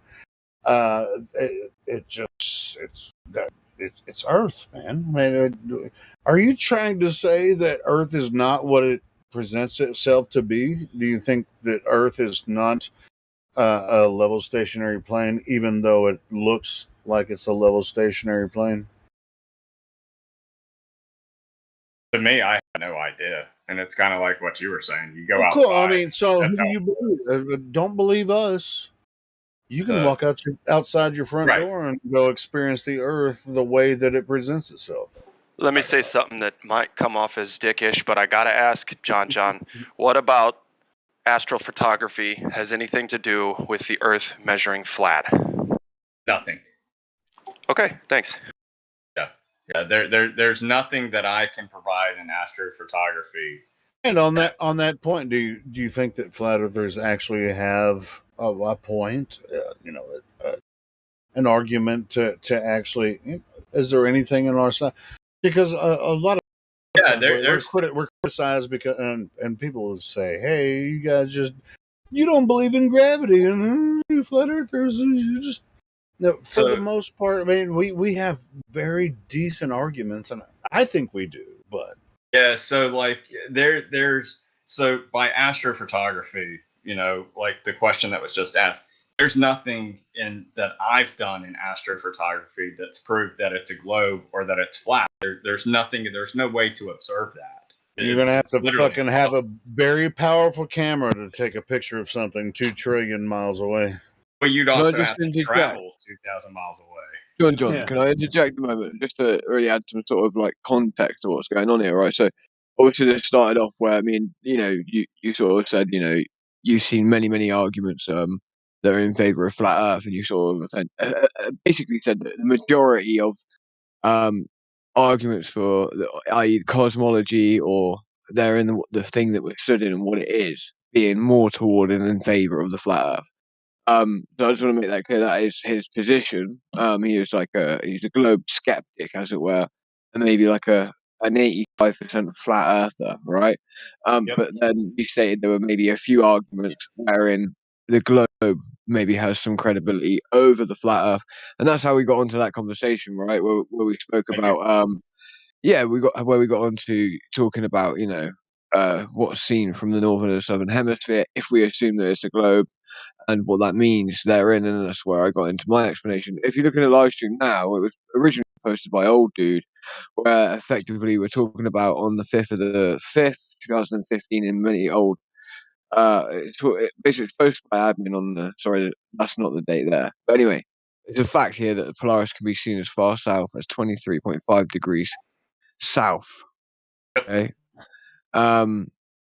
So again, this would need to be something that was, and it could be like a thing that you could try and say they attribute to the wobble, but there's no real claim out there as to. I'm with you. There's no claim out there that says it's because of the wobble. And if it was due to the wobble, what we would see is us being able to take this. We would see Polaris from 23.5 degrees south, and then as it slowly transitions to where we can't see it, we would see a slow, tapered change in the degrees south that we could see it from. So it'd be like 23.5 on the top of the day, and then it'd go to 23.23, then to 22.5, and you know what I mean, and so on and so forth, and so on and so forth. But we don't have that, and that hasn't been what's occurred or been observed even. Like that isn't usually the reason. And then again, in the northern hemisphere, and I've seen the Southern Cross. There are also, again, there are observations where I believe it's seen north of the hemisphere. And again, we know that we're not on an egg that breaks in the middle and has anti-clockwise and clockwise Hey, rotations of the Earth. Craigville, People say that's do to you do with think perspective, do you but think you that know. this idea of the Southern Cross being observed from the different points that are land, that are like from Chile and South Africa and certain parts of Africa, Are you talking to me? Australia? No, I'm asking Craigville. Oh, I thought you said Glackflobe. Sorry, dude. I'm really sorry. Well, I mean, you can answer it too. No, I don't talk about. I was just wondering. I don't talk about sky stuff. I just do No, I the was measured just flat wondering. thing. I mean, do you think they have a real point? Because we can't find any No, it's sky evidence stuff. at all. Before I go, it's No, just no, sky stuff. wait, but Thanks. we have a lot of sky stuff about Polaris, but we have it doesn't matter. It's not minimal dealing with the ground. sky stuff about the Southern Cross. Yeah, I don't care. Sorry. Yeah, I'm gonna have to interject here and say that the Southern Cross isn't the point that is usually used. But keep talking about it. Yeah, it makes us look great, guys. It doesn't make us look like anything. There's an error here. This guy It's a little sounds error. like he's from Australia or whatever. Let him talk. Yeah, Man. Come on. it's Sigma Octantis. All right, it's not the Southern Cross. Southern Cross is not due south.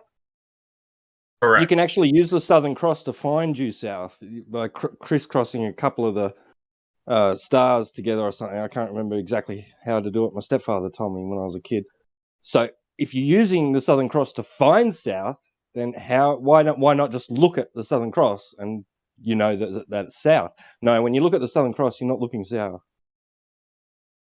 Oh, is that what he told you? Is that what you're not actually looking south?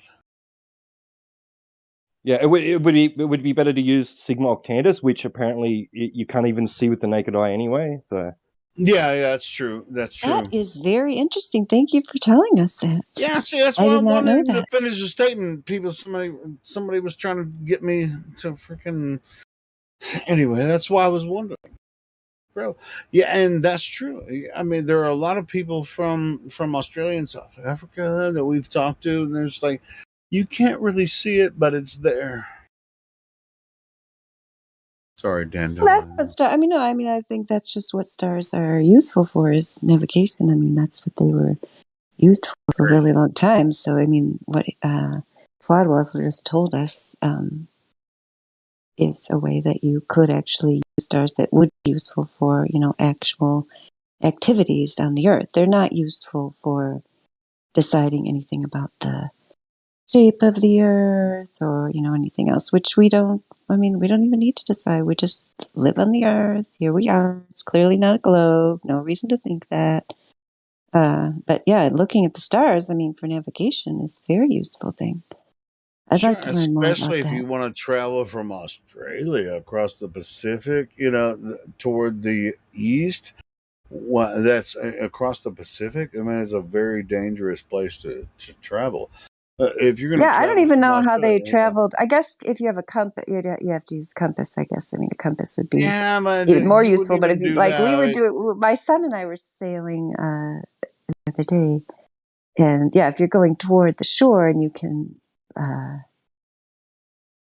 you want to make block on something on shore, then it's easy to go in a straight line. But if you're just looking at the blank flat horizon, then it's very difficult to go in a straight line. Well, anytime you're on a boat, you want to make sure that you're within a shoreline, so that in case anything happens, you want to be able to reach the shoreline.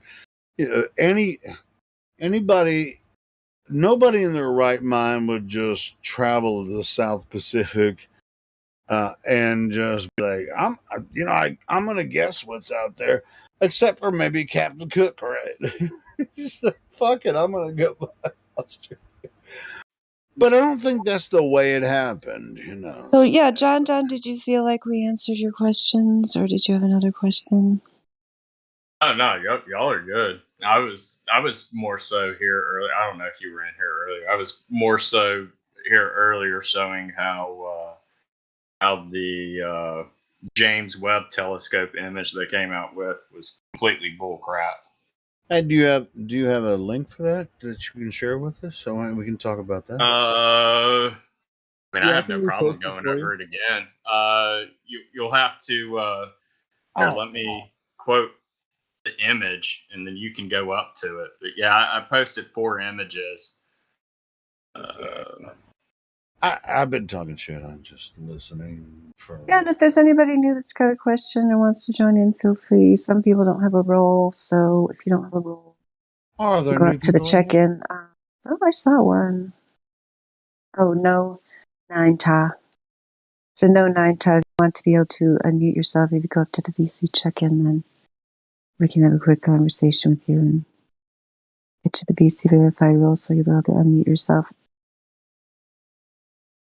Sophie is here. Sophie is here, has a VC verified role. Did you guys talk to Soph is here? We checked her in yesterday, but you'd be the perfect person to chat with her, Dandelion, if All she's right. Are you there, Soph? Or if you can't talk right now, that's fine, but just feel free to unmute anytime and join in. You have access to your microphone. You can talk to us. No big deal. Who else?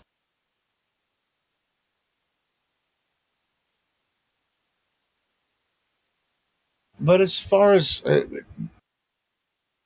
this is really interesting me. Are you talking about a physical telescope from Earth or from? I mean, because I just recently I saw. I mean, I saw it on Facebook. You know, and Facebook is what it is. They said that NASA just today put out the newest, fantastic, furthest images into outer space that anyone's ever seen. I don't know what telescope they used. What's your favorite telescope?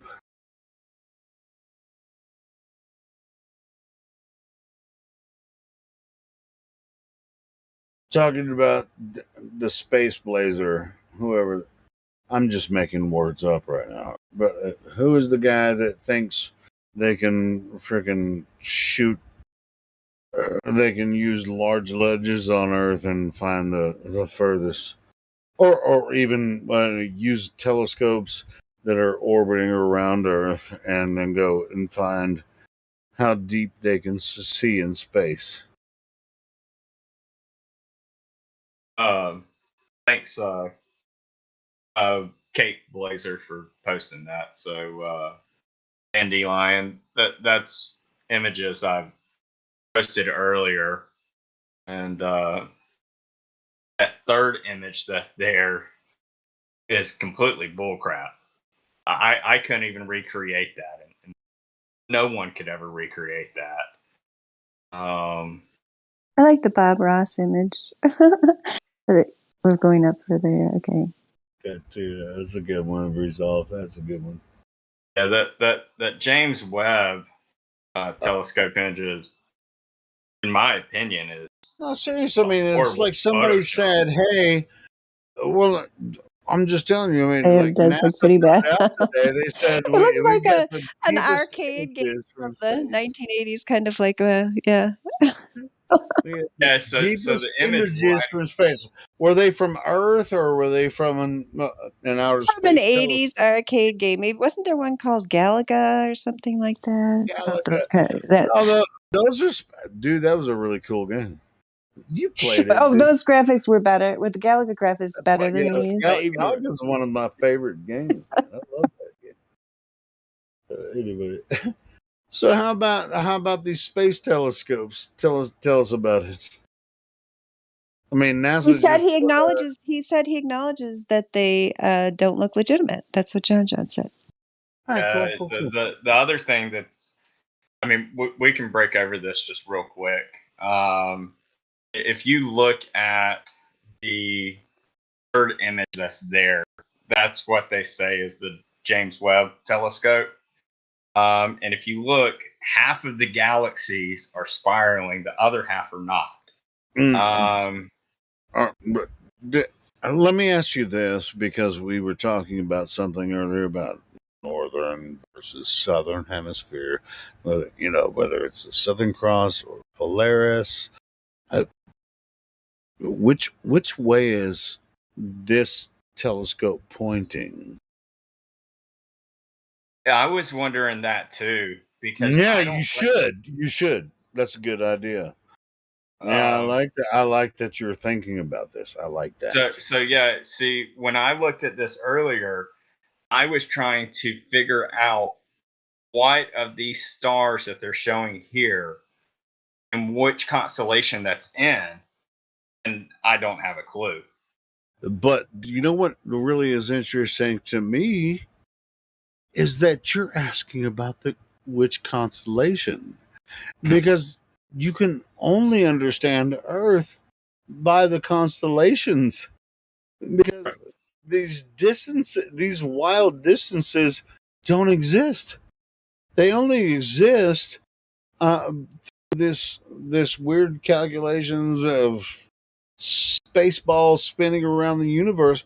Earth is Earth. It always has been. It's the center of the universe. There is no such thing as millions and trillions of miles of balls and spinning around in space. Come on, man. I went. Like Who told you that? Like what gets me are several things on this. So like half of these are spiraling, the other half are not.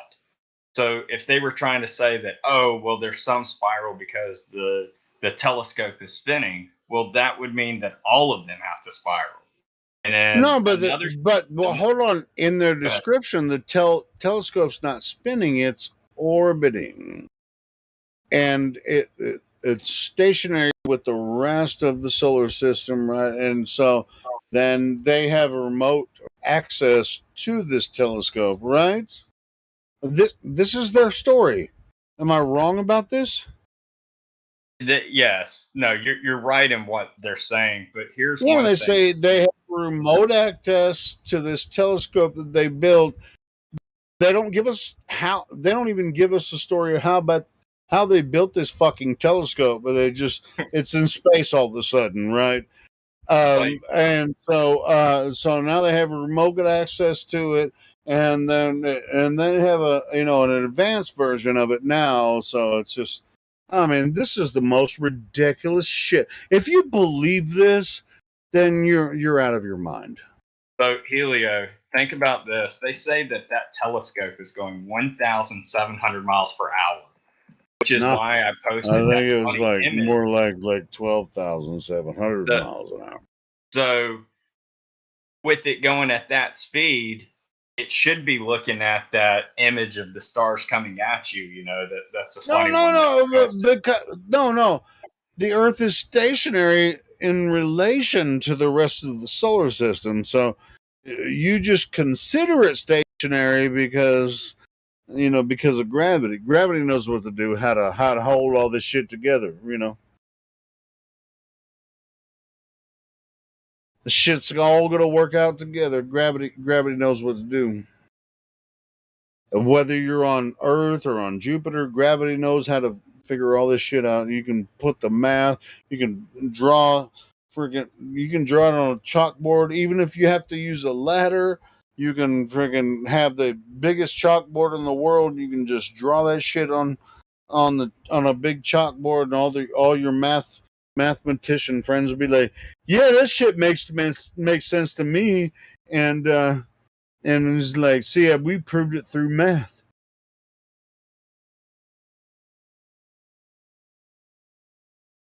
Hey, I'm all right. Yeah, Cake, I'm done. CB, I'm done, bro. I'm done. But I'm just calling out their bullshit. Well, I'm going to be jumping off. I'll jump on here, I'm sure, probably in another week or so. But thanks, Dandelion, for explaining. She's still here.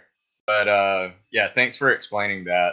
Oh yeah, well, you know what? I don't mind explaining, because I think a lot of times we make assumptions here. Like when I first came here, I really didn't know why people didn't really want to come up with a model because I think it's just kind of in your, it's in our like mind that we think, oh, we have to jump from this one model, which they say explains everything, to some other thing, which we're going to say explains everything. But guess what?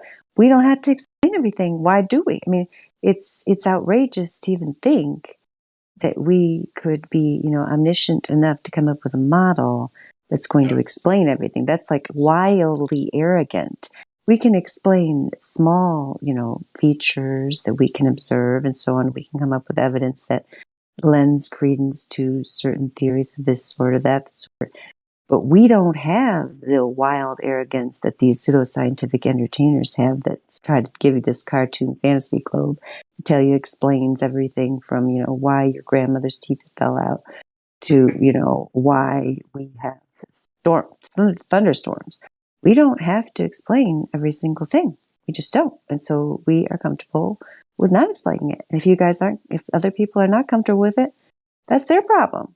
All we need to do is show you that geometrically it's impossible for us to live on a globe with a radius of 3,959 miles. In fact, it's impossible for us to be living on a globe of any size in the way that is being claimed. And so we could sit here all day and keep saying that. I mean, some people get bored of hearing that. I mean, we have other ways to say it. If you don't like that particular way, we can learn to say it in 10 different languages if you want. But just that itself is not accepted by the world yet, even though it's incredibly obvious. So we don't need to get distracted by all these side pursuits, nor do we need to claim that we have a comprehensive model because we aren't required to. We don't need to. And it's ridiculous to think that we could have one, especially since we're not allowed to freely travel on the earth where we live. Well, I think it's human nature to try to understand, what you're on and things like that. Oh yeah, and you can come up with ideas and theories, right? Like we can say, this, maybe it's that, maybe it's the other thing. Yeah, but we don't need to make any claims about it because we have enough work just trying to get people out of the childlike mindset of thinking that NASA, Disney cartoons are reality. So just getting people to accept the world the way it actually presents itself, which is flat and stationary, is a very big task. So we just try to narrow our focus here into empirical evidence and things that we actually can demonstrate. I mean, we do occasionally theorize or make conjectures. We just try to identify when we're going into the realm of conjecture because we are trying to stay down to earth here because we got enough fantasy going on in the multi-billion-dollar space industry. There's enough science fiction going on, some well-produced, like in Hollywood, some badly produced, like in NASA.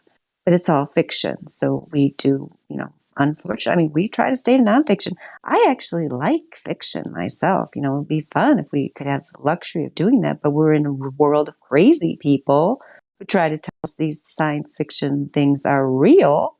So somebody's got to stay sober here and, explain things the way they are. And that's what we've chosen to do. It has to be. I see what you did there. Can I just add too that all the globe has is explanations, subset models. They don't actually have an all-encompassing globe model or heliocentric model. So when they come in here asking us for a model, it's kind of hypocritical, isn't it? Good point. Yeah, man. If you actually ask a glober to actually show you a working model of the heliocentric, like often they'll point to an actual globe that's like literally it will say on the base of this globe on it and not for only for educational purposes or not for educational purposes. I don't really know. I can't really remember. It doesn't matter. Either way, it's terrible because if it is for, then obviously terrible. If it's not for, again, terrible.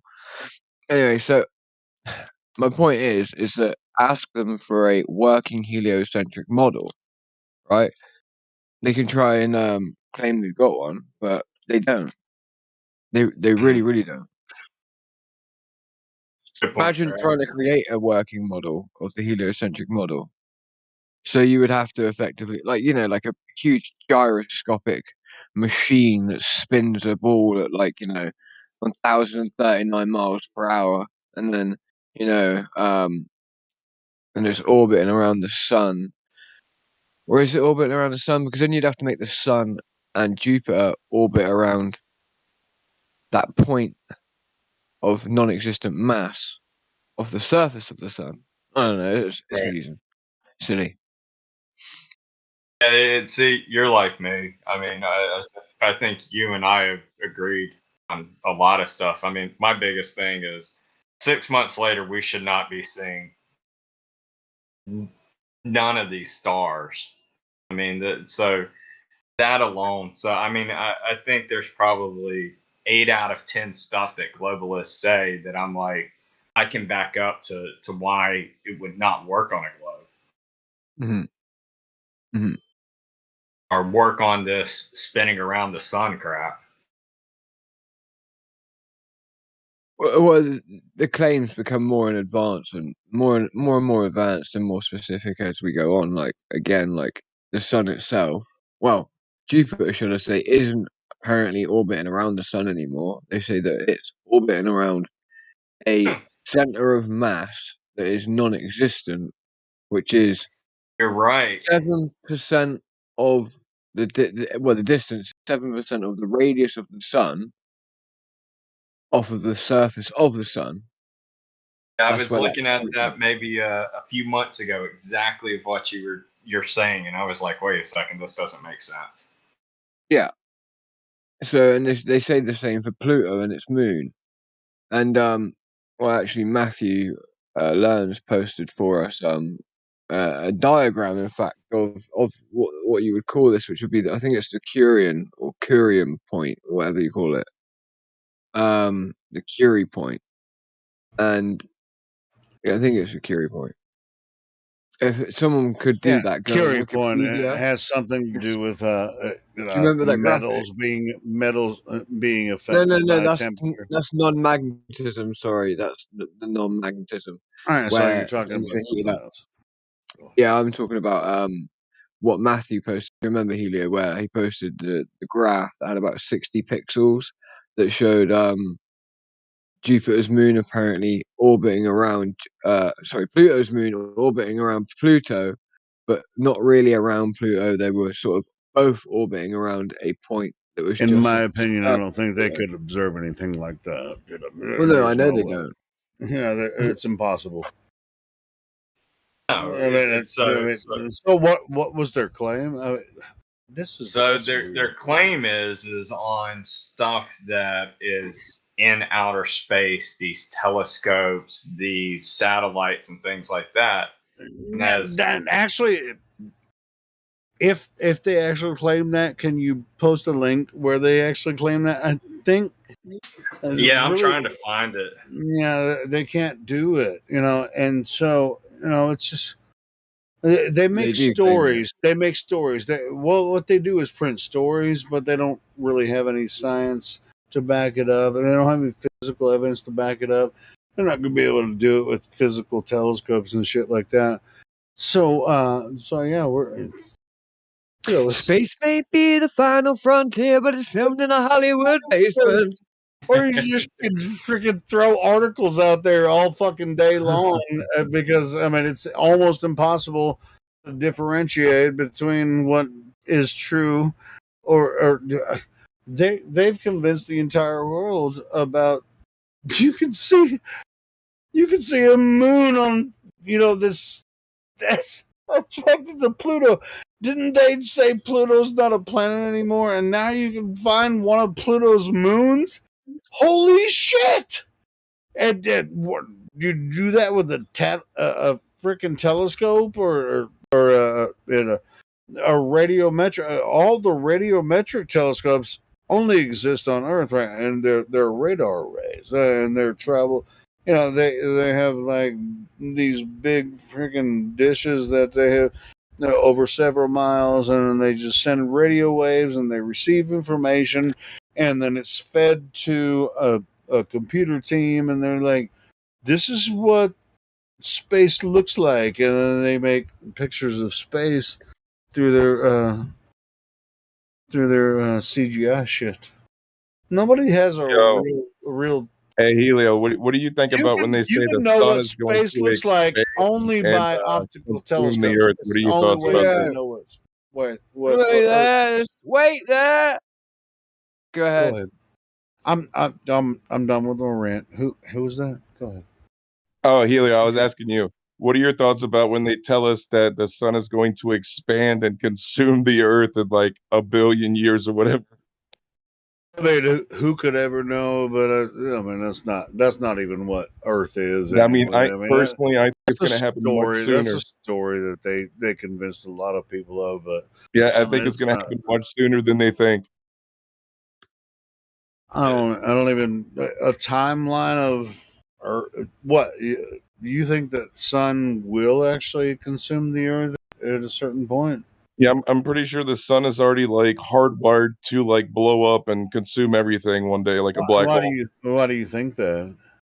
Yeah, I mean, they talked about it. You know what I mean? I think it all lines up. I Like, mean, it's very clear. how about you give a coherent statement without keep saying, I know this is what they told me when I was growing up. Yes, they scared the shit out of us about stars, exploding and shit. The sun is. Do you realize you wouldn't exist if the sun didn't exist? I mean, I've heard about like photosynthesis and stuff. Wait. Heard about? What did you hear? What did you hear? I thought it makes like oxygen so we could breathe. The sun doesn't make oxygen. That's I said obviously. photosynthesis Who told creates you that? oxygen. The Earth, oxygen comes from the Earth. The Yeah, but the sun. Earth makes it through the food or whatever, right? The sun gives energy and life to Earth. That's the sun. Yeah, but they breathe the stuff that we don't. They who? They eat the stuff that we don't. They who? Who are you talking about? Who's they? The plants. Oh, the plant.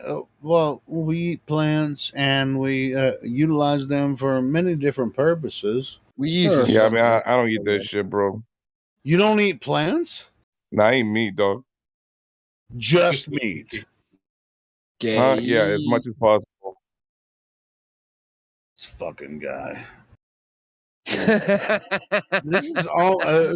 This is one of the closest things to the most retarded thing I've ever had a conversation with someone on here. So you're either going to redeem yourself and act like you've actually eaten plants before, or you're just gonna. I'm just gonna call you full of shit because I mean, I don't every think the single Earth is low, bro, human but on I the don't think planet, it's a plane either. every single person on the planet has eaten plants. I enjoy eating plants. Yeah, I mean, I Are had you to give it saying- up, dude. I had to give it up a Really, long you time gave ago. up? He said he doesn't think it's a globe, but he doesn't think it's a plane either. Is that what you said, Fred Farms? Yeah, He that's also correct. doesn't think it's beneficial to eat plants. Could you elaborate on that statement about? I said I don't think it's a globe, but I don't think it's a plane either. So what do you think it is then? Something else. Well, I don't know what you mean by that you don't think it's a plane. I mean, we don't necessarily think it's just a flat plane like a disc or something like that. I don't know exactly what you mean by a Yeah, I plane. mean, it's not a plane. I'm not worried about it. Hey, Fred, for the most part, what we do, we talk about what we know or what we don't know. We're actually here to learn and discover things from each other. We have an open dialogue. And Fred, are you here to have that conversation, or do you just want to say, "I've never eaten lettuce before because that would be dumb"?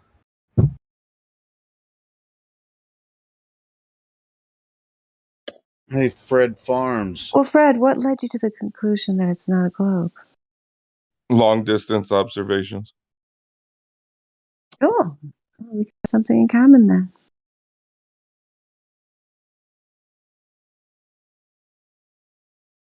Do you have anything else to say about it, Fred? I mean, long distance. I mean, Earth looks flat to everybody on Earth. Yes, it looks flat. Okay. Well, so Fred, Go ahead, or anyone else. Let me ask. I don't think the Earth is stationary either. I think it moves all the time. Really? Where's it moving to? Well, I'm saying like sometimes if you got caught in quicksand, you could rotate the Earth inside of it under that pressure. What? I don't even like the word eek, but this dude is eek. No. But like when you get in quicksand, don't you think like the Earth is moving underneath you as you're sinking? It's like consuming you. You know what I'm saying? So I think there's some movement underneath listen, that what's pressure. happening there is the sand beneath you. Like, you know when you put a shovel into sand and you move it, right? Like that. So yeah, I know about the Earth. Yeah. But that's not the Earth swallowing you per se, is it? It's not the Earth moving away from you. It's not the ground that is solid beneath that quicksand moving down, is it? It's not solid. What are It's you just talking there's not a about? there's not a If support it was to any solid, it structure. wouldn't be moving at all. What are you talking about? If the Earth was solid, it would Ain't not talking move about at all. It would shit. not That's change what I shape. just said like 5 seconds ago. This dude Yeah. ain't So the about Earth's not solid at all. Yeah, you Well, don't even know quicksand. You're God. trolling, Fred, bro. Quit trolling. Do you really have any genuine questions? Because if you don't have any genuine I mean, questions, if you don't know the definition of the word solid, I can tell you the definition if you're confused. wait, okay. That might be the first thing that you're gonna be genuine about. Tell us about solid. Tell us. Okay, so from my understanding, it's if you have an ordinary amount of pressure, for example, like a person walking down the coast of a beach, and you're No, walking we're down the not coast. giving examples. I want you to tell us what solid is. I mean, you can even look it up on Wikipedia and Okay, give so us under ordinary amount of pressure, if it changes size or shape, by definition, it's not a solid. I'm not talking about what's not a solid. I'm talking about what is a solid. Something that would not change size or shape underneath an ordinary amount of pressure. Underneath what? Underneath an ordinary amount of pressure. I'm talking about the general like definition of a solid. That's what I just told you twice. Is sand a solid? Wait there, I've got to ask. Is sand classified as a solid? Of course not. You're an idiot. You leave footprints in the sand when you walk down the coast, correct? Oh, Do you okay. leave footprints in the sand when you walk down the beach? Wait there a second. Are metal 9mm ball bearings solid? There you go. Yeah, when you throw the ball bearing against the wall, does it change size or shape? No, talking about throwing Does anything sand- against anything. Does We're sand talking about change- definition of Wait there, solid. Helio, I know. Okay, but- so when you pick up I'll a shut scoop up. of earth I and you wanna throw it hear against this- the wall, does this the earth idiot. change size or shape? Wait there, Helio. Let me just do this with him, please. Right. So, what you're not understanding right now is that if I've got a multitude of 9mm ball bearings, let's say I put them in a swimming pool, you may stand on them and you may sink into them, correct? But none of them change size or shape. It's the same with quicksand. Now, I mean, I understand what you're saying, but there's other definitions of earth that mean cultivatable soil. So if you were to scale the earth down to a single molecule, that single molecule is not going to be able to sustain life. So that argument's kind of void underneath that definition. What?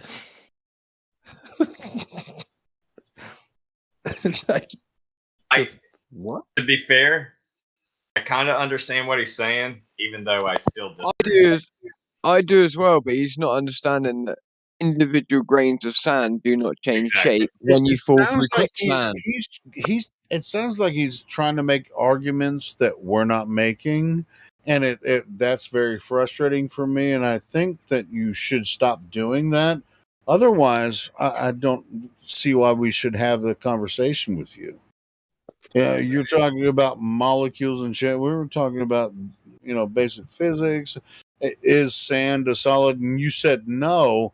That's absolutely not true, and you know that. Okay, I just told you, right? Are you listening? I'm So listening, he brought up brother, the but point, you right? better He said if he has a convince me multitude, that are you going to let sand me is talk? not a solid. You better convince me sand is not a solid. Okay, so like I just discussed, right? He said that if you have a single ball bearing, right, whatever, blah blah blah, and then you have a multitude of Sand. them. We're talking about sand. Same thing, right? So sand molecules. So I said there's a definition of the word earth, right? The topic that we're talking about. No, it's no, no. We're cultivatable talking about soil. physics, and we're Do you talking know? about Do you understand what cultivatable soil is, Helio? cultivatable. Something that life can grow from, right? So have you ever seen a plant growing from a single grain of sand? Of course not, right? So under that definition, you can't see right? that. Under that definition, that single grain of sand does not qualify as earth. You're such a Okay, fucking which is the asshole. topic, correct? Yeah, you're so boring. You guys want to continue to talk to this prick? Go ahead. He's not bothering Fred. me. Fred, are you more Fred. so a like a hollow earth thinker? I think we're inside of something for sure. Okay. Well, I want to ask you that Then thing I that understand. you're inside of. what That thing that you're inside of, is it spinning around the sun in a vacuum? No, I don't think so. I don't think so. I think the sun's spinning inside of what we're inside of.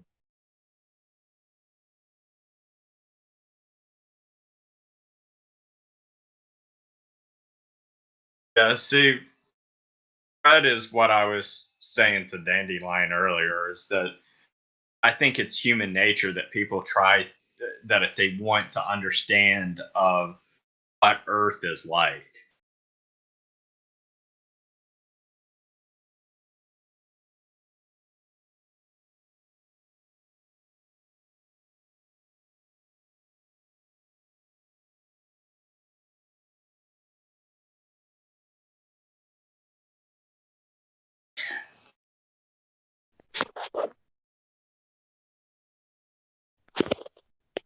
So, Fred, let me ask you this. Do you think that we orbit the sun? I don't know what orbit means, buddy. Do you think that we're going that the sun is the center of it all? Do you think that? The best thing about this room is nobody here is trying to convince anyone here that the earth is flat. We have open dialogues, and if you have an honest, open conversation with us, we'll have that. But he's not trying to do that. He's being a dick. So, and that's really, So I don't know how much more time we're going to waste on it, but anyway, if you guys want to talk to him more, but he's not. At the end of the day, nobody here is going to benefit from talking to. Okay, whoever asked that question, I had previously answered that before you asked it. You can check it on the live stream. But as I said, I think the sun is inside of the same place that we're inside of. I don't think the earth is moving. Only very little. You could say it moves during earthquakes and like worms and stuff like that. Is the sun I said, moving? I just told you, like if you step on the beach, the earth moved, right? Because you made a footprint in the sand. Okay. But I'm saying I don't think the earth is rotating around the sun. I think the sun is above moving. Is the sun moving? Relatively stationary. Wait, relative to you, is the sun moving? No, relative to reality. Right. So you're not moving, Earth is not moving, and the sun's not moving. No, the earth moves. I already told you that. So the earth is moving, but the sun's stationary. No, the sun's moving. Both are moving. Oh my God. What? Just not the way you think. According Both are to moving, I mean, but not the way you think. Okay, cool. So tell us why. Helio, you know That's who just you're the way talking God to. made it, bro. That's the way Yahusha made it, bro.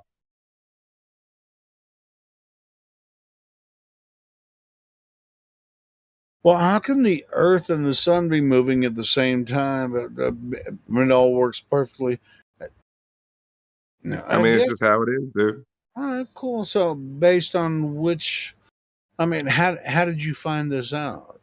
Because I walked outside. Like I took y'all's advice, right? Y'all were like, go outside and look at it, and that's what I did. I saw some worms out there. Move, and I'm standing on Earth, and I feel the Earth moving, and I see the sun moving. Is that what you're claiming? I mean, the sun moves, but it's kind of slow. Yeah, of course. Now, if you're in an earthquake, the earth shakes rather quickly. I'm more concerned about you telling me about the Earth moving. Tell me about that.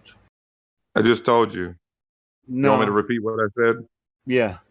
Tell me Okay, I about said during an earthquake, the Earth moves rather quickly. No, we're not talking about Earth. It shakes back and forth rather quickly. We're talking about fucking guy.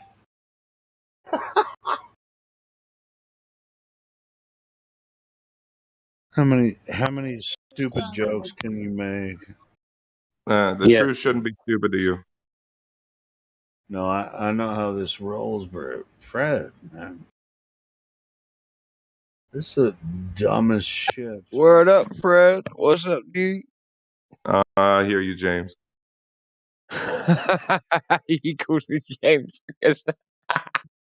What, do you know this motherfucker, crack villain? All right, you don't have to answer Consistency that. there, You bro. don't have to That was answer some that shit. consistency. That was good. You call me James. I like it.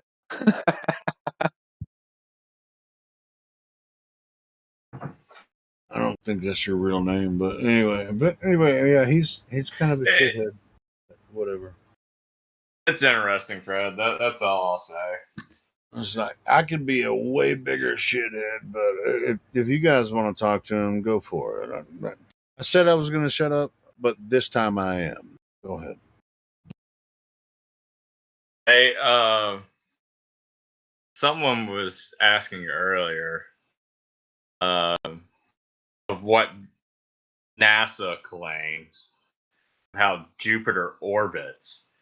It's just, to me, it's strange of why Jupiter's the only one that's orbiting like this, and like why it hasn't been thrown off, because basically anything that orbits like that, you're in my opinion, it seems like you just throw a fraction more of mass or volume or whatever on it, and it'll go flying off or flying in.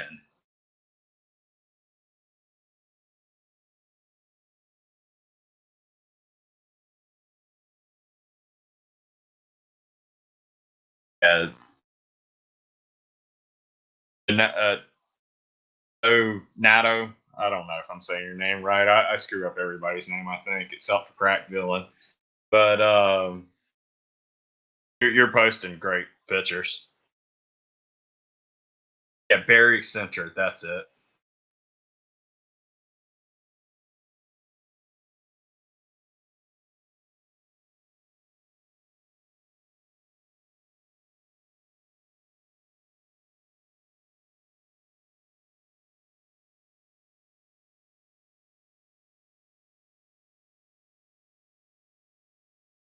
Well, guys, I think I am going to jump off. I'll probably be back in a week or two, but it was definitely fun talking to you all. So take care and God bless.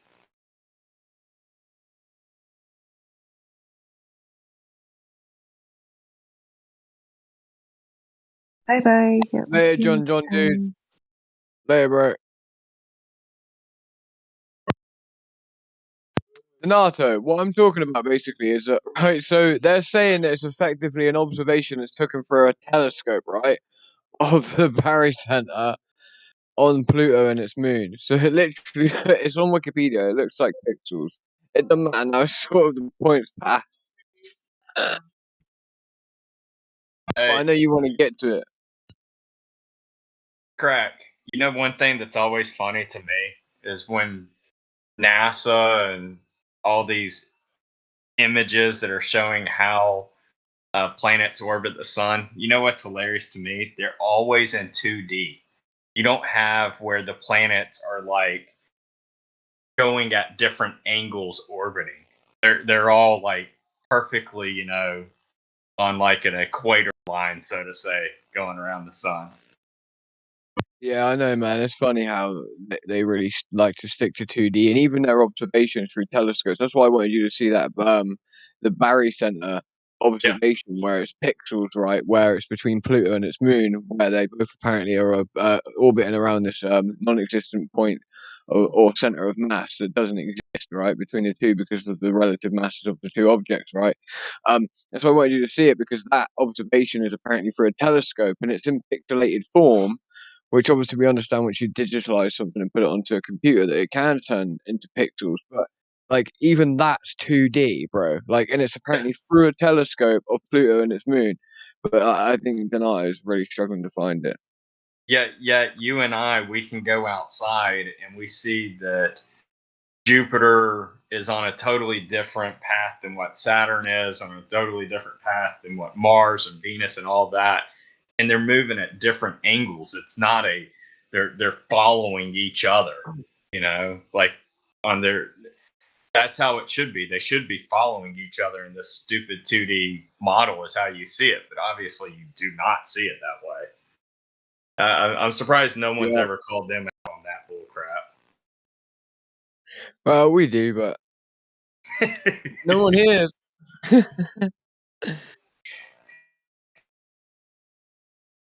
No, it's animated, Donato. I'm so sorry, bro. Like, I feel like I'm making you go around on a wild goose chase here for something that doesn't exist. It's on Wikipedia. It's animated, meaning it's apparently a lifetime. Thanks, Trace. Sorry, I shouldn't have said that. It's a lifetime observation.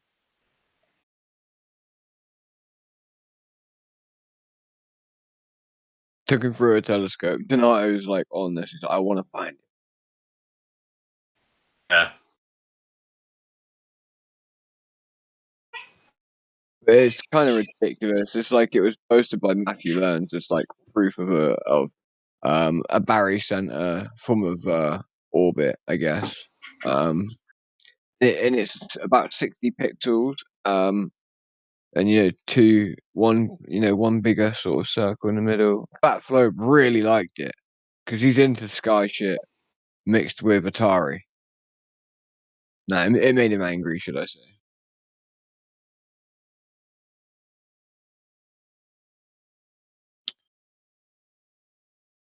Space may be the final frontier, but it's made in a Hollywood basement. I like that, using the Atari reference. That's really got to anger the space nerds.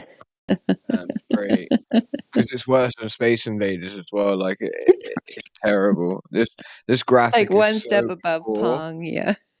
Yeah, man. Yeah, one step above. No, below that. Wait until you see it. If Donato ever finds it, honestly, Donato, I'm gonna demote your ass if you don't. Yeah, actually, Pong would be more believable because it's kind of like there's a lot of emptiness, right? Yeah, man. It'd be like we got the dark matter in there. We've got we've got two masses that attract a so-called 2D spherical shape, as in the thing that bounces between the two. Yeah, man. It literally is tantamount to them using something similar to something like Pong, I guess. I think that is what Pong is. I'm not mistaken. I could see them I think using so. that.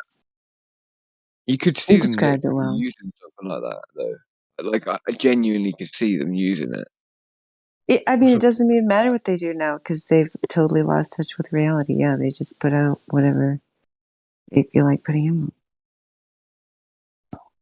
And people seem to still accept it, so why try to make it look believable? I think that's part of the fun, though, for them, though, right? Like, really and truthfully. Like, they're like, yeah, look, we got this absolutely disgustingly poor graphic or something, and it's evidence.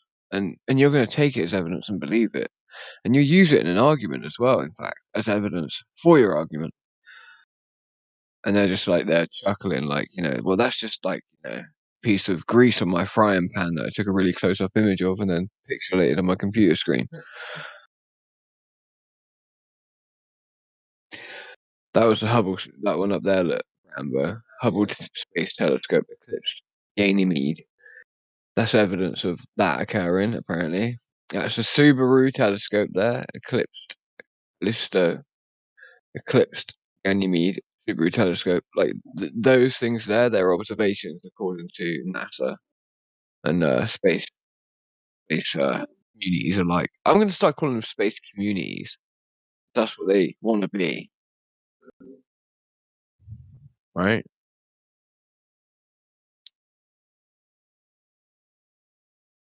Pac-Man, didn't give it that much credit, bro.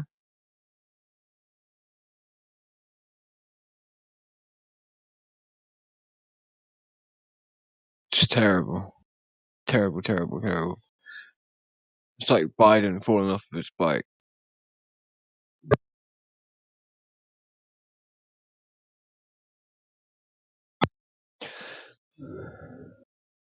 I reckon that was Biden's stunt double that fell off that bike anyway. I don't think it was Biden.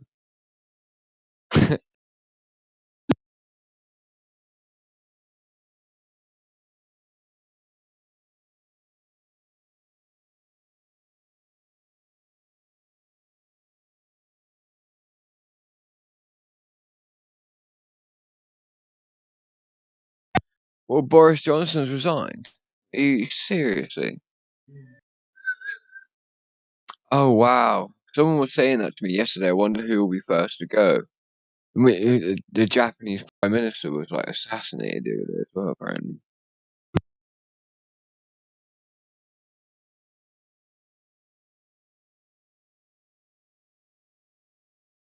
So who rules us now? Oh wow, the Queen.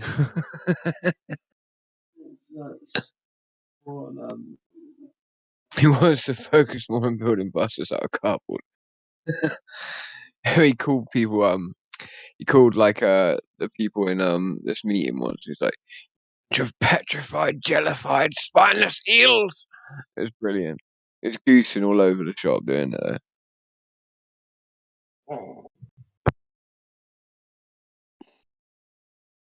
Hey guys. How you going, mate?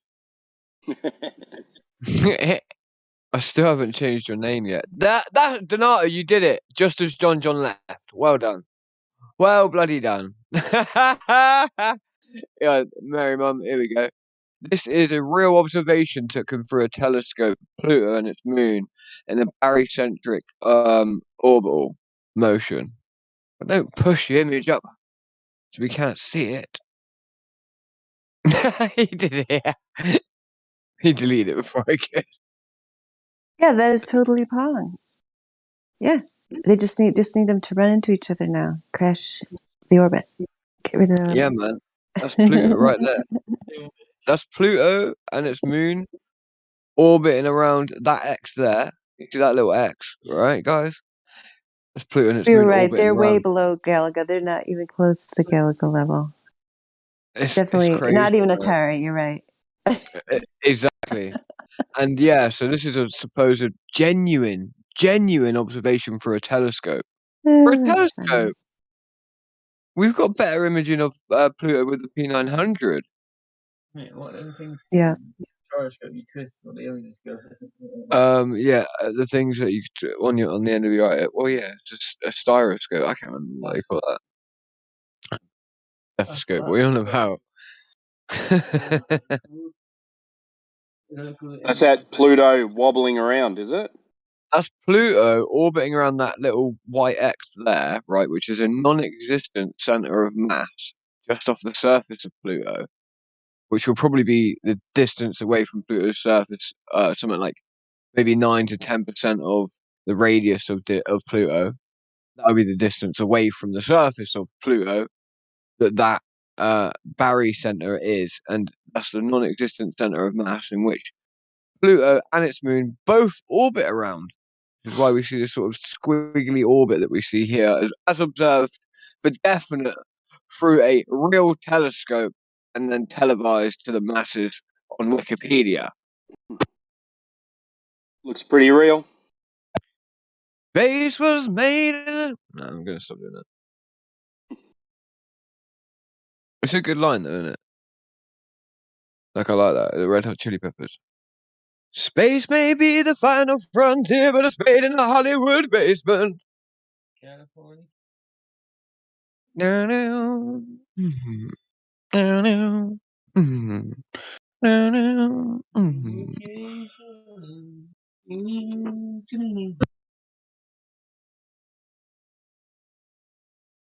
But yeah, that was Matthew Lowndes showed us this one. Really brilliant. This was for a proof of for well done. Oh yeah, for a proof of a barycentric orbit. That was what we got right there, and a real observation of it as well. I expected right, less. you can't just say that. You can't sing that little phrase without finishing it out. Right, you have to go firstborn unicorn. What's the next line? All right, no, it's hardcore soft porn. Dream of Californication. Yeah, it's hardcore soft porn. That's the next lyric. Anyway, I fucking love you guys anyway. But, Space may be the final frontier, but it's made in the Hollywood basement. Softcore, hardcore porn. I don't know. I can't do that. I mean, dude, I when that album came out, I was listening to it. I ain't gonna lie. I was digging some Red Hot Chili Peppers back in the day. Who wasn't, man? Seth was good, man. Yeah, Never Seth saw was good. them live, which I saw a lot of my favorite bands live, but I never saw Chili Peppers. Did you like the Foo Fighters? I always wanted to see Flea in Whitey Tidies live on stage. I don't, not because I think he's sexy or anything. I just wanted to see that. I just wanted to be out there in Whitey Tidies, freaking playing bass. And just Did you like the Foo Fighters at all? Yeah, I like Foo Fighters. Yeah, man. I like this one. Dave Grohl is the shit. I ain't gonna lie, man. I've seen some videos, interviews with him. He's a really cool guy, man. Really fucking cool. Dave Grohl. Brambo. As far as celebs go, I mean, I'm not all about all that shit, but Dave Grohl is one of my favorite celebs. Brambo, were you trying to say that they were English? I don't think Foo Fighters are English. Dave Grohl isn't English, is he? There? No, he's not English. he's fucking American. Just my cousin. I think he's from Seattle, or somewhere in northwestern America. America. One of them shits. But yeah, Dave Grohl, man, it's I mean, I'm not saying he's perfect, but as far as a lot of the interviews and shit he's done, across the years, Dave Grohl is a pretty cool guy. Well, wait there a second. So, Dave Grohl, what else was it that he was in? What other band was it again? Well, he started in Nirvana. He was the drummer in Nirvana. Yeah. But afterwards, he established Foo Fighters and all that kind of stuff. But yeah, I mean, it's just like, people like us, and we're all freaking conspirators. It's just like, I want to hate Dave Grohl, but I've seen so many good videos, and stuff that he's done. It's just like, bro, if I had the opportunity that he had, I might do the same thing. Dave is, as far as I'm concerned, Dave Grohl is a decent guy. I don't, but maybe he's a piece of shit. I haven't seen some conspirator videos about Dave Grohl saying, he's a fucking piece of shit. For the most part, I think Dave Grohl's a pretty cool guy. Pretty decent guy, eh? I think so. Have any evidence for that positive claim, hey Helio? Huh? Dude, there was one. I've seen several shows where he's invited. Like, there was one video I saw where he had like not just one. I mean, several videos where he invited fans on stage to play the guitar You know, and shit. That's awesome. Yeah, I mean, he had like an 11-year-old kid come up there and play the song. He was like, "Do you know the song?" And the kid was like, "Fuck yeah, I know the song." And so the kid played the song. And there was another one where there's this aspiring drummer. She was a chick. She was like 13, 14 years old. Oh yeah, You saw that video too, where yeah. you know, it's Foo Fighters, and she freaking came up there and played and fucking killed it. You know, I mean, that's what I'm saying, man. I like Dave. Mate, I remember Avenged Sevenfold doing it with this guy, right? And they covered Pantera. Respect. Mwah! And then so when I went to see him live, I was like, I just in my you mind, saw I was Pantera? younger. No, not Pantera. Avenged Sevenfold used to do the cover of Yeah, Pantera. you saw them live. They produced. Yeah, I saw a Avenged good show. Sevenfold live with Stone Sour as well. Yeah, it was good, man. It was good fun. But like I was thinking about, yeah, you didn't even end up going to Rambo, did you? Because you got a spike. Yeah, but it's kind of like that going. Well, I actually didn't see, never saw Nirvana live or Foo Fighters or whatever, but I've seen some videos where Dave Grohl he's a really, and I've seen a lot of interviews with him, and he's a really sweet guy, as far as I'm concerned. You gonna Unless marry him? there's something I don't know about him, then I'm gonna go ahead and say Dave Grohl is fucking cool. He's straight, man. So maybe you should just leave off with that, you know. They made a movie last year. It's like some horror movie or whatever about this house where the Foo Fighters like made music in this house. I haven't watched that movie yet. Yeah, I need to see that. Let me find the video. Yeah, maybe we could watch it in cinema one day in a cinema room. Yeah, we should probably do that. Yeah, we should. Yeah, I mean, all I was gonna say though, you can't. You might have something to say about Dave Grohl, but for the most part, you're not gonna be able to sit here and talk shit about Dave Grohl. I think he's Dave Grohl, not Dick Grohl, because it would be sound like Dick Grows, like no. Dave Grohl. He's a drummer for Nirvana. I mean, sorry, that's who I'm talking about. But no, my cousin's just saying stupid shit. I'm not saying I'm the biggest fan of all of his music, but I just like his spirit. That's all I'm saying. Because I've seen him interviewed many times. I really don't have anything bad to say about him. So. To be fair though, like who is it again? I feel like Ozzy Osbourne, like again, is dude. I don't have anything bad to say about him. On Ozzy. I fucking love Ozzy, and I love his bad attitude. You know, so it's the opposite for me. You know, I still love Ozzy's bad attitude. You know, so that's my point. It's like when we had all the shows of him with his wife and everything and his kids and stuff, bro. Like you could tell the guy was Sharon genuine, already right? knew what he was. You know what I'm saying? So, yeah, man. Yeah. Like he like people used to say he's satanic and all this shit, and I'm like, dude, come on, this guy is like more humble than most. Like he doesn't come across as a Satanist. He's one of my favorite. Well, I mean, it's not about Satanism, really. No, I'm saying because people used to say it about him all the time, Helio. Yeah, sure, yeah.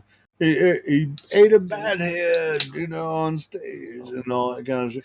Well, I mean, if you hear his story about it, he's like, shit, somebody threw a bat on stage. I thought it was a rubber bat, and I fucking ate it. And he was like, it was a real bat, you know. And he's like, oh shit.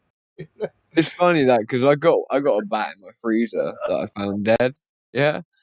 So I like froze it, and I'm like, maybe I'll end up at an Ozzy Osbourne concert, and just maybe. No, that's not why I'm the biggest Ozzy fan, so yeah. Yeah, man. I like him more than Sharon likes him, I think. I think so too.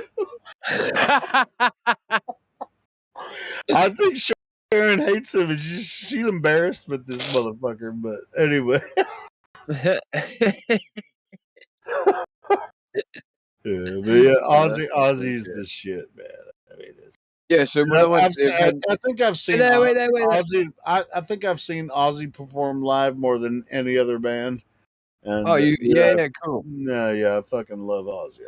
Yeah, you're lucky, man. Or not lucky, blessed, should I I think say? I've seen him like 6-7 times. He's the shit. Yeah, no, like, so when I went and watched Avenged Sevenfold live, I was convinced they were going to ask people in the crowd to sing either a cover song of Pantera or one of their songs. So, like, I religiously, like, and I mean religiously and doggedly, remembered like every single word to every one of their songs, and like, and they didn't do it right, but like, if they did, guys, you should have done it. I would have sung the shit out of that. I wanted so bad to be in a video, like being pulled up on stage. Actually, I don't think I would know every single Yeah. lyric, to every Ozzy song. But Dude, I like at the time I literally was like, even though I was like 17 years old, right? But I looked like a fully grown man, and like, yeah, I very much looked like Matt Shadows. it actually really I took was me. about that life. It took me into my like mid. I don't know. I mean, I grew up different, but it actually took me into like my 19, 20, 23 years old before I really hit, where, because I'm a vocalist and so are you, where I was just like, this is the best performer of all time. Oh yeah, man! Like have you ever you got when you hear him sing songs that are not even related to that genre? Motherfucker. It's just like he owns that stage. There's nothing like seeing Ozzy Osbourne live. There's nothing like it. Man, he can sing any type of music good as well. Like I've heard him sing country songs. It's just like you don't even hear his voice crack. I mean, no, I'm a never. performer and my voice cracks sometimes, but it's like every time I see Ozzy, it's perfect every time. Yeah, man. It's just like the most amazing thing you would ever see. Yeah, it's pretty unbelievable how good he is at singing. Like, cause like I said, he can sing like opera. He can sing he can pretty much sing anything. But like you're saying, like live, he just sounds amazing. Hilo, your voice would really suit that. Got you. I mean, it's just like he's just yeah. How could he do that? Right? He has. Doesn't matter what age, and even now he still attempts it, even though he has some medical problems and shit. He's just like, I still want to do it. You know what I mean? And it's like, and his wife's like, don't do it. And he's like, just leave it alone. I'm gonna try my best to do it. I wouldn't be surprised if that motherfucker ends up dying on stage one day. I'll be honest, it's probably the best way for him to die. On stage. Well, I mean, that might be a media event, whatever. But I promise, if he dies on stage, it's because he died on stage. that motherfucker's barely alive now. So Helio's already, perceiving the incoming. I know it was an Illuminati killing and all of those sort of stories. No, sure. I mean, that guy could be involved. With. I mean, he's from England. You know how this goes. That goes with yeah. Shit, right? So of anyway, course, Tavistock's just around the corner from me, brother. Like literally around the corner. But as far as Ozzy goes, that's a different animal, man. Ozzy's the shit, bro. In my opinion, he's a different animal. No. It's not just your opinion. It's many's opinion. It's lots of people's opinions. It's Michael Jackson's opinion, and Michael Jackson was just shit too. So yeah, I mean, it's just like Michael Jackson, Ronnie James Dio too. He was like a frontman for Black Sabbath for a little bit, but he was already doing shit way before Black Sabbath, right? And fucking Rainbow. You listen to Rainbow? is that the song that's like paced completely differently to anything that you've heard? Not Rainbow in the Dark. I'm talking about the band Rainbow with. Oh, okay. No, then I have not. I'm sorry. I'm gonna send you a link. Just don't bother, bro. Just don't bother, man. No, if you like vocals, you like Ronnie James Dio, right? Yeah, of course I do, man. Well, Rainbow. I was just saying it hurts too much, bro. You know what's funny about Ronnie James Dio? He started like in the 50s. He was in like some of those old like poppy bands and shit. He could have been like a tank driver in World War II, bro. But he was in poppy bands like Beach Boys Beach Boys was like 60s. This was like 50s shit, you know. Yeah, Ronnie James Dio started in like early Beatles type shit, like just like lover, my lover, all kinds of shit like that. And but then when he hit his prime, he was like, "Oh shit, Ronnie James Dio." He's my favorite singer.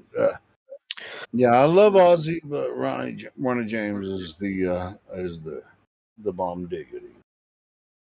Dio, can you hear me? I am lost and all alone. I'm looking for some guidance. Can you come down from your throne? I need a type compadre who can fucking rock and roll. My father thinks you're evil, but man, he can suck a cock. Rock is not the devil's work. It's magical and grand. Sorry, guys. No, I get that. I guess I'm sucking Ronnie James Dio's dick right now, but whatever. But bro, I mean, I can't even figure out which one I love more, Ozzy or Ronnie James. Whatever. I like that Helio calls me a vocalist. No, it's great. No, I mean you're a decent singer. Oh shit, that's even worse, isn't it? What's worse? No, because it said you're a decent singer. Oh, that's all I am, really, though. That's true, but you're a good artist. How about that? Thank you very much. I have a broad range of different genres in which I can put myself into. You know, you want a Damian Marley cover, I could do that, as well as a Jack Black cover. I could do lots of different stuff. We don't have to go down this path. No, we're not gonna. Yeah, you're a decent artist. We'll just I don't have my own style to be called an artist. That's the only problem, I guess. Never realised how veiny my feet are. My favorite Ronnie James Dio song.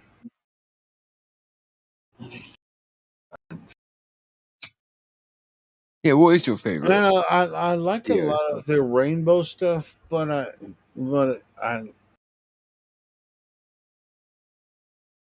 Rainbow in the Dark, I think, is my absolute favorite. Absolute favorite. Like a rainbow in the dark. I mean, how the fuck can you do anything better than that? It's pretty hard to sing that song. I'm not gonna lie. Well, I can do it. I mean, I have to get prepared and warm my voice up, but I can fucking sing that song. I reckon you could, yeah. Like, I know. Different. Me and you are different singers, though.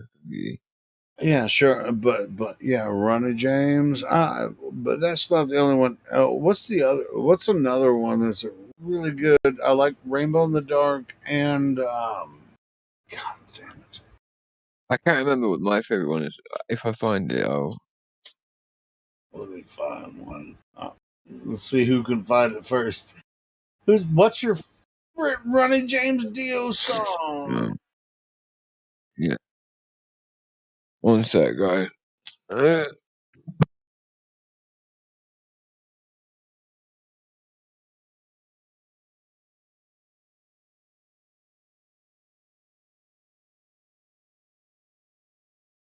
I mean, he has like 20, but like the best. Rainbow in the Dark. That's out. That's not in the page anymore.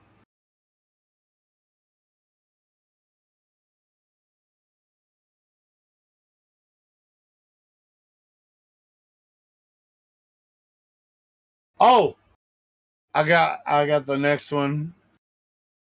Hold on. You've been gone too long in the midnight sea. Oh, what's becoming of me? Ow! Ow!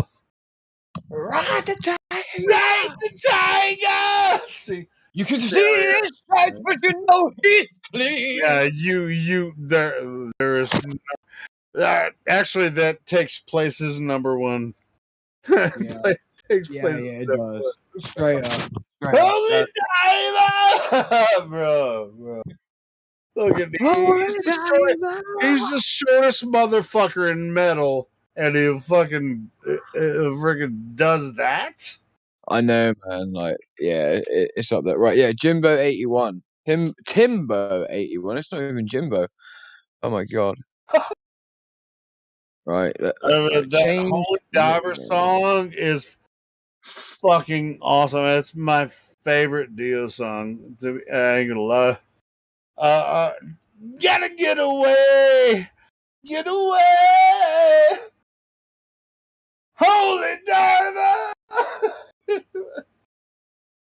I'm even gonna try it right now. It's fucking way too late for me to actually try You to. sound like you got like a bit of smoker's cough going on at the same time. Yeah, I got a lot of smoker's cough, but if I was serious about it, I could do it. But anyway, that song is my favorite fucking Dio song. I think we could play it on the live stream. I think we could do it. I don't know, can we? It might be considered a classic. Oh, geez, you're a 24/7 super mod. It's not a super mod, but I I'm know, right? thinking. I don't think I would get a strike on the channel for playing this one. But it's definitely listenable. Let me. Roger's channel. He's like, why do you play shit sometimes on here? You're fucking my channel. All right, so Roger, what I'm gonna do is gonna server deafen your channel.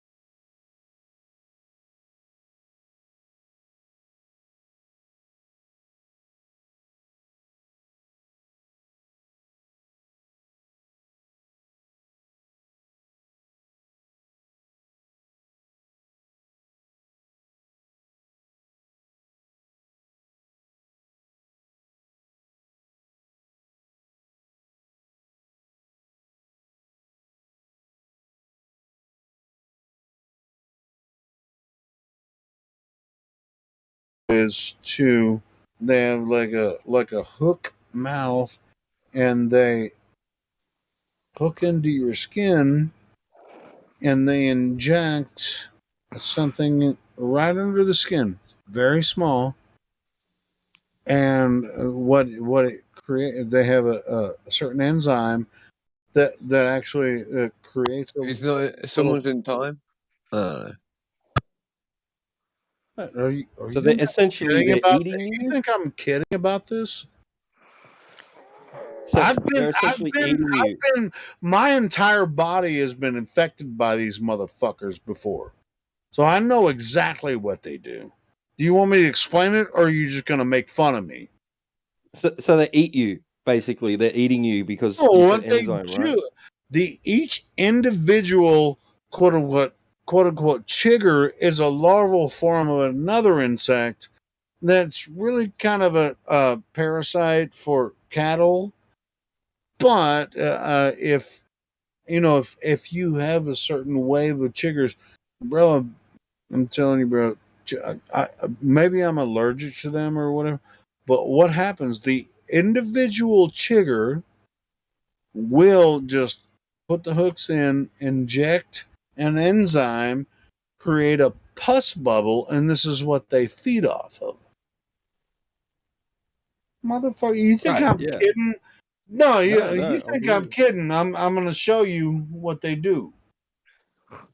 That's never happened to me, Helio. Yeah, bro, I've I've had been chiggers. infected over my entire body by these motherfuckers. But, my mama always, when we went, and picked, when we would go pick wild plums out on the side of the road and stuff, when we got home, she would always wash us down with vinegar. And I don't know if that vinegar, killed the larva or something. It doesn't necessarily work that way. I mean, it just depends. I mean, I've been infected with ticks too, but it's not. It's anyway. It's because there are swarms of ticks and chiggers and shit that happen sometimes, and there's almost nothing you can do about it. I laugh your fucking ass off until that fucking happens to you. Fleas. I've had swarms of fleas actually affect me inside a city. I could see fleas and ticks just walking up the side of my house, like the window on the outside. See ticks just swarming, just freaking walking up the window. It's happened before. Oh, you can laugh all fucking day. Wait till it happens to you, and then you can laugh. Yeah, I would say that as well, because I have experienced the flea thing, and once you get fleas, it's so hard to get rid of them. And ticks too. I mean, chiggers. I mean, it's the same fucking thing. Wait till it happens to you and fucking laugh at me then. Hey, man, like I said, I came in here just to say goodnight, and I love you guys. I love you too, Helio, I don't know if I've told you, Oh, man, but I think I have. Please keep praying for my. I don't know how the chicks and tiggers. What I like to do, because I have a Please lot of keep chicks praying and for my tiggers son, out okay? here where I live, but I always like to say it's. I'll pray for him too. I like to call them chicks and tiggers because they are assholes, and I'm very scared. Chicks and tiggers. Yeah, I'm very scared to walk in the woods sometimes because I will get infected by these fucking chicks and tiggers, and it's the most. It's Is that like Hale and Bay? These fucking city assholes will fucking laugh at me as if they, they probably never have been to the woods, and it's like I'm gonna go hiking. No, I don't know. when you're I country, I grew up on the farm. country folk, always on the alarm. get a Hey, fucking Helio, infection. I want to ask you a question. I want to say thank you to whoever said they're praying for my son. You're gonna get a Thank tick you. on your balls one day, and you'll be like, "Oh, you'll remember what I said about that." Because I don't know if you know this, Helio, but my son broke his patella bone, his kneecap into multiple pieces and had to reconstruct his entire muscle system and everything back together. So he's going to be laid up for a long time. I didn't realize chiggers were like that dangerous. No, they're not that dangerous. Bro, they are. Anyway, I love you guys. I can Peace. show you. I didn't even. I'll be praying for him. Okay, it wasn't jigger related. I get it now. All right, sorry. My The bad. chiggers aren't as bad where I live. This year, but last year it was horrible. And to be honest, I've had some very bad chigger freaking experiences.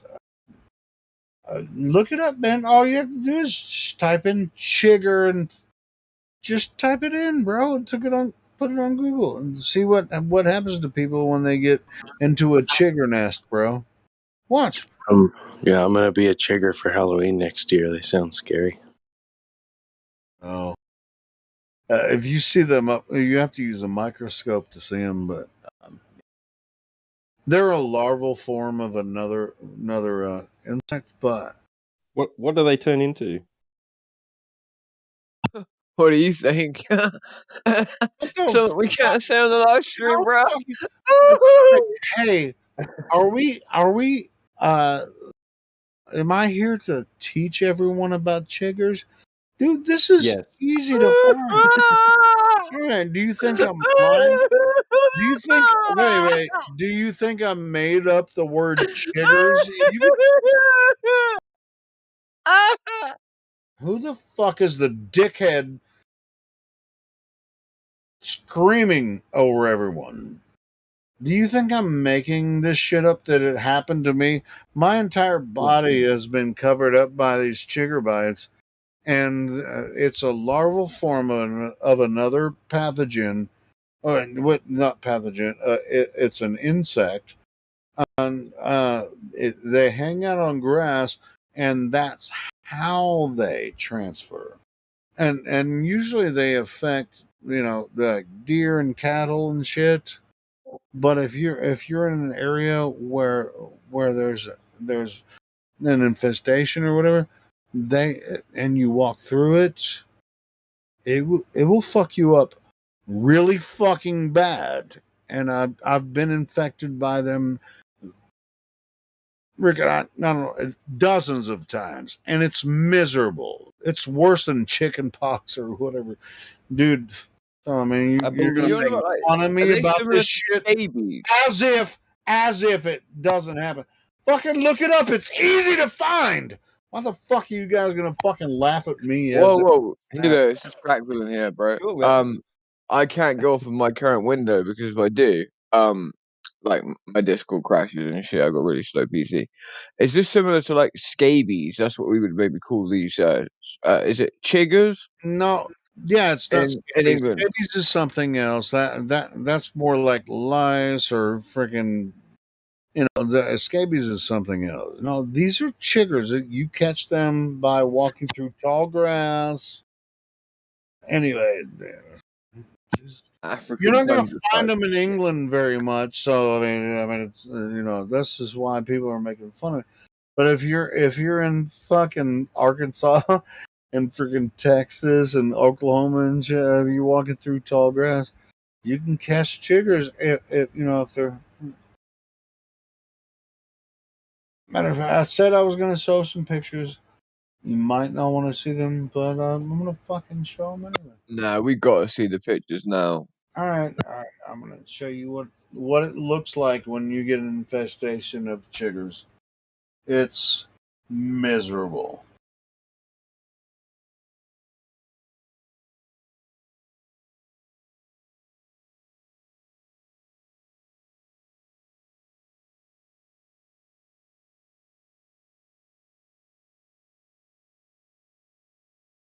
I won't find the. I need to see this. I've had some really bad. I'll show you some that are similar to some infestations that I've had. Let me freaking start copying images and show you. Save image. Now this is on my ankle. I mean, and it's very it itches so bad, and if you touch it, I mean, you could form pustules and shit. If you got if this one's a minor one. I'm gonna show. This one's a minor one. I've had them way worse than this.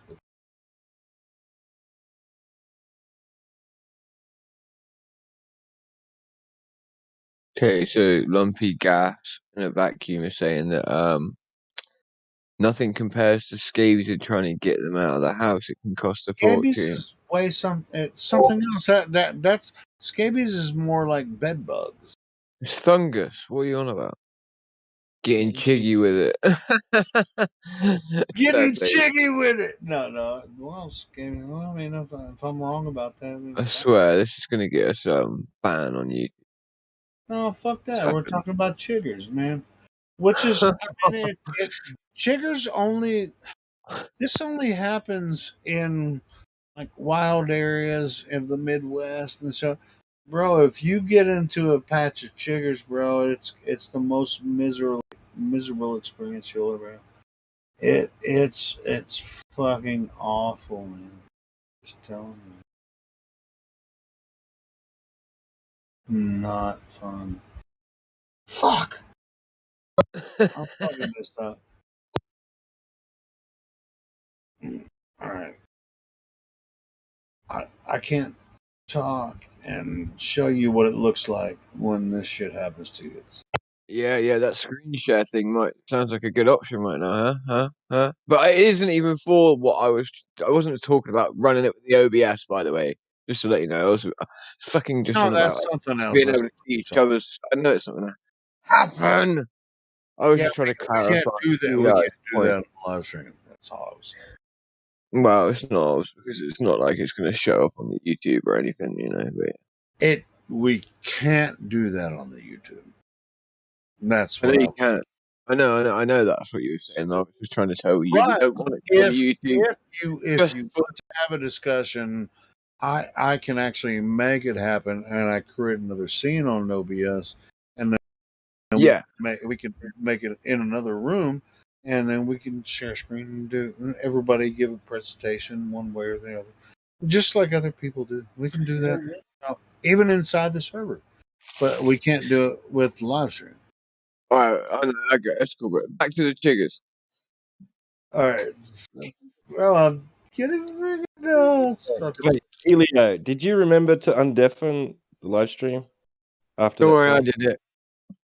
Oh, cool. Okay, cool. Yeah, maybe I did forget. Thank me later, bro.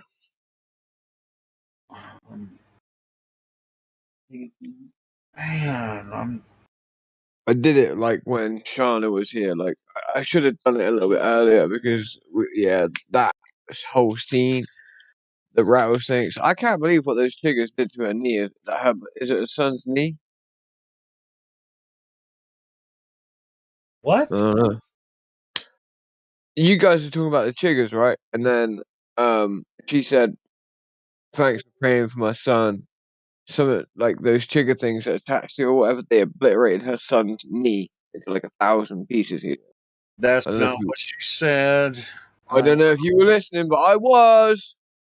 She didn't say that, dude. Yeah. I mean, chiggers Oh, can't. yeah. I Go mean, ahead. they can go from your ankle to your knee and then go up to your There you crotch. go. That's your crotch is the worst place they can infect, and it's not fun at all. I've had it happen to me, and it's not fun. I'm just trying to find a. I'm trying to find a place I can capture a picture of something even close to what I've experienced before with these fucking assholes. And I've had it bad, worse than some of these pictures I can find. Let me find the worst, and you'd be like, "Oh my god, I can't believe that shit happened." Hold on.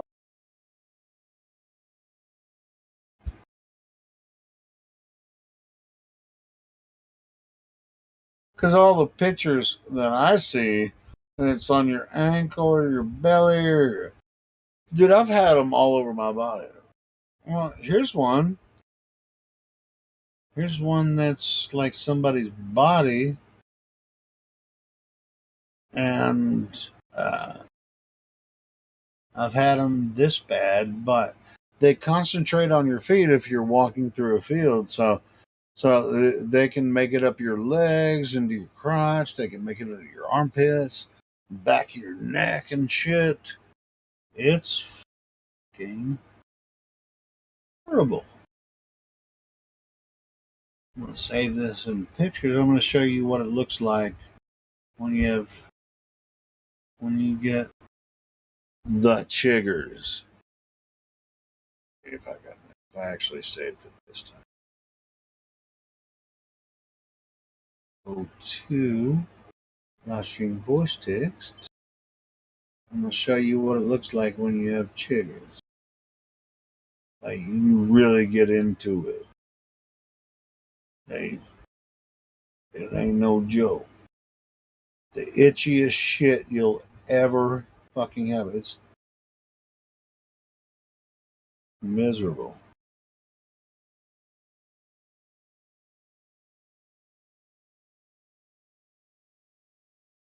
It is. And this is kind of minor compared to some of the shit that I've had before.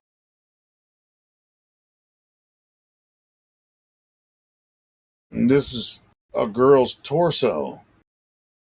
And it's on her arms, under her breast. Imagine what's below deck there. You don't. I don't have chiggers right now, but if you get them bad, that's pretty close. But I don't know if I have an allergy, but every single red dot actually turns into a pustule for me, and it's not fun. What chiggers look like when you get into a patch of chiggers, and that's minor. I've been into. I thought my fucking foot was gonna fall off one day. Like my whole ankle was just a big ball of pus. I stepped into a patch of chiggers one day. You don't want to fuck with no chiggers. When are we gonna get some pictures of these chickens? You want a picture of a chigger? Okay, I got one. I got one for you. Hold on. So I told you it's a larval. It's a larva. Hold on, I got one for you. Hold on. This is the chiggers hang out on grass and shit. Anyway, so chiggers are this. Send the information about chiggers.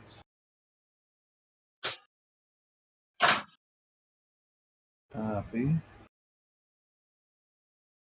Here, live stream and hit paste. This is what chiggers are. What does a chigger bite look like? How do you treat it? No, I mean, don't worry about the chigger bite, but I just go to the image. I mean, like I said, the chiggers, it's their cells are the larval stage. You sure that's not just a methamphetamine addiction at 23 minutes past the hour? You talking about? Hey, we used to call that Lady's belly. Picky pox. We used to call that picky pox. That was the people. I like that one. That was the meth heads. They had picky pox because they were just picking. No, these are chiggers, bro. Promise to God. But I do know what you're talking about. It's like they get picky pox. They just start picking on their skin because they're high and shit. Yeah. But not that. No, dude. Those bites are real. But you don't even know they're there until they start itching. They do. Look, a chigger really does look like a tick. Chiggers are They're the immature very, very, very, stage. very tiny. Oh, it's a mite. Yeah, it's like a mite, but I mean, it's very, very, very tiny, and you won't even know it's there. Spiders. So you have to be careful. If you know there might be chiggers, don't fucking go over there. The tiny larva, 0.25 millimeter, is the chigger's only biting life stage. Oh, the tiny larva. So it's Like I said, it adult. was the larva, and so what they do is Right. Hook onto you. they have like little fangs. They just jump in there and they inject thing which will create a pustule. I mean, if you feel them, which you won't be able to brush them off right away. You only feel them after you already kill them, right? Because the pustule is already there. So, anyway, that's what I'm saying. I mean, look at that article I just told you. I mean, dude, you don't want to fuck with these motherfuckers. You'll be miserable for weeks if you get into a patch of these motherfuckers. I promise you. You just it's everywhere. I'm coming up with an issue. I can't click on the article because my Discord will crash. So maybe you could just read the article out for us. Do you really want me to? Yeah, man. Read the chigger article. Chiggers are the immature stage of certain mites belonging to the family I don't even know how to pronounce this. Tromboculidae, more closely related to spiders than to insects. They are. I know. I read the picture, but not the article. So That's more insane. closely related to spiders than to insects. Chiggers belong to the class Arachnidia, along with scorpions and ticks. So a scorpion is not a chigger. Huh. And, anyway, so along with in Texas, the term chigger is commonly is used to describe the parasitic larval stage of mites in the genus Eutrombicula. These common mites cause most of the itchy summertime bites that occur after walking outdoors through grassy or brushy areas. I think I just already said that several times. Several species of chiggers occur in Texas, but only two are troublesome. One, Eutrombicula,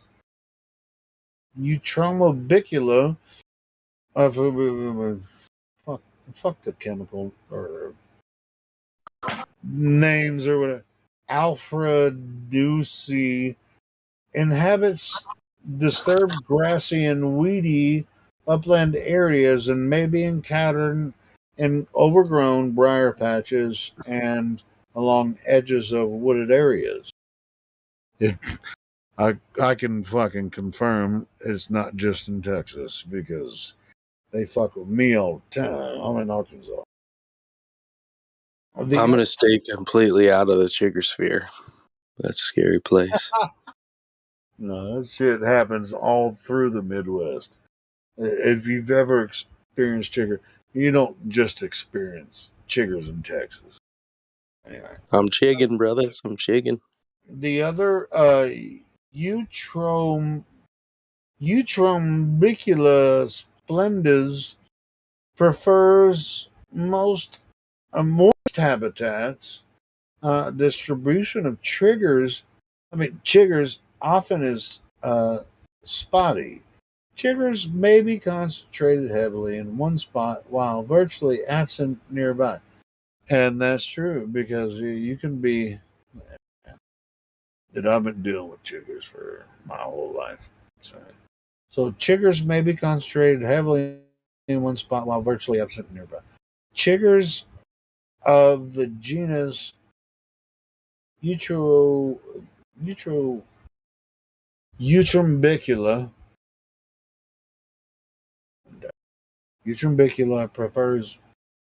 prefer birds, reptiles, rodents, or other small animals as host. Although chiggers readily bite people if given a chance, humans do not make good hosts because We know how to get rid of them.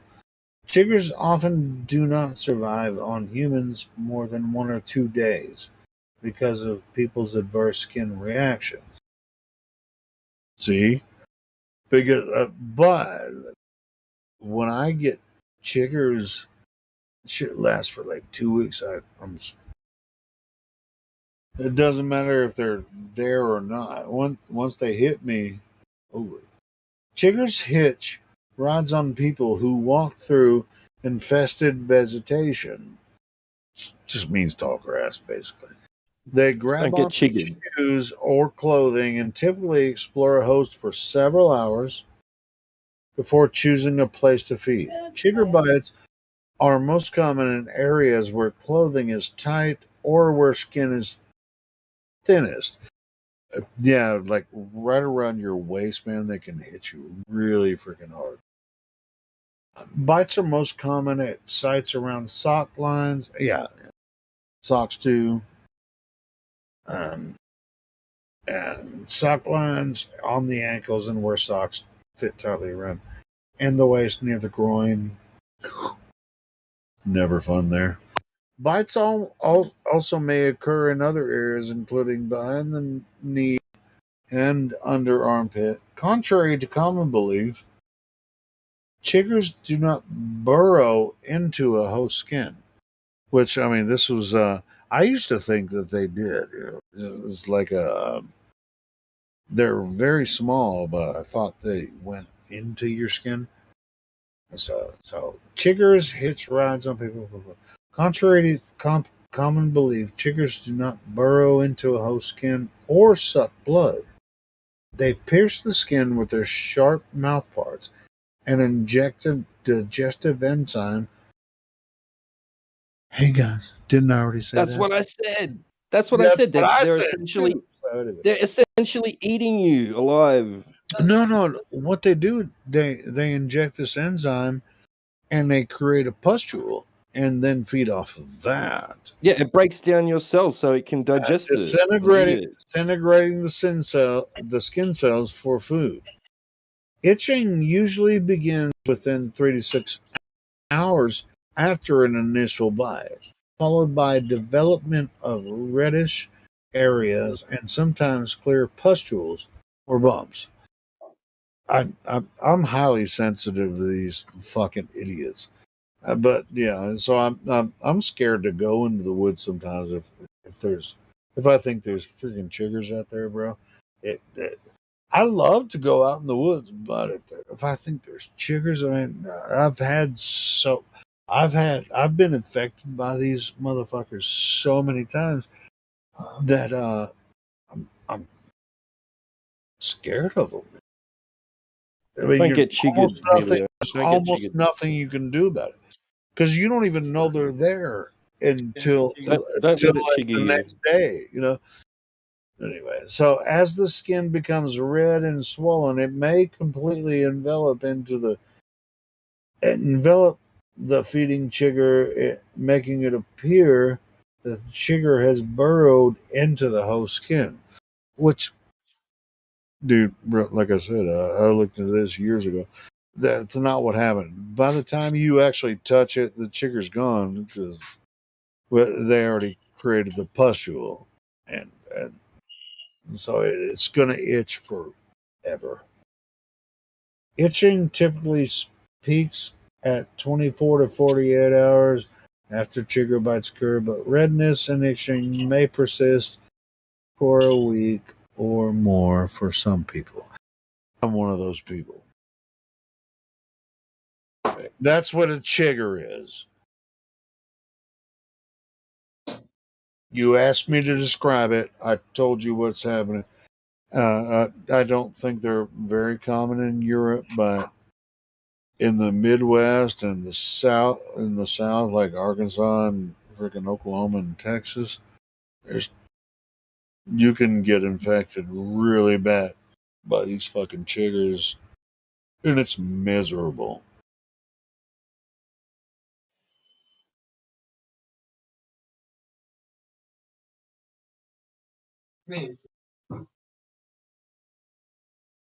if you're going to go like in a grass field where you think it might be infected or whatever, I mean, just make sure you cover yourself up. And the best thing is just like after you like doing, say you're gonna go bale hay or whatever, as soon as you get home, take a shower and wash yourself off. Really, really good. Could help you with the chigger bites and shit. Other than that, if you get into a patch of chiggers, bro, they're gonna fuck you up really bad.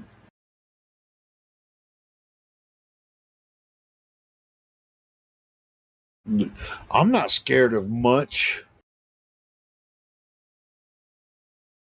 chiggers. They'll make you miserable for weeks if you don't do it. Yeah, here's I'm scrolling down through the article. The best defense against chiggers is to avoid them. No shit. Don't walk through grass fields where you think they might be. I just recommended that to you. Wear protective clothing such as long pants, long sleeve shirts, shoes, or boots. When venturing into chigger habitats, loose fitting, tightly woven fabrics with the best to keep chiggers on the outside of your clothing, tuck pants, legs inside of boots. So you wouldn't think these little mites might fuck with you, but bro, I'm telling you, if you don't take care of it, they would. If you go into a certain habitat where there's an infestation, you'll be miserable for weeks. It says on the next paragraph, take a warm, soapy shower or bath within a few hours after exposure. Yeah, I think that's the most important thing. You might still have some of the bites and shit, but definitely take a shower if you go into a high grassy field where you think there might be chigger. Yeah, definitely do that. Scrub your entire body.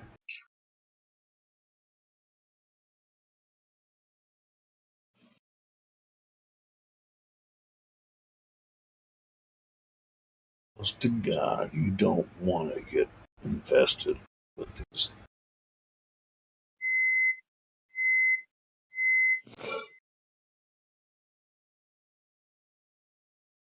Anyway, that's my spiel about chiggers.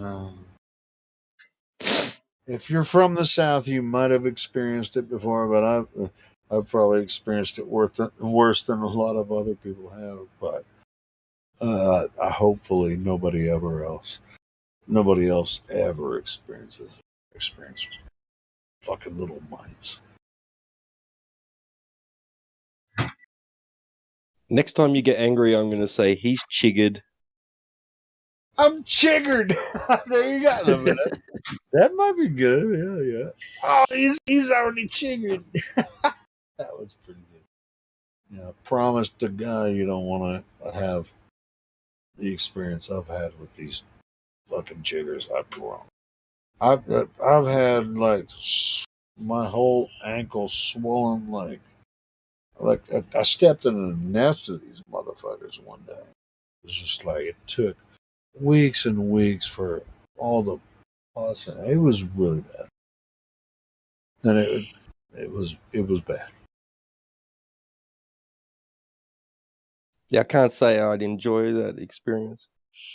Well, I mean, they hang out in leaves and tall grass and stuff. You know, just depends on what time of year. I mean, if you're on the wintertime, they're not. I mean, if you're walking through the woods in the wintertime, it's fine.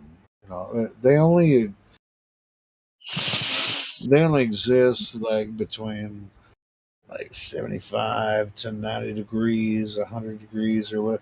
When it's summertime, you want to be very careful walking through the woods. You want to stay on trails. Where I live, I'm scared shitless of these fucking little mites. This like I ain't scared of a lot, but I'm scared of these motherfuckers because they're just.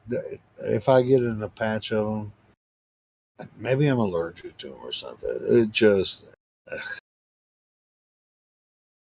once they hit me, it's over. I'm just like miserable for 3 weeks, 4 weeks, 2 months. Like just like scratching. It's like, hey, son of a bitch.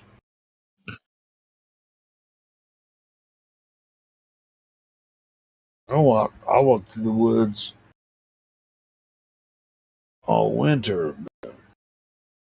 Summertime, I'm like every step I take, I'm like, am I stepping on chiggers? Are they crawling up my legs?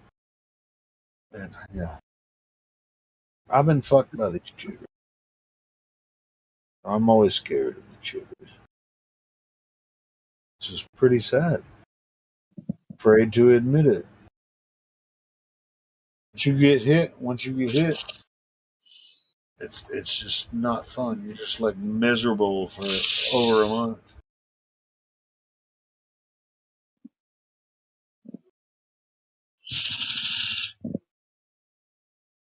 So everybody be like, should I be scared of chiggers? Well, it depends on where you live. But like I said, I haven't been tested for allergies or whatever. Apparently, when I get hit by them, they really affect me. And ticks the same way, man. If I get bit by a tick, I'm like 2 months itching the same fucking spot that I took a tick off of. Or maybe I have some type of allergy to these fucking parasites. Who knows? They can really bug you. Yeah. Do you guys ever like have to pull a tick off?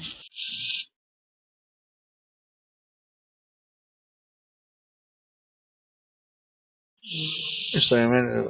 I don't know. In England, do you guys like have a tick? It's like, oh shit! I found a tick on my torso. Sometimes I ain't gonna lie, I find a tick on my balls every once in a while.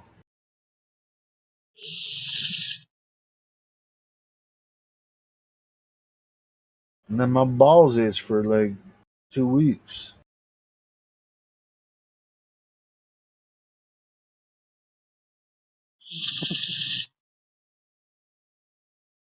You guys don't have ticks in England?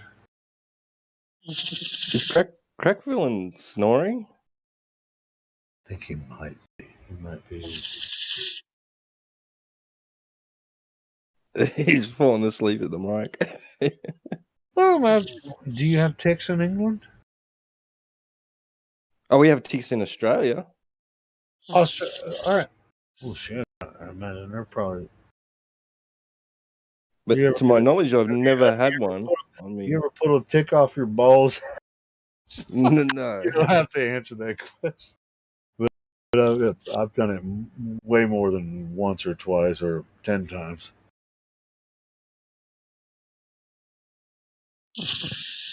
In Central I've never had one. There's so many ticks that if you're a man and you adventure into nature, you're gonna have to pull a few ticks off your balls every once in a while. I've had leeches. On your balls? No, just on my legs. They'll go through your freaking clothes. Those bastards. Yeah, just walking through creeks and rivers. Yeah. And then you take your socks off and you think how they get through my shoes? How did they get through my clothes? But yeah, they do. Well, I mean, it's just like, well, it's the same thing. I just walked across a grass field. How am I infected with chiggers? You know, it's just like, look at it. You wake up the next. Well, I mean, what's the funny thing about chiggers is like you don't even know until like 2 or 3 days later. It's just like, oh my god, what the fuck happened to me? I mean, you'll have certain portions of your body, especially like I was reading, around your waistband, around your socks. It's so fucking miserable, man. So, but yeah, the bites, and like I said, more than likely the mites are dead by the time you actually feel the effect of it. and that's the worst part of it. So if you're they gonna, must just fill up and fall off.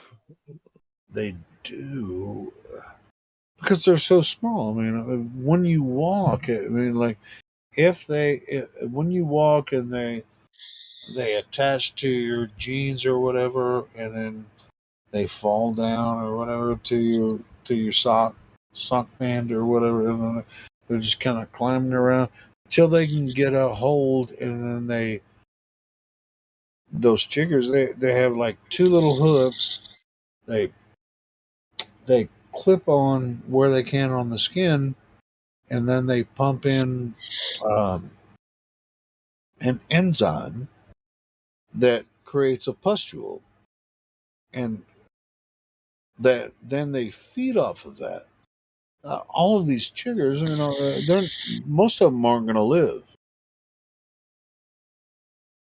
but the pustule remains, and that's what's going to itch later. And I sent an article earlier that explained all that because these chiggers.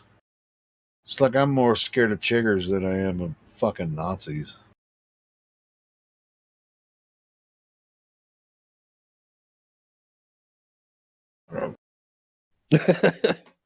Bro, I live in the woods, bro, and this is like I've been in my yard and in the woods, and the chiggers aren't that bad this year, and I've bought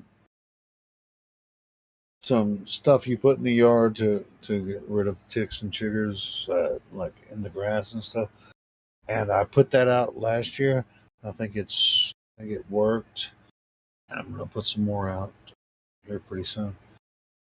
But bro, I'm telling you, when you get hit by these motherfuckers, it's worse than you almost want to die because you're so itchy all the time. You have freaking swollen pustules everywhere. That would drive me insane. Seriously. That's what I'm saying. That's what I'm saying. It's like you have to take freaking baths with freaking Epsom. No, I seriously go to sleep and wake up and we're still talking about chickens. Where chickens at, man? Wait, did you just stop snoring, crack villain? Well, I'm talking, ain't I? No, you're awake. We heard you snoring, but that's what. No, I don't snore and I don't sleep. What was that noise that we heard from your microphone? That's my new pet pig. That's your new pet pig? Yeah. Older me Mike, didn't he? But anyway, yeah, I'm done with chiggers. They're not as bad this year. So anyway, I've had a couple ticks I had to pull off, and I'm still itching, but it's just a little itchy every once in a while. But the chiggers were real bad last year, and I put some fucking poison out in the yard, and I think I got most of them, and I'm gonna put some more out later.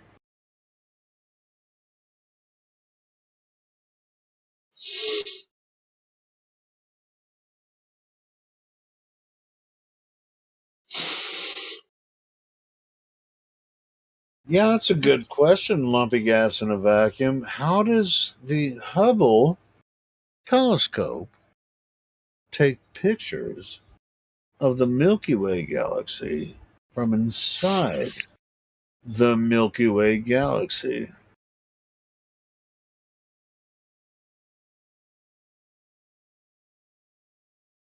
Good one. That's a good one, Lumpy.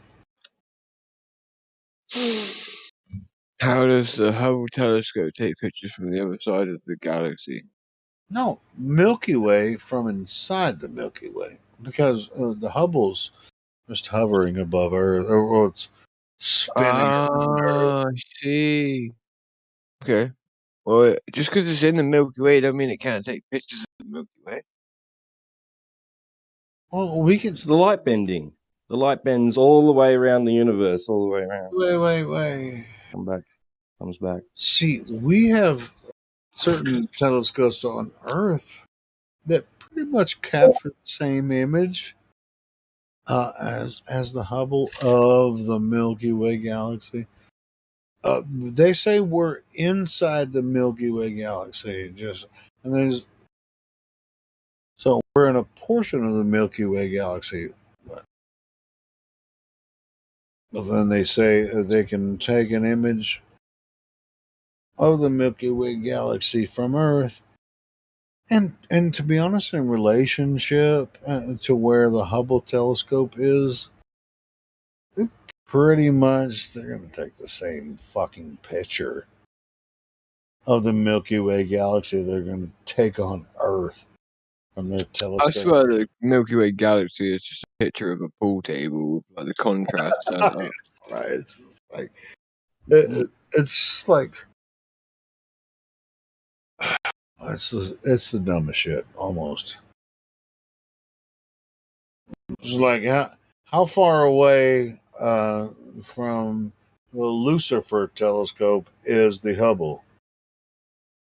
6,666 light years or some shit, probably. Light years? No, fucking. Are you serious? No, Hubble telescope is in Earth orbit. You know, it's like fucking.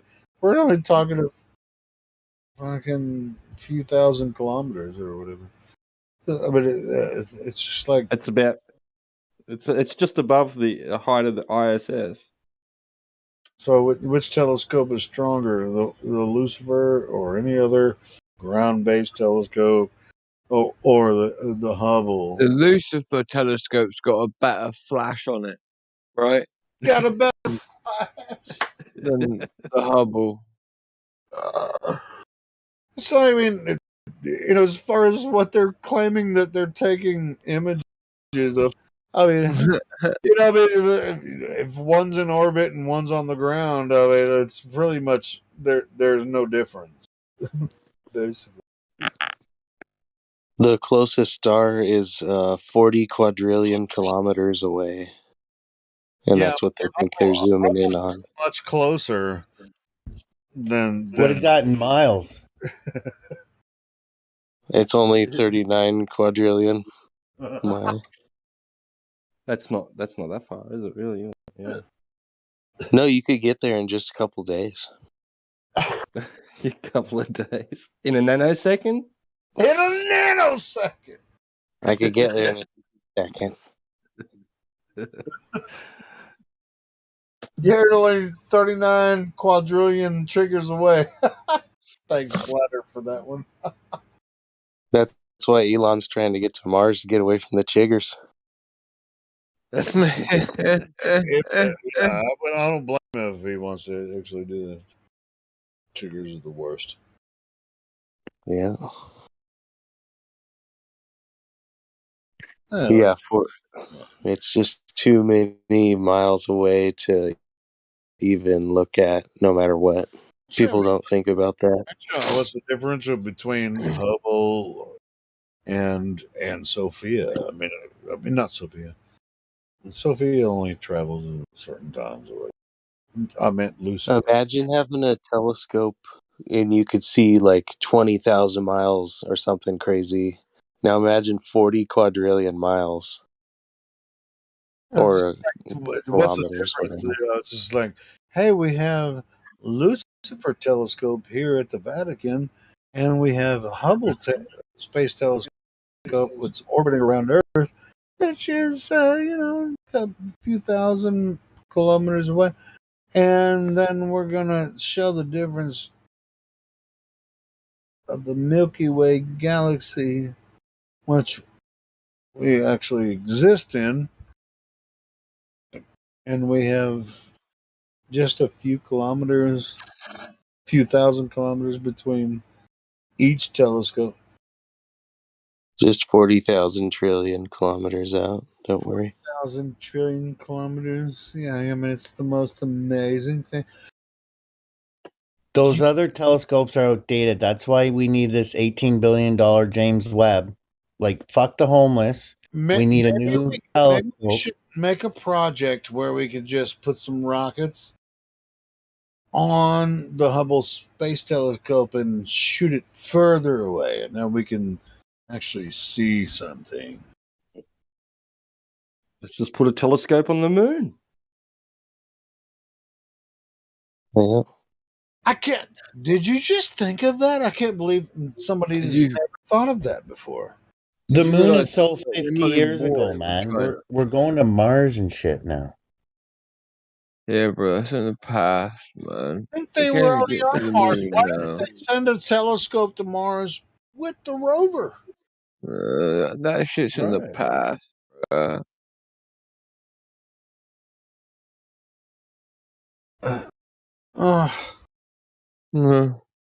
Maybe we should start working for NASA and give them some really good ideas.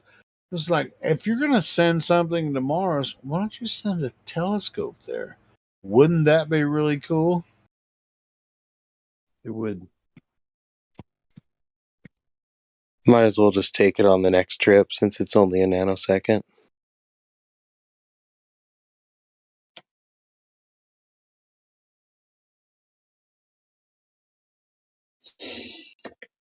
They need our help.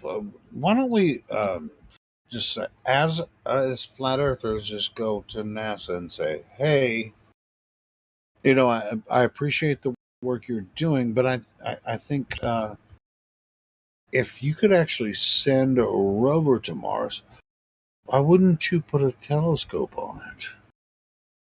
All right. According to Donato, 80 years ago or so, it was 10 cents to go to Mars. Now it's how many billion? Holy fuck. Well, that's the diesel prices, but anyway.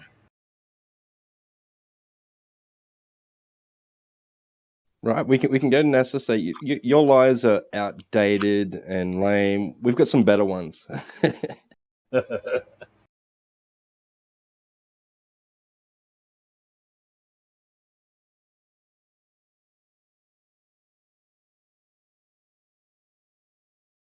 The car in space was I'll give him A for effort.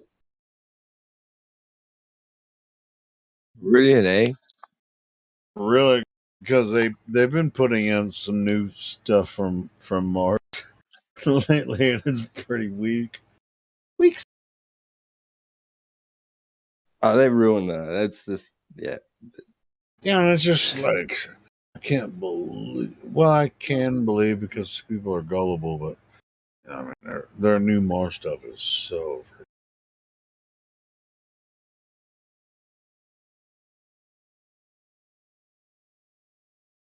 I'm not going to Mars, dude. If they could find a door on Mars, they could probably find chiggers too, so why even bother? Dude, if they can find a chigger on Mars, I'm going to Jupiter. Yeah, anywhere One but day they chiggers. might Man. put a chigger on Mars. Well, didn't they find one in a rock from Mars? It was kind of looked like maybe like a little larvae thing. Remember Clinton had a whole press conference about it? Sure, Found a little fossilized they've made all kinds thing of in a rock. claims about Mars, and they really have no evidence for it. I mean, it's all stories and conjecture. But we already know that.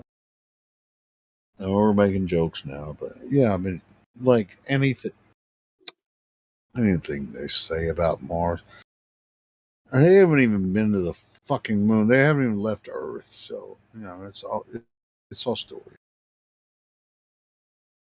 I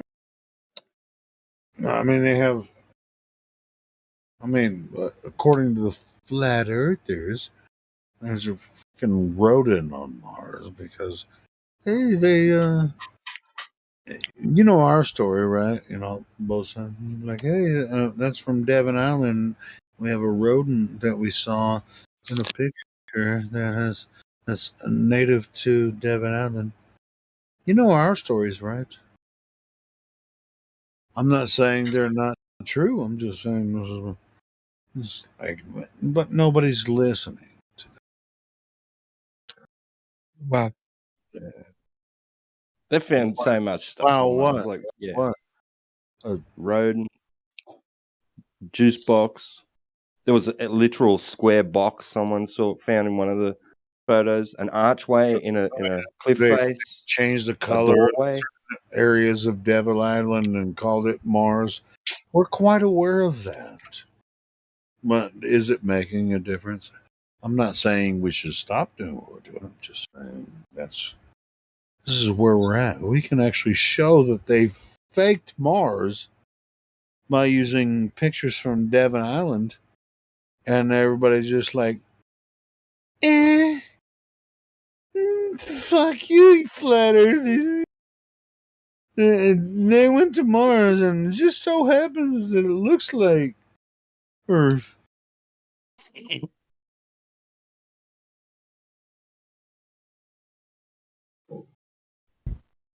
I don't know about you guys, but my life has changed phenomenally since they put that thing on Mars. Like, poof! I'm laughing now. I don't know what I did before the rover was there. Which rover are you talking about? Yeah. The one on Mars. Like, I don't know how I got through my day without a rover on I Mars. think they put 3 already now, but Pathfinder, Curiosity, what was Perseverance. No wonder why things are getting easier for me. Yeah, every time they put a new one on there, it just gets easier and easier for you to. It's like, know that we're the third rock from the sun. It's just the most amazing thing. And the way they do it. Parachutes and helicopters. Yeah, well, they don't do it through helicopters. What I was going to ask? Why is your catchphrase here? Earth is Earth, and it will always be Earth. I've never known. I understand what you're saying, but why the fuck do you say that all the time? Getting picture chicken. Yes. Well, Earth is Earth. Shit. Now you're messing me up. Earth is Earth, and it always has been, always will be. Why are you saying that? Isn't it? Yeah. Didn't say it's not true. There you go. Now, that triggers a conversation. It's like, what do you think Earth is? You just told me. Earth. It's Earth. It's the only place we can exist and understand. We're having a conversation about it right now. So Earth. Now, I mean, that kind of can trigger a conversation. I mean, do you want me to give a different? I mean, I actually have a couple of them. I mean, just like with this 24/7 Flat Earth Discord, the best place to talk about on Earth. I mean, isn't it? Is it the best place to talk about Earth? Yeah, man. Yeah, I think so. So That's when they come. So if people want to talk about Earth and if they have any presumptions or, exclusions, ideas or whatever, bring them on in. We're open. We have an open platform. We can talk about Earth 24 hours a day.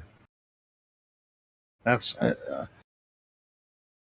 so. I don't know how you're confused about that. The best place on Earth to talk about Earth. What's so confusing about that? Ain't confusing. I'm just I was wondering why it was a catchphrase. That's all. Well, that's Tell me why. It invokes the conversation. And so I mean, if somebody's brand new coming, it's like if I were to say it, hey, this is the best place on Earth to talk about Earth. What's your? You've heard me talk to people before. I mean, I'm just like, have you ever talked to anyone about Flat Earth before? What do you think so far? What do you? When I talk to people, I want them to talk more than I do. So, especially new people. So that's why that's why I make those phrases and stuff. Like they're curious about the topic. They came here to talk to us about it, so I want them to talk to more than I do, so that they can tell me why they're here.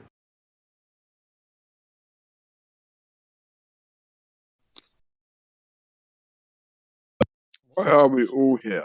That's what I want to know. No, I know why you're here because I've known you for several years. We actually created this room so that we can get new people to jump in every single day.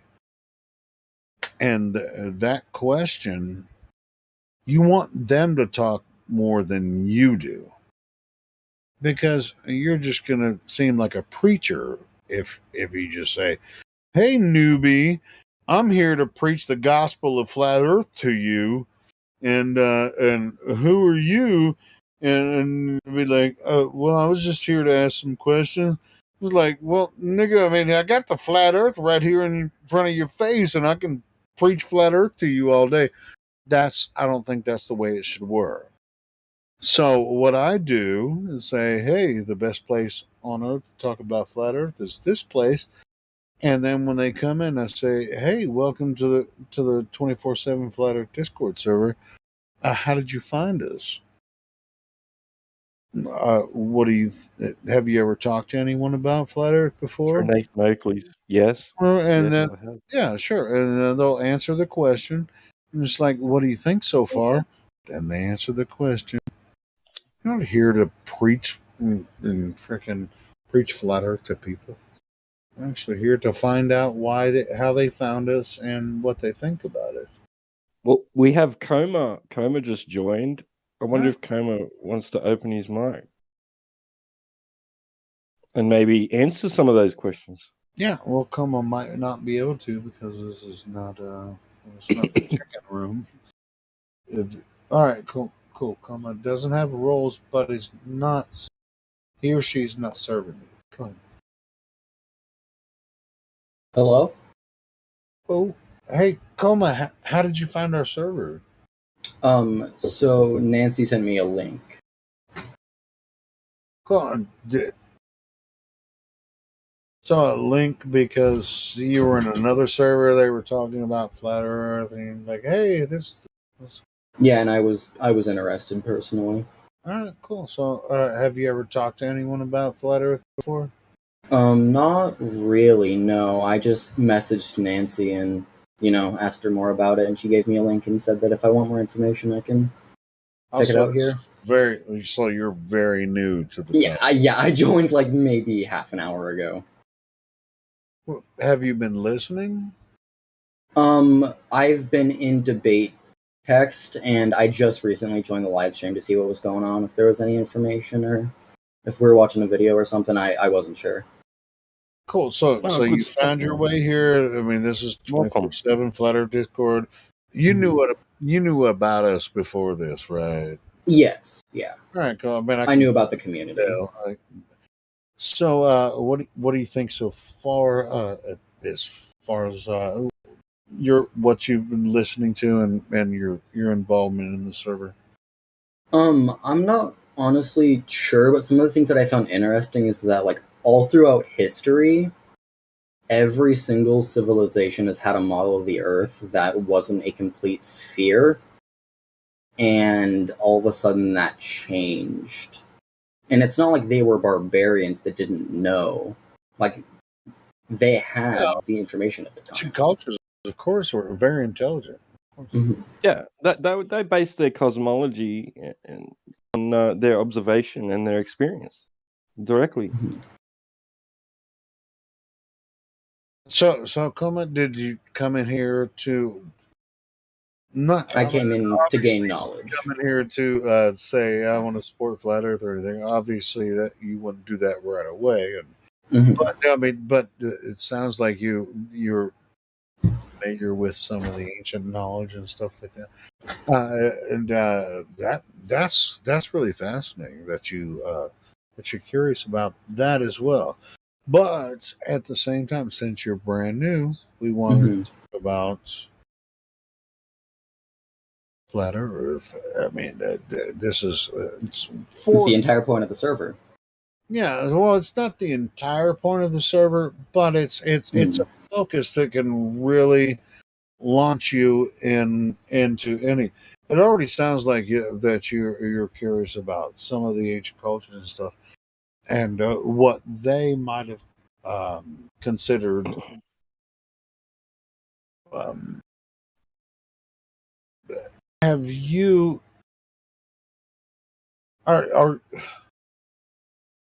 there's almost no one in modern times now that has been in Discord or on YouTube that hasn't said, "Hey, man, I heard somebody talking about flat Earth." I actually want to hear what you think so far, bro. Honestly, it's a lot more chill than I thought it was gonna be. Like, I thought it was gonna be really heated discussions, but it's really civil, and everyone here seems intelligent. And I mean, it seems like a genuine good community that wants to give knowledge to people and change how basically we've been brought up wrong and brainwashed. And I want to learn more because we have like 27,000 people that are members of this Discord, and it's not the same. It's not going to be the same way every time you join. So just be patient. You're buttering us up. Be patient with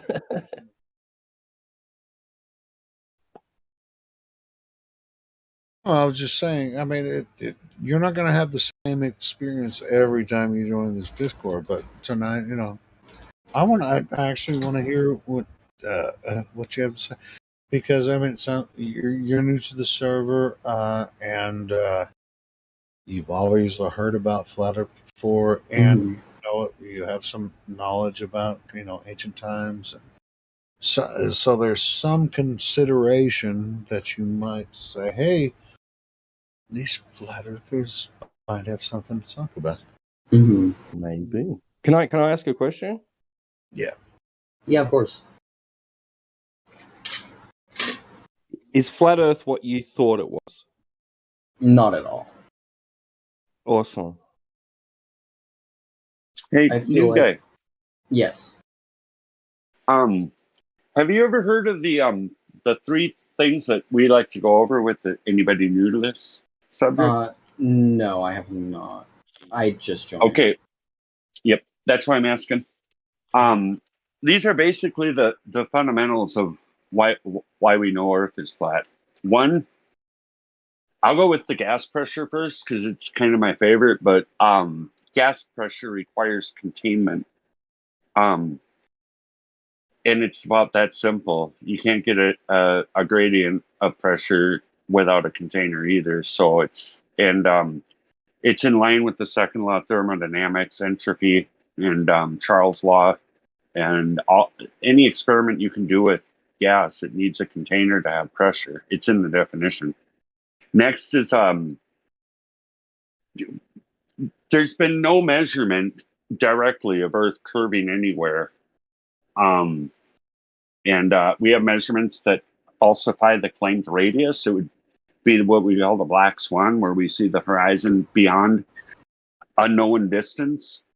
And the geometry claims that the horizon at that observer height that we're viewing in a video that's been made, the horizon needs to be when the eye is 1 foot off the surface of water and viewing out.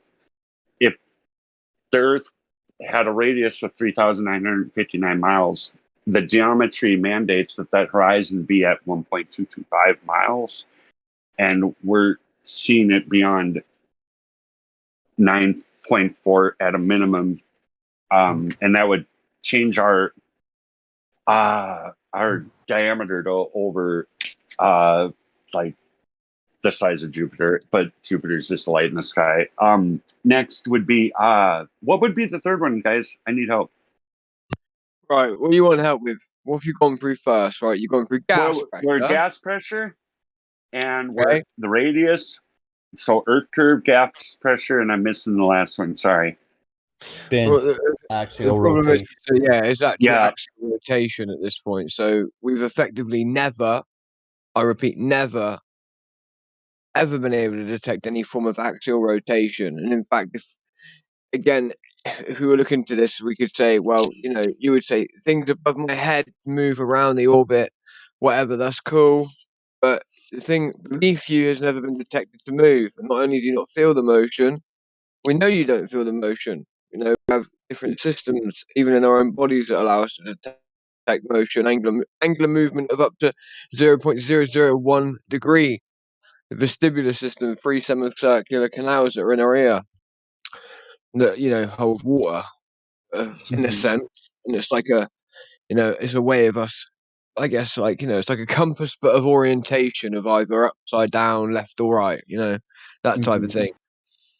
I don't know what it is with your fucking voice, but it's annoying me. Your insincere voice. Are you being Who, me? sincere or not? Not you. Who, No, me? you're great. No, Oh, you're okay. great. No. The new guy. No, I'm being sincere. I'm English, mate. Oh, okay. Yeah. Sorry if it comes across as brass, but we get a lot of just riffraff, man. And Yeah, that's understandable.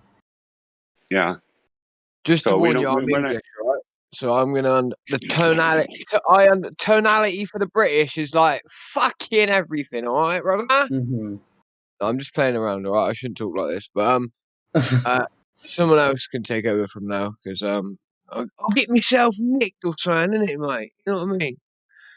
So we have a lot of fun in here talking and stuff, and doing the posting and whatnot. But the deal is we're here for you. Yeah. Now, I know I am. I know for a fact that's why I'm here, man. Is so that a newcomer can come and really learn what the difference, so you can realize what up and down are, and what reality is, and get out of the cartoon fantasy religion of heliocentrism, because it's really boils down to just a mind fuck. It's a brain breaker, bud. The globe is honestly a brain breaker. It makes you see up and down.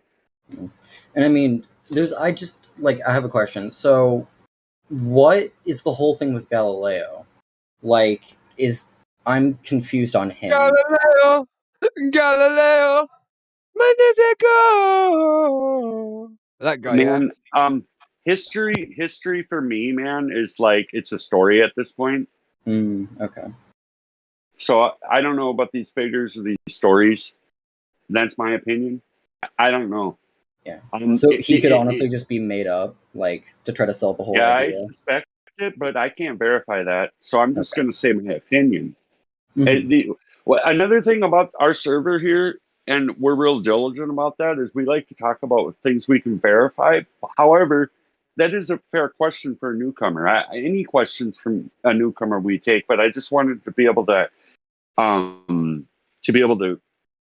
help how we like to think, just so you can kind of get the framework that we base in.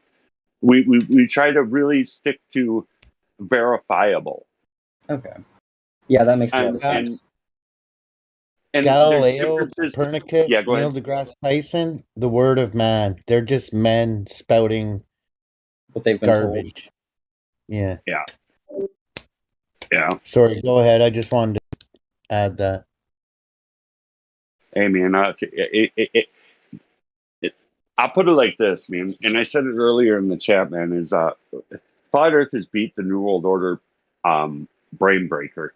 And I take victory laps in my mind, and I cherish these guys here because I see it. I mean, Jesus is my hope, but I get away from that. Sorry, guys. We're not a religious server. However, it's like hope for humanity. I find it here because we can at least confront reality as it is. Yeah. Touching on that religion thing, I know we're not a religious server, and I'll say this. I can prove flat Earth without the Bible, but flat Earth is all over the Bible. It's all in there, so yeah. Touch up on the scriptures, you'll be led the right way. Ancient cosmologies, Yeah. Not just the Bible. Yeah. And this is another thing I like to point out to any newcomers is the fact that Earth is not in the sky. It's under your feet. It's really, the lights in the sky aren't anything to be modeling what we live on. They're just lights in the sky. We can't verify any knowledge to their distance or composition. There's no way any human can ever know any of these things. We don't know their actual size, their actual distance. There's no way to know. And Well, claiming we could, knowledge of these, well, go ahead. well, not just saying we could sufficiently make an argument of us being a tree based on. So, like for instance, someone points to the sky. They say, "Well, look, that thing there is round, so therefore, Earth beneath feet round." Well, I can make an argument in terms of proximity, meaning, i.e., in proximity to the tree over there across the road, it's a lot closer than said ball up there. So why the fuck am I not a tree? And we're just squirrels running around on a tree that's bigger than the tree that's next to me. That's probably not. You understand the point? Like, let's go back to what you said about Galileo, because you did point to the sky in order to go to the feet, right? But there's just Yeah. a cool thing Right. I want to say about Galileo already, which is this. Do you know of the telescope that Galileo used? Do you know its its magnification, should I say, and its focal distance? No, the only thing I know about Galileo is what I was told in school. That's why I asked you guys Right. about him. Right, so he apparently mapped out the moons of Jupiter, right? Mhm. And observed Saturn and everything and all of that. Well, he had a 30 times scope or a 38 times scope. No one sees the moons of Jupiter with a 30 times scope. Like your average bird watcher's binoculars are 30 times. Your spotting scope, sniper has your spotter that's next to your sniper has a 60 times scope. Your P90, your P900 camera has a roughly is it like an 80 times or 80 a 90 times. Yep. times? And that Yeah. doesn't even get into like gun scopes as well, which can Yeah. be or artillery scopes. So I mean, if that's the zoom he used, then you should be able to see Jupiter with just a little binocular. Well, yeah, exactly. That's kind of my point. He didn't map out. He didn't see the moons of Jupiter orbiting around Jupiter. He didn't see any of that shit with the 30 times telescope. So whatever they tell you about any of that, right? Him mapping out the solar system and finding out all of this advanced data, it's complete bullshit.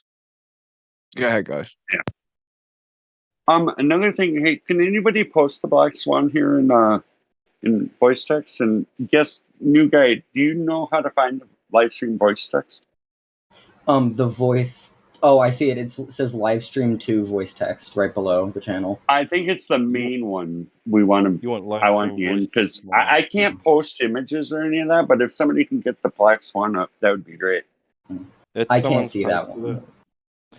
I'll tag you in there. There we go. Got it. Oh wait. So that's not it. Oh shit. Wait. So when you think of the horizon, what do you consider? What do you conceptualize it as? New guy. Oh, the horizon. I'm honestly not sure because I've been flying in planes since I was little, and while I've flown, I've never actually seen like a curve or where that curve is supposed to start. Like I just seen that's honest. I've just seen there's like fog out there, and that's all.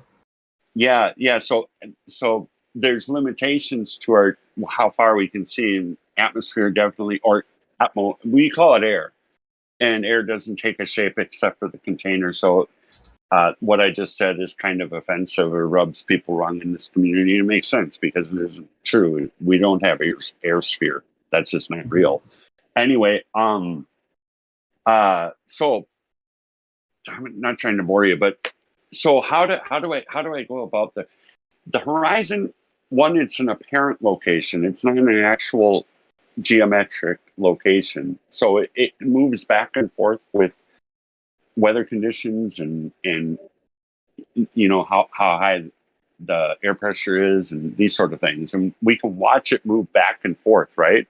Now, how they got the original radius value. Yeah. Just one sec. So he couldn't see the live stream voice text because he wasn't verified. So I've just verified him because he sounds pretty cool. And I just tagged you in the live stream voice text. So you should be able to see that now. and view the images. There's also someone posted a video which is relevant to what Lumpy is talking about. Sorry, and continue. Lumpy, I gave you the image in Bedroll, and I also made you valued as well. Yeah, cheers, dude. Appreciate the work. So that you're able to post images and stuff now, and All right, all thank that. you. Hey, thanks, guys. And I'll be responsible. 100%. This is we know. important stuff. We know. I want to give it to you. So, have you ever heard a modus tollens argument? I haven't. No. Okay, it's if A, then B, if not A, then not B. So the argument here is if you can see the image, are you seeing the platform habitat Hill House image? Are you on the live stream voice text yet? Yeah. Yep, you got it. Okay, good. So what we're seeing here is that the horizon's behind. Will you agree that the horizon's behind platform habitat, the one to the left? Yes, that's what it looks like. All right.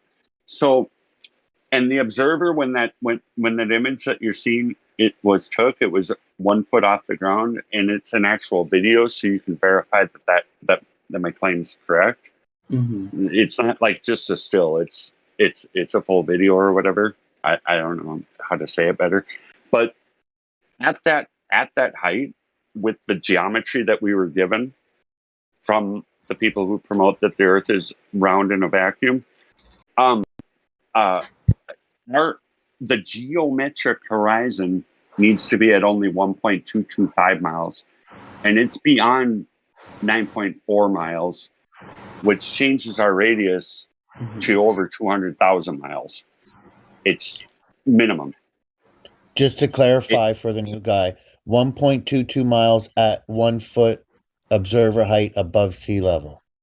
Okay. And just as a good rule of thumb, if you're ever out on doing observations for yourself and you want to know whether or not you're what you're looking at in terms of the horizon being where the sky appears to meet the ground, and so just as a rule of thumb, like I said, you're out on the coast somewhere, for instance, and you're looking out to sea. You see the horizon, the sagittar. That's what's supposed to be in your ball model, right?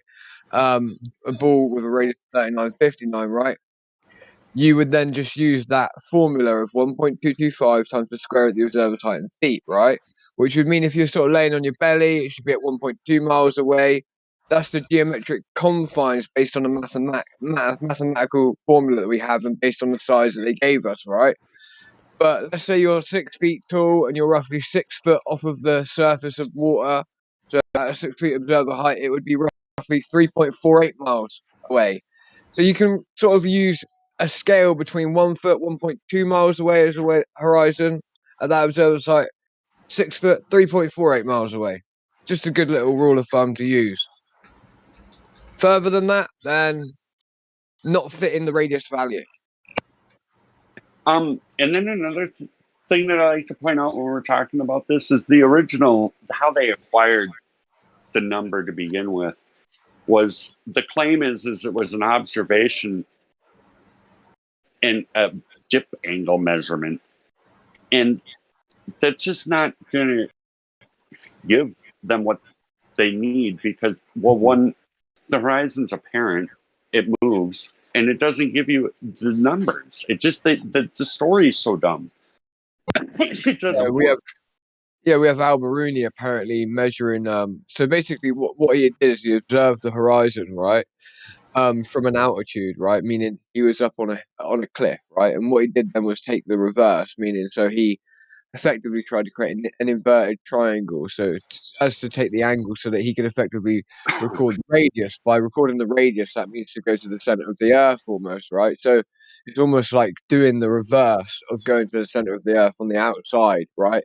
By looking out to the horizon, you plug in exactly how high up you are, and then you basically plug in the dip angle, right? Mm-hmm. And so by doing that, apparently he was able to effectively figure out how far away the horizon should be on a globe. Well, he was able to figure out the radius value, and based on that radius value, we now know how far away the sagittar or the leading edge of the sphere should be, which is that mathematics that you were just told about. Then you could type it into Google, the 1.225 times the square root of the observer height in feet that was mentioned. But this is obviously bullshit because obviously, if the atmospheric conditions of the day are what dictate the distance to the horizon, therefore it doesn't really matter because you can't measure something that's an ever-moving, non-present thing. It's apparent. It's not geometric in nature, so it's bunk. Finito. Yeah. And it's the same with Eratosthenes as well. Eratosthenes is another way that they say that they measure, so-called circumferences, or then from the circumference work out the radius value. But again, that sticks and shadows in the ground. He didn't know the distance from Cheyenne to Alexandria, as it were. He never stepped out himself. He might not have even been a real person, for one. For two, he assumed the distance to the sun, and at the time they were saying the distance to the sun is completely different to what they say the distance to the sun is now. Assumed parallel light rays, while also assuming that the Earth was curving underneath them. Well, we can do the same thing with a localized light source with a flat surface, and we receive the same results with sticks and shadows.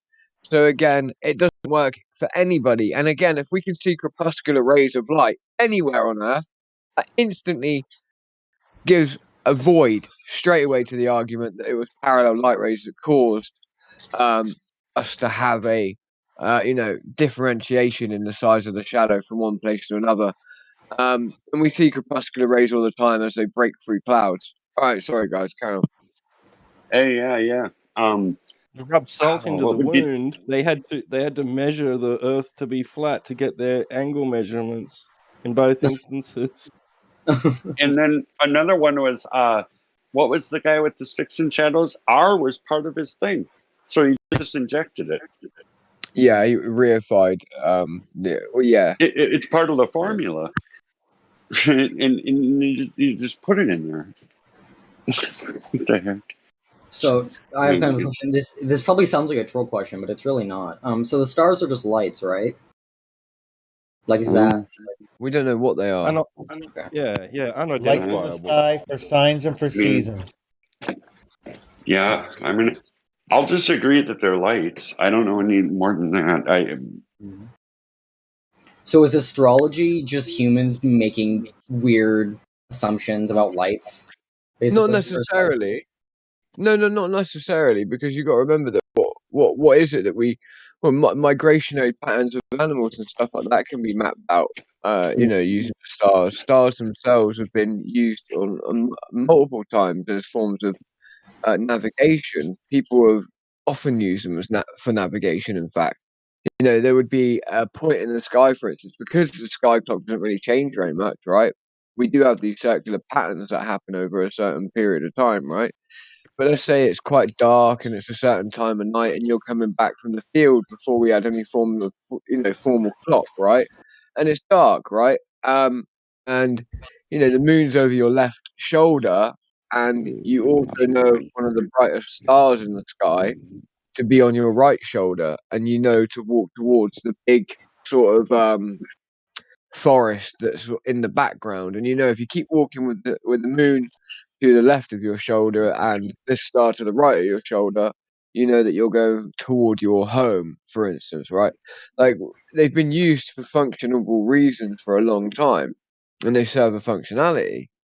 But in terms of astrology or whatever it is, right? Attributing behavioral patterns and stuff and the like to, different stars. Well, there is a correlation to the electronic magnetic field of the Earth, right? So, and that goes with even the globe, for instance, right? We have a Schumann resonance and all of that. And people do draw a correlation between, people draw a correlation between maybe where somebody was born in terms of inside of that field at that time of year. I don't know. It's we have different countries are labelled. For instance, like Spain, I believe, is a Sagittarian country based on its position inside of the field, and then normatively. I don't know. It's a weird one. Did that address the question? Yeah, it's important to differentiate. One is the study of the constellations that have been there for thousands of years, and the other is presumptions of what's out there in space. Yeah, so I was more so talking like astrology, like how humans, or like some people say that like your behavior is based off of like the stars when you were born and stuff, and like if the stars are just lights, then how would that, But we don't know what the Did you know stars are. that astrology actually works off a geocentric principle for a start? I didn't know that. Well, of course, because when was There's 88 astrology constellations that have been there for thousands of years. All right, thank you. That was a big question. Yeah, you look at any chart, any astrology chart, it's got, basically you're in the middle, like the it's all stems from the center, assuming that's you on Earth, and then correlation to the celestial bodies dependent on which area the sun is rising in and the constellations and all that stuff. So yeah, it's a geocentric principle for sure, and it was basically developed during eras when civilizations such as Mesopotamia and that region particularly but thought that the Earth was flat and stationary and geocentric. So is there like a general consensus on like the exact like shape or how the Earth is shaped, or is it more just like interpretation and guesswork at this point? Because I know it's not like a 2D plane, obviously. It's what we observe and what we can confirm with laser tests across large bodies of water, and just even looking at the dynamics. Liquids, they seek their level; they don't curve.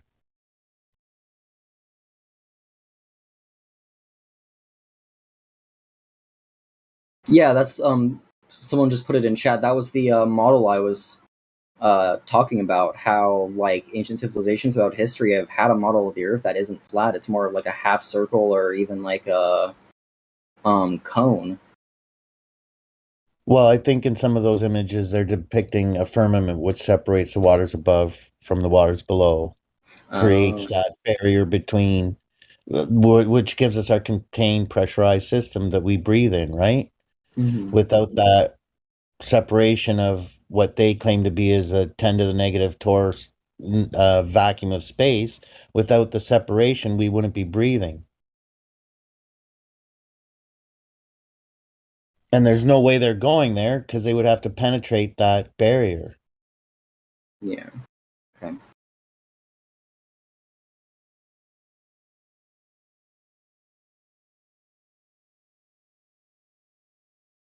Right, so the general population takes it on faith based on what is presented to them by space agencies, so-called, that what they tell us about the sky is true. They just take it on faith. There's no way that any regular person can verify those claims.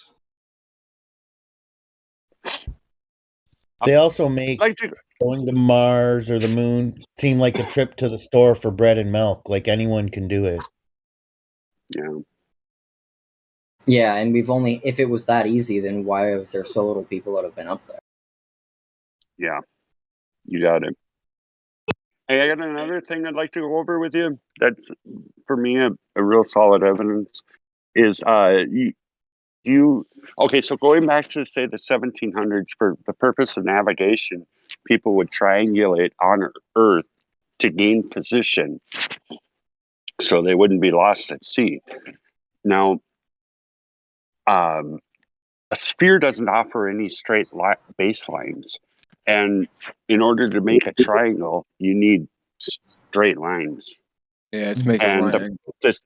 Yeah, and a right angle. So you're only even the instruction books call it circles of equal altitude, and the defenders or I don't even they're claiming curved radiuses. I mean, these people they call flat curved. That we're dealing with just literal upside downness from these people, and don't choose to go down that path because it is flat and you don't need to fight it. It is what it is. Absolutely, all the descriptions in the sextant manuals which describe how to use it practically, right, in reality, talk about the surface being a plane, and talking about these straight lines and these angles measurements, but then goes on to show diagrams of how it can be applied to the concept of being on a sphere. But in all practicality, it is used on a flat Earth.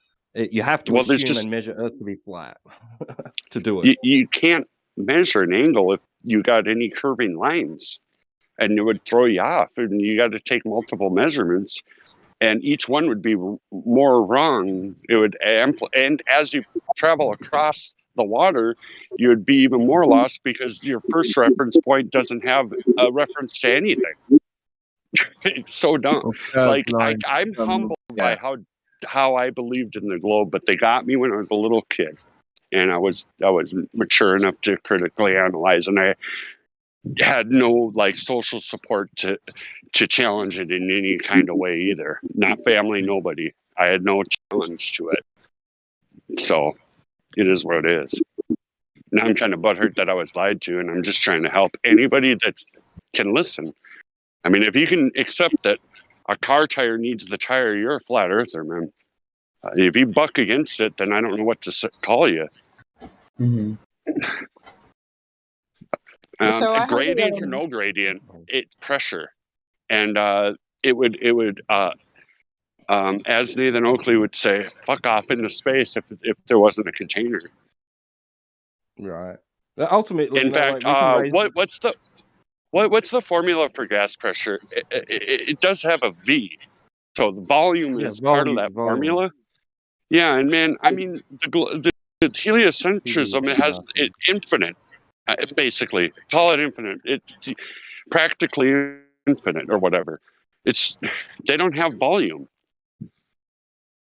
But basically, we're here we can raise these points with you, and then ultimately it's up to you to look into it and go and find out if what we are saying is true or not, and draw your own conclusions, use your own cognitive ability, to come to some sort of conclusion about the world you live in or on. And if it wasn't important, they wouldn't have structured the whole mainstream media and the education systems globally to push this on humans, regular, normal, working people with families.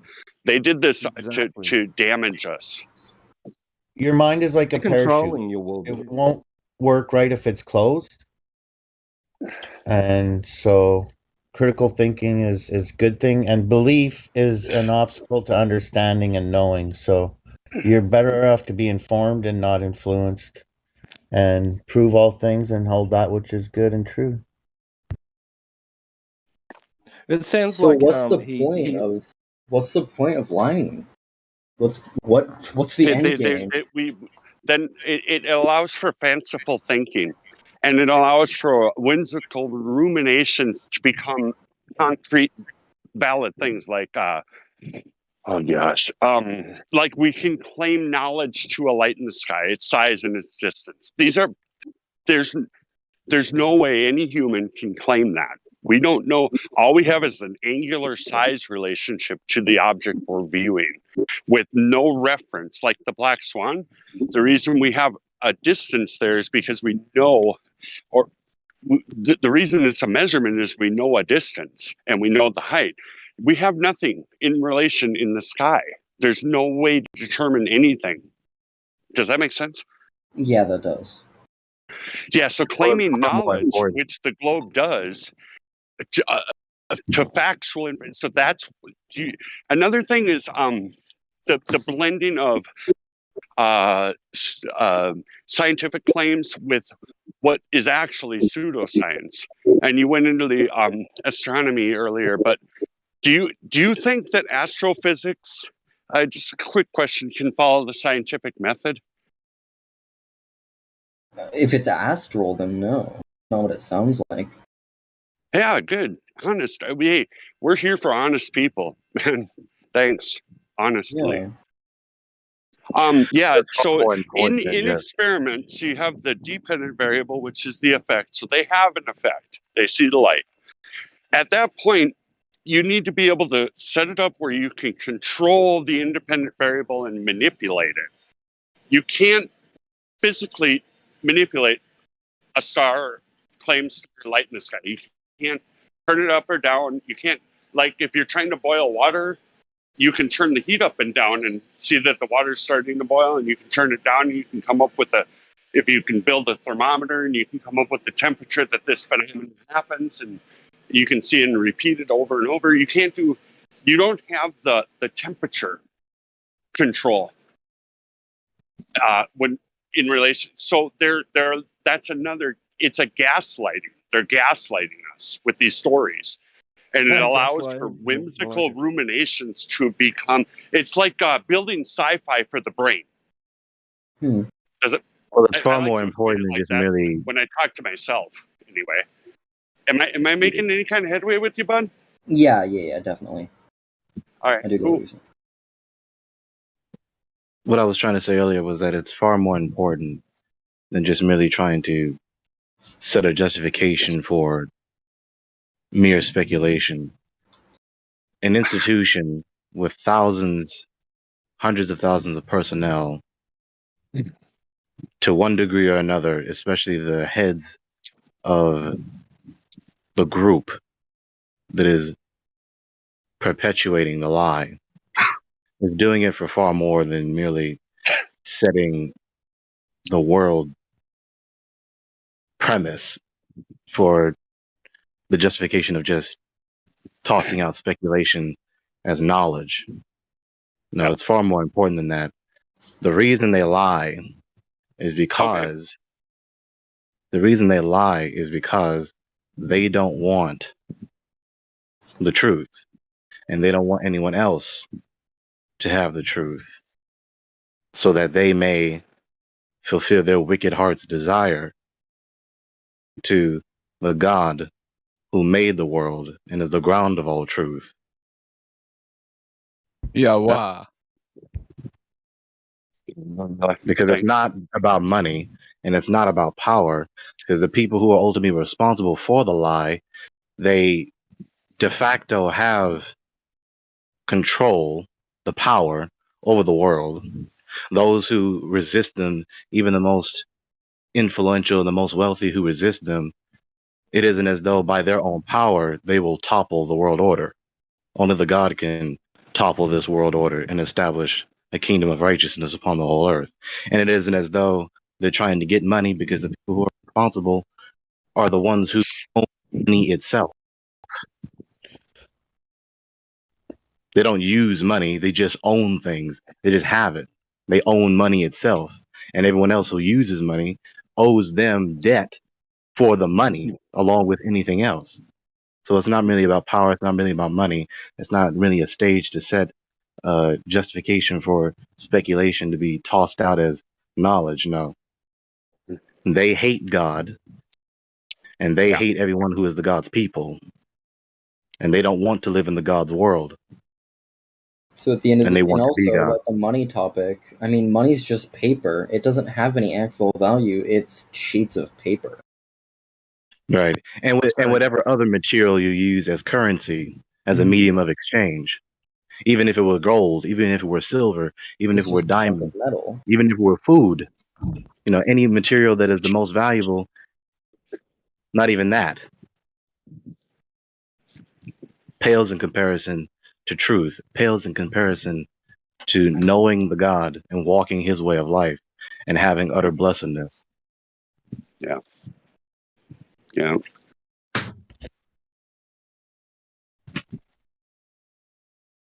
Those other things are there. Like, they do lie.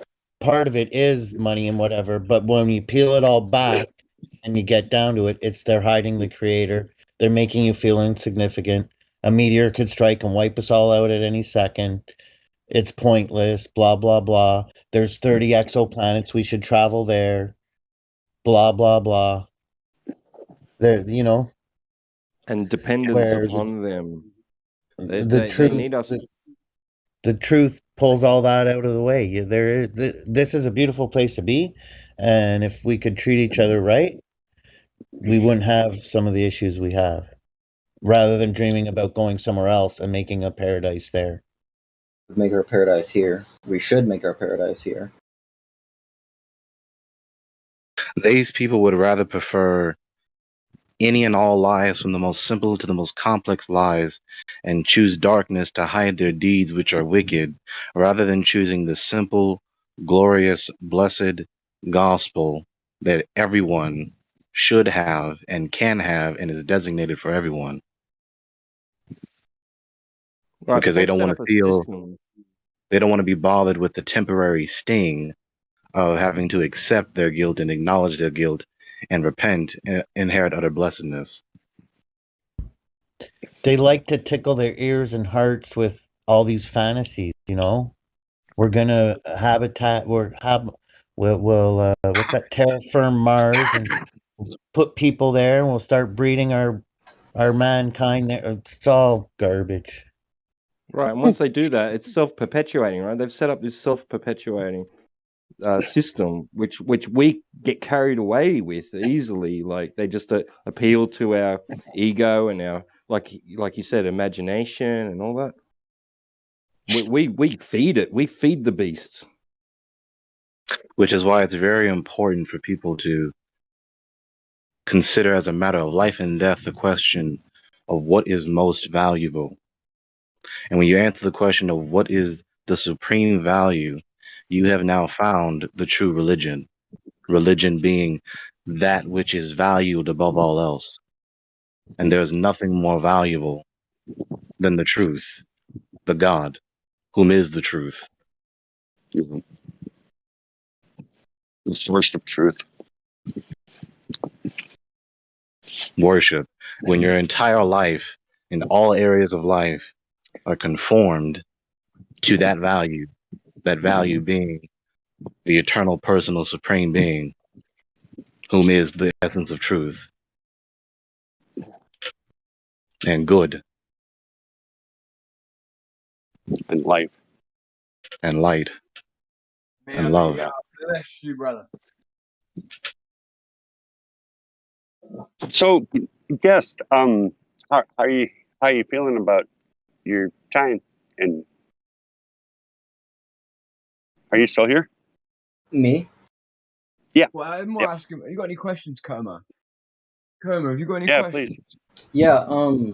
I think right now, honestly, a lot of it is like a lot of it is pretty eye-opening. I mean, I've kind of had suspicions for a while, you know, but from personal experience, I talked about planes earlier, and I live on the coast. Like my school is 5 minutes away from the beach, and so I grew up seeing the horizon and seeing boats go through, and boats that were further than 1.2 to 5 miles, and the horizon was behind That them. would be based on how high you were off the ground, though. So if you were a 4 foot, 5 foot child or 6 foot off the ground, you see what I'm trying to say? So at 6 feet, it's dependent on how high you are off the ground. So I'll be completely and fully honest with you, right? You yourself would have to establish that based upon how high you're off the ground. But you know, if you've stood on a beach, right, and you're a normal man, you're going to be anywhere between a distance of 1 foot to 6 feet, maybe a little bit higher, which is going to be 1.22 miles versus 3.48 miles at 6 feet. So in between that, you know if you're being honest with yourself, you've seen horizons that in distance are further than 3.48 miles away. And then again, if we watch boats go out to the horizon where the sky appears to meet the ground, as they go away from us in a 12 o'clock position, right, they go straight out and they start to disappear, apparently bottom up first, right, whatever. Why isn't it if that boat was to, once it got to the point where it started to disappear, when it turns, if it was to turn 90 degrees on that horizon so that now its nose is facing in the 9 o'clock position? Bro, in my opinion, I think you interrupted him before he actually could finish what he was going to say. Can you just let him finish that?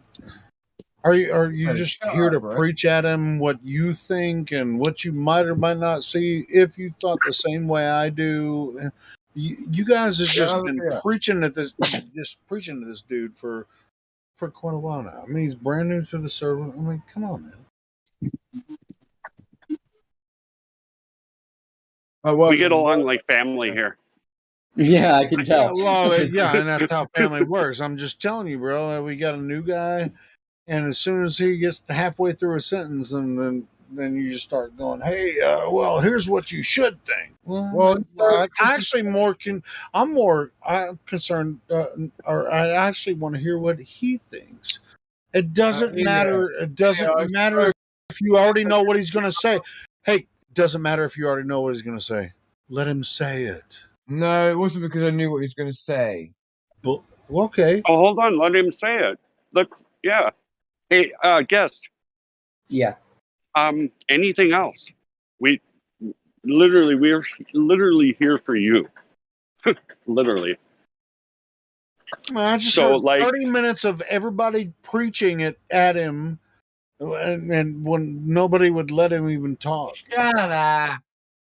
Yeah, Stop preaching yourself. bro. Come I'm on, getting sick of it. yeah. I'm getting sick of it, to be honest. But Let him anyway, talk then. I mean, I don't really have much to say. I'm here to learn and, hey, sure, don't worry about us and like the internal thing. But yeah, man, we're here for this server is here to accommodate new people that jump in and they have questions, and we want to accommodate you. If you have genuine questions, we want you to tell us what you think about what you've come across. We're not here to preach flat Earth at you. We're just well, at least I am. I don't know if everybody else is. I want to hear what you have to say about what you've discovered about flat Earth, or how you found. So to finally let the man talk now. Yeah, like, how about letting him talk? Yeah. So personally, I'm not a very religious person, so I'm not sure about the whole what Gregory was saying, but I do respect that, and I'm willing to learn more about that.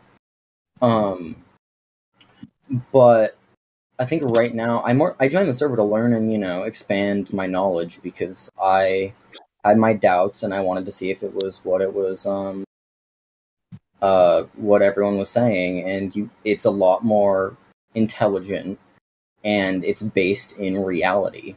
And there's a lot more proof for this stuff than there is for believing NASA or whoever you want. Yeah. And just taking it from them and the government is like saying, bro, trust me, and doing that instead of doing irrefutable evidence, and which is math.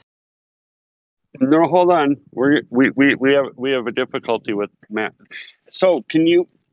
I'm gonna say the words, and then you can just internalize it. As math is abstract. This is true. It can be, but it can also prove things with measurement, with physicality. Yeah, but outside of that, math is abstract. But I think I'll say this really quick. I think this is what I like to do when new people come in. I want you to, and he's already done that. You're curious about why we think the Earth is flat, aren't you? That's why you came here, right? Yeah, and I was also curious. I mean, if I was here to troll, I would have attempted to do that. I'm here to learn and expand my knowledge, because at the end of the day, that's what I want to do. I want to gain as much knowledge as I can as a person, and I mean, I do definitely like have experienced things and seen things that make me question what I've been told my entire life. Cool. Well, Lumpy was going to address one of the things you mentioned, because you mentioned math, and so understanding what math is, and also understanding what proof or what evidence is essential concerning this geodesic question.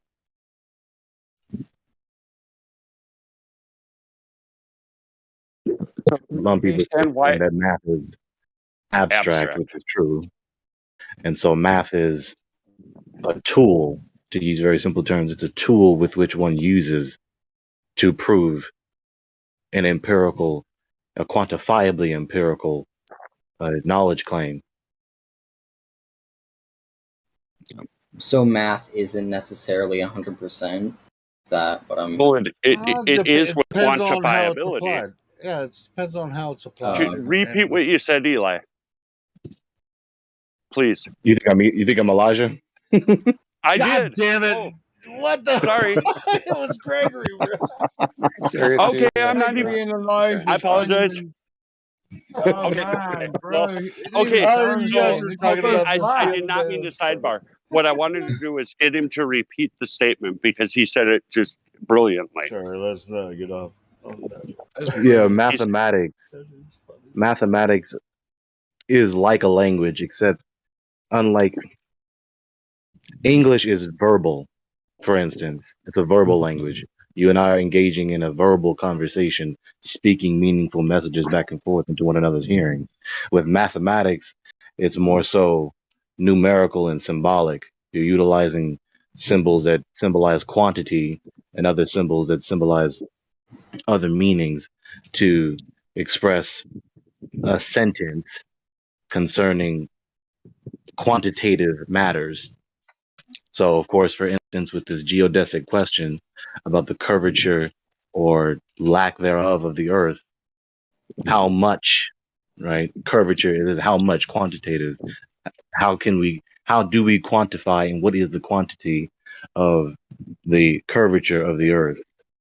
Right, and exactly. When we have new people join, we can use mathematics, and if they're familiar with that, we can utilize that to confirm whether or not what we're saying is true or quantifiable in many different ways. Right? Yeah, and I think how you refer to math as a language was really good because if someone in here speaks a language that none of us do, then you can use a little bit of translation and online, and then math is universal. Math is something everyone knows to a certain extent. Well, but what is one or what is 10? Is this be applied in a certain?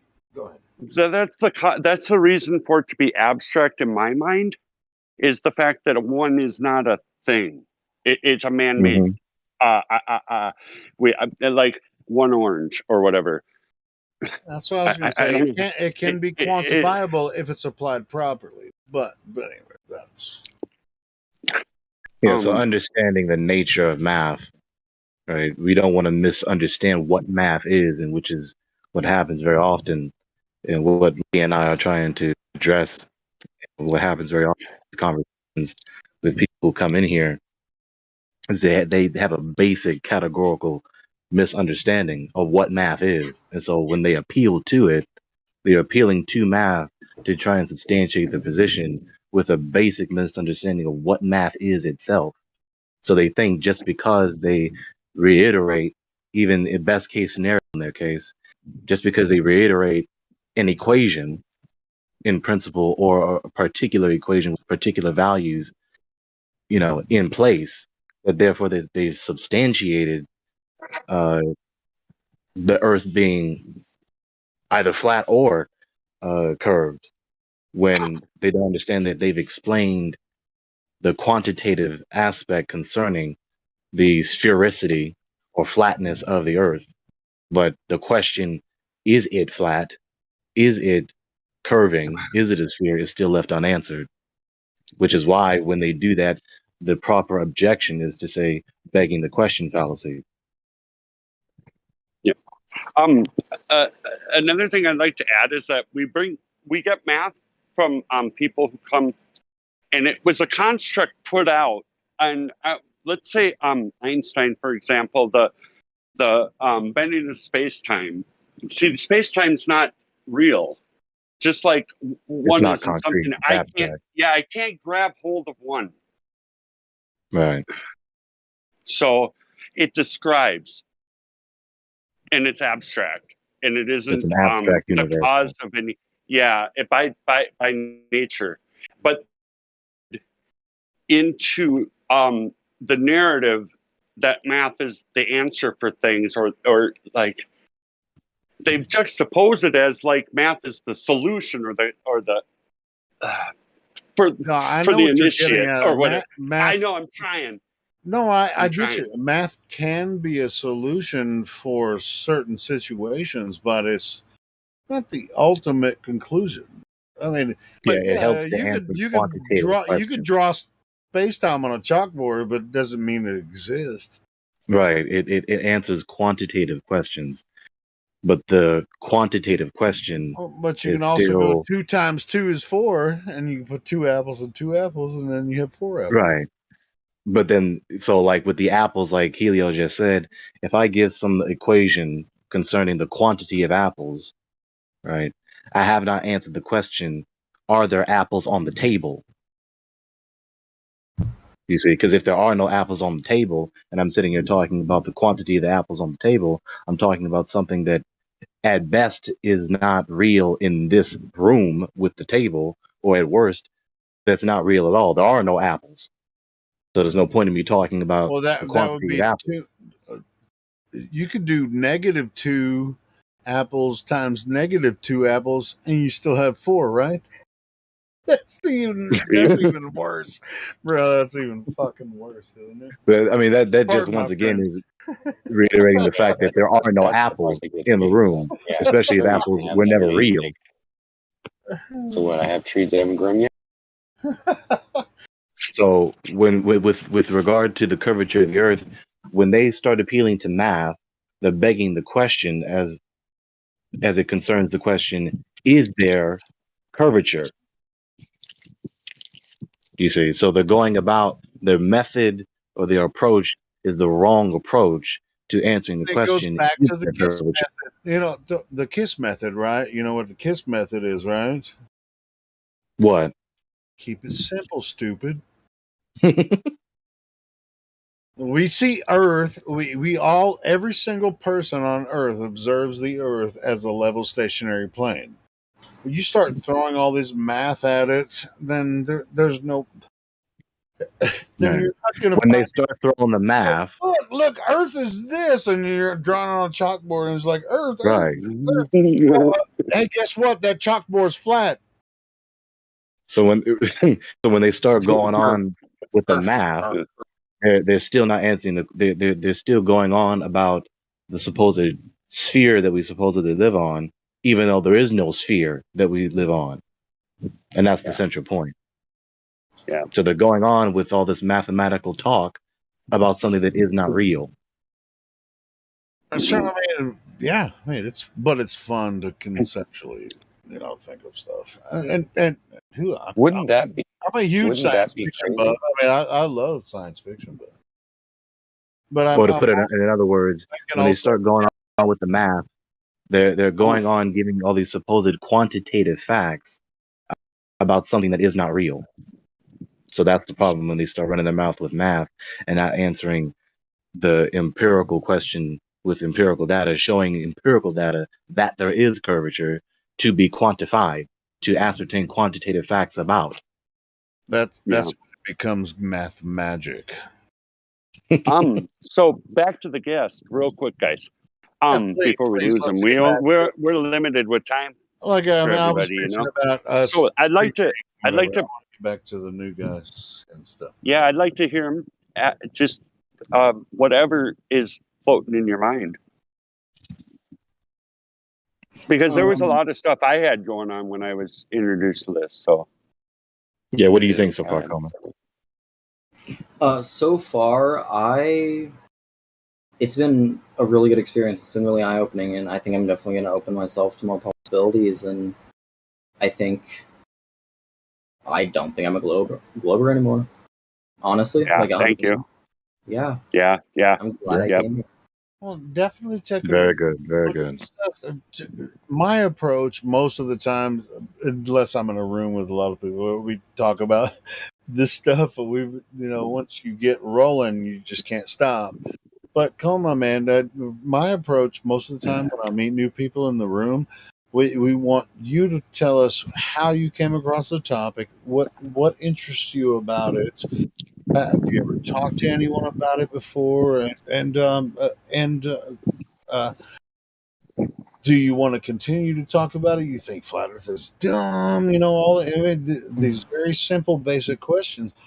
That's fine, because if you think flat Earth is dumb, welcome to the club. Because all of us used to think that. You know, the first time we came across it, everybody thought it was dumb. So you're my you're in was going the to group. disprove it and fix all these people.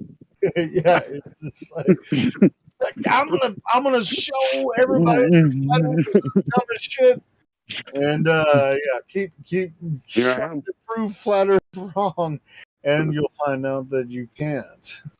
So I'd like to invite you to can anybody post Quantum Eraser so you can get that link and maybe you can go there and learn. Does he guest, one of the panel members here, and he has a YouTube channel until they crunch all this stuff.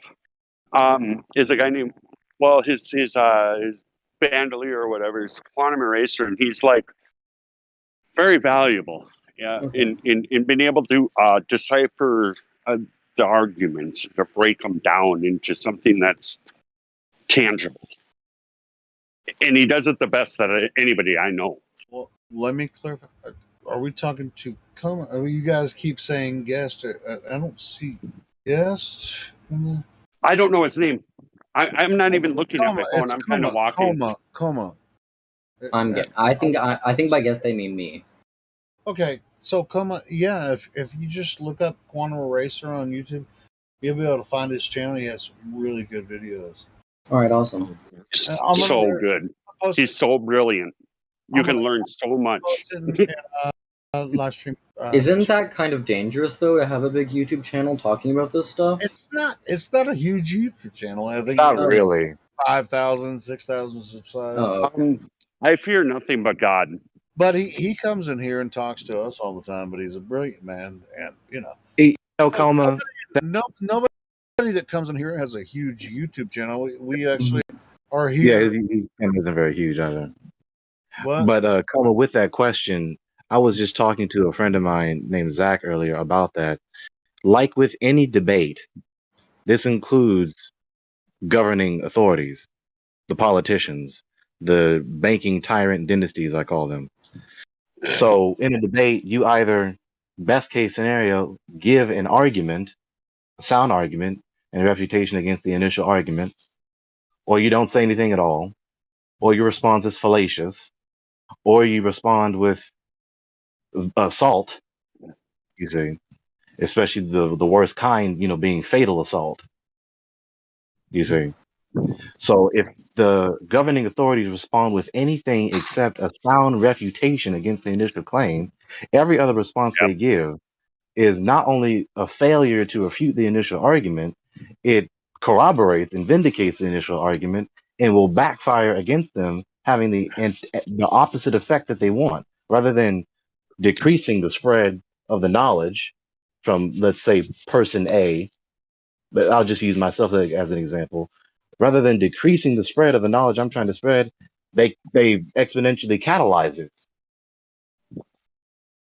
Yeah, and what he's explaining. I totally feel what you just we said. don't have huge YouTube channels, and thank God that you found your way here, because we're not here to exploit or anyone. We're actually here to spread information, and you can come to any conclusion that you want to come to after you come across the information that we share.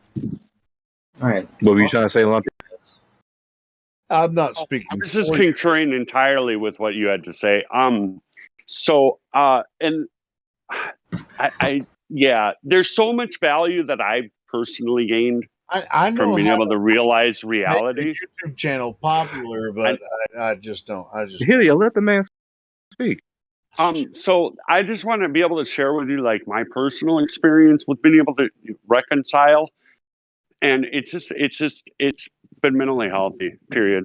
However, socially not so much. and kind of be guarded in my this is my opinion in personal relationships in this communication. I've suffered literally. I like right now I'm unemployed because I got in an argument with my coworker, whatever. It is what it is. So I'm just saying, but so socially it's rough, but internally, my internal dialogue and being able to reconcile, yeah, it's mentally healthy. And also, and you just said it. You just said it a minute ago, and you said it's not a globe. And you know what? You're a part of an elite at that point because you defeated thousands of years of work to try to control the human mind. All effort made, you just beat it. Good job. Thank you.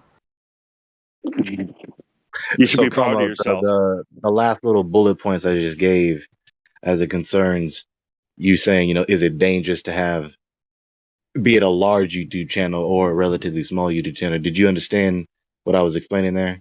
Yeah, that they wouldn't really care to silence someone because mostly everyone, thinks that it's just rambling.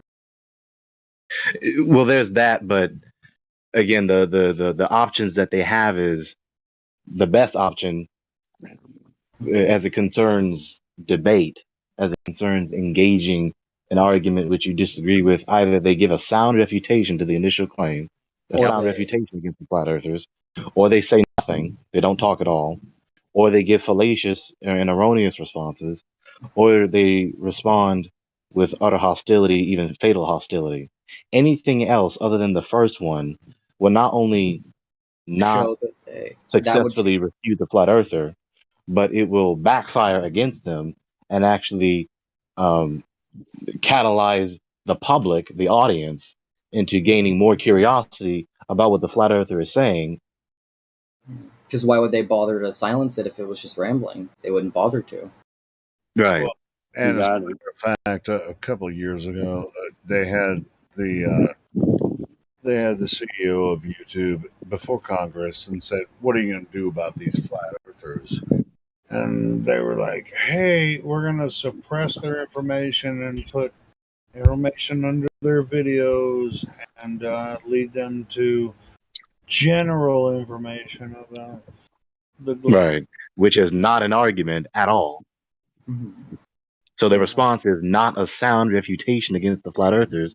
The response is hostile reaction. Silencing. It's suppression. Suppressing. That's all we get our tactics and manipulation and lies from I the have opposition. physical proof of that from the congressional right there in Washington D.C. I've actually it's on my YouTube channel. I'm going to post the link. I mean, another point to acknowledge is that my little broke self and not educated, I'm not a university graduate, like someone like me stands up and speaks up and asks scrutinizing questions about what the lofty institution is claiming to know. Okay. So if they know so much, then refute my argument or answer my question if you know so much. If it's just such a given granted fact, answer the question or give the refutation. Isn't that what we do all day long here on the 24/7 Flat Earth Discord? It's like, hey man, this isn't a big deal. If you think the Earth is a globe, show me your globe, because none of us have seen it. I mean, if they really did know and have their position on lock, as they want to make it seem to the public, and especially as they want to make it seem to the flat earthers, right? Then this movement, this flat earth movement, would have been dead in the first couple of weeks at most when it began. It should not have lasted more than a couple weeks. I shouldn't have gone. Let alone 7 years. What are you going to do about these flat earthers? Congress is going to be like, what are you Google going to do about these flat earthers? Especially, right, Helio, especially if we're such a menace to society, if our belief and our promulgation of our knowledge claims, which we demonstrate, is so harmful to society, then get to work and solve the problem. Then give the refutation, answer the question. It should actually make us more triggered and get out there. Good question. Again, back to demonstratable car tire and gas pressure. We don't have an answer to that at all. And then the claim of that Earth's moving, we get parlor tricks. No, you know what I mean? And when we challenge what's been presented, we get, I don't know, man, we get people like Bob the Science Guy, and it's ridiculous. It's absurd at this point. That's why they don't come here. Because there'll be a numpty clip made about them. And they know it because they don't have a defense. So after 7 years, even those who are the most, supposedly the most educated and qualified and have the most expertise, the best that we have gotten, at least to my knowledge, the best that we have gotten is anything but a sound refutation to the arguments, anything but a sound answer to the questions. A bunch of people are requesting Neil deGrasse Tyson come and, you know, explain things to us and have a discourse. That'll never happen. That will never happen. That'll never happen. So it won't happen. That He'll should say, "Oh, I don't want to give those guys a platform." Yada yada yada yada yada. Well, he was asked already by Joe Rogan to do it through Eddie Bravo, who some of us have got connections to knowing him, and basically, it's not gonna. It won't happen. It won't happen. Yep. Yeah, that's why I want to point it out. I would rather it happen. I would love to see that video. I would love to see that on CNN, on National Geographic, on Sci-Fi, on the Science Channel. I would love to see that. Well, listen, they're going to talk to the Mark Sargents of the community, not the you know, the Gregorys or the crack villains or whoever else. At the end of the day, they're going to talk to the guy who's going to come up on, you know, British television and show a snow globe, try and make us look like a bunch of twats, as far as I'm concerned. Even people like Eric the Bay, for instance, like, yeah, great, you're brilliant, Eric, mate, but yeah, plenty of positive claims you shoved down our throat, haven't you, bro? Yeah. Yeah, and then we have to defend the garbage, and it's all injected. That's what we're trying to point out. These fake actors in the FE community. Anyway. Yeah. Minor nuisances that have to be quickly dealt with when Gregory, you're laughing then at me. So, yes, back to the coma. Yeah. Hi. Where you at now? Hey, by the way, welcome to Flat Earth. And yeah. So you've been here all along. Yeah, right. Yeah. You got it. Gregory's a better wolf pup than me, so anyway, I'm trying, man. You know, I gotta keep eating the right food and we're good. But hey, back to coma. Where's the thoughts at the moment? Kind of just thinking to myself right now, you know, like how, you know, could I have not have realized stuff sooner, you know? Oh man, I do that all the time, man. Holy cow, I'm humbled by I'm ashamed of myself. It's so obvious at this point. Yeah, dude, I feel you.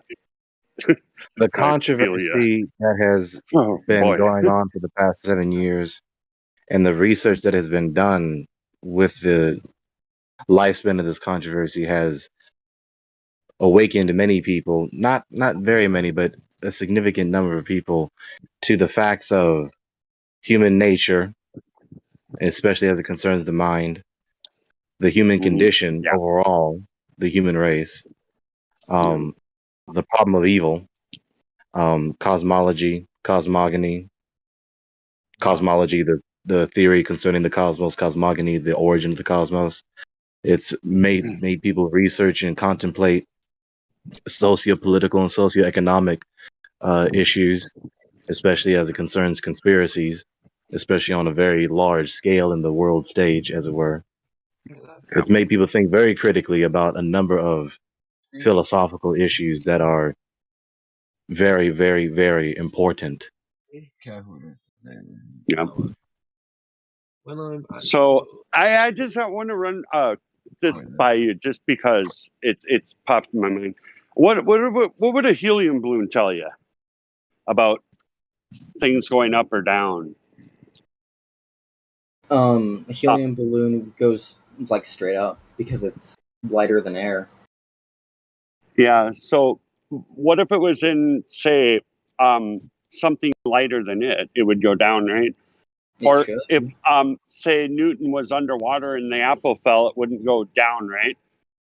No, it wouldn't. It'd go Right. up.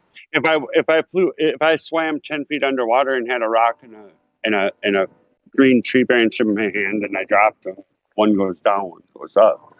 Mm-hmm. So these are some of the problems we have with the claim of gravity, because I'm debunking it for you right there.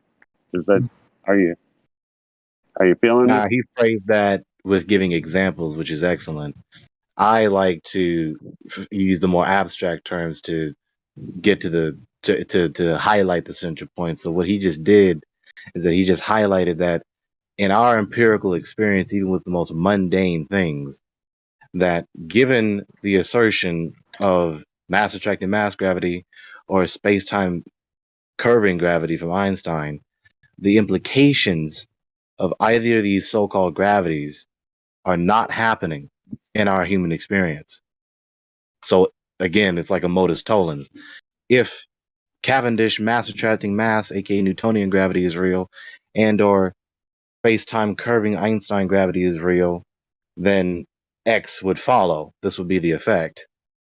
But it doesn't happen. And so P, right, the if, is not the case. So that one was something I struggled with early a little bit. And once I heard the buoyancy density disequilibrium claim or the statement, it all came together. And another thing about that topic is they never ever bring up medium dependency. There's never a mention of it in the formulas, huh?